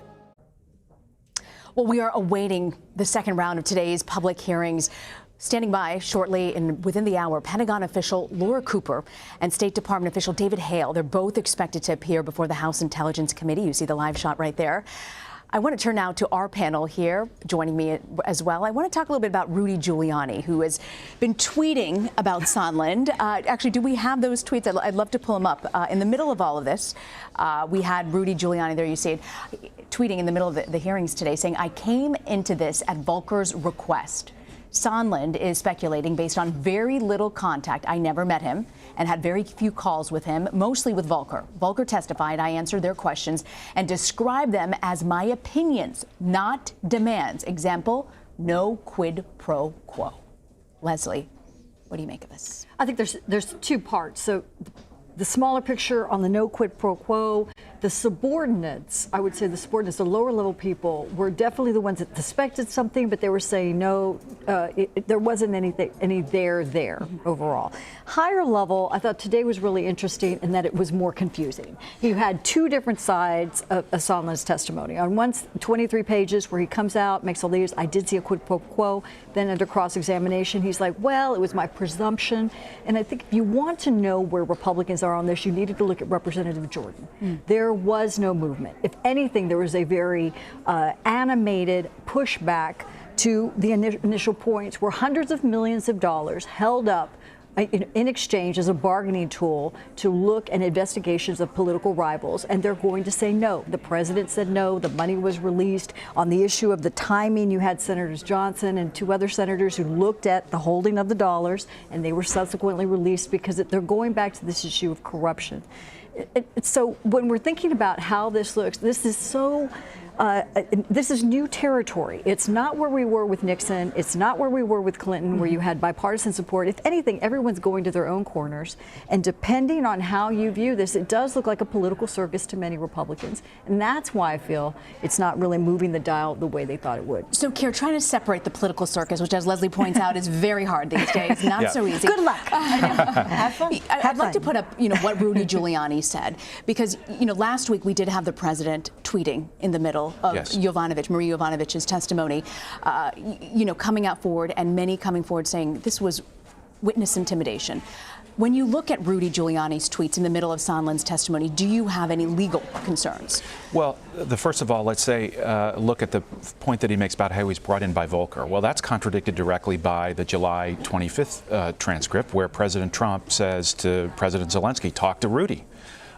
So that doesn't make sense. But for sort of in the larger picture, for Rudy Giuliani to be claiming to be President Trump's personal attorney, and then tweeting about the very subjects which appear to be the source or the content of their attorney-client relationship, creates real issues for whether or not he can continue to assert the attorney, if he chooses to, the attorney-client privilege in his relationship with President Trump. It's very concerning. On top of that, we should remind viewers that Rudy Giuliani is facing a potential situation with the Southern District of New York. Can you walk us through what we're awaiting there as well? Sure. There have been reports that Mr. Giuliani is under investigation by his old office. Let's all remember that he used to be the head of that office, the U.S. Attorney for the Southern District of New York. Reports are that he is now under investigation. There are potentially, and we know that two of his associates, Fruman and Parnas, have already been indicted by the Southern District. So there are potentially a series of questions relating to Mr. Giuliani. Do you think he could be indicted? Is it very likely that, based on what we know from his other associates? It's possible, based on these reports. They could be looking at Foreign Agents Registration Act violations, Foreign Corrupt Practices Act violations, extortion, bribery. Could that in any way, Keir, affect these open impeachment proceedings or this impeachment inquiry in the House at this point? It's a great question. The chain of events would be he gets indicted, he decides to flip, he decides to cooperate, understands that he's now in real legal jeopardy. The cooperation agreement in the Southern District of New York, as in every federal prosecutor's office, would require him to tell everything, complete truth about everything that he knows, and they could require him to testify before Congress as part of that cooperation. Is that why Rudy Giuliani had one more tweet today in which he accused the Republican lawyer of not doing his own research and preparation and instead picking up Democratic lies? Shame. Allow me to inform him, and this is a quote from Rudy Giuliani. This is his tweet you're reading. This is his tweet. Yeah. I have no, capital N-O, financial interests in Ukraine, none. I would appreciate his apology. Does that factor into any of this? Well, maybe I'll pull a Gordon Sondland and say, I don't know what's in his mind when he wrote that, but all of these tweets I think are very problematic because if you're the attorney for the president on this issue, he said publicly, I was defending my client. I was out there seeking these, investigations to defend my client. If that is the subject of his representation, that would all be subject to the attorney-client privilege. Tweeting about that very subject opens the door to arguments that he's waived the privilege with respect to all of it. Oh, is that like when Mick Mulvaney weighed in and said, yeah, there's a quid pro quo, get with the program? Is that, that's him waiving executive privilege? Well, that's potentially, yes, potentially, although the arguments over executive privilege are slightly different. It is, the attorney-client privilege can be broadly waived. The president, I'm sure, would argue that even a specific waiver of the executive privilege would only relate to those particular statements of Mulvaney. It gets so complicated with executive privilege. I'm sorry, it's very geeky. Such a great question. We love geeky around here. Always welcome. I do want to turn, though, to CBS News intelligence reporter Olivia Gazis, who joins us from Capitol Hill. So, Olivia, look at the focus of the testimony this afternoon. What should we expect in about an hour or less from Laura Cooper and David Hale? That's right. So we'll transition into our sort of double-decker testimony for today. And one of the witnesses that will testify this afternoon, David Hale, is the senior State Department official, third ranking in seniority, who has been requested by the Republicans to appear for a few reasons. One of them is going to interestingly clash with some of the themes that we heard from Ambassador Sondland today, namely that he's testified in his closed-door testimony, whose transcript we've seen released, that he was not aware of any of the quid pro quo, of any of the sort of back-channel machinations, the expectation that any investigations were going to be announced by the Ukrainians. He testified that senior leadership at the State Department were not informed of that. That, of course, is directly contrary to what we heard said by Ambassador Sondland today. He showed some emails in which he was directly writing to Secretary Pompeo. Of course, we also saw a statement from Secretary Pompeo denying a lot of those characterizations. So I expect we'll get some more granularity, maybe some more confusion related to the State Department's role as it evolved in these discussions. Laura Cooper is, of course, the lone, I think, Pentagon official that we've heard from in the course of these hearings. Her testimony was famously delayed by something like 5 hours after Republicans stormed the SCIF on that day. But what she is expected to provide, she's a Democratic witness, or witness called by the Democrats, in order to offer some clarity, such as it exists, on why the military aid in particular was held up. We know from her closed-door testimony that that she heard from OMB that the White House Chief of Staff had conveyed that President Trump had some concerns about corruption in Ukraine, and it was for that reason that some of the aid was being held up, with no further clarification. We also know from her testimony that there were some questions within the Pentagon about whether this was legal. There were questions raised about whether that aid could, within the law, be withheld. So that's something that Democrats are going to mine for information, and I think those are the broad contours of what you can expect from this afternoon's hearing. Olivia, when you step back, though, and look at today's testimony with Sondland at this point, from the morning and his afternoon testimony, were there any big revelations that moved the ball forward on this? Well, look, I think he did live up to this very much anticipated appearance because he did make some very meaningful new revelations for both the Democrats and the Republicans. And I always think it's helpful to look at sort of a scales of balance. So on the one hand, in his opening statement, he did confirm very explicitly that there was a quid pro quo expected from the Ukrainians, that it was driven by Rudolph Giuliani, and that came at the express direction of the president, that Sondland, Volker, the three amigos were to work with Rudy Giuliani, and that quid pro quo existed as a result of that entire communication. So that was a meaningful acknowledgement from Sondland. You also heard he was, of course, the person with the most proximity to the president that we've heard from to date. You heard him testify that he's talked directly to the president something like 20 times by phone, at least 6 to 7 times on the Ukraine matter in particular. And we know that at least the president articulated an interest in the investigations. You know, Chairman Schiff wrapped that up at the end by saying, when the president says investigations, he means Biden. There's no way, you know, that he was being led around the nose, as he said, by Rudy Giuliani, by Sondland, by anybody else. That he refused to have a meeting because of that hang-up. On the other hand, on the Republican side, they managed to very effectively say, or coax from Sondland, that he never was directly told by the president, or I think the language was by anyone on the planet, that the aid was being withheld, that he never got that direct communication from the very top echelons. So that was something that he repeatedly testified he was presuming, he was surmising, he was concluding, he was putting 2 + 2 = 4 together in his mind to draw that conclusion. And that was a pretty effective sort of defense, if you want to think of it that way, on the Republican side. Of course, they also kept repeating what Sondland said he heard from the president on that September 9th call. I want nothing from President Zelensky. I want him to do the right thing. Everybody else is, of course, pointing out now that the timing of that call is after some revelations related to the whistleblower complaint started being raised. It was very clear that the Republican strategy, in fact, this afternoon cross-examination was brought to you by the word presumption, is what it felt like over and over again. In fact, I want to play for you what a Republican from Ohio, Mr. Turner, Representative Turner, had to say in his cross-examination regarding presumption in Sondland.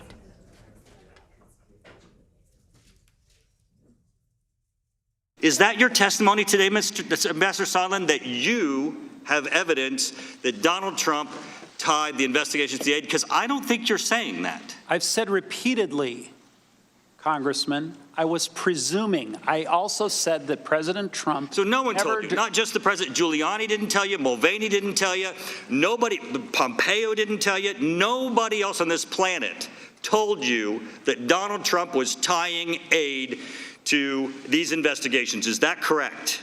I think I already testified. No, answer the question. Is it correct? No one on this planet told you that Donald Trump was tying this aid to the investigations. Because if your answer is yes, then the chairman's wrong and the headline on CNN is wrong. No one on this planet told you that President Trump was tying aid to investigations. Yes or no? Yes. So, you really have no testimony today that ties President Trump to a scheme to withhold aid from Ukraine in exchange for these investigations. Other than my own presumption. Which is nothing. I mean, that's what I don't understand. Leslie, how effective were Republicans in the cross-examination, particularly Mike Turner here? It was a blistering cross-examination, and it hit the point that it was presumption, the presumption sandwich that you're talking about. It kind of put all that together, and that's the takeaway, that the headlines were wrong, that this was really, it was obscured in all the other testimony, but the president denied it. The president didn't ask for something specific, and he presumed it. Then you had these statements come out that we saw our reporters talk about today. Both Vice President Pence came out, Secretary Pompeo, the Secretary of State come out, and they all deny that there was this trade-off, this bargaining chip of aid for personal investigations of his political opponents. And I don't care how many times you say it. That's why this gets so frustrating. How many times you say it, it's not going to move the needle unless you hear somebody. This is the part, the sea change I talked about yesterday. It would take somebody in OMB, somebody in budgeting, somebody that specifically heard the president say, with the chief of staff, stop and withhold the aid until this is cleared up. That's the kind of bargaining that would start to move voters. I want to get Keir to weigh in, but we're going to take a quick break. I want to get some legal analysis from Keir as well and get Molly Hooper to weigh in as well. But we're going to take a quick break. You're streaming CBSN.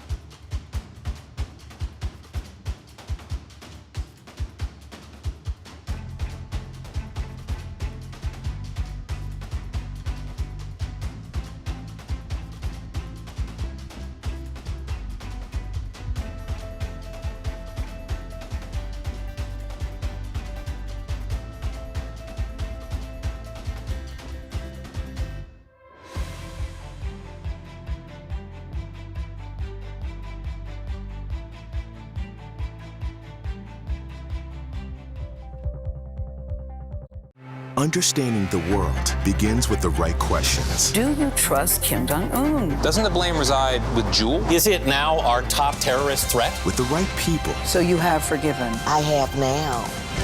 Right here. Check this out.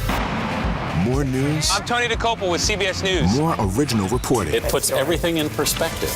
We are on a mission with NASA. Every morning on CBS This Morning. We're going to begin with breaking news. Well, we are standing by awaiting the next round of public hearings. We're expecting to hear from Pentagon official Laura Cooper and State Department official David Hale. They're about to appear within the next hour before the House Intelligence Committee. And joining me now, Leslie Sanchez, Molly Hooper, and Keir Dugal. I want to thank you all for joining us.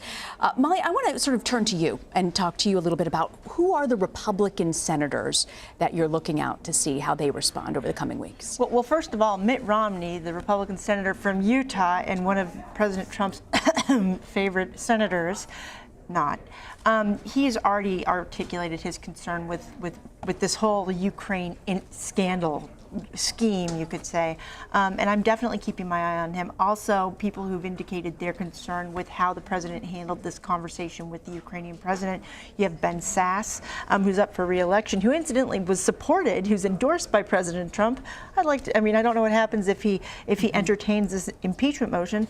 Roger Wicker of Mississippi also has concerns. Shelley Moore Capito of West Virginia, representing a purplish state, and Tim Scott, South Carolina. They've all articulated some form of concern in that we have to take these articles of impeachment, if they come to us, very seriously and not get too far out in front of it to defend the president.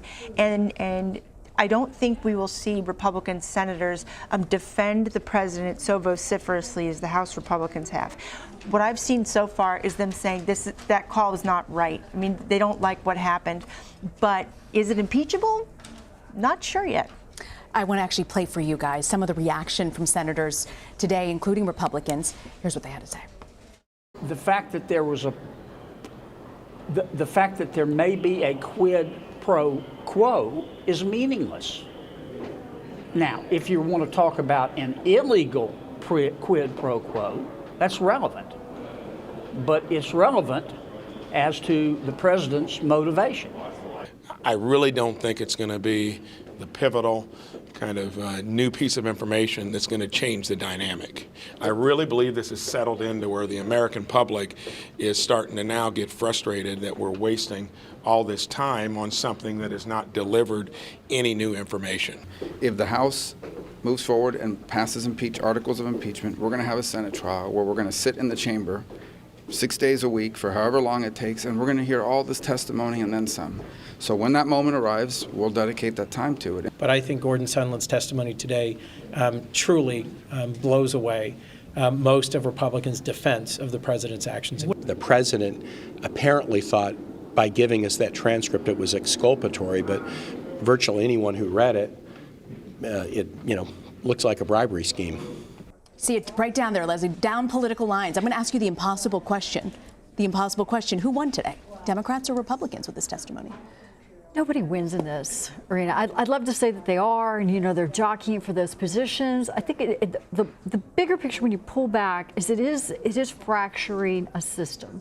And I think people are losing faith in that system. And as they move continuously into their politicized corners, this is not doing a lot to mend that. What's interesting about the Senate has always been kind of that gracious step back, the elder statesman, not diverse in many ways. Saucer, they like to call yes, the themselves cooling saucer. And the country almost needs that. I'll be one of the few to say that, but just to calm this issue down, because so many people don't believe.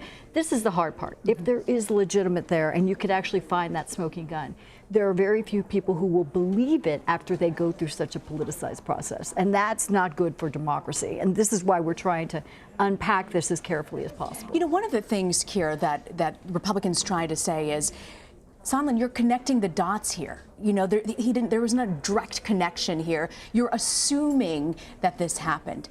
What stands up from a legal standpoint? Can you say, you can't use your common sense and connect the dots here? No, that's exactly what prosecutors do. They will say, okay, look, we've presented to you the direct evidence, and there'll also be circumstantial evidence. Circumstances that are relevant are the aid was held up. We are learning now that on the day that President Trump apparently told Sondland, "I want nothing. There's no quid pro quo." That's the very day that the investigation of the quid pro quo broke. So that makes perfect sense from a prosecutor's perspective. That's preloading a defense. That's responding to an accusation and doing it in a false exculpatory way. A prosecutor at the end of a case in closing arguments would point out all the evidence and then ask the jury to use their common sense to connect up the dots and reach the reasonable conclusions that can be reached from all of those circumstances. Could Sondland have taken the fifth today? He could have. Was it a smart strategy not to have done it and come forward? I can understand why he didn't. I presume that his counsel would have absolutely told him that he had the right to do that. Mm-hmm. Innocent people have the right to assert the fifth. Many people don't know this. You don't have to help a prosecutor with a wrongful prosecution. So you can be innocent and assert the fifth. But given that Mr. Sondland's testimony was that because of the sort of stonewalling by the White House and the administration in providing the documents, that he really couldn't refresh his recollection fully, he has a plausible explanation for why he's amended his testimony in that written filing and then perhaps changed or expanded his testimony today.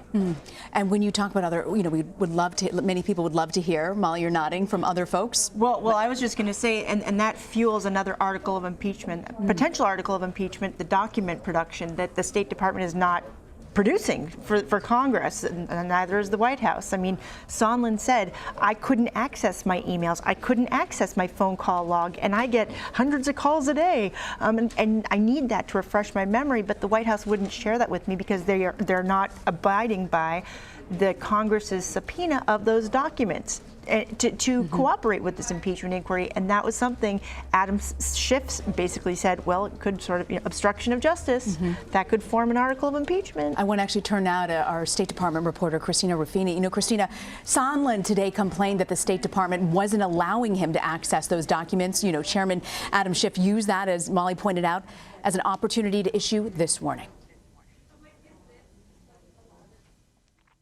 I want to say a word about the President and Secretary Pompeo's obstruction of this investigation. We have not received a single document from the State Department, and as Ambassador Sondland's opening statement today will make clear, those documents bear directly on this investigation and this impeachment inquiry. I think we know now, based on a sample of the documents attached to Ambassador Sondland's statement, that the knowledge of this scheme was far and wide and included, among others, Secretary of State Pompeo, as well as the Vice President. We can see why Secretary Pompeo and President Trump have made such a concerted and across-the-board effort to obstruct this investigation and this impeachment inquiry. And I will just say this, they do so at their own peril. I remind the President that Article 3 of the impeachment articles drafted against President Nixon was his refusal to obey the subpoenas of Congress. Christina, do you think that threat might change anything at the State Department? I don't think so. There's another issue here that we haven't had with the other witnesses, and that's that Ambassador Sondland is still the ambassador to the EU, right? Kurt Volker and some of the other people who testified, although George Kent and Ambassador Taylor are still employees, him saying over and over again he doesn't have access to these emails, he doesn't have access to his call logs. For someone like Kurt Volker, who no longer works at the State Department, that's true. But for someone like Ambassador Sondland, he's flying back to Brussels as we speak. At least he just checked into his plane at the airport. I hope he made that plane. Right, he did. There's a picture on Twitter of him checking in, and he's all smiles, so I assume he made it. But, he's going into his office every day and opening up his email. So unless the State Department is redacting his own emails, I think we might be seeing some pushback on that from State in the next couple hours or days. And I have reached out to them to ask how exactly someone who's still employed can say he's not able to access his emails or call logs. The other thing we need to talk about with Ambassador Sondland is, unlike these other career diplomats and career officials, he's a political appointee. So this argument the Republicans have been making with some of the other witnesses that they're all, liberal Trump haters, and even the president has called them never Trumpers. This is someone who donated $1 million to the inaugural committee because, as he said today, he wanted to make sure he got a seat. Now, if I were to donate $1 million to get a seat at something, I would probably go to a Lizzo concert, but Lizzo is not going to make me the ambassador to the EU, right? This is someone who supported the president, who wanted to be part of this administration, and by everyone I've talked to, by all accounts, was a well-intentioned person. He did want to do the right thing. He wanted to make policy in Ukraine, and he may not have known that this was an incredibly irregular way to go about it until he was already in the middle of it. Christina raises an interesting point here because, these political ambassadors that serve, many people won't realize, a lot of them are what they call bundlers, people who have helped the campaign. There is nothing untoward or unwrong with that. President Obama did it. It's been done administration after administration. But could this be a potential article of impeachment, obstruction of justice, by not allowing these emails to come through? Well, that combined with the refusal to provide witnesses, the assertion of executive privilege, where the Congress needs the evidence to consider the other articles of impeachment, certainly could become an article on its own of obstruction. There's an interesting part. Part of his demeanor, though, I think, can we just hurry up because I have a plane to catch, as if everybody else. Which was his attorney who It's his attorney who said it, his eye rolling, even at the chairman. Whether you're Republican or Democrat, he's somebody who has a very strong sense of himself, let's say that. And all of his texts that he's exerting, they're texting like, 12-year-old little girls in terms of all these texts that are going back and forth. But the point I'm making is he's wielding this tremendous power, if not in his head. And the people that are there to guide them are the career Foreign Service officers, are the people in the National Security Council. They are there to kind of put those guardrails around them. And that's why it's interesting. He's like, well, I presume this or presume that. It's not to take direct political shots out of it. Sometimes they are really political neophytes, and they think they have more power than they should. Because they're technically the guy at the top, even though there are other people doing the... They paid $1 million to get in that position. Yeah. They entertain. I have many meetings. And with many ambassadors. Having worked, in the government, this is a reality. When they're having the cocktail parties with the little, frozen little, cocktails, and then the party's over and everybody goes home. They're part of their effort is to host other foreign leaders, and he's there trying to show he is negotiating and moving these steps along. He just may have got ahead of himself. Looking ahead to this afternoon, we still have 2 more testimonies we're expecting here. Could run well into the night. We're standing by any moment now for this. What are you looking for? Well, I want to know what Laura Cooper has to say. This is from the Pentagon, because she's going to know. The Pentagon was tasked with essentially clearing Ukraine of corruption before they would release the money to the government, for security interests. This is $400 million. And President Trump has long held that the reason that security aid was not released was because our government was still looking into the corruption efforts in Ukraine. Well, Laura Cooper indicated in her deposition that, oh no, we had cleared them in early August. That money was ready to go. They were okay. We could have sent it over there in early August. Which Congress had approved. And all it depended on was getting the final sign off from the Pentagon. But here's the president saying, no, that wasn't, we are still waiting for them to clear him of corruption. And so I think she can clear that up. And then we'll hear from David Hale, who's an interesting figure and one who I think Republicans, they obviously called him, but I think Democrats are really going to press him as to why he did not protect Marie Yovanovitch more fiercely. Why didn't Mike Pompeo back Marie Yovanovitch, the previous Ukrainian ambassador who was essentially ousted in the spring? Why Pompeo didn't push back against this smear campaign, quote unquote, against her more vociferously? Keir, what are you looking for, particularly from a legal vantage point on this? Yeah, so Molly's points are exactly the ones that I'm going to be looking for. In particular, this question about the DOD and whether or not there is a legitimate basis to claim that, well, there were more concerns that would justify this hold. That will tie directly into what Ambassador Sondland said about, was there, in the absence of any other reasonable explanation for why there was a hold, I reached the conclusion based on all these other circumstances, I put the 2 and 2 together, that the aid was in fact tied, just like we've heard the testimony today, the White House meeting was tied to these investigations. Just one other thing, to get back to the investigations just briefly. One of the most really disturbing parts of the testimony that I've heard and haven't had a chance to point out yet is the public nature of the announcement. The Justice Department is very careful about investigations and keeping them quiet, except under really extraordinary circumstances, because if you're investigating somebody and it turns out that the investigation is not going to lead to charges, the fact that it's been publicized that somebody was under investigation can be extraordinarily damaging. To the reputation. To the reputation of the person who is the subject or the target of the investigation. I'm already seeing advertisements for a movie about Richard Jewell, and now I'm dating myself. He was the guy back in 1996 at the Atlanta Olympic Games who pointed out a bomb. Yeah. He then became the subject of an investigation. It was public. It ruined him, and it turns out that he was being a good Samaritan by pointing out that, hey, I think I see a bomb, right. But he was destroyed because he was publicly identified as the subject or a target of this investigation. Side note: one of his biggest defenders was Sean Hannity. Okay, well, we're going to have to leave it there, unfortunately. I want to thank you very much, Keir, Molly, and Leslie.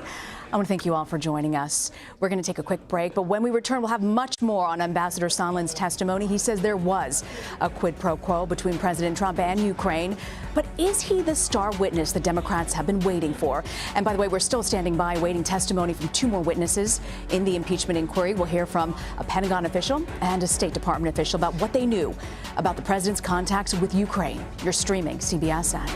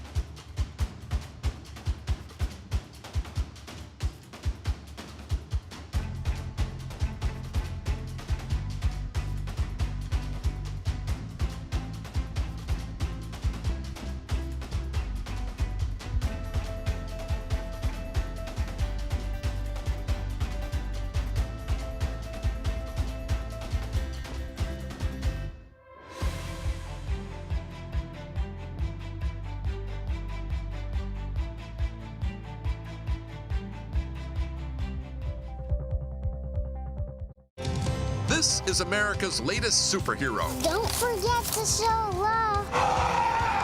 This is his kindergarten class. Day. This one-time school administrator is now architect. This is just some of her army. I want other people to know what they can do to their neighborhoods. This is doable. This history is still living. This is a miracle! Woo! This is working. Oh, it's working.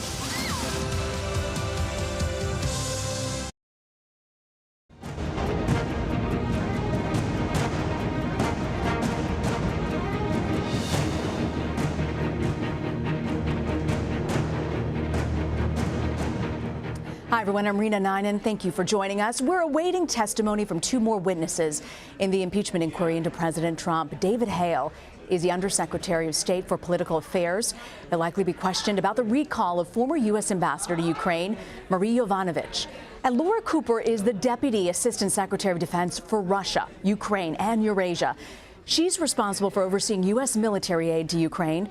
Earlier today, we heard what could be potentially the most damning testimony for President Trump in the public hearing so far. U.S. Ambassador to the European Union, Gordon Sondland, appeared before the House Intelligence Committee as a key witness on the president's Ukraine policy. Well, in his opening statement, Sondland tied President Trump to a campaign to pressure Ukraine. At issue is whether the president was withholding aid to Ukraine as a way to pressure the country to announce investigations into his political rival, Joe Biden. Today, Sondland testified that the scheme was led by Mr. Trump's personal attorney, Rudy Giuliani, at the president's direction. Mr. Giuliani's requests were a quid pro quo for arranging a White House visit for President Zelensky. Mr. Giuliani demanded that Ukraine make a public statement announcing the investigations of the 2016 election, DNC server, and Burisma. Mr. Giuliani was expressing the desires of the President of the United States, and we knew these investigations were important to the President. We did not want to work with Mr. Giuliani. Simply put, we were playing the hand we were dealt. We all understood that if we refused to work with Mr. Giuliani, we would lose a very important opportunity to cement relations between the United States and Ukraine. So we followed the President's orders. Well, during his testimony, Sondland also said that Secretary of State Pompeo and Vice President Mike Pence knew exactly what was going on and what the President was asking for. Everyone was in the loop. It was no secret. Everyone was informed via email on July 19th, days before the presidential call. As I communicated to the team, I told President Zelensky in advance that assurances to run a fully transparent investigation and turn over every stone were necessary in his call with President Trump. Well, the EU ambassador also described a September meeting with Vice President Pence about the president's desire for Ukraine to open investigations into the 2016 elections and Burisma. I mentioned to Vice President Pence before the meetings with the Ukrainians that I had concerns that the delay in aid had become tied to the issue of investigations. I recall mentioning that before the Zelensky meeting. During the actual meeting, President Zelensky raised the issue of security assistance directly with Vice President Pence, and the Vice President said that he would speak to President Trump about it. Based on my previous communication with Secretary Pompeo, I felt comfortable sharing my concerns with Mr. Yermak. It was a very, very brief pull-aside conversation that happened within a few seconds.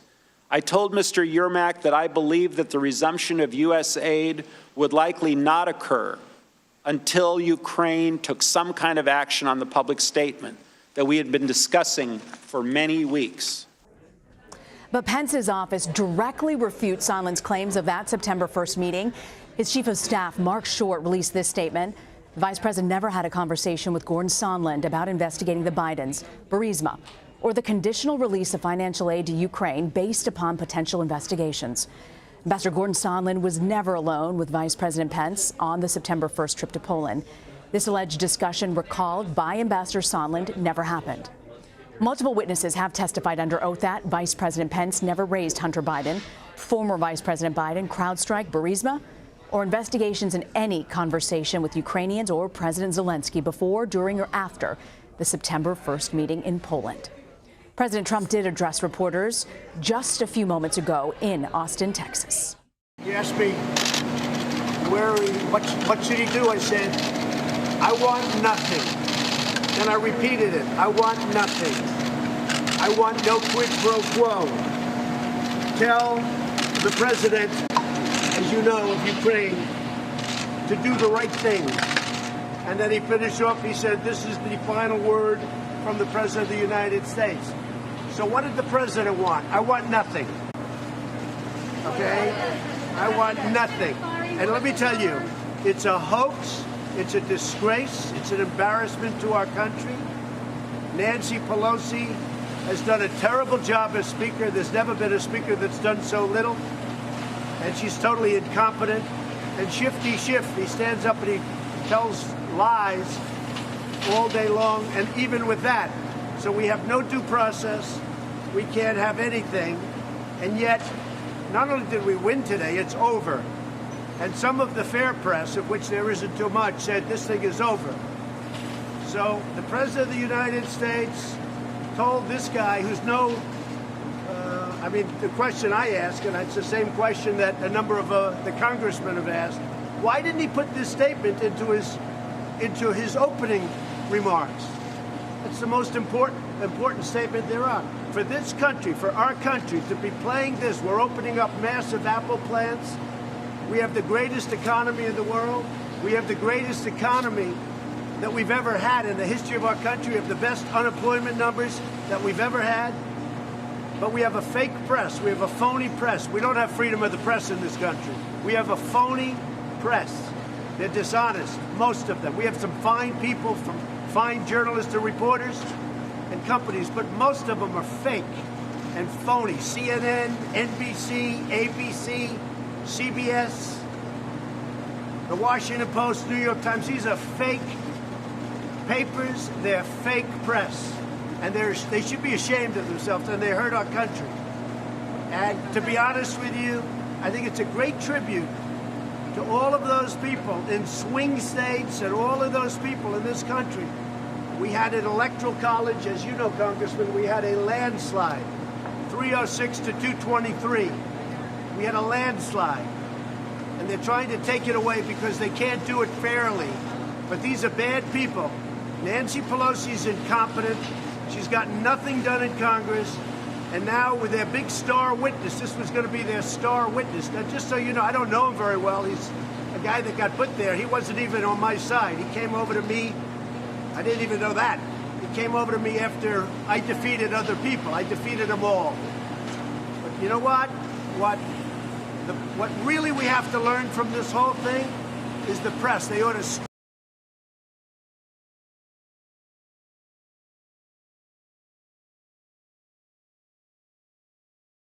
The fake press, with the media the way it is, they should be ashamed of themselves. Mr. President, have you started taking action against the whistleblower? The whistleblower is not a whistleblower, he's a fake. And everybody knows, everybody knows who the whistleblower is. And the whistleblower is a political operative. These gentlemen know it. He's a political operative. And frankly, the IG should have never brought this, because if he would have compared what the whistleblower said, if he would have compared it to what I said in the conversation, two conversations really, but to what I said in the conversation with the president, who I think is a terrific person, of Ukraine, he would have said, well, wait a minute, the whistleblower said this. And that wasn't the conversation, because we have the transcribed conversation. And also, Shifty Schiff, he's a dishonest, he's a corrupt politician. When he imitated or tried to copy my conversation, he didn't copy it. He made up a conversation, went before Congress, and made up a phony conversation, just like he does every time he talks. He's a phony.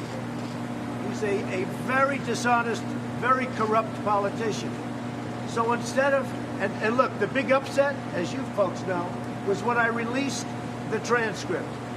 Because I don't like doing that, because you have to keep this very, very classified and confidential when you're speaking to heads of state. But I released it because Schiff and the whistleblower made up a phony deal. And I'll tell you what, you ought to be ashamed of yourself. The press should be ashamed, and they ought to end the witch hunt right now. When you say Zelensky should do the right thing, when you say Zelensky should do the right thing, I didn't say that. He's already done the right thing. Because the president, if you look, of Ukraine and his spokesman, the foreign minister, they put out, there was no pressure whatsoever, none whatsoever. And you knew that. You knew that very well. But you're fake news, and you should be ashamed of yourselves, and you should for our country. Mr. President, you can sign the Hong Kong bill. The Bidens is a whole different story. When you talk about corruption, when you have a guy that made no money, his father becomes vice president, and all of a sudden he's getting millions and millions of dollars from Ukraine, from China, from all of these countries. You just see two of them. This guy made nothing. He got thrown out of the Navy. He couldn't get a job. And then his father becomes vice president. And the press doesn't want to report it because the press is dishonest. So I think it's a disgrace. I think the whole thing with Biden is a disgrace. What else? Steve, go ahead. Should Apple be exempt from China tariffs? Well, we're looking at that. And, you know, the problem we have is you have Samsung. It's a great company, but it's a competitor of Apple, and it's not fair because we have a trade deal with Korea. We made a great trade deal with South Korea, but we have to treat Apple on a somewhat similar basis as we treat Samsung. Now, with all of that being said, we're doing very nicely with China, but I like it the way it is now. because we're taking in billions and billions of dollars and we're giving some of that money to farmers and others. But we are looking at Apple. What I wanted Apple to do, I said someday we're going to see Apple building plants in our country, not in China. And that's what's happening. It's all happening. It's all the American dream. Our country has never done better. It's doing better than it's ever done. Unemployment, the lowest levels. The numbers just came out today. African American, Hispanic American, Asian American, the lowest they've ever had in the history of our country. So we're very happy. Thank you very much. Mr. President. Say it. So I can tell you this. China would much rather make a trade deal than I would. Then why haven't they? Because I haven't wanted to do it yet. Then why haven't you wanted to? Because I don't think they're stepping up to the level that I want. I spoke earlier today with Mr. Trump and he said another round of tariffs would be bad for business. It would be bad for the United States. I know, but Will you know, the tariffs here's take what I effect say. December 15th? Here's what I say. What do you know? I put in tariffs. Everyone said, oh, gee, you're taking in billions, hundreds of billions of dollars we will be taking in. And everybody said, oh, that's going to be bad for the economy. Well, as you just heard from Tim Cook, we have the strongest economy by far in the world, and we're taking in billions and billions of dollars. So we'll see what happens. We are dealing with China. I have a great relationship with President Xi. They're a great country, but we're a greater country than China. If I didn't win right now, China would be a bigger economy than the United States. But because I won, we picked up, reported on your network, $11 trillion in worth and value. And China's lost probably $25 trillion. We are much bigger than China right now, and we're going to keep it that way. Thank you all. Thank you very much. Solomon said you wanted Zelensky to announce investigation. Any update on auto tariffs, sir? All right, we've been listening there to President Trump. He's touring an Apple manufacturing plant in Austin. He'll be joined by the CEO of Apple, Tim Cook, as well as the Treasury Secretary, Steve Mnuchin, is also with him. Thank you, everyone, for joining us. I'm Rena Ninan, and joining us here on set is CBS News contributor and Republican strategist Leslie Sanchez, CBSN political contributor Molly Hooper, Keir Dougal as well, our CBSN legal contributor, as well as former assistant U.S. attorney in New York's Eastern District. Thank you all for joining us. Thank you. And what a day. What a long day as it is. Quite the marathon. I think we are on mile 12. Almost halfway there. 12.6. 12.6 In to the be House accurate. marathon. In the House, that's right. It is quite a long one in the House. You know, we are standing by. We're awaiting the testimony of a Pentagon official and a State Department official. Molly, I want to step back for a second. This is the live room, the room at the House Intel Committee. Yep. Molly, give us a sense. In fact, this could take place at any moment. They could resume this, start this testimony. What are we watching for here? Well, we're watching for Laura Cooper, who's the Defense Department official, who essentially will know when she would have been the one who could certify whether or not Ukraine was cleared of their corruption concerns, to the point that releasing this security aid was okay. Because, you know, as we've heard in this testimony, Ukraine has been a very corrupt country throughout history, and there was a concern that you don't want to release $400 million of tax-paying money to a corrupt country. So before this money was going to be released, the Defense Department needed to certify that President Zelensky was moving forward with anti-corruption efforts, and she did apparently in early August, a little bit sooner than President Trump had been indicating, because one of his constant refrains has been the reason that money was not released, into September, was because they were still waiting to see if Ukraine was not corrupt anymore, or that they met the corruption threshold. And also David Hale, who is the political affairs undersecretary at the State Department, I think that you're going to look at Democrats to see them pressing him as to why Mike Pompeo, the Secretary of State, was not pushing back harder on this so-called smear campaign against then Ukraine Ambassador Marie Yovanovitch, who we heard from on Friday. And that's a big bone of contention with people at the State Department, because there was concern that Mike Pompeo was not standing up for her. And so we'll see this all unfold in the next hour. Yeah, we certainly will. We just heard from the president, Leslie, at this point. What did you make of his pushback and his comments at this point? Well, the president said it's over. It's not. He's delusional in that sense, but It is all part of the way that the president is spinning this. To the president's credit, there was not this big bombshell you expected today from Sondland that people thought the Democrats particularly thought were going to come, that it was going to be this quid pro quo. What was confusing about it is Sondland said, yes, there was one, but under cross-examination, he did not have evidence that there was a direct tie of holding military aid, this particular security aid, in exchange for investigation of his political foes. That's where this gets confusing. It also gets confusing. There was so much conversation around who was trying to get a meeting, and as we break that out, the takeaway is that there's not enough there for impeachment. We may move forward, and I expect we're going to see articles of impeachment that will be voted on in the House, move their way to the Senate, but the public is not there, and Republicans are not there. Keir, when you do look at, if this has always been the tactic that Democrats want to, at some point, present the evidence, as they're doing here, and move forward to some sort of articles of impeachment. What's their best movement here right now? What's the best standing that they have based on the testimony we've heard so far? So again, I've said this before, so forgive me if I'm repeating a little bit, but it really is about laying bricks and putting in the mortar and building up the case. And it can be a long, hard march for the people in the audience. In a criminal trial, it's jurors. There's a reason why everybody wants to get out of jury service, because it takes a while, and it's not always as efficient as we would like. We're used to seeing movies. We're used to seeing the law enforcement show where the crime happens at the beginning of the hour and it's all wrapped up at the end. It doesn't work that way. There is some patience that's required, and it can be confusing. It is the Democrats and Schiff's job to connect all those dots. But I would say they would just sort of keep marching on. Keep marching on. I also want to bring in, joining us as well, is Olivia Gazis, national security correspondent at Capitol Hill, and also from the State Department, Christina Ruffini. Olivia, to you, as we're looking forward to the testimony of the State Department official and Pentagon official, what are you watching for?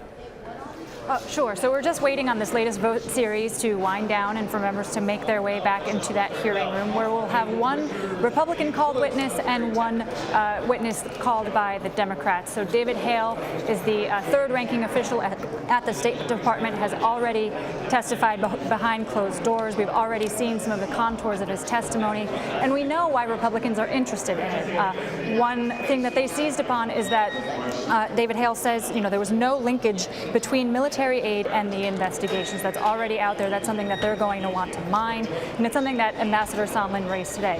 But curiously, what David Hale also testified to previously was that he was not in the loop about tying investigations to aid in any fashion. And Ambassador Sondland, of course, showed us some emails today where he was keeping lots of people directly involved in the loop, as he put it, including and up to Secretary Pompeo. As I think Molly also outlined, you can expect that he will have some things to say about the treatment and the ouster of Ambassador Yovanovitch. Democrats are going to want to get his take on that. Laura Cooper, one of the lone officials that we're hearing from the Pentagon, she's going to offer some granularity on the hold on the military aid in particular. She, of course, was the witness who was behind closed doors when Republicans sort of stormed the SCIF that day, and her testimony was delayed by several hours. She's expected to say a number of things that Democrats want to hear about, namely what it was exactly that Pentagon officials were hearing about the holdup of that aid. We know that she already testified that OMB had conveyed that the president had concerns about Ukraine and corruption in that country, and that may have been a reason why the aid was being held up. There are, of course, questions that she testified about the legality of that holdup of that aid. And finally, I will just add that she, as virtually every other official that we've heard from in this hearing so far, testified that no national security official thought that this was a good idea. Everyone was unified in the essential fact that Ukraine needed this aid. It's an important partner, and Democratic congressmen have made this too. It's an important partner in the U.S.'s pushback against Russia's expansionism, and so she's expected to lend her voice to that chorus of officials who have already said the holdup of the aid, in the abstract, objectively, was not a good idea. All right, Olivia, I want to thank you. We've got more also from the State Department and the White House. But for now, I want to take a quick break. You're streaming CBSN. We'll be right back in just a moment.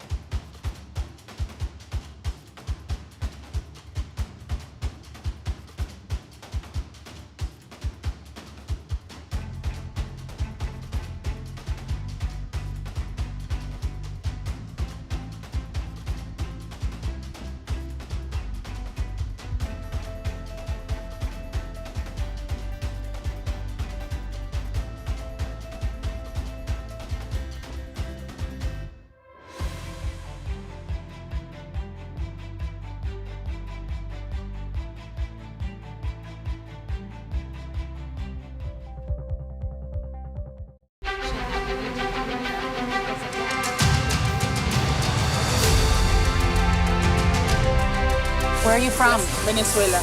And you traveled the whole way with your son? Sola. Sí, sola. Caterina amenaza.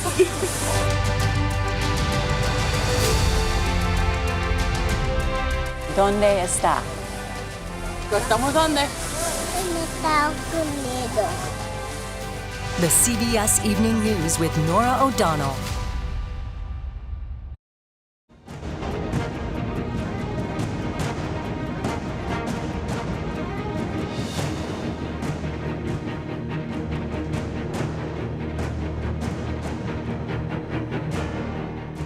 This is a CBSN special report. I'm Rena Ninan in New York. We are awaiting testimony from two more witnesses in the impeachment inquiry into President Trump, David Hale and Laura Cooper. David Hale is the Undersecretary of State for Political Affairs. Laura Cooper is the Deputy Assistant Secretary of Defense for Russia, Ukraine, and Eurasia. Well, their appearance comes with EU Ambassador Gordon Sondland today, who spoke. And Democrats called his testimony damning. And they say it does tie the president directly to a quid pro quo. Republicans, however, say that Sondland did nothing to bolster the Democrats' case. Let's begin with CBS News White House correspondent Paula Reed, who joins us from the White House. Paula, I know the White House was concerned about this testimony. How are they responding to this dramatic day of testimony? Well, just a few minutes ago, the president had another word for it, Rena. Fantastic. The president insists that Sondland's testimony exonerates him of any quid pro quo. Earlier today, as he was leaving for Texas, I was out there. We waited for about an hour, and the president emerged with a stack of papers, Rena, and he selectively quoted from Sondland's testimony about a conversation between the two men. The president insists that this particular portion of the testimony completely exonerates him, and now, quote, this whole impeachment matter is over. But of course, that's not actually the essence of Sondland's testimony. Sondland was clear that even if there wasn't an explicit quid pro quo directive from the president, that everyone knew what the White House wanted. He said clearly this quid pro quo was coming from the president, if not directly, then indirectly. And it was clear to Sondland, he said, that the White House would only engage in these meetings with Ukraine if there was a promise to engage in these political investigations. So even though the president, other officials here at the White House, they're trying to spin this hearing today as a win, most people who watch this realize that Sondland's testimony undercuts many of the public defenses that this White House has put forward. You know, at this point, Sondland, many people may forget, still serves, you know, in this administration. Is there any concern that he could be fired? I don't get the sense. We CNN caught up with him, and he said he is not resigning, Paula. That's right. There are concerns about possible retaliation, not just for Ambassador Sondland, but also for Lieutenant Colonel Vindman. He returned here to work today. His detail here at the White House does not end until July 2020. But, Rena, we heard on Face the Nation several days ago, White House officials suggested that they may be dwindling down the size of the National Security Council. That could push him out. There's going to be a lot of questions. If any of these officials are pushed out of their roles, there will be questions about retaliation. I also want to bring in CBS News State Department and Foreign Affairs reporter Christina Ruffini, who also joins us from Washington. So, Christina, you know, looking ahead to the testimony we're expecting any moment now, what do we know about David Hale?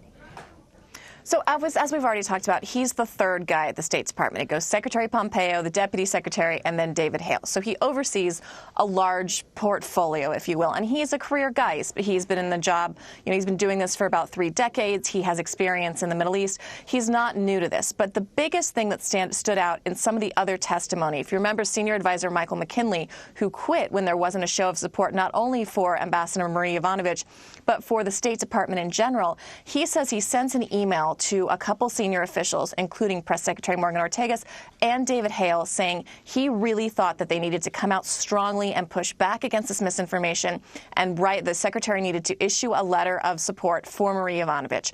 Others, he said, all responded either via email or text. The person he didn't hear back from was David Hale. In his testimony, in closed-door testimony, he says that he believed that coming out in support of her would actually do more damage to her, right? You know, you don't want to draw attention to it. It would be better if we just kind of let this go quietly. It would be better for her. McKinley said he then went back to Yovanovitch and said, people are concerned that it will damage you more if we make a statement. Do you still want a statement? And she said yes, and it still didn't happen. So there are some questions as to why he didn't want that statement and what the motives behind that really were. I want to also bring in CBS News Intelligence national security reporter Olivia Gazis, who joins us from Capitol Hill. So, Olivia, can you give us a sense about this particular hearing? Is it the same format as what we saw earlier with Sondland and the previous testimonies?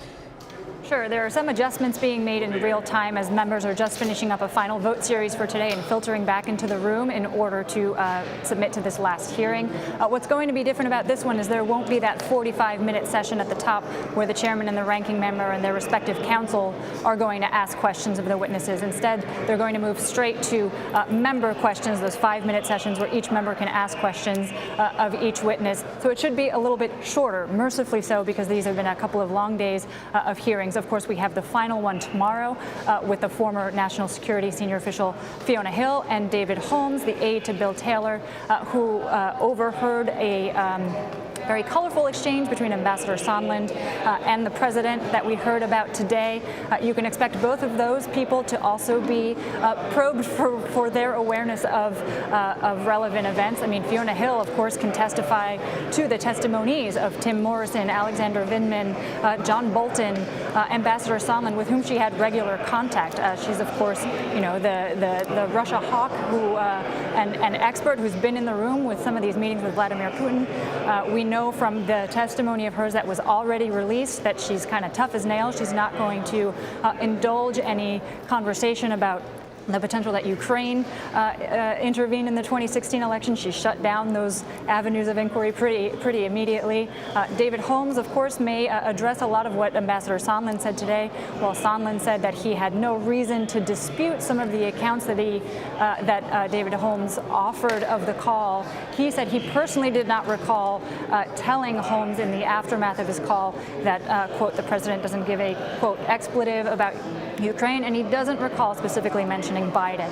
So you can expect that David Holmes will be questioned extensively about that tomorrow after we get through today's session. Yeah, so much ahead. I want to thank you, Olivia. I also want to reintroduce our panel.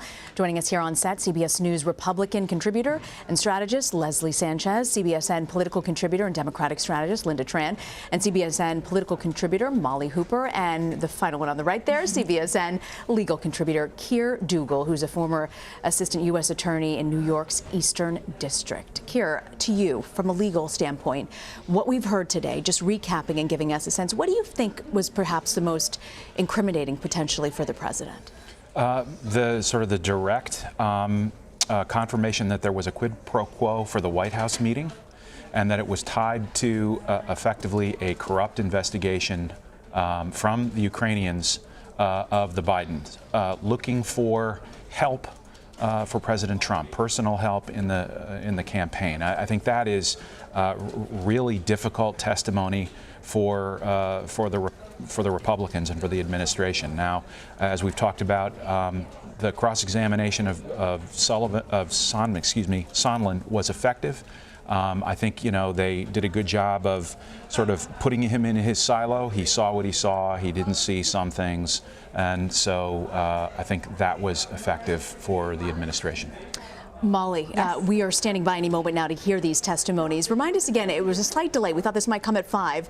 Why are we still waiting for this to happen? Well, there was a series of votes, because keep in mind, Congress actually does need to work. They need to operate, and they've been doing some interesting things this week. Number one, keeping the government funded until December 20th. And number two, the House just passed a Hong Kong democracy bill that incidentally is not favored necessarily by the White House, but that passed unanimously in the Senate and passed with a veto-proof majority in the House just a few moments ago, and essentially would impose sanction on Chinese officials who are undermining the pro-democracy movement in Hong Kong. And this is actually a big deal because, again, Trump, the president, does not like this because he's, of course, dealing with the Chinese and their trade dealings. And China, essentially, they decried the Senate's move yesterday, saying that they would come back with counter-sanctions.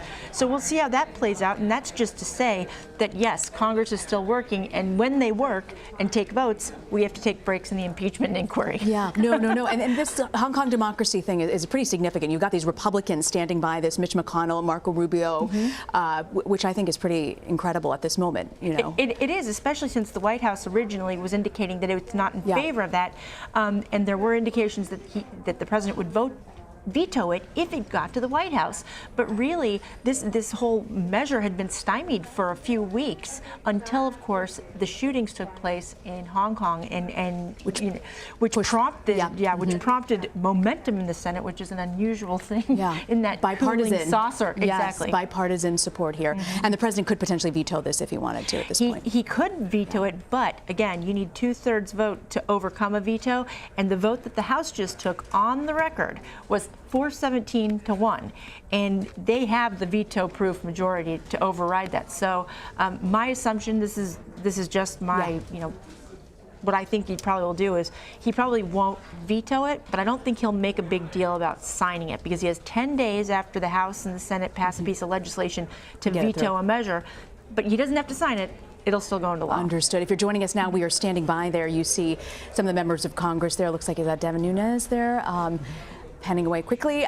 Folks lined up, ready to go. There, as Molly mentioned, was a vote there, and we are waiting for the testimony from official at the State Department and the Pentagon as well. I want to turn to White House correspondent Paula Reed. Paula, we know the White House has made some new hires to really help in response to that inquiry. One of those new hires actually appeared on CBS this morning. How is it going so far for them?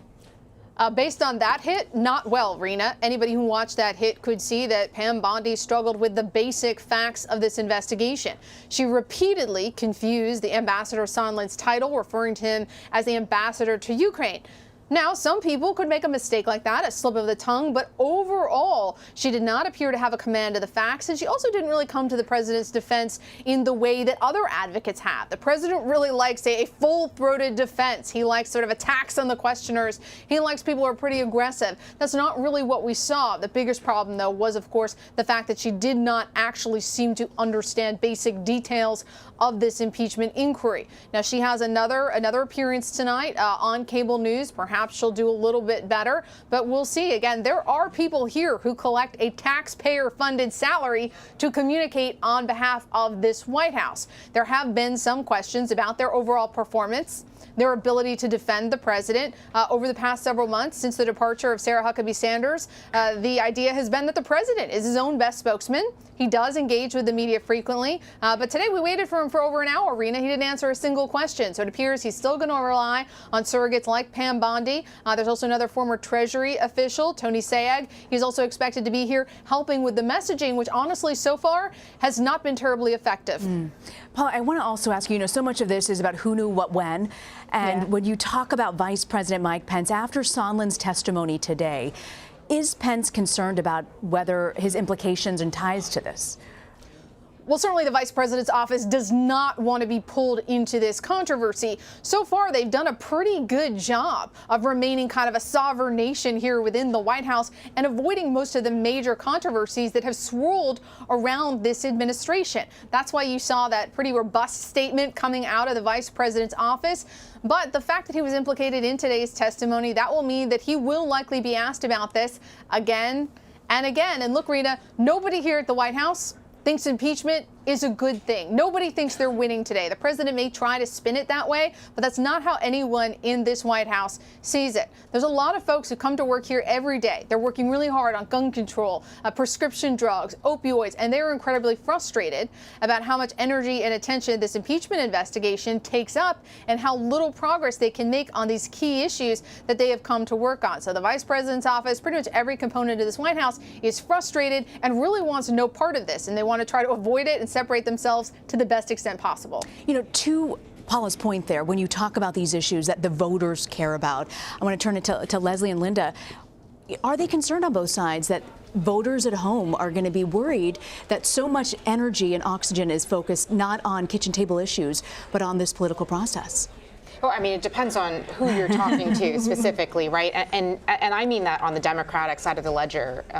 If you're talking to the base who are angry and they're whipped up, they are, digesting the hearing from minute to minute, probably as much as we are, maybe a little bit less.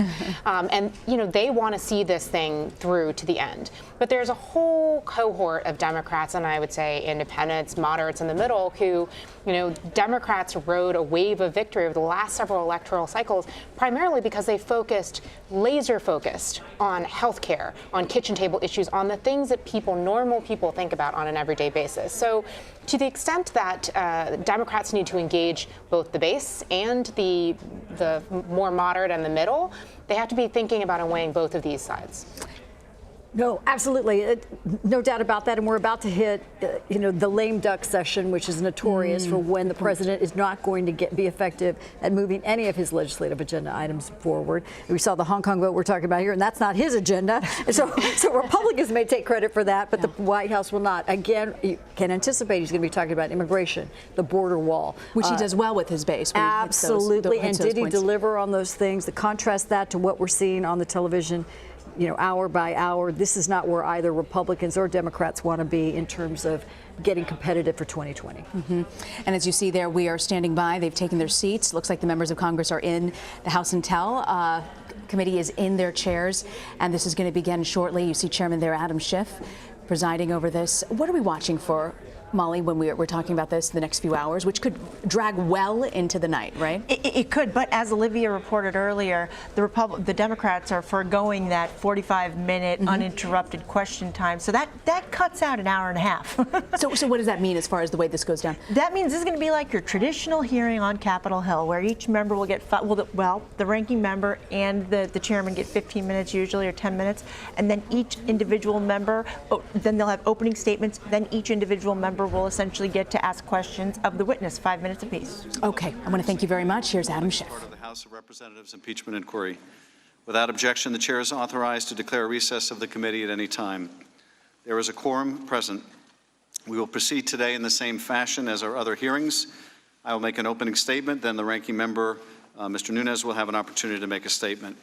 Then we will turn to our witnesses for their opening statements if they should choose to make one. For audience members, we welcome you and respect your interest in being here. In turn, we ask for your respect as we proceed with this hearing. As chairman, I'll make any necessary or take any necessary appropriate steps to maintain order and ensure that the committee is run in accordance with House rules and House Resolution 660. With that, I now recognize myself to give an opening statement in the impeachment inquiry into Donald J. Trump, the 45th President of the United States. This afternoon, the American people will hear from two witnesses who are both veteran national security professionals, one at the Department of State and the other at the Defense Department. David Hale is the Undersecretary of State for Political Affairs, the third most senior official in the department and the most senior Foreign Service officer. Laura Cooper serves as Deputy Assistant Secretary of Defense for Russia, Ukraine, Eurasia, and is responsible for a broad range of countries in the former Soviet Union and the Balkans. Between them, they have several decades of national security experience serving both Republican and Democratic presidents. And as we have heard from other dedicated public servants like former Ambassador to Ukraine, Marie Yovanovitch, former Deputy Assistant Secretary of State George Kent, Ambassador Bill Taylor, Lieutenant Colonel Alexander Vindman, and Jennifer Williams, their only priority has been the security of the United States.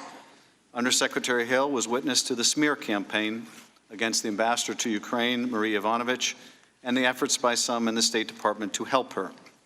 In late March, Yovanovitch reached out to Hale for assistance, telling him in an email that the tempo of social media and other criticisms of her were such that she felt she could no longer function unless there was a strong statement of defense of her from the State Department. Hale pushed to get the State Department to put out a robust, full-page statement of defense and praise for Ambassador Yovanovitch, sadly to no avail. That silence continues to today. In late April, we heard in riveting testimony last Friday from Ambassador Yovanovitch. She was recalled to Washington and informed that she had lost the confidence of the President. The Secretary of State did not meet with her.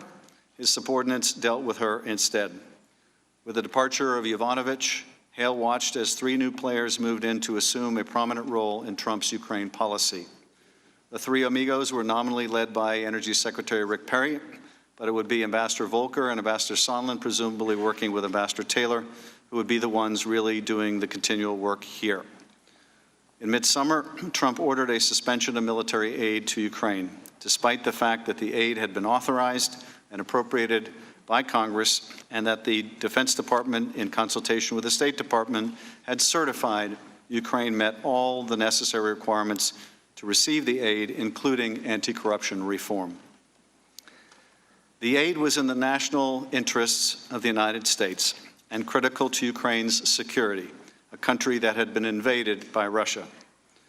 From her office in the Pentagon, Ms. Cooper oversaw a significant amount of security assistance flowing to Ukraine and was involved in efforts to understand and reverse the suspension of nearly $400 million in U.S. aid. Cooper, along with others, learned about the freeze during a series of interagency meetings in the last 2 weeks of July.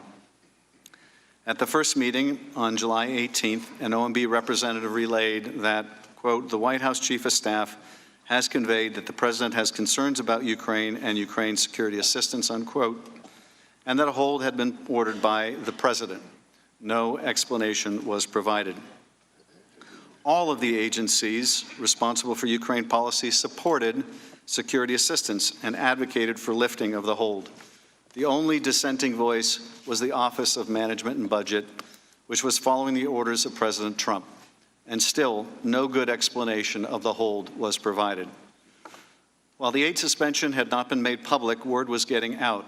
Catherine Croft, special advisor for Ukraine negotiation, who worked closely with Ambassador Volker and who testified before this committee at a deposition, received 2 separate calls in July or August from officials at the Ukrainian embassy who, quote, approached me quietly and in confidence to ask me about an OMB hold on Ukraine security assistance.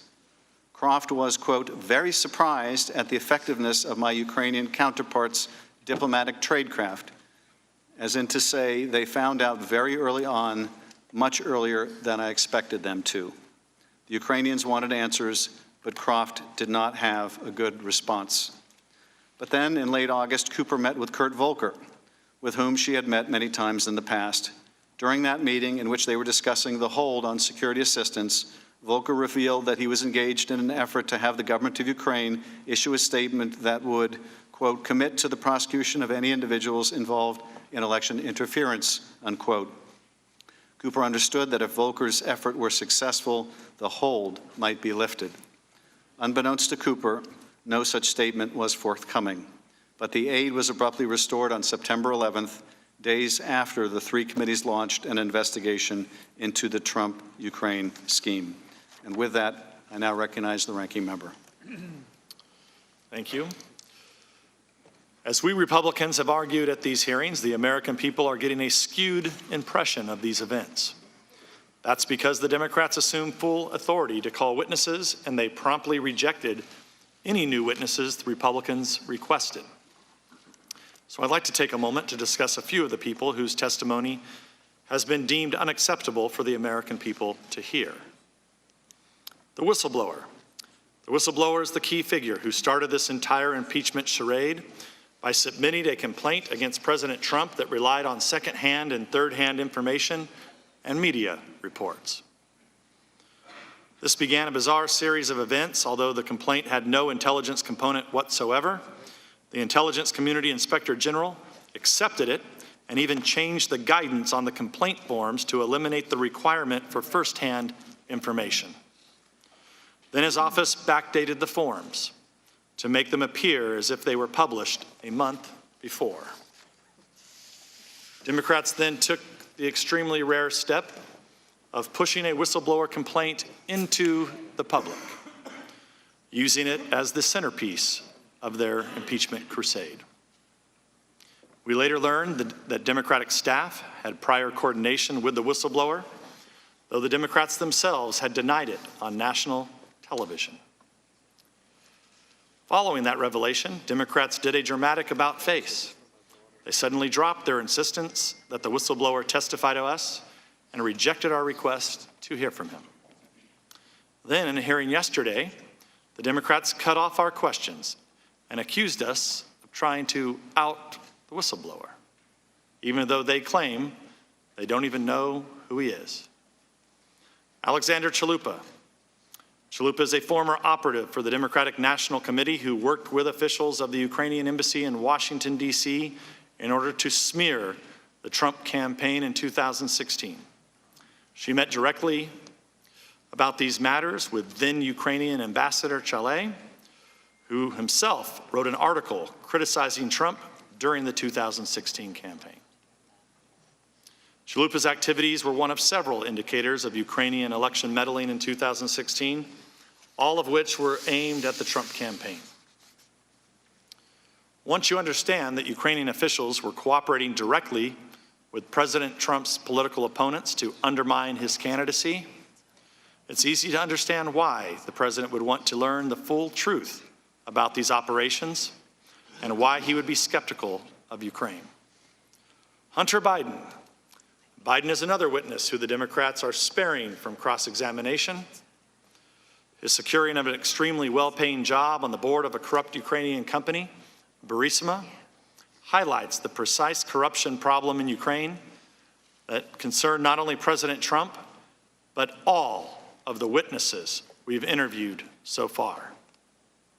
The Democrats have dismissed questions about Biden's role at Burisma as conspiracy theories.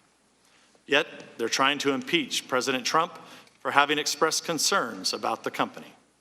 If we could hear from Biden, we could ask him how he got his position, what did he do to earn his lavish salary, and what light could he shed on corruption at this notorious company. But Biden would make an inconvenient witness for the Democrats, and so they've blocked his testimony. At these hearings, we've heard a lot of second-hand, third-hand information and speculation about President Trump's intentions. But in the end, the only direct order we've heard from the president is his order to our last witness, Ambassador Sondland, that he wanted nothing from Ukraine. That is consistent with the testimony provided by Senator Johnson, who said that President Trump angrily denied accounts that a quid pro quo existed. Aside from rejecting our witnesses, the Democrats have tried other petty tricks to shape public opinion. Just this morning, they called a break in the hearing in order to press their absurd arguments to TV cameras. Then, for this hearing, they canceled the multiple rounds of initial questioning they had earlier today with Ambassador Sondland, and as they have had with all the previous witnesses, who they bizarrely consider as their star witnesses. When you look through the presumptions, assumptions, and smoke and mirrors, you see the facts of this case are clear. President Trump was skeptical of foreign aid generally, and especially skeptical of aid to corrupt countries like Ukraine. He wanted to discover the facts about Ukrainian meddling in the 2016 election against his campaign. A brief hold on Ukrainian aid was lifted without Ukraine taking any steps they were supposedly being bribed to do. President Zelensky repeatedly said there was nothing improper about President Trump's call with him, and he did not even know about the hold in aid at the time he was supposedly being extorted with it. So what exactly are the Democrats impeaching the president for? None of us here really know, because the accusations change by the hour. Once again, this is impeachment in search of a crime. So, Chairman, I would urge you to bring this to a close, to adjourn this hearing, and move on, and get back to the work of the Intelligence Committee. That, I yield back. I thank the gentleman. Today we are joined by Ambassador David Hale and Ms. Laura Cooper. David Hale serves as the Undersecretary of State for Political Affairs for the Department of State, a position he has held since August 30, 2018. Mr. Hale joined the Foreign Service in 1984 and holds the rank of Career Ambassador. He previously served as the Ambassador to Pakistan, Ambassador to Lebanon, Special Envoy for Middle East Peace, Deputy Special Envoy, and Ambassador to Jordan. Ambassador Hale also served as Deputy Assistant Secretary of State and Executive Assistant to Secretary of State Albright. Laura Cooper is the Deputy Assistant Secretary of Defense for Russia, Ukraine, and Eurasia at the Department of Defense. She is a career member of the Senior Executive Service. Ms. Cooper previously served as a Principal Director in the Office of the Assistant Secretary of Defense for Homeland Defense and Global Security Affairs. Prior to joining the Department of Defense in 2001, Ms. Cooper was a Policy Planning Officer at the State Department in the Office of Coordinator of Counterterrorism. Two final points before witnesses are sworn. First, witness depositions as part of this inquiry were unclassified in nature, and all open hearings will also be held at the unclassified level. Any information that may touch unclassified information will be addressed separately. And second, Congress will not tolerate any reprisal, threat of reprisal, or attempt to retaliate against any U.S. government official for testifying before Congress, including you or any of your colleagues. If you would both please rise and raise your right hand, I'll begin by swearing you in. Do you swear or affirm that the testimony you are about to give is the truth, the whole truth, and nothing but the truth, so help you God? Let the record show the witnesses answered in the affirmative. Thank you, and please be seated. The microphone is sensitive, so please speak directly into it. Without objection, your written statements will be made part of the record. With that, Ambassador Hale, if you have an opening statement, you're free to give that, and immediately thereafter, Ms. Cooper, you are recognized for your opening statement. Mr. Chairman, I don't have a prepared opening statement, but I would like to just comment, of course, as you said, I've been Undersecretary since August of 2018, a Foreign Service officer for over 35 years, an ambassador 3 times, serving both Republican and Democratic administrations proudly, and I'm here in response to your subpoena to answer the questions of the committee. Thank you, Undersecretary. Ms. Cooper. Mr. Chairman, Ranking Member, members of this committee. I appear today to provide facts and answer questions based on my experience as the Deputy Assistant Secretary of Defense for Russia, Ukraine, and Eurasia. I would first like to describe my background as well as my role and vantage point relevant to your inquiry. I bring to my daily work and to this proceeding my sense of duty to U.S. national security, not to any political party. I have proudly served 2 Democratic and 2 Republican presidents. I entered government service through the Presidential Management Internship Competition, joining the State Department in 1999 to work on counterterrorism in Europe and the former Soviet Union. Inspired by working with the U.S. military on a Department of Defense rotational assignment, I decided to accept a civil service position in the policy organization of the Office of the Secretary of Defense in January 2001, where I have remained for the past 18 years. My strong sense of pride in serving my country and dedication to my Pentagon colleagues were cemented in the moments after I felt the Pentagon shake beneath me on September 11, 2001. My office was scheduled to move into the section of the Pentagon that was destroyed in the attack, but a construction delay meant that we were still at our old desks in the adjacent section on that devastating day. After we had wiped the black dust from our desks and tried to get back to work, I found meaning by volunteering to work on Afghanistan policy and would give my next 4 years to this mission. I later had the opportunity to move into the leadership ranks of my organization and have had the privilege to manage issues ranging from defense strategic planning to homeland defense and mission assurance. I accepted the position of Principal Director for Russia, Ukraine, and Eurasia in 2016 and was honored to be appointed formally to the position of Deputy Assistant Secretary of Defense in 2018. In my current role, I work to advance U.S. national security with a focus on deterring Russian aggression and building strong partnerships with the frontline states of Ukraine and Georgia, as well as 10 other allies and partners from the Balkans to the Caucasus. Strengthening Ukraine's capacity to defend itself against Russian aggression is central to my team's mission. The United States and our allies provide Ukraine with security assistance because it is in our national security interest to deter Russian aggression around the world.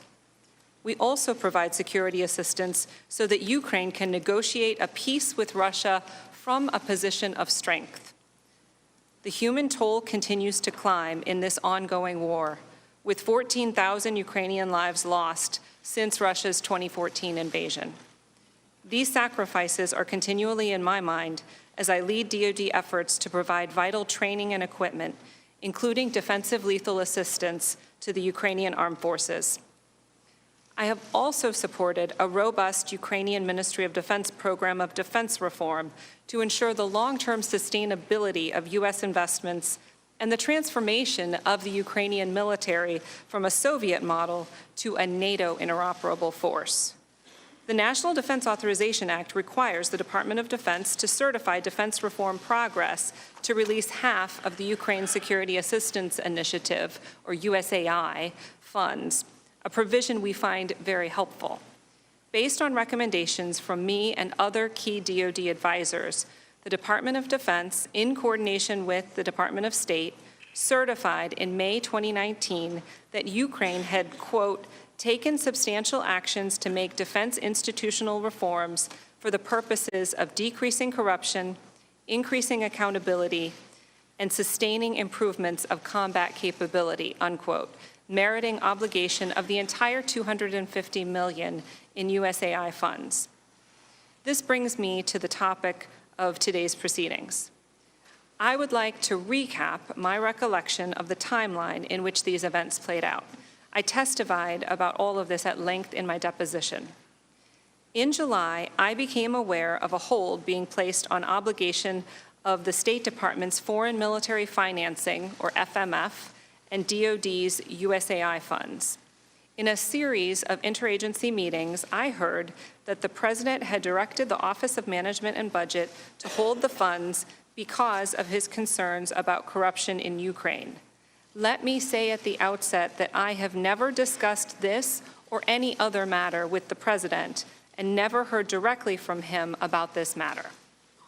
At a senior-level meeting I attended on July 26th, chaired by National Security Council leadership, as at all other interagency meetings on this topic of which I was aware, the national security community expressed unanimous support for resuming the funding as in the U.S. national security interest. At the July 26th meeting, there was also a discussion of how Ukrainian anti-corruption efforts were making progress. DoD reiterated what we had said in our earlier certification to Congress, stating that sufficient progress in defense reform, including anti-corruption, had occurred to justify the USAI spending. I and others at the interagency meetings felt that the matter was particularly urgent because it takes time to obligate that amount of money, and my understanding was that the money was legally required to be obligated by September 30th, the end of the fiscal year. In the ensuing weeks until the hold was released on September 11th, I pursued 3 tracks.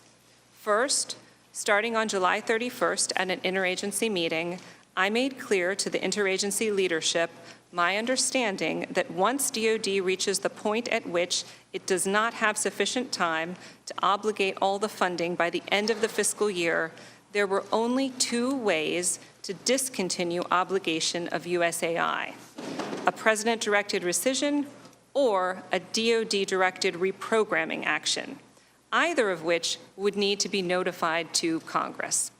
I never heard that either was being pursued. Second, I was in communication with the DoD Security Assistance implementing community to try to understand exactly when they would reach the point at which they would be unable to obligate all the funds by the end of the fiscal year. I received a series of updates, and in a September 5th update, I and other senior Defense Department leaders were informed that over $100 million could not be obligated by September 30th. And third, I was advocating for a meeting of the cabinet-level principals with the President to explain why the assistance should go forward. Although I heard of attempts to discuss the issue with the President, I never received details about any conversations other than a status update that the hold had not been lifted. After the decision to release the funds on September 11th of this year, my colleagues across the DoD Security Assistance enterprise worked tirelessly to be able to ultimately obligate about 86% of the funding by the end of the fiscal year, more than they had originally estimated they would be able to. Due to a provision in September's continuing resolution appropriating an amount equal to the unobligated funds from fiscal year 2019, we ultimately will be able to obligate all of the USAI funds. Given how critical these funds are for bolstering Ukraine's security and deterring Russia, I appreciate this congressional action. That concludes my opening statement, but before answering your questions, there is one other matter I would like to address. I testified in a deposition before this committee and other committees on October 23rd, 2019. At that time, I was asked questions about what I knew about when the Ukrainian government may have learned about any hold on security assistance funds. I answered those questions based on my knowledge at that time. Since my deposition, I have again reviewed my calendar, and the only meeting where I recall a Ukrainian official raising the issue with me is on September 5th at the Ukrainian Independence Day celebration. I have, however, since learned some additional information about this subject from my staff. Prior to my deposition testimony, I avoided discussing my testimony with members of my staff or anyone other than my attorney to ensure that my deposition testimony was based only on my personal knowledge. My deposition testimony was publicly released on November 11th, 2019. Members of my staff read the testimony and have come to me since then and provided additional information. Specifically, on the issue of Ukraine's knowledge of the hold or of Ukraine asking questions about possible issues with the flow of assistance, my staff showed me 2 unclassified emails that they received from the State Department. One was received on July 25th at 2:31 p.m. That email said that the Ukrainian Embassy and House Foreign Affairs Committee are asking about security assistance. The second email was received on July 25th at 4:25 p.m. That email said that the Hill knows about the FMF situation to an extent, and so does the Ukrainian Embassy. I did not receive either of these emails. My staff does not recall informing me about them, and I do not recall being made aware of their content at the time. I do not have any additional information about precisely what the Ukrainians may have said what may have been their source of information about a hold or any possible issues with the flow of assistance, or what the State Department officials may have told them. My staff also advised me in the last few days of the following additional facts that may be relevant to this inquiry.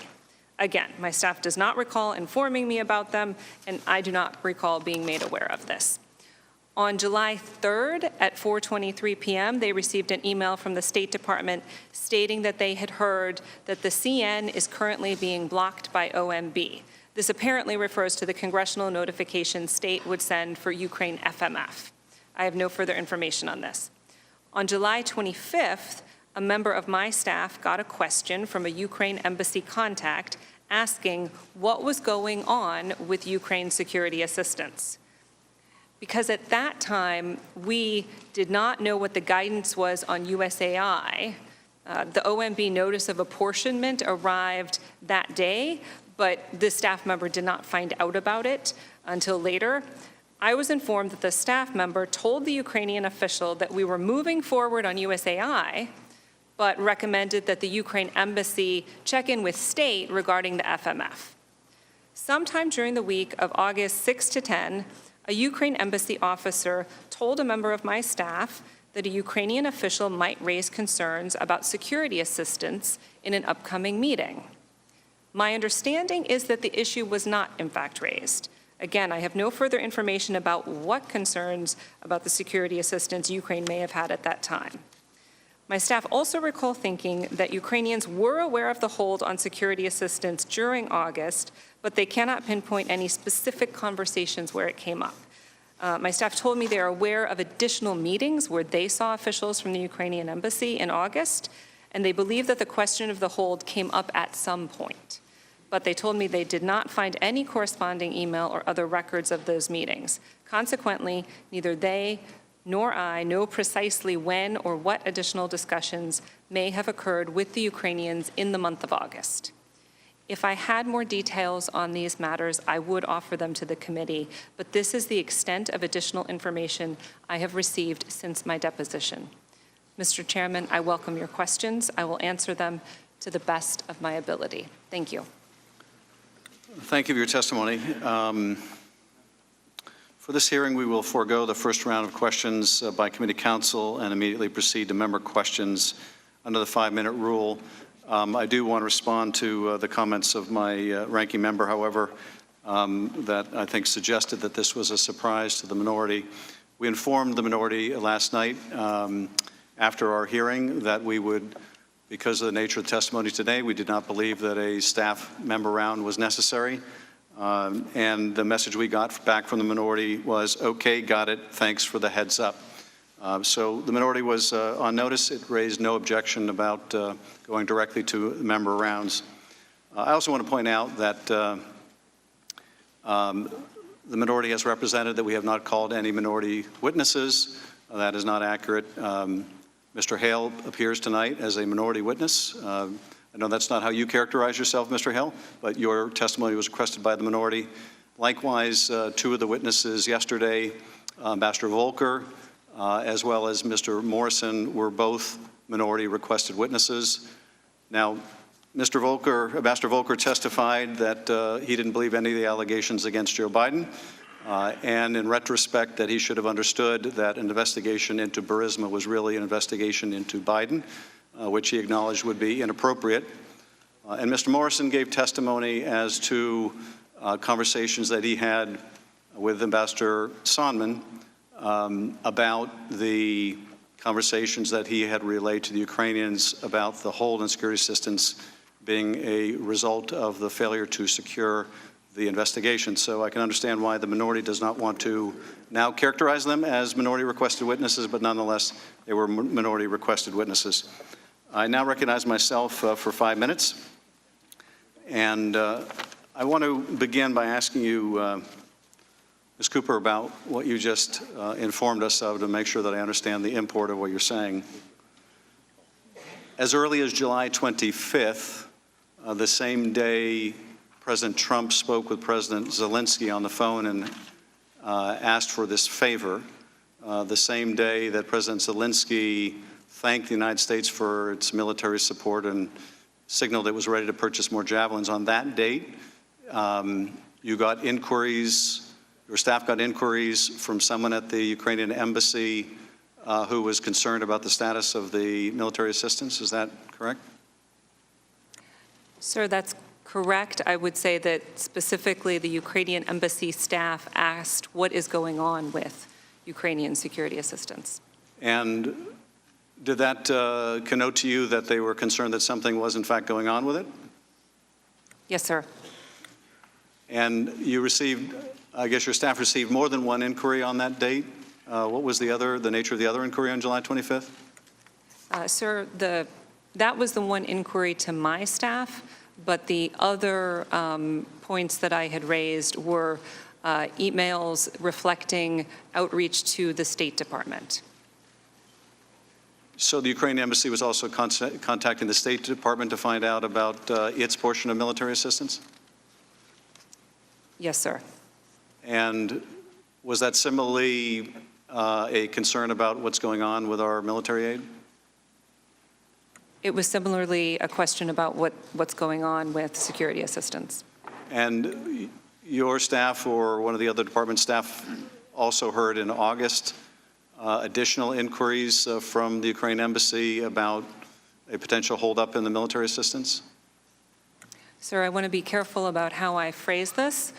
My staff recall having had meetings with Ukrainian embassy representatives during the month of August, and they believe that the topic came up at some point during those meetings, but they don't recall the precise date or specifically what the nature of the discussion was. But your staff at least gleaned from those conversations that the Ukrainian embassy was aware that there was some kind of a hold on the assistance. Sir, the way I would phrase it is that there was some kind of an issue. Yes. You are now, Ms. Cooper, the third witness before our committee who has testified that the Ukrainians found out about a problem or a hold on the security assistance prior to it becoming public. But you're the first to indicate that that may go back as early as the date of the President's call with President Zelensky. Let me move to a related issue. In August, you testified at your deposition that you met with Kurt Volker, I believe it was on August 20th. The hold on security assistance was still in place. You testified that Ambassador Volker told you that if he could get Zelensky to make a public statement, quote, that would somehow disavow any interference in U.S. elections and would commit to the prosecution of any individuals involved in election interference, it might lift the hold on security assistance. Is that correct? Sir, I believe that I testified that it was my inference that that would lift the hold on Ukraine's security assistance. And that was your inference because at the time you were talking about the hold on security assistance? That's correct. The first part of our conversation was about the hold on security assistance. And it was during that portion of the conversation that he brought up the effort to get this public statement? It was during that conversation. I'm not sure I would say it's during that part of the conversation. What else did you discuss in the conversation? The only two topics that I recall are the urgency of lifting the hold on security assistance and then him relaying this separate diplomatic effort that I had previously been unaware of. So you didn't have any discussion about any White House meeting? Sir, I don't recall specifically talking about the White House meeting, but I've had many conversations about the desire for the White House meeting, so it's likely that that was a part of the conversation. But the two things you do recall are that you talked about the hold on security assistance and that he brought up this public statement that they wanted Zelensky to get that he thought might be useful. That is correct, sir. Mr. Nunes. Yield to Mr. Ratcliffe. Thank the gentleman for yielding. Ambassador Hale, Ms. Cooper, thank you both for being here. In his opening, Ranking Member Nunes referenced President Trump's general skepticism of providing aid and the amount of foreign aid being provided to foreign countries. Would you agree with that characterization, Ambassador Hale? We've often heard at the State Department that the President of the United States wants to make sure that foreign assistance is reviewed scrupulously to make sure that it's truly in U.S. national interests and that we evaluate it continuously so that it meets certain criteria that the President's established. And since his election, is it fair to say that President Trump has looked to overhaul how foreign aid is distributed? Yes, the NSC launched a foreign assistance review process sometime, I think it was late August or early September 2018. All right. And throughout both his campaign and his administration, President Trump has repeatedly sought to reframe American foreign policy in economic terms, and as he described, America First policy. And consistent with that, well before there was a whistleblower talking about a pause on aid to the Ukraine, the President had expressed genuine concern about providing U.S. foreign assistance. To that point, is it fair to say that the President has wanted to ensure that American taxpayer money was being effectively and efficiently spent outside of the United States? Yes, that is the broad intent of the Foreign Assistance Review, among other goals.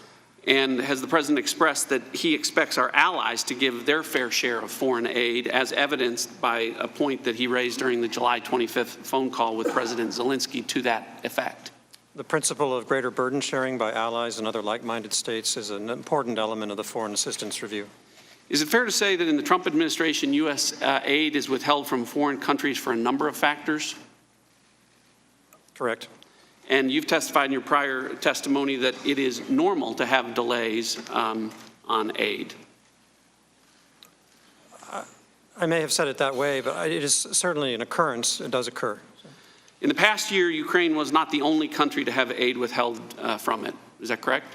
Correct. In the past year, was aid withheld from Pakistan? Yes, sir. Why was aid withheld from Pakistan? Excuse me. Because of unhappiness over the policies and behavior of the Pakistani government toward certain proxy groups that were involved in conflicts with the United States. And in the past year, was aid also withheld from Honduras? Aid was withheld from the three states in northern Central America, yes. In the past year, was aid withheld from Lebanon? Yes, sir. And when aid was first withheld from Lebanon, were you given a reason why it was withheld? No. So having no explanation for why aid is being withheld is not uncommon? I would say it is not the normal way that we function. But does happen? It does happen. And is it true that when aid was being withheld from Lebanon, that was at the same time aid was being withheld from Ukraine? Correct, sir. And you've testified that the aid to Lebanon still hasn't been released. Is that right? That is correct. All right. But the aid to Ukraine was released on September 11th, correct? I read that, yes. All right.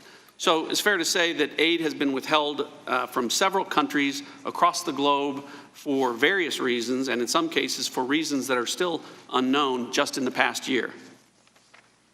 Correct, sir. So the assertion's been made that President Trump's Ukraine policy changed when there was a pause in the aid, or the aid was withheld. Is that an accurate statement? That was not the way I understood things to be happening at the time. We were not given an explanation. And in terms of our policy, in terms of aid to Ukraine, you've described it as very robust. Our aid to Ukraine? Yes. Yes. As evidenced by President Trump's policy decision to provide lethal defensive weapons, Javelin missiles. It was very robust, yes, sir. And that was a decision that President Trump made that the prior administration, President Obama, had not done. Lethal weapons had not been provided to Ukraine in the Obama administration, correct? I was not involved in Ukrainian affairs during the Obama administration, so I don't feel competent to address that. And when aid to Ukraine was put on pause, I believe you've testified that there may have been concern by Secretary Kent and by Ambassador Taylor that it was contributing to a potentially negative effect on U.S.-Ukraine relations. Do you agree with that? Well, the State Department position was to advocate for the continuation of that assistance as an important element, in fact, a key element of our strategy to support Ukraine against Russia. My time's expired. I yield back. Mr. Himes. Thank you, Mr. Chairman. Thank you to our witnesses for testifying tonight. I'm delighted to follow Mr. Ratcliffe because he just perfectly summarized the defense that my Republican colleagues are mounting of this behavior. And the defense goes like this. The president is acting on some deep historical concern, apparently invisible concern, about corruption, and that because he's so concerned about corruption in Ukraine, he's holding up aid and being prudent and judicious. The first part of that is pretty easy to dispose of because President Trump wasn't worried about corruption in Ukraine. In fact, in the two conversations he had with the president of Ukraine on April 21st and July 25th, not once does the president of the United States use the word or mention corruption to the president. The second part of that is a little bit more interesting, that he's just being prudent and holding up aid. That's not just wrong, it's illegal. Because, Ms. Cooper, and I want you to help us walk through this, since the Impoundment Control Act of 1974, the president has not had the authority to, on a whim or out of prudence, or as my Republicans say, because of a general skepticism of foreign aid, to stop foreign aid. Ms. Cooper, under our Constitution, it's the Congress, not the president, that controls the power of the purse, correct? Yes, sir. And the security assistance that was authorized to Ukraine was authorized and appropriated by the Congress, correct? Yes, sir.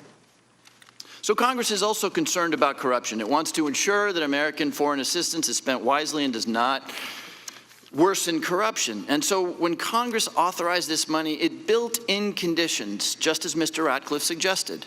By law, Ukraine wouldn't get all the money until it demonstrated that it had undertaken substantial anti-corruption reforms. Ms. Cooper, under the law, the Department of Defense works with the State Department and other agencies to establish anti-corruption benchmarks and determine whether Ukraine has sufficiently met those benchmarks, correct? That's correct. That provision pertains to the Ukraine Security Assistance Initiative. And that's a legally specified process. That's not the president in the Oval Office manifesting a general skepticism of foreign aid, right? That's a process. It is a congressionally mandated process, yes, sir. So did that process take place for the DoD funding that was held up in July? Sir, the process that took place for the certification took place prior to the May certification to the U.S. Congress. So, right. Not only did it take place before, as required by law, but months before President Trump froze the money, the Department of Defense, in consultation with state, sent a letter to Congress certifying, and you said this in your opening statement, the government of Ukraine has taken substantial actions to make defense institutional reforms for the purposes of decreasing corruption, increasing accountability, and sustaining improvements of combat capability enabled by U.S. assistance.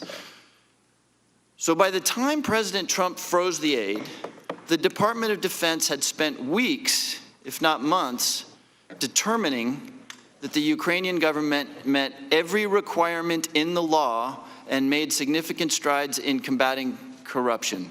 Is that correct? That is correct. We made that determination in May. So this wasn't about corruption. The timeline proves it. And in fact, if there was any doubt about what was going on here, the chairman referred to your inference from the conversation with Ambassador Volker that if the Ukraine made a statement committing to the investigations, the aid would be lifted. You covered that with the chairman. And then, of course, we have the press conference of October 17th when Mick Mulvaney let the cat fully out of the bag. He revealed that President Trump talked to him about, and I quote Mick Mulvaney here, the corruption related to the DNC server, and admitted that, quote, that's why we held up the money. Any other explanation for the hold is a farce. Now, in my remaining 30 seconds, just so that people understand what I referred to, in the 1970s, Richard Nixon just arbitrarily decided, I don't know, it was because he had a general skepticism of foreign aid or what his motives were, but Richard Nixon decided to hold up congressionally mandated aid. And as a result, Congress went to work and passed the Impoundment Control Act of 1974, which prohibits the president from withholding congressionally appropriated funds without the approval of Congress for any reason. Is that correct, Ms. Cooper? Sir, I am not a lawyer, but that approximates my understanding of the provision of the impoundment control. Okay, I'll go with that approximates. Thank you very much, and I yield back the balance of my time. Mr. Conaway. Well, thank you, Mr. Chairman. As Paul Harvey said, there's the rest of the story, and my colleague failed to put the right emphasis on certain issues with respect to the certification. DOD certification was not corruption writ large throughout the entire country of Ukraine. It was narrowly focused on defense institutional reforms and combat capability. Isn't that correct, Ms. Cooper? That's correct, sir. First off, Ms. Cooper, thank you for being here this afternoon. I appreciate that. But my colleague seemed to leave that out as original. He read it when we read your statement, but he left off the corrective emphasis. So the certification in May didn't really speak to the broader concept of corruption throughout the rest of Ukraine that the president would be familiar with, or the rest of us would be familiar with. Sir, the May certification was specific to the defense sector, defense industry, and it did reference the importance of civilian control of the military, which relates more broadly to. Right, but I think all of us would argue, or none of us, I think, would argue that that fixes corruption throughout the rest of the country. Ms. Cooper, maybe you can shed some light on the specific details. We talk about this the security assistance program, $250 million. Some would argue that because the pause, that people died in August because of the pause. Can you help us understand exactly what obligated, and was there things that were about to be delivered to Ukraine? Was Ukraine out of ammunition? Were they out of javelins? Were they out of all this stuff? And that because of this pause, they didn't get certain lethal equipment that they needed in order to protect their folks during the month of August? Sir, we will deliver all of the equipment. I understand. I was trying to get a timeline. There was no shortfall in equipment deliveries that were expected within that time frame. Obligate means that you're putting the funding on contract. Okay, and that's contracts. You're starting the process. Yeah, those contracts will be fulfilled fourth quarter, perhaps, or whatever it was. Sir, I have to say I'm a policy official. I am not a contracting expert, but my understanding is that we will be able to make up for lost time in the contracting process. Fantastic. You go through 3 or 4 steps that you went to because you disagreed with the hold being placed on the assistance, and I certainly agree with that. But did you get any kind of criticism from the folks that you deal with because you were going against the OMB's direction to put a hold on that? Did you get criticized at all for that? Absolutely not. My entire chain of command was supportive of advocating for removing the hold on the funds. And you weren't restricted on full-throated advocating on behalf of getting this hold lifted, were you? No, sir. I faced no restrictions. Okay. Well, thank you for that. I thought you might be more in touch with the actual specifics of the accounting process, and so I'll defer any further questions. And again, thank you for being here tonight. I yield back. Ms. Sewell. Thank you, Mr. Chairman. Ambassador Hale, when did you actually find out about the hold on the Ukraine assistant? Was it July 21st? Yes, in the deposition that I did, the closed hearing, I misspoke. I was confused, and I confused June 21st, which was when State first sent the CN up to the congressional notification to OMB for clearance. It was only after about July 18, and I think the 21st is when I heard that there was a potential hold. Thank you for that clarification. Now, did you attend the July 26 deputies meeting, deputies committee meeting that occurred? Yes, I did. Was it also your understanding that the president directed the hold? We were told in that meeting by the OMB representative that they were objecting to proceeding with the assistance because the president had so directed through the chief of staff, acting chief of staff. What was the State Department's position regarding the hold? State Department advocated, as I did in that meeting, for proceeding with all of the assistance consistent with our policies and interests in Ukraine. You believed what you said? You believed in the release of the hold? Yes, I did. Did anyone at the interagency meeting at the end of July support the hold? Did anybody want the hold to remain? And if so, who? What agency? The only agency represented in the meeting that indicated that they supported the hold was OMB. Ms. Cooper, did you understand similarly that there was an overwhelming interagency consensus to lift the hold and that OMB at the direction of the president was the only roadblock. Yes, ma'am.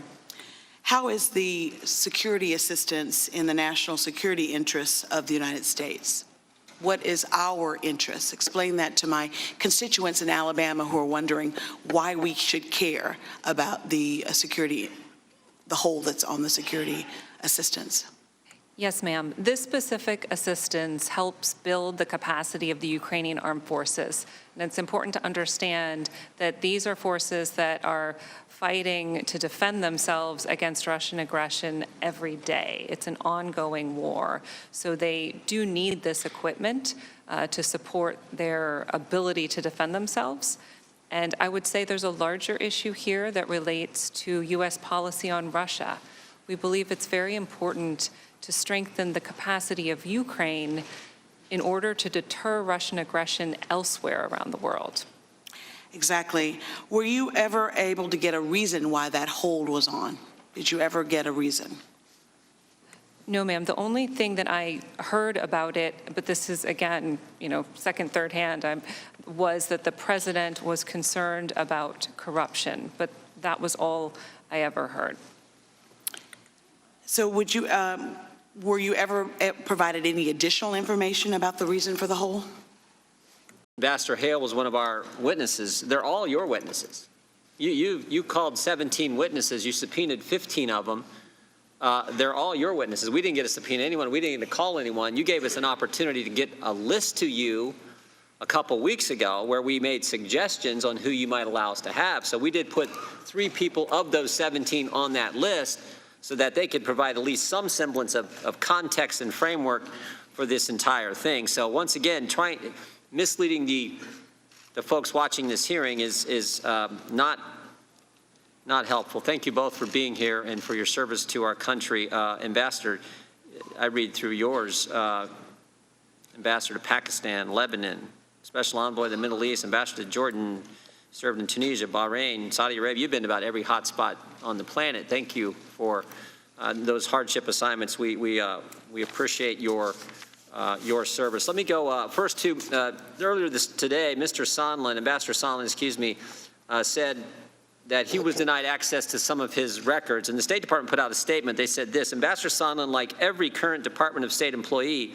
called before Congress in this matter, retained at all times and continues to retain full access to his State Department documentary records and his State Department email account, which he has always been fully free to access and review at will.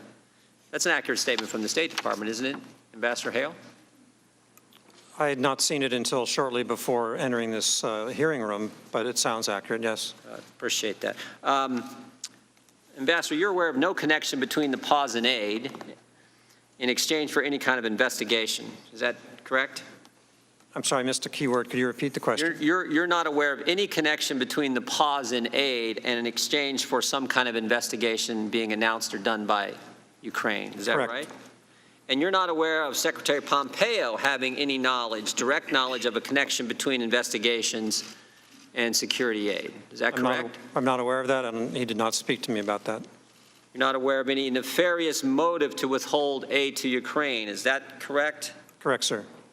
In fact, you testified that what you knew was that President Trump was, 1, skeptical of foreign assistance generally. Mr. Ratcliffe highlighted that in his round of questioning. And 2, skeptical of the corruption environment in Ukraine. Is that accurate? Well, we had heard that. That was a general impression at the State Department, correct? And the aid was actually eventually released to Ukraine. Is that correct as well? Yes, I read that, sir. And there was just a 55-day or less than 2 months pause in the actual hold on the aid. Is that right, Ambassador? Seems so, yes, correct. And to your knowledge, as a top principal at the State Department, an investigation into the Biden's Burisma of the 2016 election never happened by the Ukrainians. Is that correct? I don't know that I have the ability to answer that question, having taken this job in August of 2018. Oh, well, since you've taken the job, how about that? To my knowledge, that's correct. Thank you. I yield back.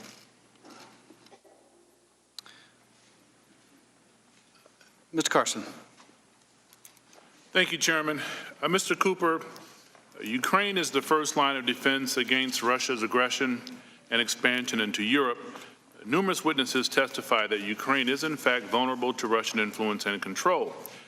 At your deposition, sir, you testified that providing security assistance is, quote, vital to helping the Ukrainians be able to defend themselves, end quote. What do you mean by that, sir? That we have a longstanding policy of helping Ukraine become a resilient state in order to be able to defend itself. We want a reliable and resilient and self-reliant security and economic partner in Ukraine that can stand up to Russian intimidation and aggression. You testified at the time of Russia's 2014 attack that the Ukrainian armed forces were, quote, significantly less capable than it is today, end quote. Would you say, sir, that Ukrainian forces were outmatched by Russia's military in important ways? I did not so testify. I think I'm Ambassador Hale, and of course, Ms. Cooper may wish to Madam Cooper, respond. would you like to comment? I'm sorry, I do believe that was my deposition, but could you just repeat the question briefly? So during the time of Russia's 2014 attack, the Ukrainian armed forces were, quote, significantly less capable than it is today. Would you say that the Ukrainian forces were outmatched by Russia's military in critical ways? Absolutely.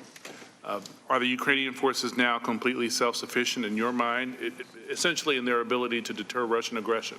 No, sir, they have a long way to go.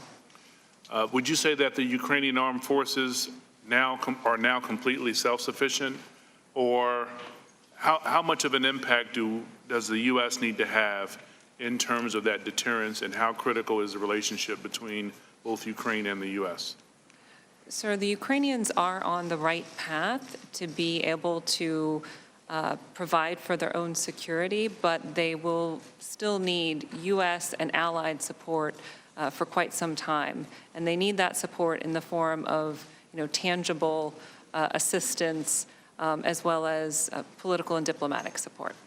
So this question is to the both of you. Why was Russia's illegal annexation of Crimea so significant in your mind? Madam Cooper. Russia violated the sovereignty of Ukraine's territory. Russia illegally annexed territory that belonged to Ukraine.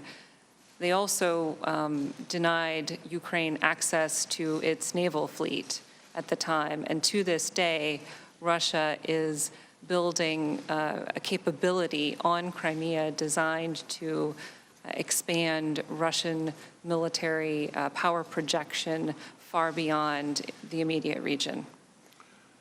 In 2014, were there concerns in Washington, here in Washington, and European capitals that Russia might not stop in Ukraine? I was not in my current position in 2014, but it is my understanding that there was significant fear about where Russian aggression would stop. So what about today? If the U.S. were to withdraw its military support of Ukraine, what would effectively happen? It is my belief that if we were to withdraw our support, it would embolden Russia. It would also validate Russia's violation of international law. And which country stands to benefit the most, would stand to benefit the most from such a withdrawal? Russia. Ambassador Taylor testified about the importance of the U.S. upholding the international system. And it has underwritten peace in Europe since the end of World War II. A critical aspect of defending that system is ensuring that Russia cannot change its borders by military force. That is why there is strong bipartisan support for providing Ukraine with security assistance. And that is why it is so incredibly destructive of the President of the United States to withhold this assistance as part of a scheme to pressure Ukraine into investigating a debunked conspiracy theory and attack former Vice President Biden. Mr. Chairman, I yield back. Dr. Winstrup. Thank you, Mr. Chairman. Thank you both for being here. As Army Reserve surgeon, I can say, as both of you had, that I served proudly for 2 Republicans and 2 Democrat presidents myself. I want to go to Ms. Cooper, if I can, page 3. Said, I heard the president had directed the Office of Management and Budget to hold funds because of his concerns about corruption in Ukraine.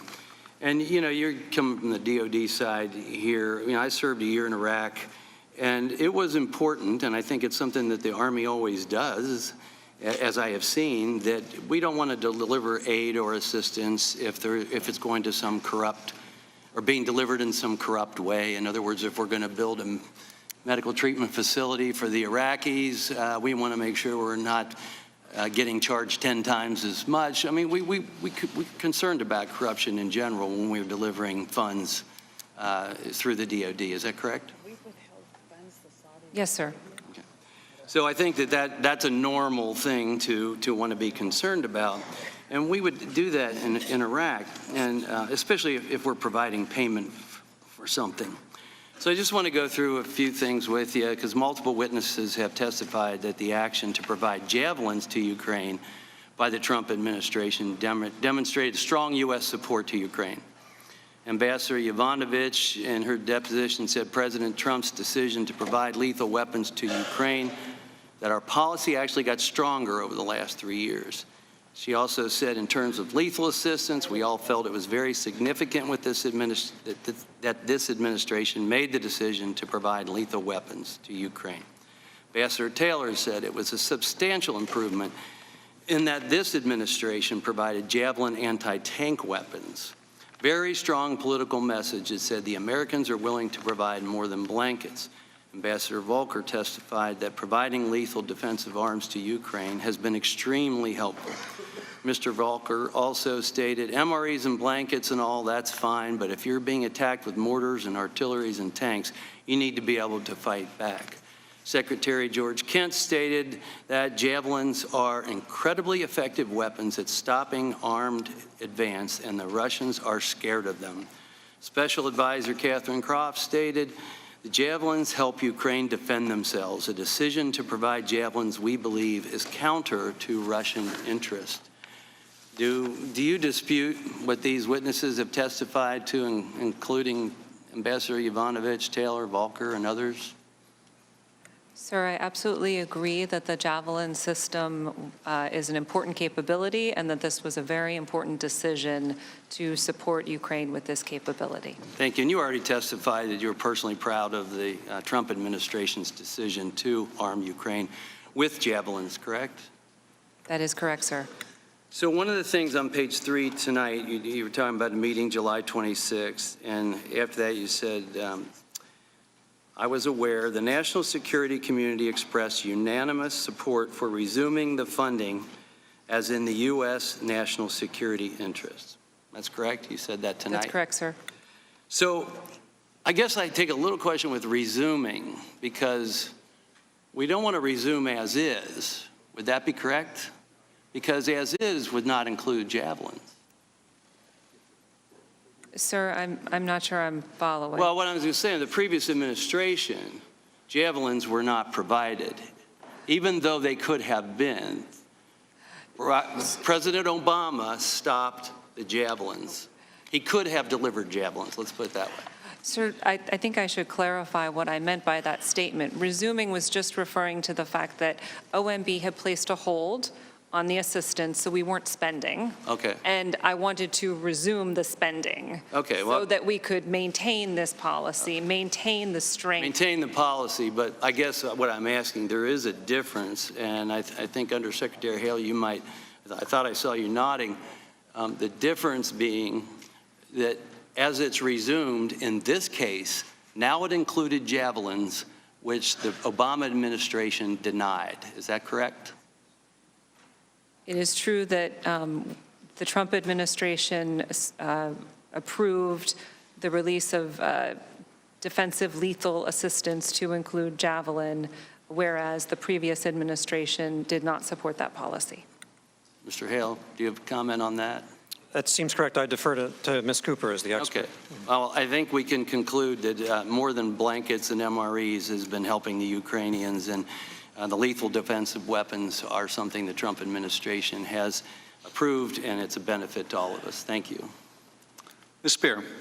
Thank you, Mr. Chairman. Thank you both for being here this evening. You know, there's this mystery surrounding the hold on the aid in July, it appears. But back in May, Ms. Cooper, I believe you said that there was aid that was conditioned, but you certified in May that the conditions had been met. And they included progress on command and control reform, commitment to pursue defense industry reform, and pass laws to enable government-to-government procurement. Is that correct?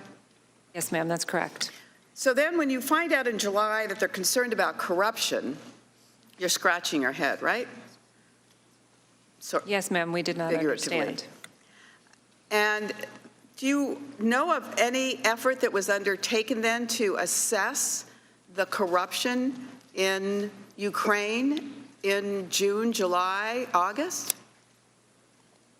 Ma'am, as I believe I said in my deposition, the only specific discussions that I am aware of related to that series of interagency meetings, the sub-PCC, as we called it, the PCC, Policy Coordination Committee, and the Deputy Small Group. And in those meetings, participants did discuss the degree to which corruption was a concern and the degree to which there was progress. And my recollection of what the participants said in these meetings was that there was a very positive sense that progress was being made. So you have these meetings, progress is being made, nothing really changes from May until September that would then trigger the release of the money, except a whistleblower came forward.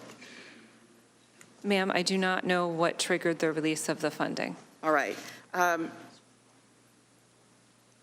The fact that there was reference made to money being withheld for other countries was made by some of our colleagues. But in those situations in countries like Pakistan, Lebanon, they're multi-year funding streams, correct? Ma'am, those accounts fall outside of my purview, so I cannot answer that question. Okay. Well, I've been told that that is indeed the case, so that there's not the immediate angst or hit financially that would potentially accrue. But the difference, as I see it, in Ukraine as compared to these other countries is that Ukraine is engaged in a hot war with Russia right now. And it seems that withholding that money was irresponsible, considering that they had made all of this, taken steps to meet all the conditions that we had requested of them, and Congress had appropriated the funds. Is that not the case? Ma'am, I and my DoD colleagues advocated strenuously for the release of these funds because of their national security importance. So basically, the entire interests of the Department of Defense and State Department were consistently supportive of releasing these funds. Everyone was mystified as to why the funds had been withheld, and everyone's running around trying to get an answer, and you're getting kind of obtuse responses saying it was the president because of corruption. Now, what we see is that President Zelensky gets elected in April. The expectation is that Vice President Pence is going to attend the inauguration in September, and then the president pulls the carpet out from under him in terms of him going. And then he proceeds in June or July to withhold the funds. There is a concerted effort by the President of the United States to act in a manner that is not consistent with our interest in wanting to protect Ukraine and help them deal with the Russian aggression at its border. Would you agree with that? Ma'am, I have, advocated for this security assistance, and I have advocated for high-level engagement with the government of Ukraine because I think both are in the national security interest. I yield back. Mr. Stewart. Thank you, Chairman. Undersecretary, Assistant Secretary, thank you both for being here. You're both recognized as experts, dedicated public servants, and I got to tell you, being the President of the United States is perhaps the most complicated endeavor in the history of the world. No one could do it without people like you to provide that backbone that you do, and thank you for doing that. I don't mean to repeat the same questions ad nauseum, but I think we reached a point of nauseum, I don't know, sometime yesterday or some time ago. It's some repetitive here, and you'll forgive me for doing that.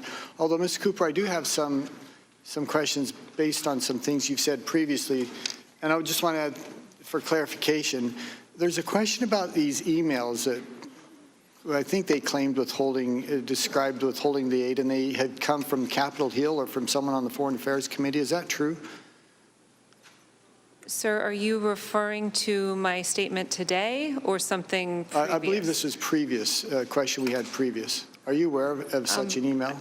I'm sorry, I don't think I have enough information to make an assessment. Is it from a particular page in my deposition?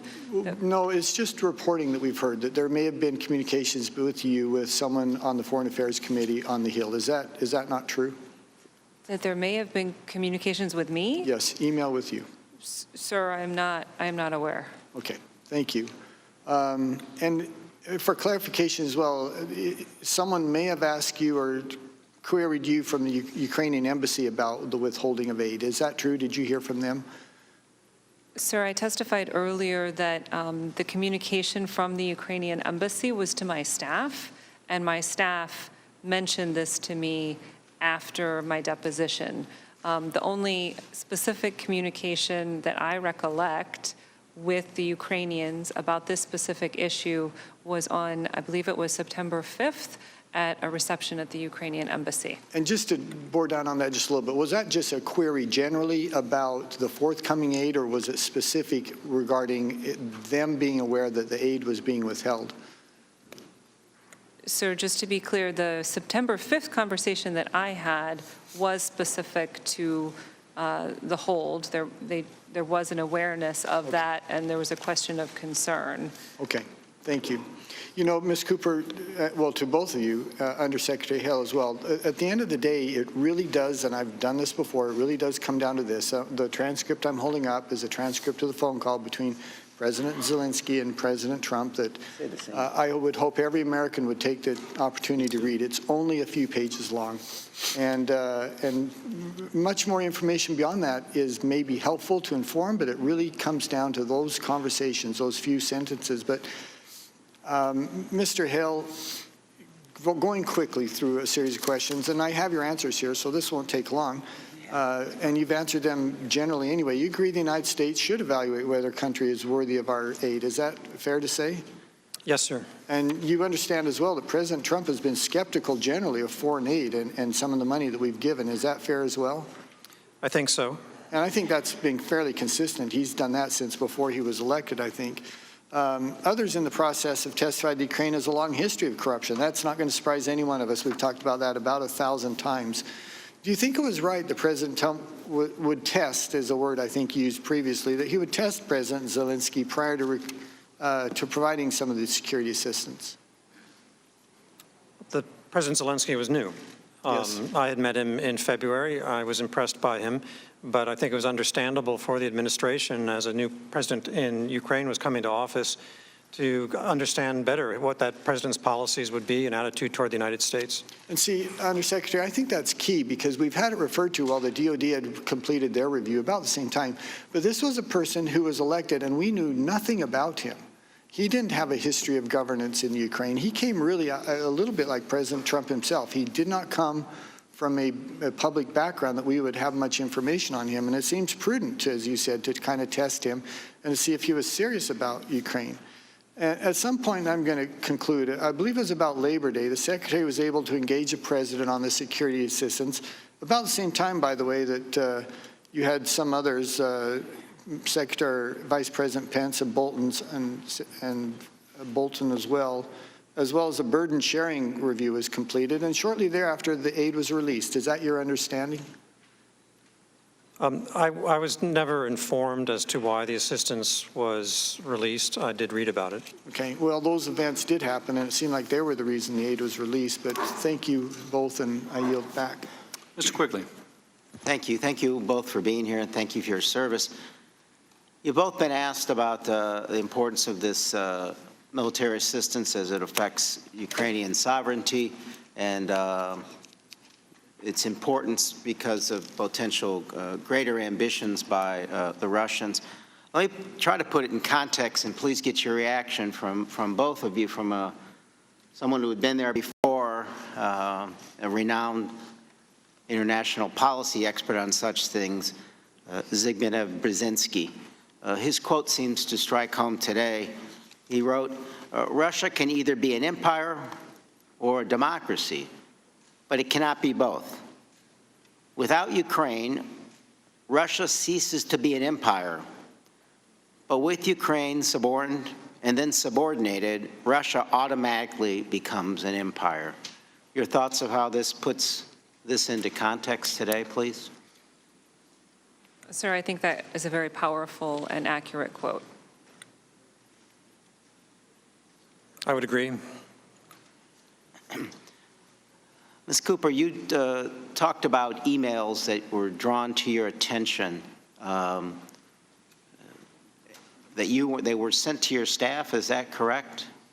The emails that I discussed this evening were emails sent to my staff. That is correct. Okay. I think, first of all, it's important to point this out, that it's not something you are aware of, but it points to a larger issue that the Defense Department and the State Department have refused to comply with a duly issued subpoena to provide this committee with documents that would further shed light on when precisely the Ukrainians knew about the hold. So this isn't something you're aware of, but there's untold information out there being blocked that would draw greater light and help us understand. Is there anything else out there that you're aware of, or possibilities that are out there with DOD or the State Department which could help us shed light on what the Ukrainians knew and when they knew it? Sir, I have shared with the committee all that I recollect, but I have not done an exhaustive investigation. So I really can't speculate on what else might be available by combing through all of the Defense Department records, which are substantial. Did the State Department or the Department of Defense ask you for your information, or did they coordinate with you to get information you had? Sir, I was told not to destroy anything, and our IT personnel have been collecting documents, is my understanding. So that occurs without the individual having to. But they were collecting it and passing it on to state or DOD, is that correct? I'm sorry, sir, could you repeat that? You said your department was collecting it. Well, they weren't passing that on to you, they were passing it on to the State Department? Sir, or Department of Defense? This is what they reported to me. I have not seen the documents that have been collected. I only know those documents that I have produced or that my staff has brought to my attention or that I have received. So, no, I do not know what has happened with the documents that have been collected. Same general question to you, sir. I requested and was granted access to documents that I either originated or that had been sent to me that were relevant to the pertinent matters of this investigation during a finite time period. I don't have really information about what else is going on in terms of other documents that I did not produce or that I did not receive. I do know there was a move to gather them, and I understood generally, indirectly and informally, that they have been gathered. That's the extent of my knowledge. It's not my area of responsibility. Yes, but did they pass them on to you, or did they pass them on to the administration and somehow? The only documents I received, sir, were those within the parameters I described. What I requested, which was those, and given were the documents that either I produced or that were sent to me relevant to the matters we're discussing today. Thank you. I yield back to the chairman. Ms. Stefanik. Thank you to both of our witnesses for your service today. Ms. Cooper, I wanted to start with you. You spoke eloquently of the threat of Russia when it illegally annexed Crimea, how that's a threat not only to Ukraine, but it's also a threat to Europe and the United States, a national security challenge. And I sit on the House Armed Services Committee. We know that the most important support for Ukraine in terms of lethal defensive aid is in the forms of javelins. Would you agree with that? Yes, ma'am. And which administration were those javelins made available to Ukraine? This administration, the Trump administration. And not the Obama administration? That is correct. Both of you, have you ever spoken with the president about Ukraine aid? No, I have not. No, ma'am. Undersecretary Hale, you testified that you had no direct knowledge of any nefarious motivations to withhold aid to Ukraine, correct? Correct. And to your knowledge, you testified that there were no strings attached to the aid, correct? That's page 184 of your deposition. Yeah, no such knowledge. And more specifically, you testified that you had no knowledge of Ukraine aid being held up for investigations. Is that correct? Correct. During the temporary hold of security assistance, this was until Ambassador Taylor sent you the cable, you had never even heard the words Burisma or Biden, correct? Well, in the context of what we're discussing, correct. Great. You testified that on page 96. And ultimately, as we know, the aid was released to Ukraine, correct? Yes, I read that. Now, let's talk about the context broadly of this hold. You testified that it's not just Ukraine, that there were, in fact, other countries whose security assistance was on hold. Quote, the aid package to Lebanon was also being held in the same fashion, correct? Correct. And foreign aid was held from Northern Triangle countries of South America, correct? Of Central America, correct. Central America. And you also testified that when you served as ambassador to Pakistan, security assistance was also held for their failure to conform to our concerns regarding terrorists and other issues on the Afghan-Pakistan border. Correct. You know, basically, let's broadly talk about the context of all of these holds on aid. When we talk about aid, I always think about these are hard-earned taxpayer dollars. Would you agree with that? Absolutely. And isn't it correct that this administration, the Trump administration, has been conducting a foreign assistance review to reestablish norms that guide the assistance as we provide aid overseas? That's correct. You testified that this review had been going on for quite a while, and the administration did not want to take a business-as-usual approach to foreign assistance, a feeling that once a country has received a certain assistance package, it's something that continues forever. And you continued, the program had to be evaluated that they were actually worthy beneficiaries of our assistance, that our program made sense, that we avoid nation-building strategies, and that we provide assistance to countries that are lost in terms of our policy to our adversaries. Is that correct? That's correct. And you testified that you warmly welcomed this assistance review. Correct. And again, just to get this on record and for the millions of Americans viewing, security assistance was in fact released to Ukraine. I know I've already asked this, but this is a really important point. Correct. Thank you. I yield back. Mr. Swalwell. Ms. Cooper, your testimony today destroys two of the pillars of the president's defense and one justification for his conduct. First pillar, no harm, no foul. The Ukrainians didn't know that the hold was in place, so didn't really hurt them. Second pillar, this president was a real champion of anti-corruption, and he cared about corruption in Ukraine. So I want to go through your new testimony today.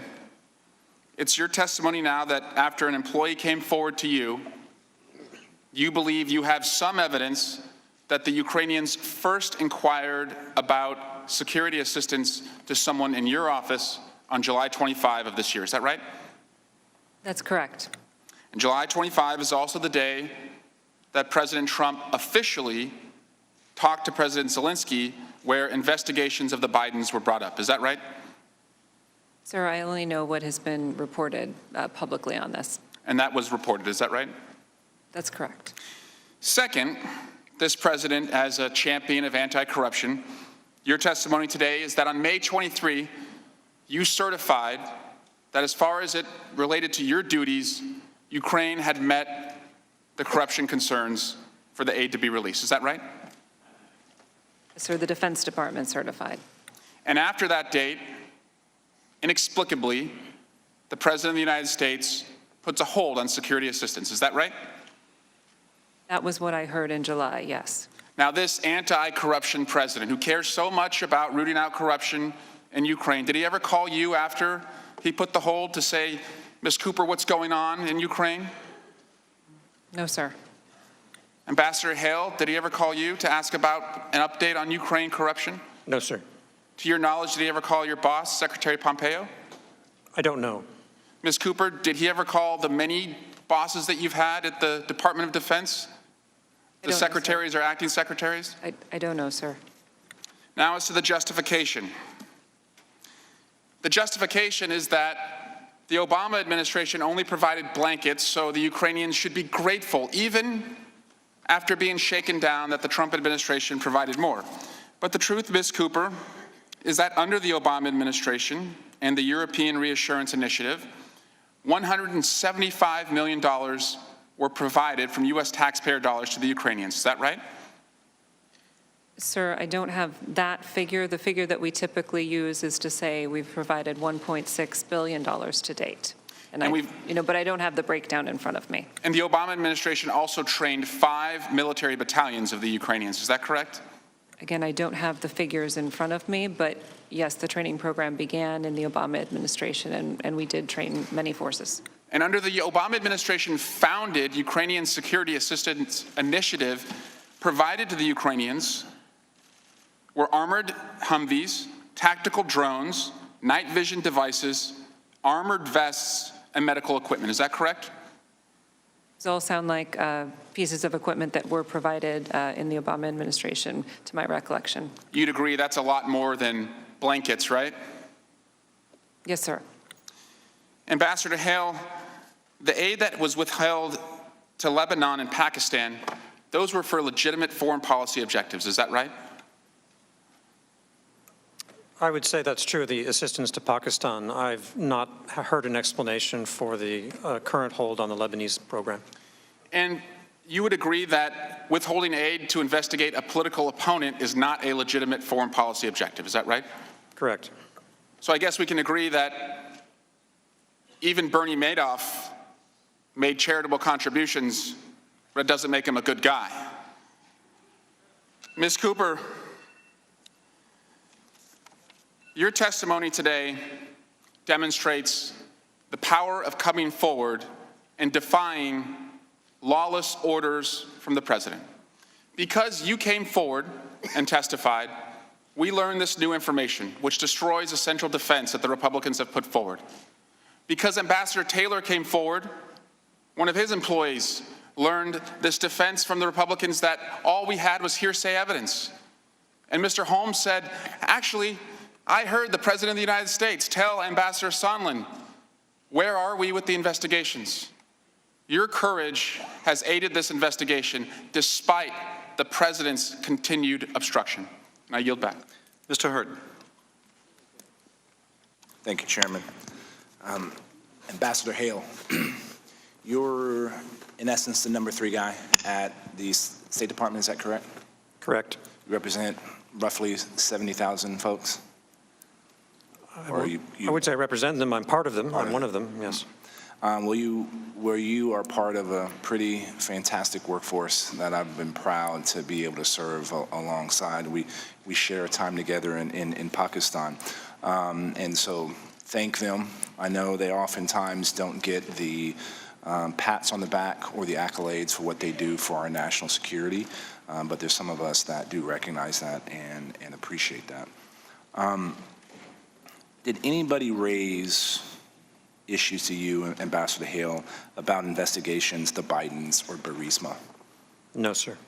Thank you. Ms. Cooper, you have a great staff. I don't think my staff would have read my 115-page deposition and gave me feedback, so give them gold stars. You said in your deposition, and you just confirmed with my colleague from California, that you certified on 23 May that the Ukraine aid for the review of their defense industry and Department of Defense, was past the corruption test. Is that correct? Sir, I think the wording was more along the lines of progress has been made or sufficient progress has been made.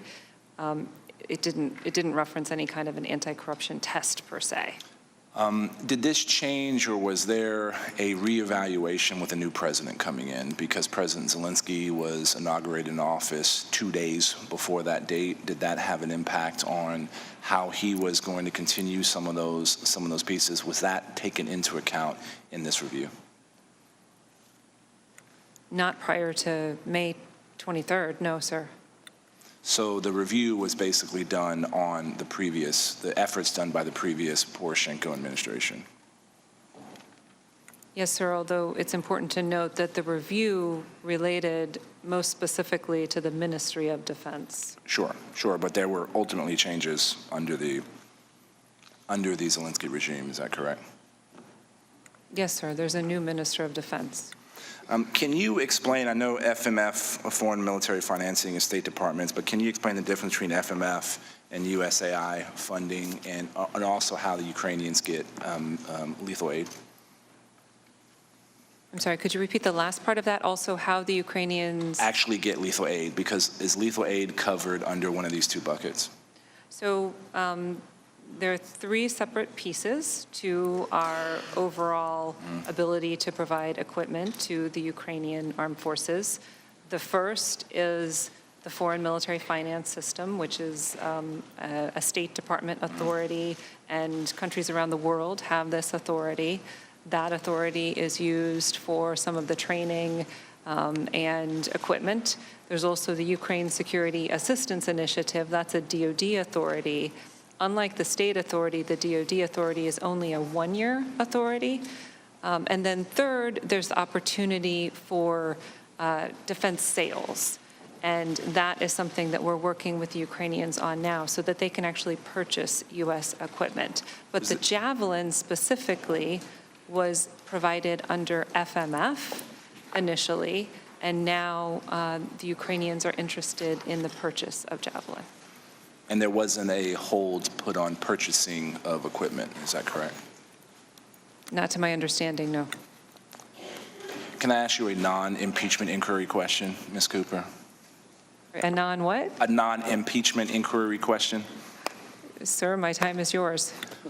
What can we be doing to help the Ukrainians defend against Russian electronic warfare? What more can we be doing to help the Ukrainians defend against electronic warfare by the Russians? Good question.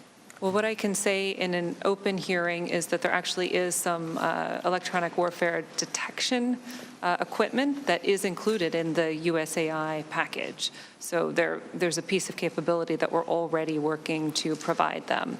I think this specific topic, though, is more suitable for a closed-door session. That's a good copy. Thanks for both of y'all's service to our country, and Chairman, I yield back. Mr. Castro. Thank you, Chairman, and thank you all for your testimony today. I want us to make an important distinction here because a few of my colleagues have rattled off countries where we've actually held up aid.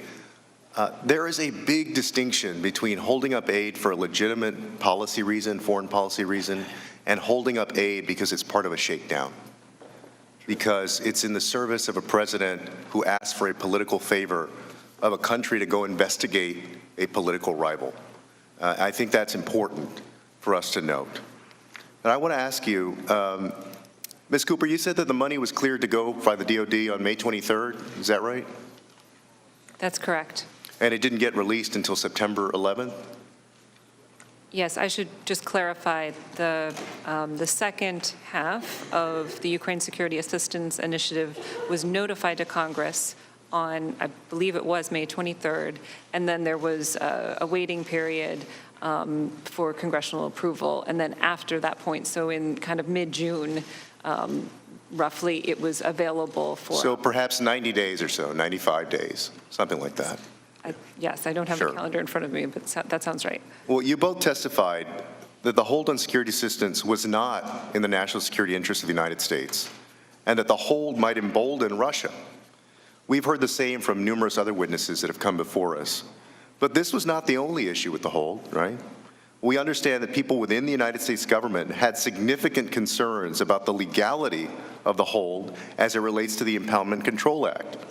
This is because the money had been authorized by Congress and signed into law by President Trump. Ms. Cooper, at the July meetings, were there any discussions about whether the hold could be implemented in a legal fashion? So in the July 26th meeting, my leadership raised the question of how the president's guidance could be implemented and proffered that perhaps a reprogramming action would be the way to do this, but that more research would need to be done. So then after that discussion, we had a lower level discussion at my level on the 31st of July. And let me ask you about that July 31st meeting. Based on your conversations with colleagues at the DOD at the July 31st interagency meeting, did you share your understanding of the legal mechanisms that were available at that time?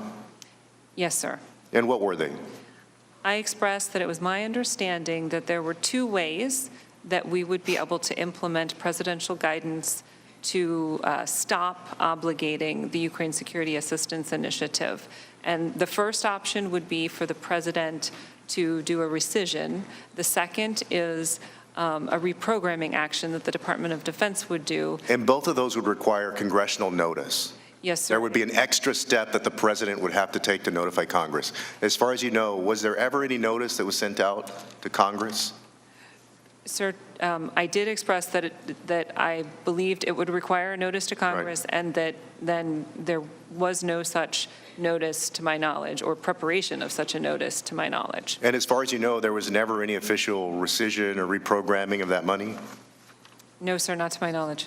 Instead, what happened was OMB devised an alternative solution involving creative footnotes to implement the hold. And there came a time in August when the Department of Defense no longer supported these unusual footnotes because of concerns that there might not be sufficient time for DOD to obligate the funds before the end of the fiscal year in violation of the Impoundment Control Act. So despite DOD's concerns in mid-August about the Impoundment Control Act and OMB's footnotes, the hold nevertheless continued through September 11th, even after, now as an aside, this is even after the whistleblower had come forward. Is that right? It is correct that the hold was released on September 11th, yes. Well, I know I and many of us here share DOD's concerns about the legality of the hold. And I want to thank you, Ms. Cooper, for voicing DOD's concerns to the White House and pursuing the national security interests of the United States. I yield back. Mr. Ratcliffe. Thank you, Chairman. Ms. Cooper, based on the new emails that you mentioned in your opening and then subsequent declarations by some of my Democratic colleagues that those emails were evidence that the Ukrainians were aware of a military hold on July 25th, there's now reporting out there saying that Pentagon official reveals Ukrainians asked about stalled security aid. It's being widely reported that Ukraine asked about the hold on military aid on July 25th. That's not what I heard from you. Is that correct? Sir, my exact words were that one email said that the Ukrainian embassy and the House Foreign Affairs Committee are asking about security assistance. Assistance, not hold. And then the second email was, the Hill knows about the FMF situation to an extent, and so does the Ukrainian embassy. Those are the exact words. And what do security assistance and FMF situation in these emails mean? I don't want to speculate on what it means. Right. They don't necessarily mean hold, correct? Not necessarily. And isn't it true that around the same time OMB put a hold on 15 State Department and USAID accounts, including FMF? I don't know that specific detail. But you can't say one way or another whether the inquiries in these emails were about the hold. Is that fair? I cannot say for certain. All right, and you can't say one way or another whether the Ukrainians knew about the hold before August 28, 2019, when it was reported in Politico, correct? Sir, I can just tell you that it's the recollection of my staff that they likely knew, but no, I do not have a certain data point to offer you. Well, it's not unusual, is it, Ms. Cooper, for foreign countries to inquire about foreign aid that they're expecting from the United States, is it? Sir, in my experience with the Ukrainians, they typically would call about specific things, not just generally checking in on their assistance package. Are you aware that President Zelensky on October 10th, in response to questions from more than 300 reporters over the course of the afternoon, stated that he was not aware and had no knowledge of a hold on security assistance during the time of his July 25th phone call with President Trump? I believe I saw that media reporting, yes. I yield back. Mr. Heck. Thank you, Mr. Chairman. I thank you both for being here this evening. Ambassador Hale, last week the country watched as President Trump attacked and intimidated your colleague. He attempted to intimidate your colleague, Ambassador Yovanovitch, who is, of course, a witness to this proceeding, and subsequently Secretary Pompeo declined to condemn that attack. Bluntly put, I think Secretary Pompeo's silence is nothing less than a betrayal of the men and the women whom he swore an oath to lead. And it's a betrayal that has long-term consequences to attracting and retaining workforce, to their morale, to their effectiveness, and to their overall strength. So, Ambassador Hale, I want to give you an opportunity to now do what Secretary Pompeo did not do, either in March of 2019 when the vicious smear campaign kind of got kicked into high gear and you, sir, rightfully pressed for a strong statement in support of her, or last week when the president and his son attacked her again. I'm offering you the opportunity to reaffirm to this committee and the millions of Americans, hopefully, who are watching, that Marie Yovanovitch is a dedicated and courageous patriot, and that she served with grace and dignity even in the face of that orchestrated and unsubstantiated smear attack against her. Ambassador Hale, I'm giving you the opportunity to demonstrate leadership. I'm giving you the opportunity to send a clear and resounding message to the men and women who serve in dangerous foreign posts throughout the globe that what happened to Marie Yovanovitch was wrong. Ambassador Hale, the floor is yours. Thank you, Congressman. Excuse me. I endorse entirely your description of Ambassador Yovanovitch. I'd only met her when I took this job, but immediately I understood that we had an exceptional officer doing exceptional work at a very critical embassy in Kyiv. And during my visits to Kyiv, I was very impressed by what she was doing there, to the extent that I asked her if she'd be willing to stay, if that was a possibility, because we had a gap coming up. I support and believe in the institution and the people of the State Department. I am one of them. I have been for 35 years. All of us are committed to America's national security, and we are the best group of diplomats anywhere in the world. And that support extends to all state officers who have testified before this committee. If I may, I'd like to read a letter that the Undersecretary for Management wrote on November 18 to the ranking member of the Senate Foreign Relations Committee in response to a communication from him. A number of department employees have testified before the House of Representatives during its inquiry regarding Ukraine. No employee has faced any adverse action by the department for testimony before Congress on this matter. The department will not discipline any department employee for appearing before Congress in response to a subpoena. The department has also proactively established a program to provide financial assistance with respect to private counsel legal fees incurred by department employees. there's additional information, but that's the essence of the message. Ambassador Hale, then therefore are you saying Marie Yovanovitch is a dedicated and courageous patriot? I endorse what you say exactly. I think And that she served with grace and dignity in the face of the smear campaign? Yes, she did. And that what happened to her was wrong? I believe that she should have been able to stay at post and continue to do the outstanding work. And what happened to her was wrong? That's right. Thank you, sir.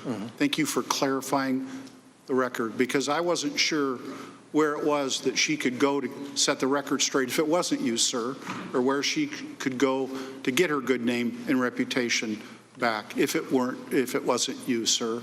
Indeed, I want to encourage you in the strongest terms possible. Stand your ground. America's security and strength and prosperity is predicated in no small part on the professionalism of our Foreign Services Corps, and they need to know that you, as the highest-ranking professional diplomat in the entire State Department, have their back, sir. Thank you for having Ambassador Yovanovitch's back this evening. And with that, Mr. Chair, I yield back. Mr. Jordan. Thank you, Mr. Chairman. Ms. Cooper, why did the Office of Management and Budget put a hold on the funds? Sir, the only information that I received was from the Office of Management and Budget that they were operating at the direction of the president, and they reported that he had concerns about corruption. That is all that I knew. Right, you put that in your testimony. The president had directed the Office of Management and Budget to hold the funds because of his concerns about corruption in Ukraine. Very legitimate reason. You agree? That is the statement that the president reportedly made, as reported to me by the Office of Management and Budget. And then you said in your testimony that based on recommendations from me and other key DoD advisors, the Department of Defense, in coordination with the Department of State, certified in May of 2019 that Ukraine had taken the steps necessary, and you certified the release of the dollars. Is that accurate? That is correct, sir. But there was a small change in Ukraine in the spring of 2019, wasn't there? Yes, sir. Yeah, and can you elaborate on what that change was? The government of, President Zelensky was elected to government. Yeah, you got a brand new guy coming in. In fact, he had just been, I believe, sworn in the day you approved the dollars. Was it May 23rd? I think he was sworn in on, I guess it was a couple days before. But there's sort of a change in circumstances that it seemed to me would warrant at least maybe a second look. And that's exactly what played out for a short time, less than 2 months, 55 days. Our government evaluated the new situation, pretty radical change. You got a new government. In fact, the previous one, we've heard all kinds of things from the Democrats about the Prosecutor General and the Poroshenko regime, Mr. Lutsenko, and how bad he was. So it took a while for that all to happen. New president's sworn in. 2 months later, the new Congress comes in. Takes them a while to. It's not until September 5th, that they get rid of this prosecutor. And just a few days later, the aid actually gets released. But the Democrats got all kinds of other things they want to talk about. But the way this played out seems to me as logical as you can do it, and particularly when you put it in the broader framework of where this president is on concern about foreign aid, his deep-rooted concern in the corruption issue in Ukraine, the experience he had with high-ranking Ukrainian officials criticizing him and supporting Secretary Clinton in the 2016 election. Put all that together, I think shows why it played out the way it did. With that, I would yield back, Mr. Chairman. Mr. Welch. Thank you, Mr. Chairman. Undersecretary Hale, I want to go back to your support and affirmation of Ambassador Yovanovitch. What I understand, and by the way, thank you for that. You know, our military leaves no soldier on the battlefield, and I think those who are in leadership positions in the State Department and our intelligence community have that bond of loyalty to each other, and it's very reassuring that you represent that. You first, as I understand it, got information about her situation in March. By early March, Secretary Pompeo had mentioned that sometime in the fall he'd received a letter from a former member of Congress with complaints about the ambassador, correct? And that member of Congress was? Congressman Sessions. And did you see that there was any basis to the claims of disloyalty? No, I did not, nor did the Secretary of State. All right. And you visited Kyiv, and you discussed, in fact, extending Ambassador Yovanovitch's term until to remain at her post, right? It was a personal idea of mine, yes. Obviously, an indication that you valued her continued service there. And you also stated to the Ukrainian press that Ambassador Yovanovitch represents the President of the United States here in the Ukraine, and America stands behind her statements, obviously trying to give her some public support, correct? Correct. And yet weeks later, the President and Mr. Giuliani unleashed what can only be characterized as an ugly smear campaign to oust her. What was your reaction to the news articles in late March in which a corrupt Ukrainian prosecutor attacked the ambassador?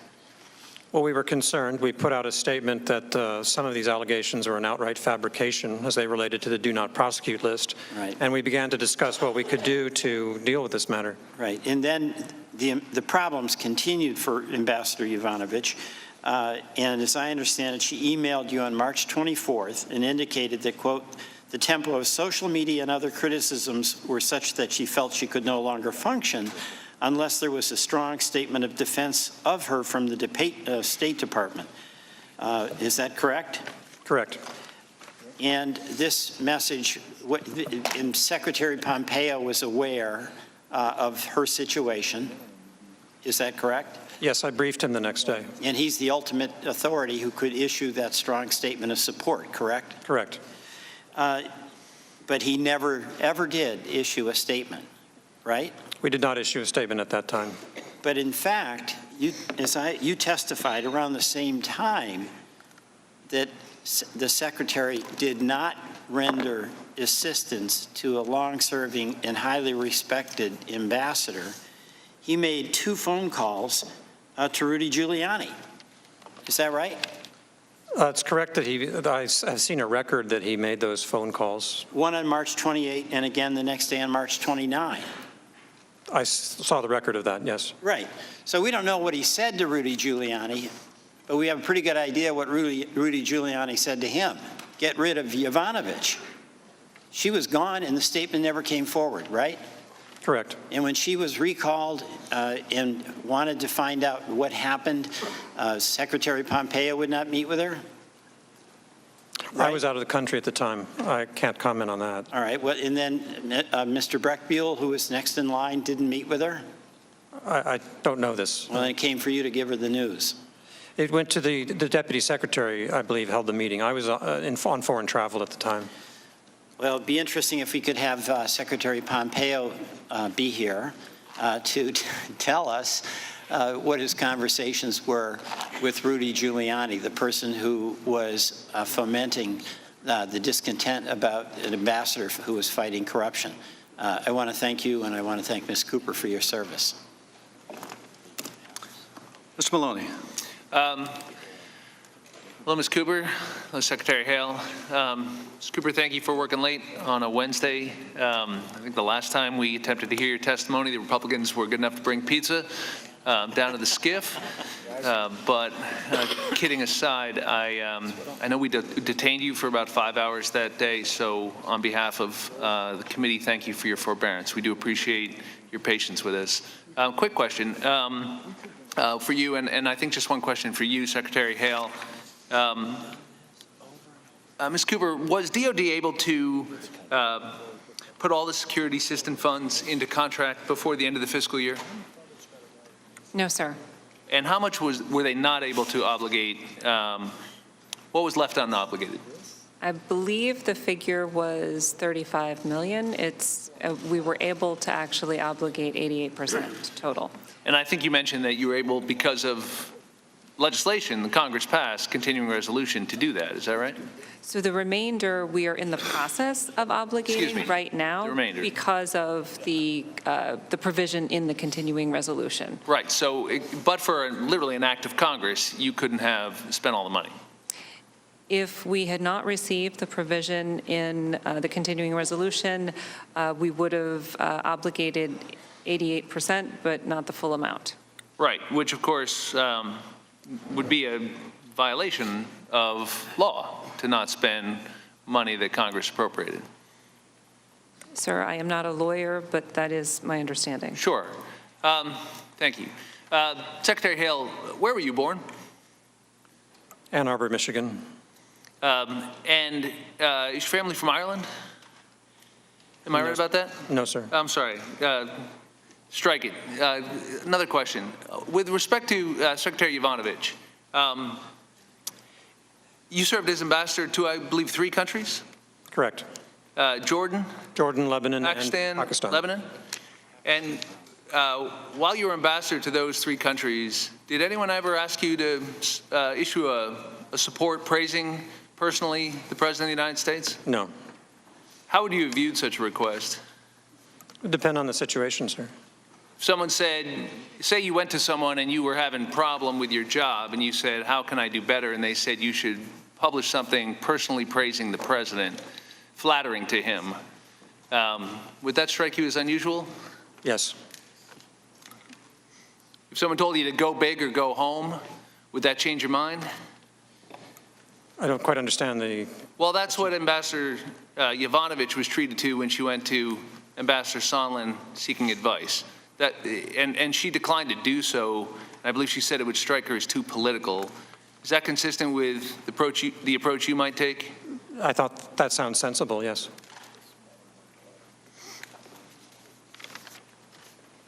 Thank you. Yield the remaining time back to the chairman. Thank you both for being here. Ms. Demings. Ambassador Hale, Ms. Cooper, thank you both for being with us. Just a quick question before I get into some questions about Ambassador Sondland, who we heard from today. I want to ask both of you, if President Trump withheld critical military aid from Ukraine because high-ranking officials supported the president's political opponent, would you consider that an official, acceptable, appropriate action by the President of the United States? Ambassador Hale? It's not what I would advise. Ms. Cooper? No, that does not sound appropriate. Ambassador Hale, you testified that you were aware Ambassador Sondland was involving himself in matters that, and I quote, went beyond the normal writ of an ambassador to the European Union, unquote. As you understood it, who authorized Ambassador Sondland to work on Ukraine? I have no firsthand knowledge of that. I received a readout from a meeting that the President of the United States had with the delegation on May 23rd, in which the briefing I received anyway indicated that the President wanted the members of that delegation, which included Ambassador Sondland, to carry forth the policies that were discussed in the course of that meeting. So that occurred in a meeting in the Oval Office on May 23rd is where you heard that information from the readout of that meeting? A written readout from that, yes.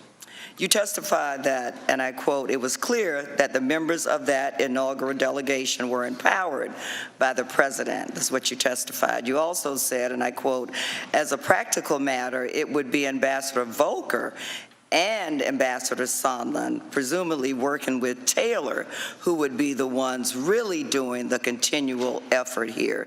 Did you understand that Ambassador Sondland had direct access to the president? In the few occasions in which I had conversations with Ambassador Sondland, he often would let it know that he was in direct contact with the president. That's all I knew. So you received that information directly from Ambassador Sondland, that he had direct contact with the president? In previous occasions, yes, that's not related to this particular matter. Is there anything about Ambassador Sondland's role that struck you as problematic? Based on what I knew at the time, I was satisfied that this delegation was what the president wanted to have, continue to pursue these policies. And I saw that Ambassador Voegelin, who was a professional, had been a Foreign Service officer and an ambassador of distinction, and steeped in Ukrainian affairs, was part of that group. So I had no great concerns. So what you knew at the time, you were okay with his role, but did your opinion change about the appropriateness of his role? As I testified, I was not aware of these various activities related to negotiations over investigations, preconditions related to that. I just wasn't aware of it, so I had no reason to be making any kind of judgment one way or the other. Have you reviewed the text messages between Ambassadors Sondland and Volker? I've seen some of them that were reported in the media. Were you surprised by anything in those messages that you heard reported or personally witnessed or observed? I was surprised by what I saw in those reports in the media. I want to ensure I understand your testimony, Ambassador Hale. You believed Ambassador Sondland was empowered by the president, according to what you found out from the May 23rd meeting, to work on Ukraine policy, and you said, quote, none of that really struck you as problematic because of the time differences there of what you knew. Is that correct? Based on what I knew, yes. Okay. You are the Undersecretary for Political Affairs. You testified that in that capacity, you are responsible for the management of the United States bilateral relations with, and I quote, every country in the world that we recognize for the management of our policies towards those countries, as well as our relationship or policies as they relate to multilateral organizations. Does that include U.S. policy and relations with Ukraine? It does, but when we have a special envoy who reports directly to the secretary related to a country or an issue, that special envoy will take the day-to-day responsibilities. How about U.S. policy and relations with the European Union? Yes, I am. But you were not aware fully of Ambassador Sondland's activities on behalf of President Trump? That's correct. Okay, thank you, Mr. Chair. I yield back.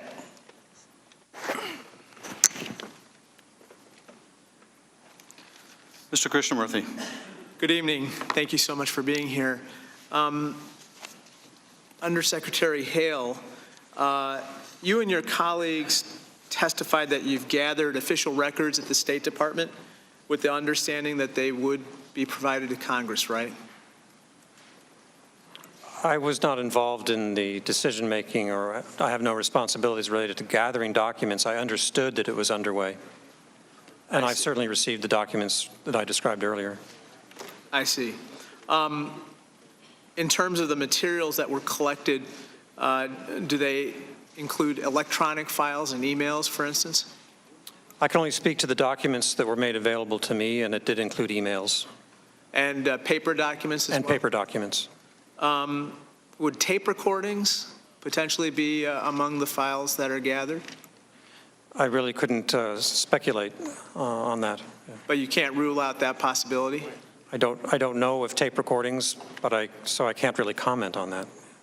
And are you familiar with from whom the documents have been collected, like the individual custodians? I don't know that, sir. You're aware that despite a duly authorized congressional subpoena has been served on the State Department, we have yet to receive even a single document, correct? I understand that, yes. Ms. Cooper, in the interagency process, did anyone in any committee potentially bring up the lack of allied funding as a reason for why there should be a hold on military assistance to Ukraine? I can only speak to the 3 meetings that I attended, the PCC, DSG, and then PCC, and I have no recollection of the issue of allied burden sharing coming up at that point. I did provide information in my deposition about a what I thought was a completely separate query that I received in mid-June from the Secretary of Defense's front office, and one of the questions there just asked a question about the degree to which allies were contributing to Ukraine's security assistance, just to be very clear. Okay, but after the hold was put in place on July 18th, you haven't heard any concerns about a lack of allied funding as a reason for why the hold should be in place? In those meetings that I attended, I did not hear that, or I do not recall hearing that as a reason. The only reason that I heard was the President's views on corruption. No further information. Got it. Same question to you, Undersecretary Hale. Could you repeat the question, sir? I assume you didn't hear about the lack of allied funding as a reason for the hold being put in place after July 18th. No, I never heard a reason for the hold. You never, I assume neither of you heard any reason whatsoever for why the hold was in place, except for the fact that OMB put it in place at the direction of the President, right? That's correct. And I assume, one of my colleagues brought up the idea that the hold was put in place to assess whether or not President Zelensky was legit. I assume that was not a reason that was offered either. No, sir, I never heard that as a reason. I heard no reason. Undersecretary Hale, what is the importance of a world leader having a meeting at the White House? Well, really, it's case by case, but particularly for a new leader, it's an extremely important opportunity to demonstrate the strength of our relationship, for building of that relationship at a personal level, leadership level, to demonstrate common goals. How about in the case of President Zelensky? How important was it for him to have a meeting at the White House with President Trump? Well, I never talked to President Zelensky about that myself. I met him before he became president. I met with President Poroshenko and the two leading candidates. But as an expert on these matters, is it fair to say that a new world leader such as President Zelensky having a meeting at the White House with President Trump is extremely important for his image that he projects, especially toward folks like Russia?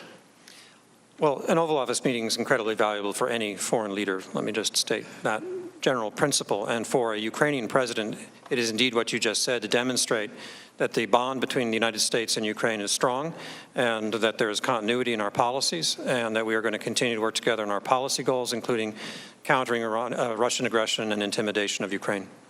Thank you so much. I yield back. That concludes the member questioning. Mr. Nunes, do you have any concluding remarks? Thank the gentleman. What have we learned from the Democrats' impeachment inquiry? They promised the country a fair hearing. What have they delivered? The impeachment version of three-card Monte, the notorious short con card trick where the mark, in this case President Trump and the American public, stands no chance of winning. Democrats promised the whistleblower's testimony. In fact, they told us that we need to speak with the whistleblower. And then we learned that the whistleblower coordinated with the Democratic staff before alerting the intelligence community's inspector general. To hide their con, the Democrats pound the table and gaslight the country, telling us that the whistleblower is entitled to an imaginary statutory right of anonymity. They accuse us of trying to out the whistleblower, knowing that they're the only ones who know who he is. They say that if the facts are against you, argue the law. If the law is against you, argue the facts. And if both are against you, pound the table and yell like hell. It seems at law school these days, it's teaching their students a fourth tactic. If the facts and the law are against you, simply rig the game and hope your audience is too stupid to catch your duplicity. This is not an impeachment inquiry, it's an impeachment inquisition.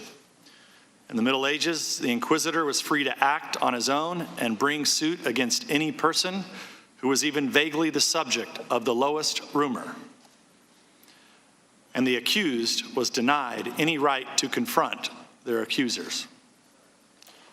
Incredibly, or maybe not so much, given the Democrats' track record, an Inquisition victim had more rights than the Democrats are giving the president. After all, Inquisition victims had the right to know their accuser's name. For those of you at home, it's time to change the channel, turn down the volume, or hide the kids, put them to bed. Now I yield to Mr. Schiff for story time hour. I thank the gentleman, as always, for his remarks. I'll be brief this evening. It's been a long day, and I said most of what I wanted to say earlier in the day.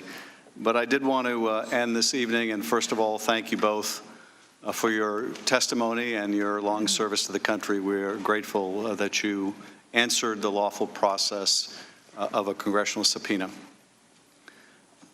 I wanted to share a few reflections on two words that have come up a lot in the course of these hearings. And those words are corruption and anti-corruption. We are supposed to believe, I imagine, listening to my colleagues, that Donald Trump is a great anti-corruption fighter, that his only concern about Ukraine was that it would fight corruption. But let's look at that argument. Let's look at the president's words and let's look at his deeds. Ambassador Yovanovitch was an anti-corruption champion. No one has contradicted that has come forward to testify here. She was a champion. And on the day she is at a meeting acknowledging in Ukraine another anti-corruption champion, a woman who had acid thrown in her face and died a painful death after months, she is called back to Washington because of a vicious smear campaign by the president's lawyer, Rudy Giuliani, among others. She is recalled. That is not anti-corruption. That is corruption. And one of the people responsible for this smear campaign, in addition to Mr. Giuliani, and it is a long and sordid list of those who were involved, is a man named Lutsenko, someone who the minority's own witness acknowledges has a poor reputation as self-serving and corrupt. And what do we see about Mr. Lutsenko and his predecessor, Mr. Shokin? What does the president have to say about one of these corrupt former prosecutors? He praises them. He says they were treated very unfairly. That's not anti-corruption. That's corruption.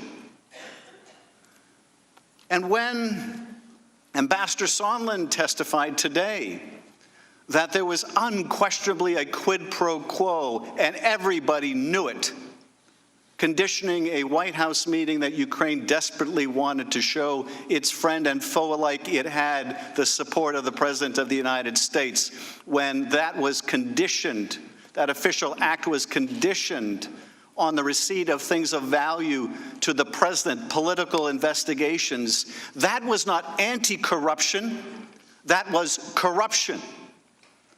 And when Ambassador Sondland testified today that he could put two and two together, and so can we, that there was also a quid pro quo on the military aid, that aid was not going to be released unless they did a public statement. Ukraine did a public statement of these political investigations the president wanted. That's not anti-corruption, that is corruption.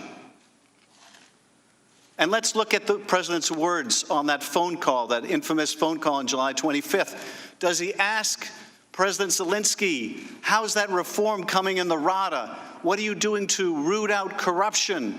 What about that new anti-corruption court? Of course not. Of course not. Are we really to believe that was his priority? No. What does he ask?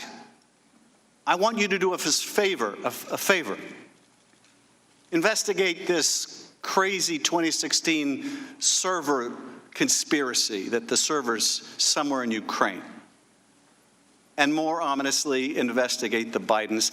That's not anti-corruption. That is corruption.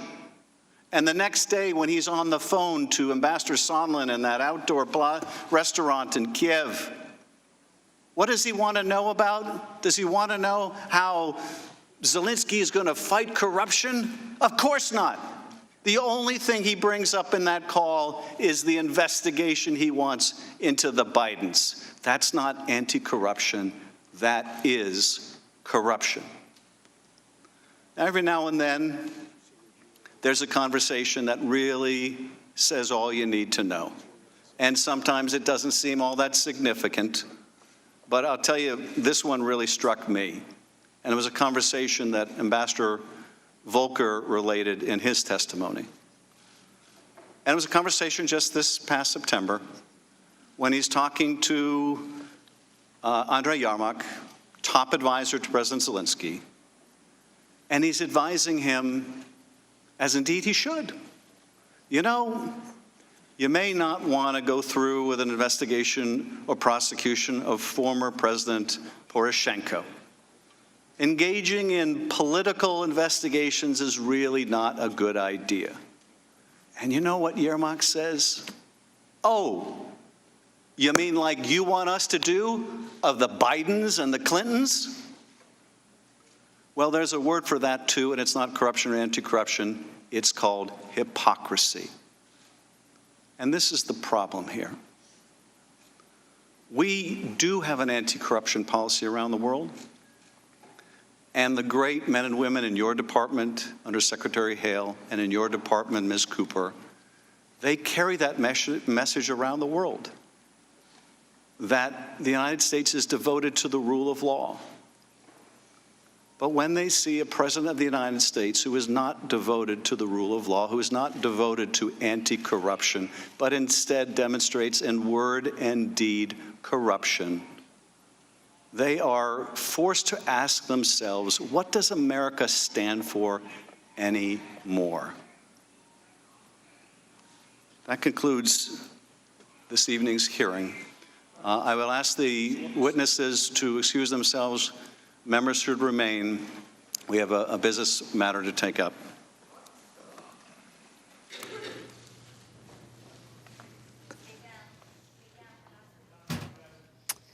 All right, everybody, and that concludes that everything for today. And I'd like to welcome everyone back. I'm Sukanya Krishnan. We've been listening to testimony for two more witnesses in the impeachment inquiry into President Trump. The fourth day has come to an end. And here's where things stand right now. Laura Cooper and David Hale appeared before the House Intelligence Committee earlier this evening. Cooper is a Deputy Assistant Secretary of Defense who oversees the Military Assistance Fund for Ukraine. In her opening statement, she revealed new information about the timeline for military aid to Ukraine. On the issue of Ukraine's knowledge of the hold or of Ukraine asking questions about possible issues with the flow of assistance, my staff showed me two unclassified emails that they received from the State Department. One was received on July 25th at 2:31 p.m. That email said that the Ukrainian Embassy and House Foreign Affairs Committee are asking about security assistance. The second email was received on July 25th at 4:25 p.m. That email said that the Hill knows about the FMF situation to an extent, and so does the Ukrainian Embassy. David Hale is the Undersecretary of State for Political Affairs and the third-ranking official at the State Department. When asked, he said it is not unusual for the United States to uphold foreign aid and that Ukraine was one of several countries whose aid was paused in the past year. Earlier today, we also heard from Gordon Sondland in what was perhaps the most explosive testimony in the impeachment inquiry so far. The U.S. ambassador to European Union directly implicated President Trump and other top officials in a quid pro quo with military aid to the Ukraine. Let's bring in our CBS News contributors and Republican strategist, Leslie Sanchez, CBSN political contributor and Democratic strategist, Linda Tran, CBSN political contributor, Molly Hooper, and Keir Dougal is a CBSN legal contributor and former assistant U.S. attorney in the New York Eastern District. So nice to have everybody here, and what a day it's been. A marathon day. The last half kind of wrapped up very quickly. I think it was all business as usual. So let's kind of dissect that next headline. Molly, we heard Cooper provide new information in her opening statements about the timeline and the details of the aid to the Ukraine being withheld. So how significant is this information being provided by Cooper? Well, one of the lines of defense that the Republicans are promulgating is that is that Ukraine didn't know that there was a hold on this aid until late August. But Cooper said, actually, on July 25th, that some of her staffers received an email that essentially laid out that the Ukrainian embassy was concerned about security assistance, as was Capitol Hill. Now, when pressed about that by John Radcliffe, a Republican, he said, well, you know, where does it say they were concerned about a hold? She said, well, they didn't say that, but they were concerned about security assistance for some reason. It just so happened that that email came across on the same day that President Trump had a phone call with President Zelensky. So, Leslie, do these revelations by Cooper undo the GOP talking point? In your thoughts? No, I think that the earlier testimony of the day was the part that was kind of had more stir and more heat around it. In this particular one, I think it clarified the service that they do in the State Department. We finally got the Ambassador Voinovich, you know, kind of the applause from the higher-ranking individuals within the State Department. It also showcased that aid or these packages are put together, but it's at the discretion of a lot of different entities as to when those dollars are actually let. So it's not actually on a certain date that they automatically go. So again, it was harder to tie that back to the president. All right, there was a couple of moments that a lot of people were looking at, especially with Laura Cooper and Congressman Eric Swalwell. Let's play this bite, and then we'll all react to it. Ms. Cooper, your testimony today destroys two of the pillars of the president's defense and one justification for his conduct. First pillar, no harm, no foul. The Ukrainians didn't know that the hold was in place, so didn't really hurt them. Second pillar, this president was a real champion of anti-corruption, and he cared about corruption in Ukraine. So I want to go through your new testimony today. It's your testimony now that after an employee came forward to you, you believe you have some evidence that the Ukrainians first inquired about security assistance to someone in your office on July 25 of this year. Is that right? That's correct. All right, so Linda, you need to react to this because this is what the Democrats have been wanting to do, connect the dots. Did they connect the dots? Absolutely. I mean, I think today, just as much as yesterday, but beyond Gordon Sondland's very explosive testimony earlier today, which we'll get to, has really very much systematically dismantled a lot of the talking points that the Republicans and the White House have been using as a defense of Donald Trump. The idea of the timeline getting filled in, very, very important. The idea that the president was a crusader for anti-corruption work, also very important, that that Cooper today explained was never part of the discussion at all. In fact, she had been the person who had certified that they had met the various requirements that the government of the United States required of them in order to receive that aid. Keir, let's bring you into this conversation because we really need to figure out what the role is between Laura Cooper and of course, can you tell us what her role is? Yeah, so as she testified, she is a Department of Defense employee who had a role in overseeing the certification and the release of the money. Molly hit on this earlier, that this request from the Ukrainians came in on July 25th, the very day that President Trump asked President Zelensky for a favor, though. And prosecutors, I'm a former prosecutor, we are skeptical of coincidences, and good reporters are too. So the fact that these requests come in on that very day from the Ukrainians about the security assistance is troubling. Again, we're watching this case get built in real time, and it's frustrating. We talked about it earlier in the day, these bricks and patience it takes.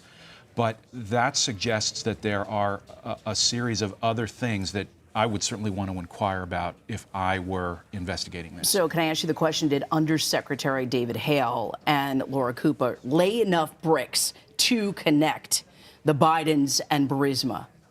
I think that their testimony was a little bit different from that. We're going to get to the Sondland testimony. I think that's where the sort of the meat of the day is.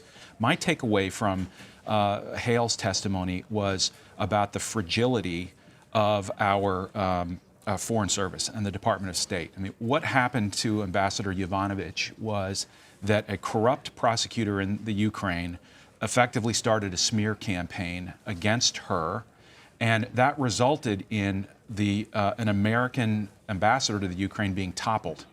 And, the allegations from Lutsenko have been withdrawn, they've been debunked. But it is very concerning, I think, to our national security if a campaign like this can survive all the way to success, to the removal of what we just heard was a really good, great, competent ambassador. That's troubling. That's Leslie, my takeaway. All right, Leslie, what's your takeaway? Did you take the same kind of aspects that Keir did? We can't.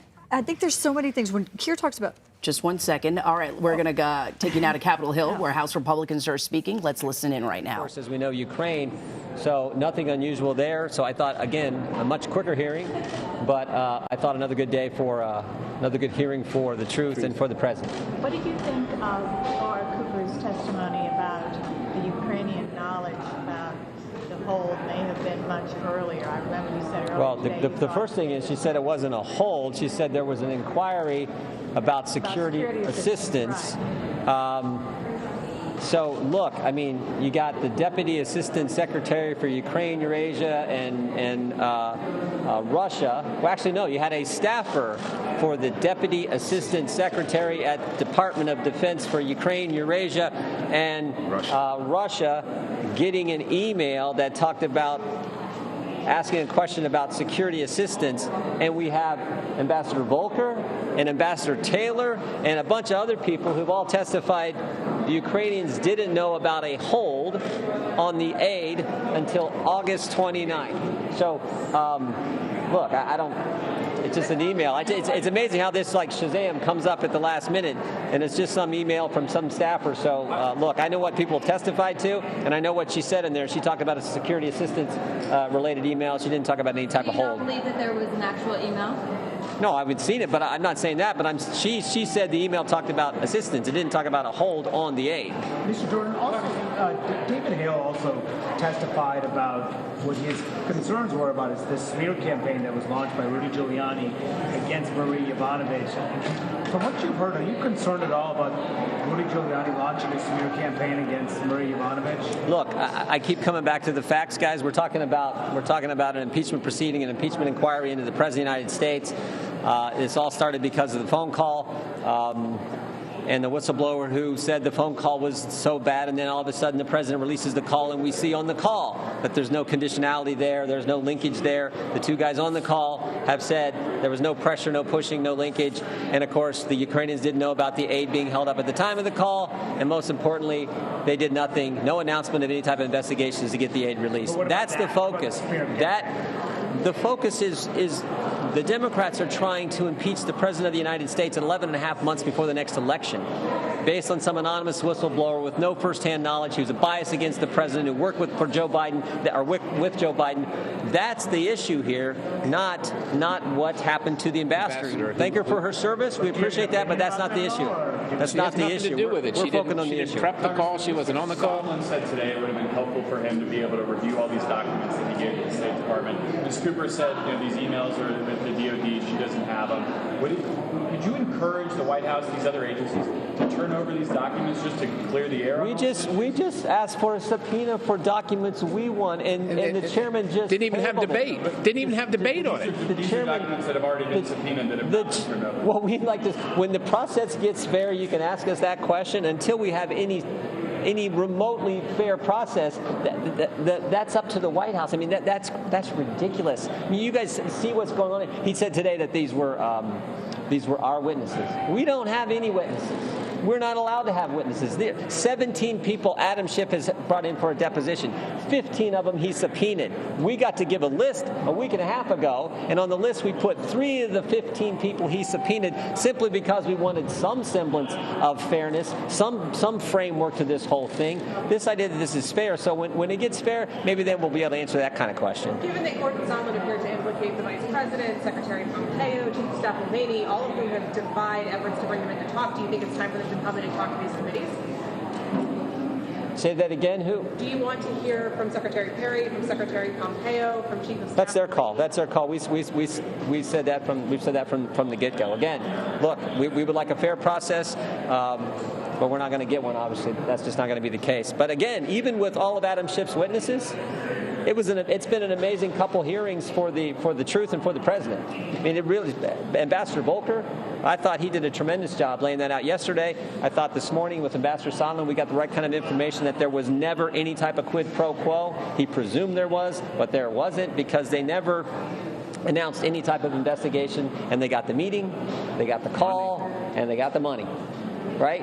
Nothing there. And, of course, we have the definitive statement that the president gave to Ambassador Sondland when he asked him, what do you want from Ukraine? I want nothing. I want no quid pro quo. I want this new guy to do what he campaigned on.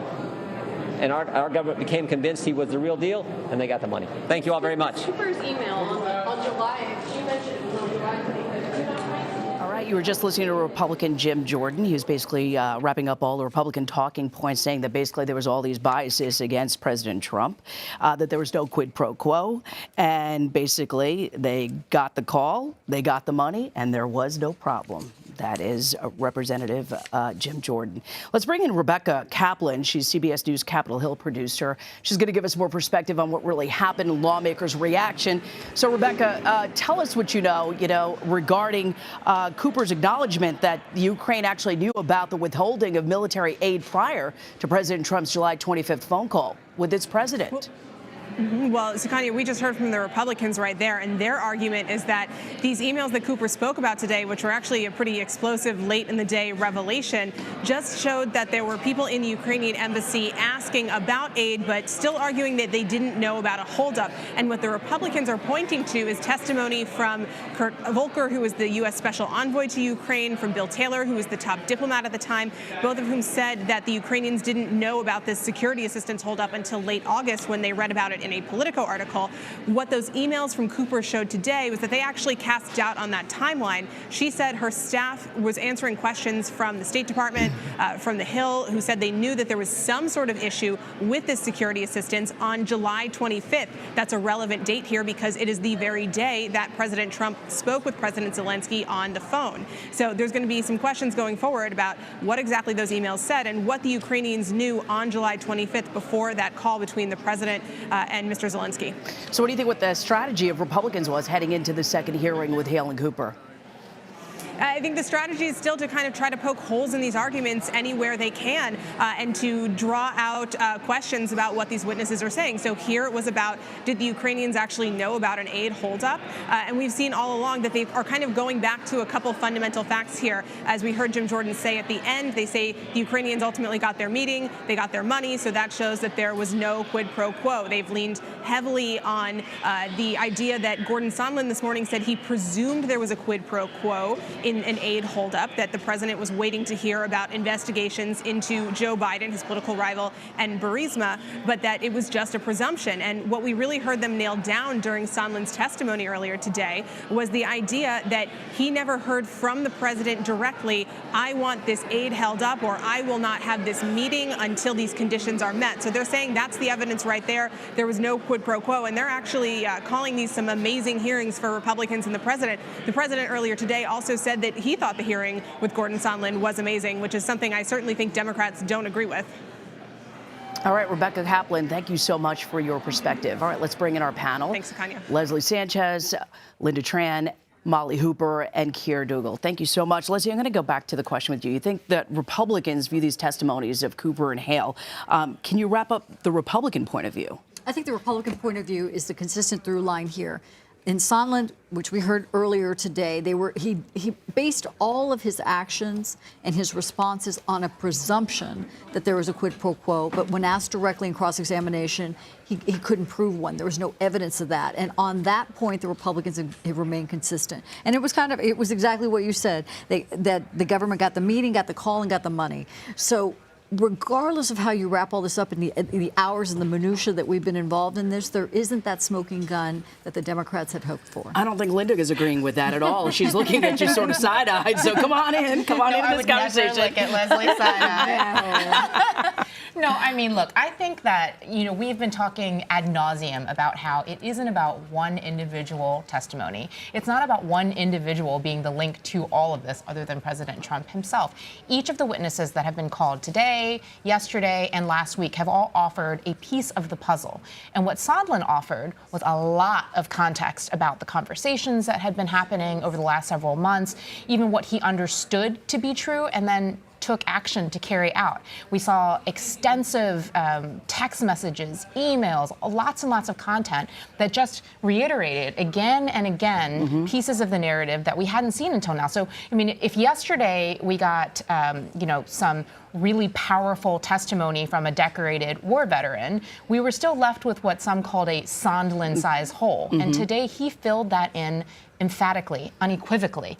The fact that he said the words quid pro quo is really, really significant. He said it, but there was the presumption of it. We learned a couple of things. He texts like a 12-year-old girl. I don't know, we had 200 text messages with 3 of his buddies in the course of 1 month. I mean, that was excessive. That was excessive for anybody who's in government. And it's a side point, but it just shows kind of this whirl that was going around when everybody was trying to be the boss on one particular issue. But when you came back to Vice President Pence, when you came back to Secretary of State Pompeo, they were like, no, there was no direct correlation between the aid and a meeting or an investigation. I think what it shows is it's a little bit of amateur hour with the text messages and whatnot. That's right. However, we also have to keep in mind that regardless of what he said today, there's a whole nother round tomorrow, and there's a really significant fact checker coming in the testimony of David exactly. Hall. Fiona Hill is basically going to take on some of the things that Sondland was talking about when, it's this July 10th meeting when Fiona Hill, who was essentially the NSC director in charge of Russia for the president, they're at this meeting on July 10th with 2 of President Zelensky's top advisors at the White House. They're meeting. You have Secretary Perry, John Bolton, then the NSC advisor, so he was a national security advisor. These top-level people in Sondland having a conversation about Ukraine. And essentially, Fiona Hill says that at the end of this meeting, Sondland throws out this suggestion that, hey, so we have an agreement with the chief of staff, meaning Mick Mulvaney, that you will get your meeting, meaning Zelensky will get his meeting in the White House, if you look into the energy sector, meaning Burisma. And it was at that point that John Bolton cut the meeting off entirely. And essentially, Fiona Hill says she and Bolton went to regroup. Bolton said, go tell the NSC attorneys about this. And he says, I don't want any part of this drug deal. And that's what she testified to in her deposition. And we'll get to hear that in more detail, I'm sure, tomorrow. But Sondland today, to the best of my recollection, he kind of brushed over that sentiment. He didn't subscribe to what she was saying. He doesn't remember that meeting being cut off abruptly. And so that we'll see that pop up. He didn't remember a lot of things. So let's get to some of the Sondland testimony. I want to play some sound from Ohio Congressman Mike Turner's question to Gordon Sondland about his statements tying President Trump to a quid pro quo. Let's listen, and then we'll all react. Is that your testimony today, Ambassador Sondland, that you have evidence that Donald Trump tied the investigations to the aid? Because I don't think you're saying that. I've said repeatedly, Congressman, I was presuming. I also said that President Trump... So no one told you, not just the president. Giuliani didn't tell you, Mulvaney didn't tell you, nobody, Pompeo didn't tell you, nobody else on this planet told you that Donald Trump was tying aid to these investigations. Is that correct? I think I already testified. No, answer the question. Is it correct? No one on this planet told you that Donald Trump was tying this aid to the investigations. Because if your answer is yes, then the chairman's wrong and the headline on CNN is wrong. No one on this planet told you that President Trump was tying aid to investigations. Yes or no? Yes. So you really have no testimony today that ties President Trump to a scheme to withhold aid from Ukraine in exchange for these investigations? Other than my own presumption. Which is nothing. I mean, that's what I don't understand. So that was a moment. Keir, we need you to react to that. What was that line of questioning about, and what do we take away from that? So that was a very effective line of questioning, and what it doesn't demonstrate is all the rest of his testimony. So there's more than one piece to the scheme, bribery scheme, that the Democrats are pursuing. That was a discussion about the aid. There was also a White House meeting that the Ukrainians really desperately wanted. And Sondland's testimony today was clear and it was unequivocal that that meeting was withheld. It was withheld contingent upon a public announcement by the president of the Ukraine to make an investigation of President Trump's rival. So Sondland's the bulk of his testimony today was about what I, as a former prosecutor, hear as a bribery or extortion conspiracy that was run, in his words, by everybody. Everybody was in the loop. And he named a lot of names today. Mulvaney, Pompeo, Giuliani, obviously Trump. So the testimony today was, there was something for everybody in it. Yeah. And the clip that you just showed is the part that if I were a Republican, that's the part I would be focusing on. But that's only one piece of the puzzle. And Sondland himself, he doesn't know what he doesn't know. And so the person who would know and could tie that all together is somebody like Giuliani or Mulvaney. And we saw at Mulvaney's press conference, the sort of the infamous one, where he went out and he said, get over it. And then tried to walk those comments back. You can see from those two witnesses, that's likely where the next layer of testimony will be. Also in his testimony today, Gordon Sondland talked about his work with Rudy Giuliani, and it was very interesting what he was saying, how he's trying to tie those pieces together since he didn't have firsthand evidence of quid pro quo. He did talk about his relationship with Rudy Giuliani. Let's play that clip, and then we'll all talk. The fact is, the aid was given to Ukraine without any announcement of new investigations. That's correct. And President Trump did, in fact, meet with President Zelensky in September at the United Nations, correct? He did. And there was no announcement of investigations before this meeting? Correct. And there was no announcement of investigations after this meeting? That's right. That wasn't the exact bite, but let's get back to Rudy Giuliani. It was kind of difficult because about 359 times he said he did not recall. I believe, he didn't take notes. Do you think that these were credible? He's a credible enough witness in proving these points that are so necessary to prove quid pro quo? Well, he did say that, but you have a bunch of other instances of him saying everybody was in the loop.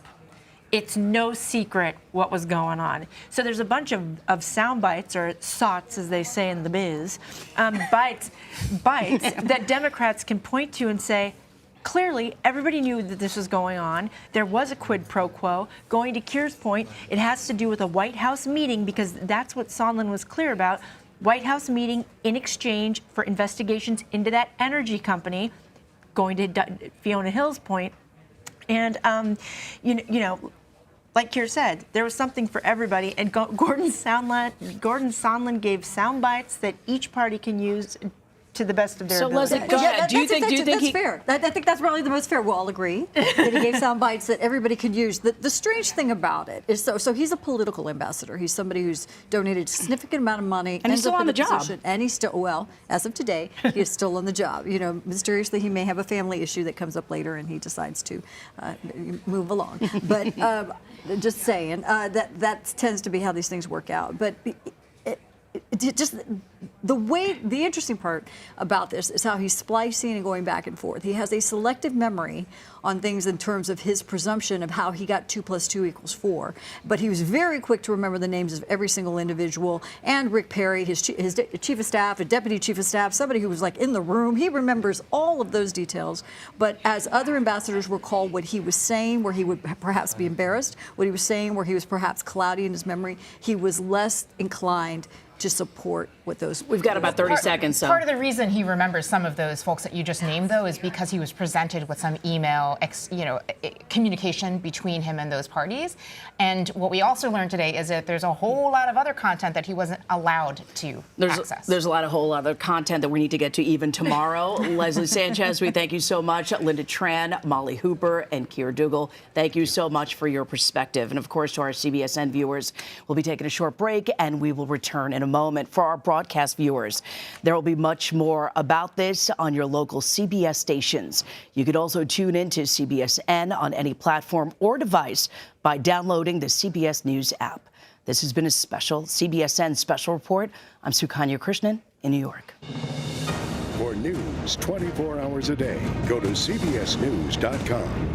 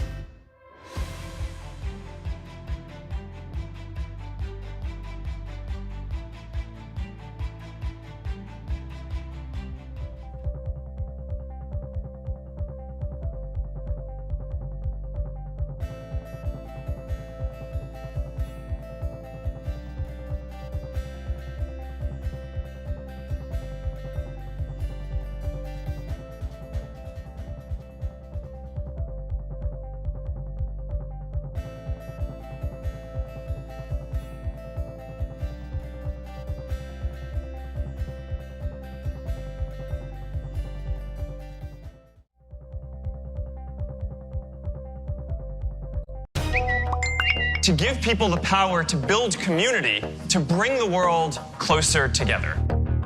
This technology can enable groups of people to come together. That was the dream.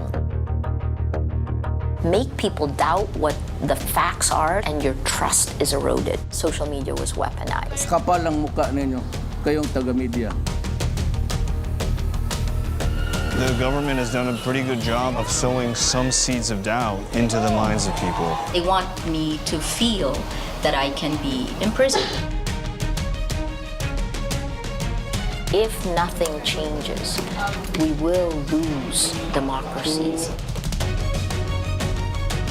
This move towards authoritarian-style leaders, it's marched around the world.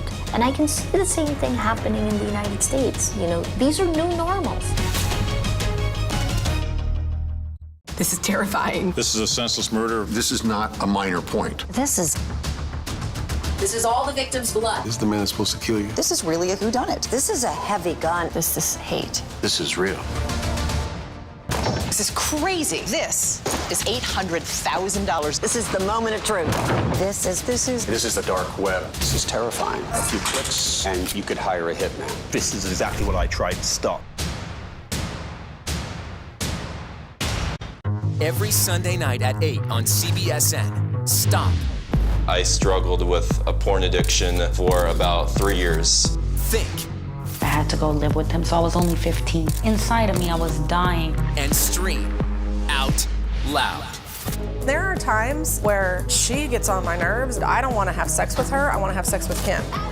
Eye-opening original documentaries anywhere you want to see them. Sunday nights at 8, only on CBSN.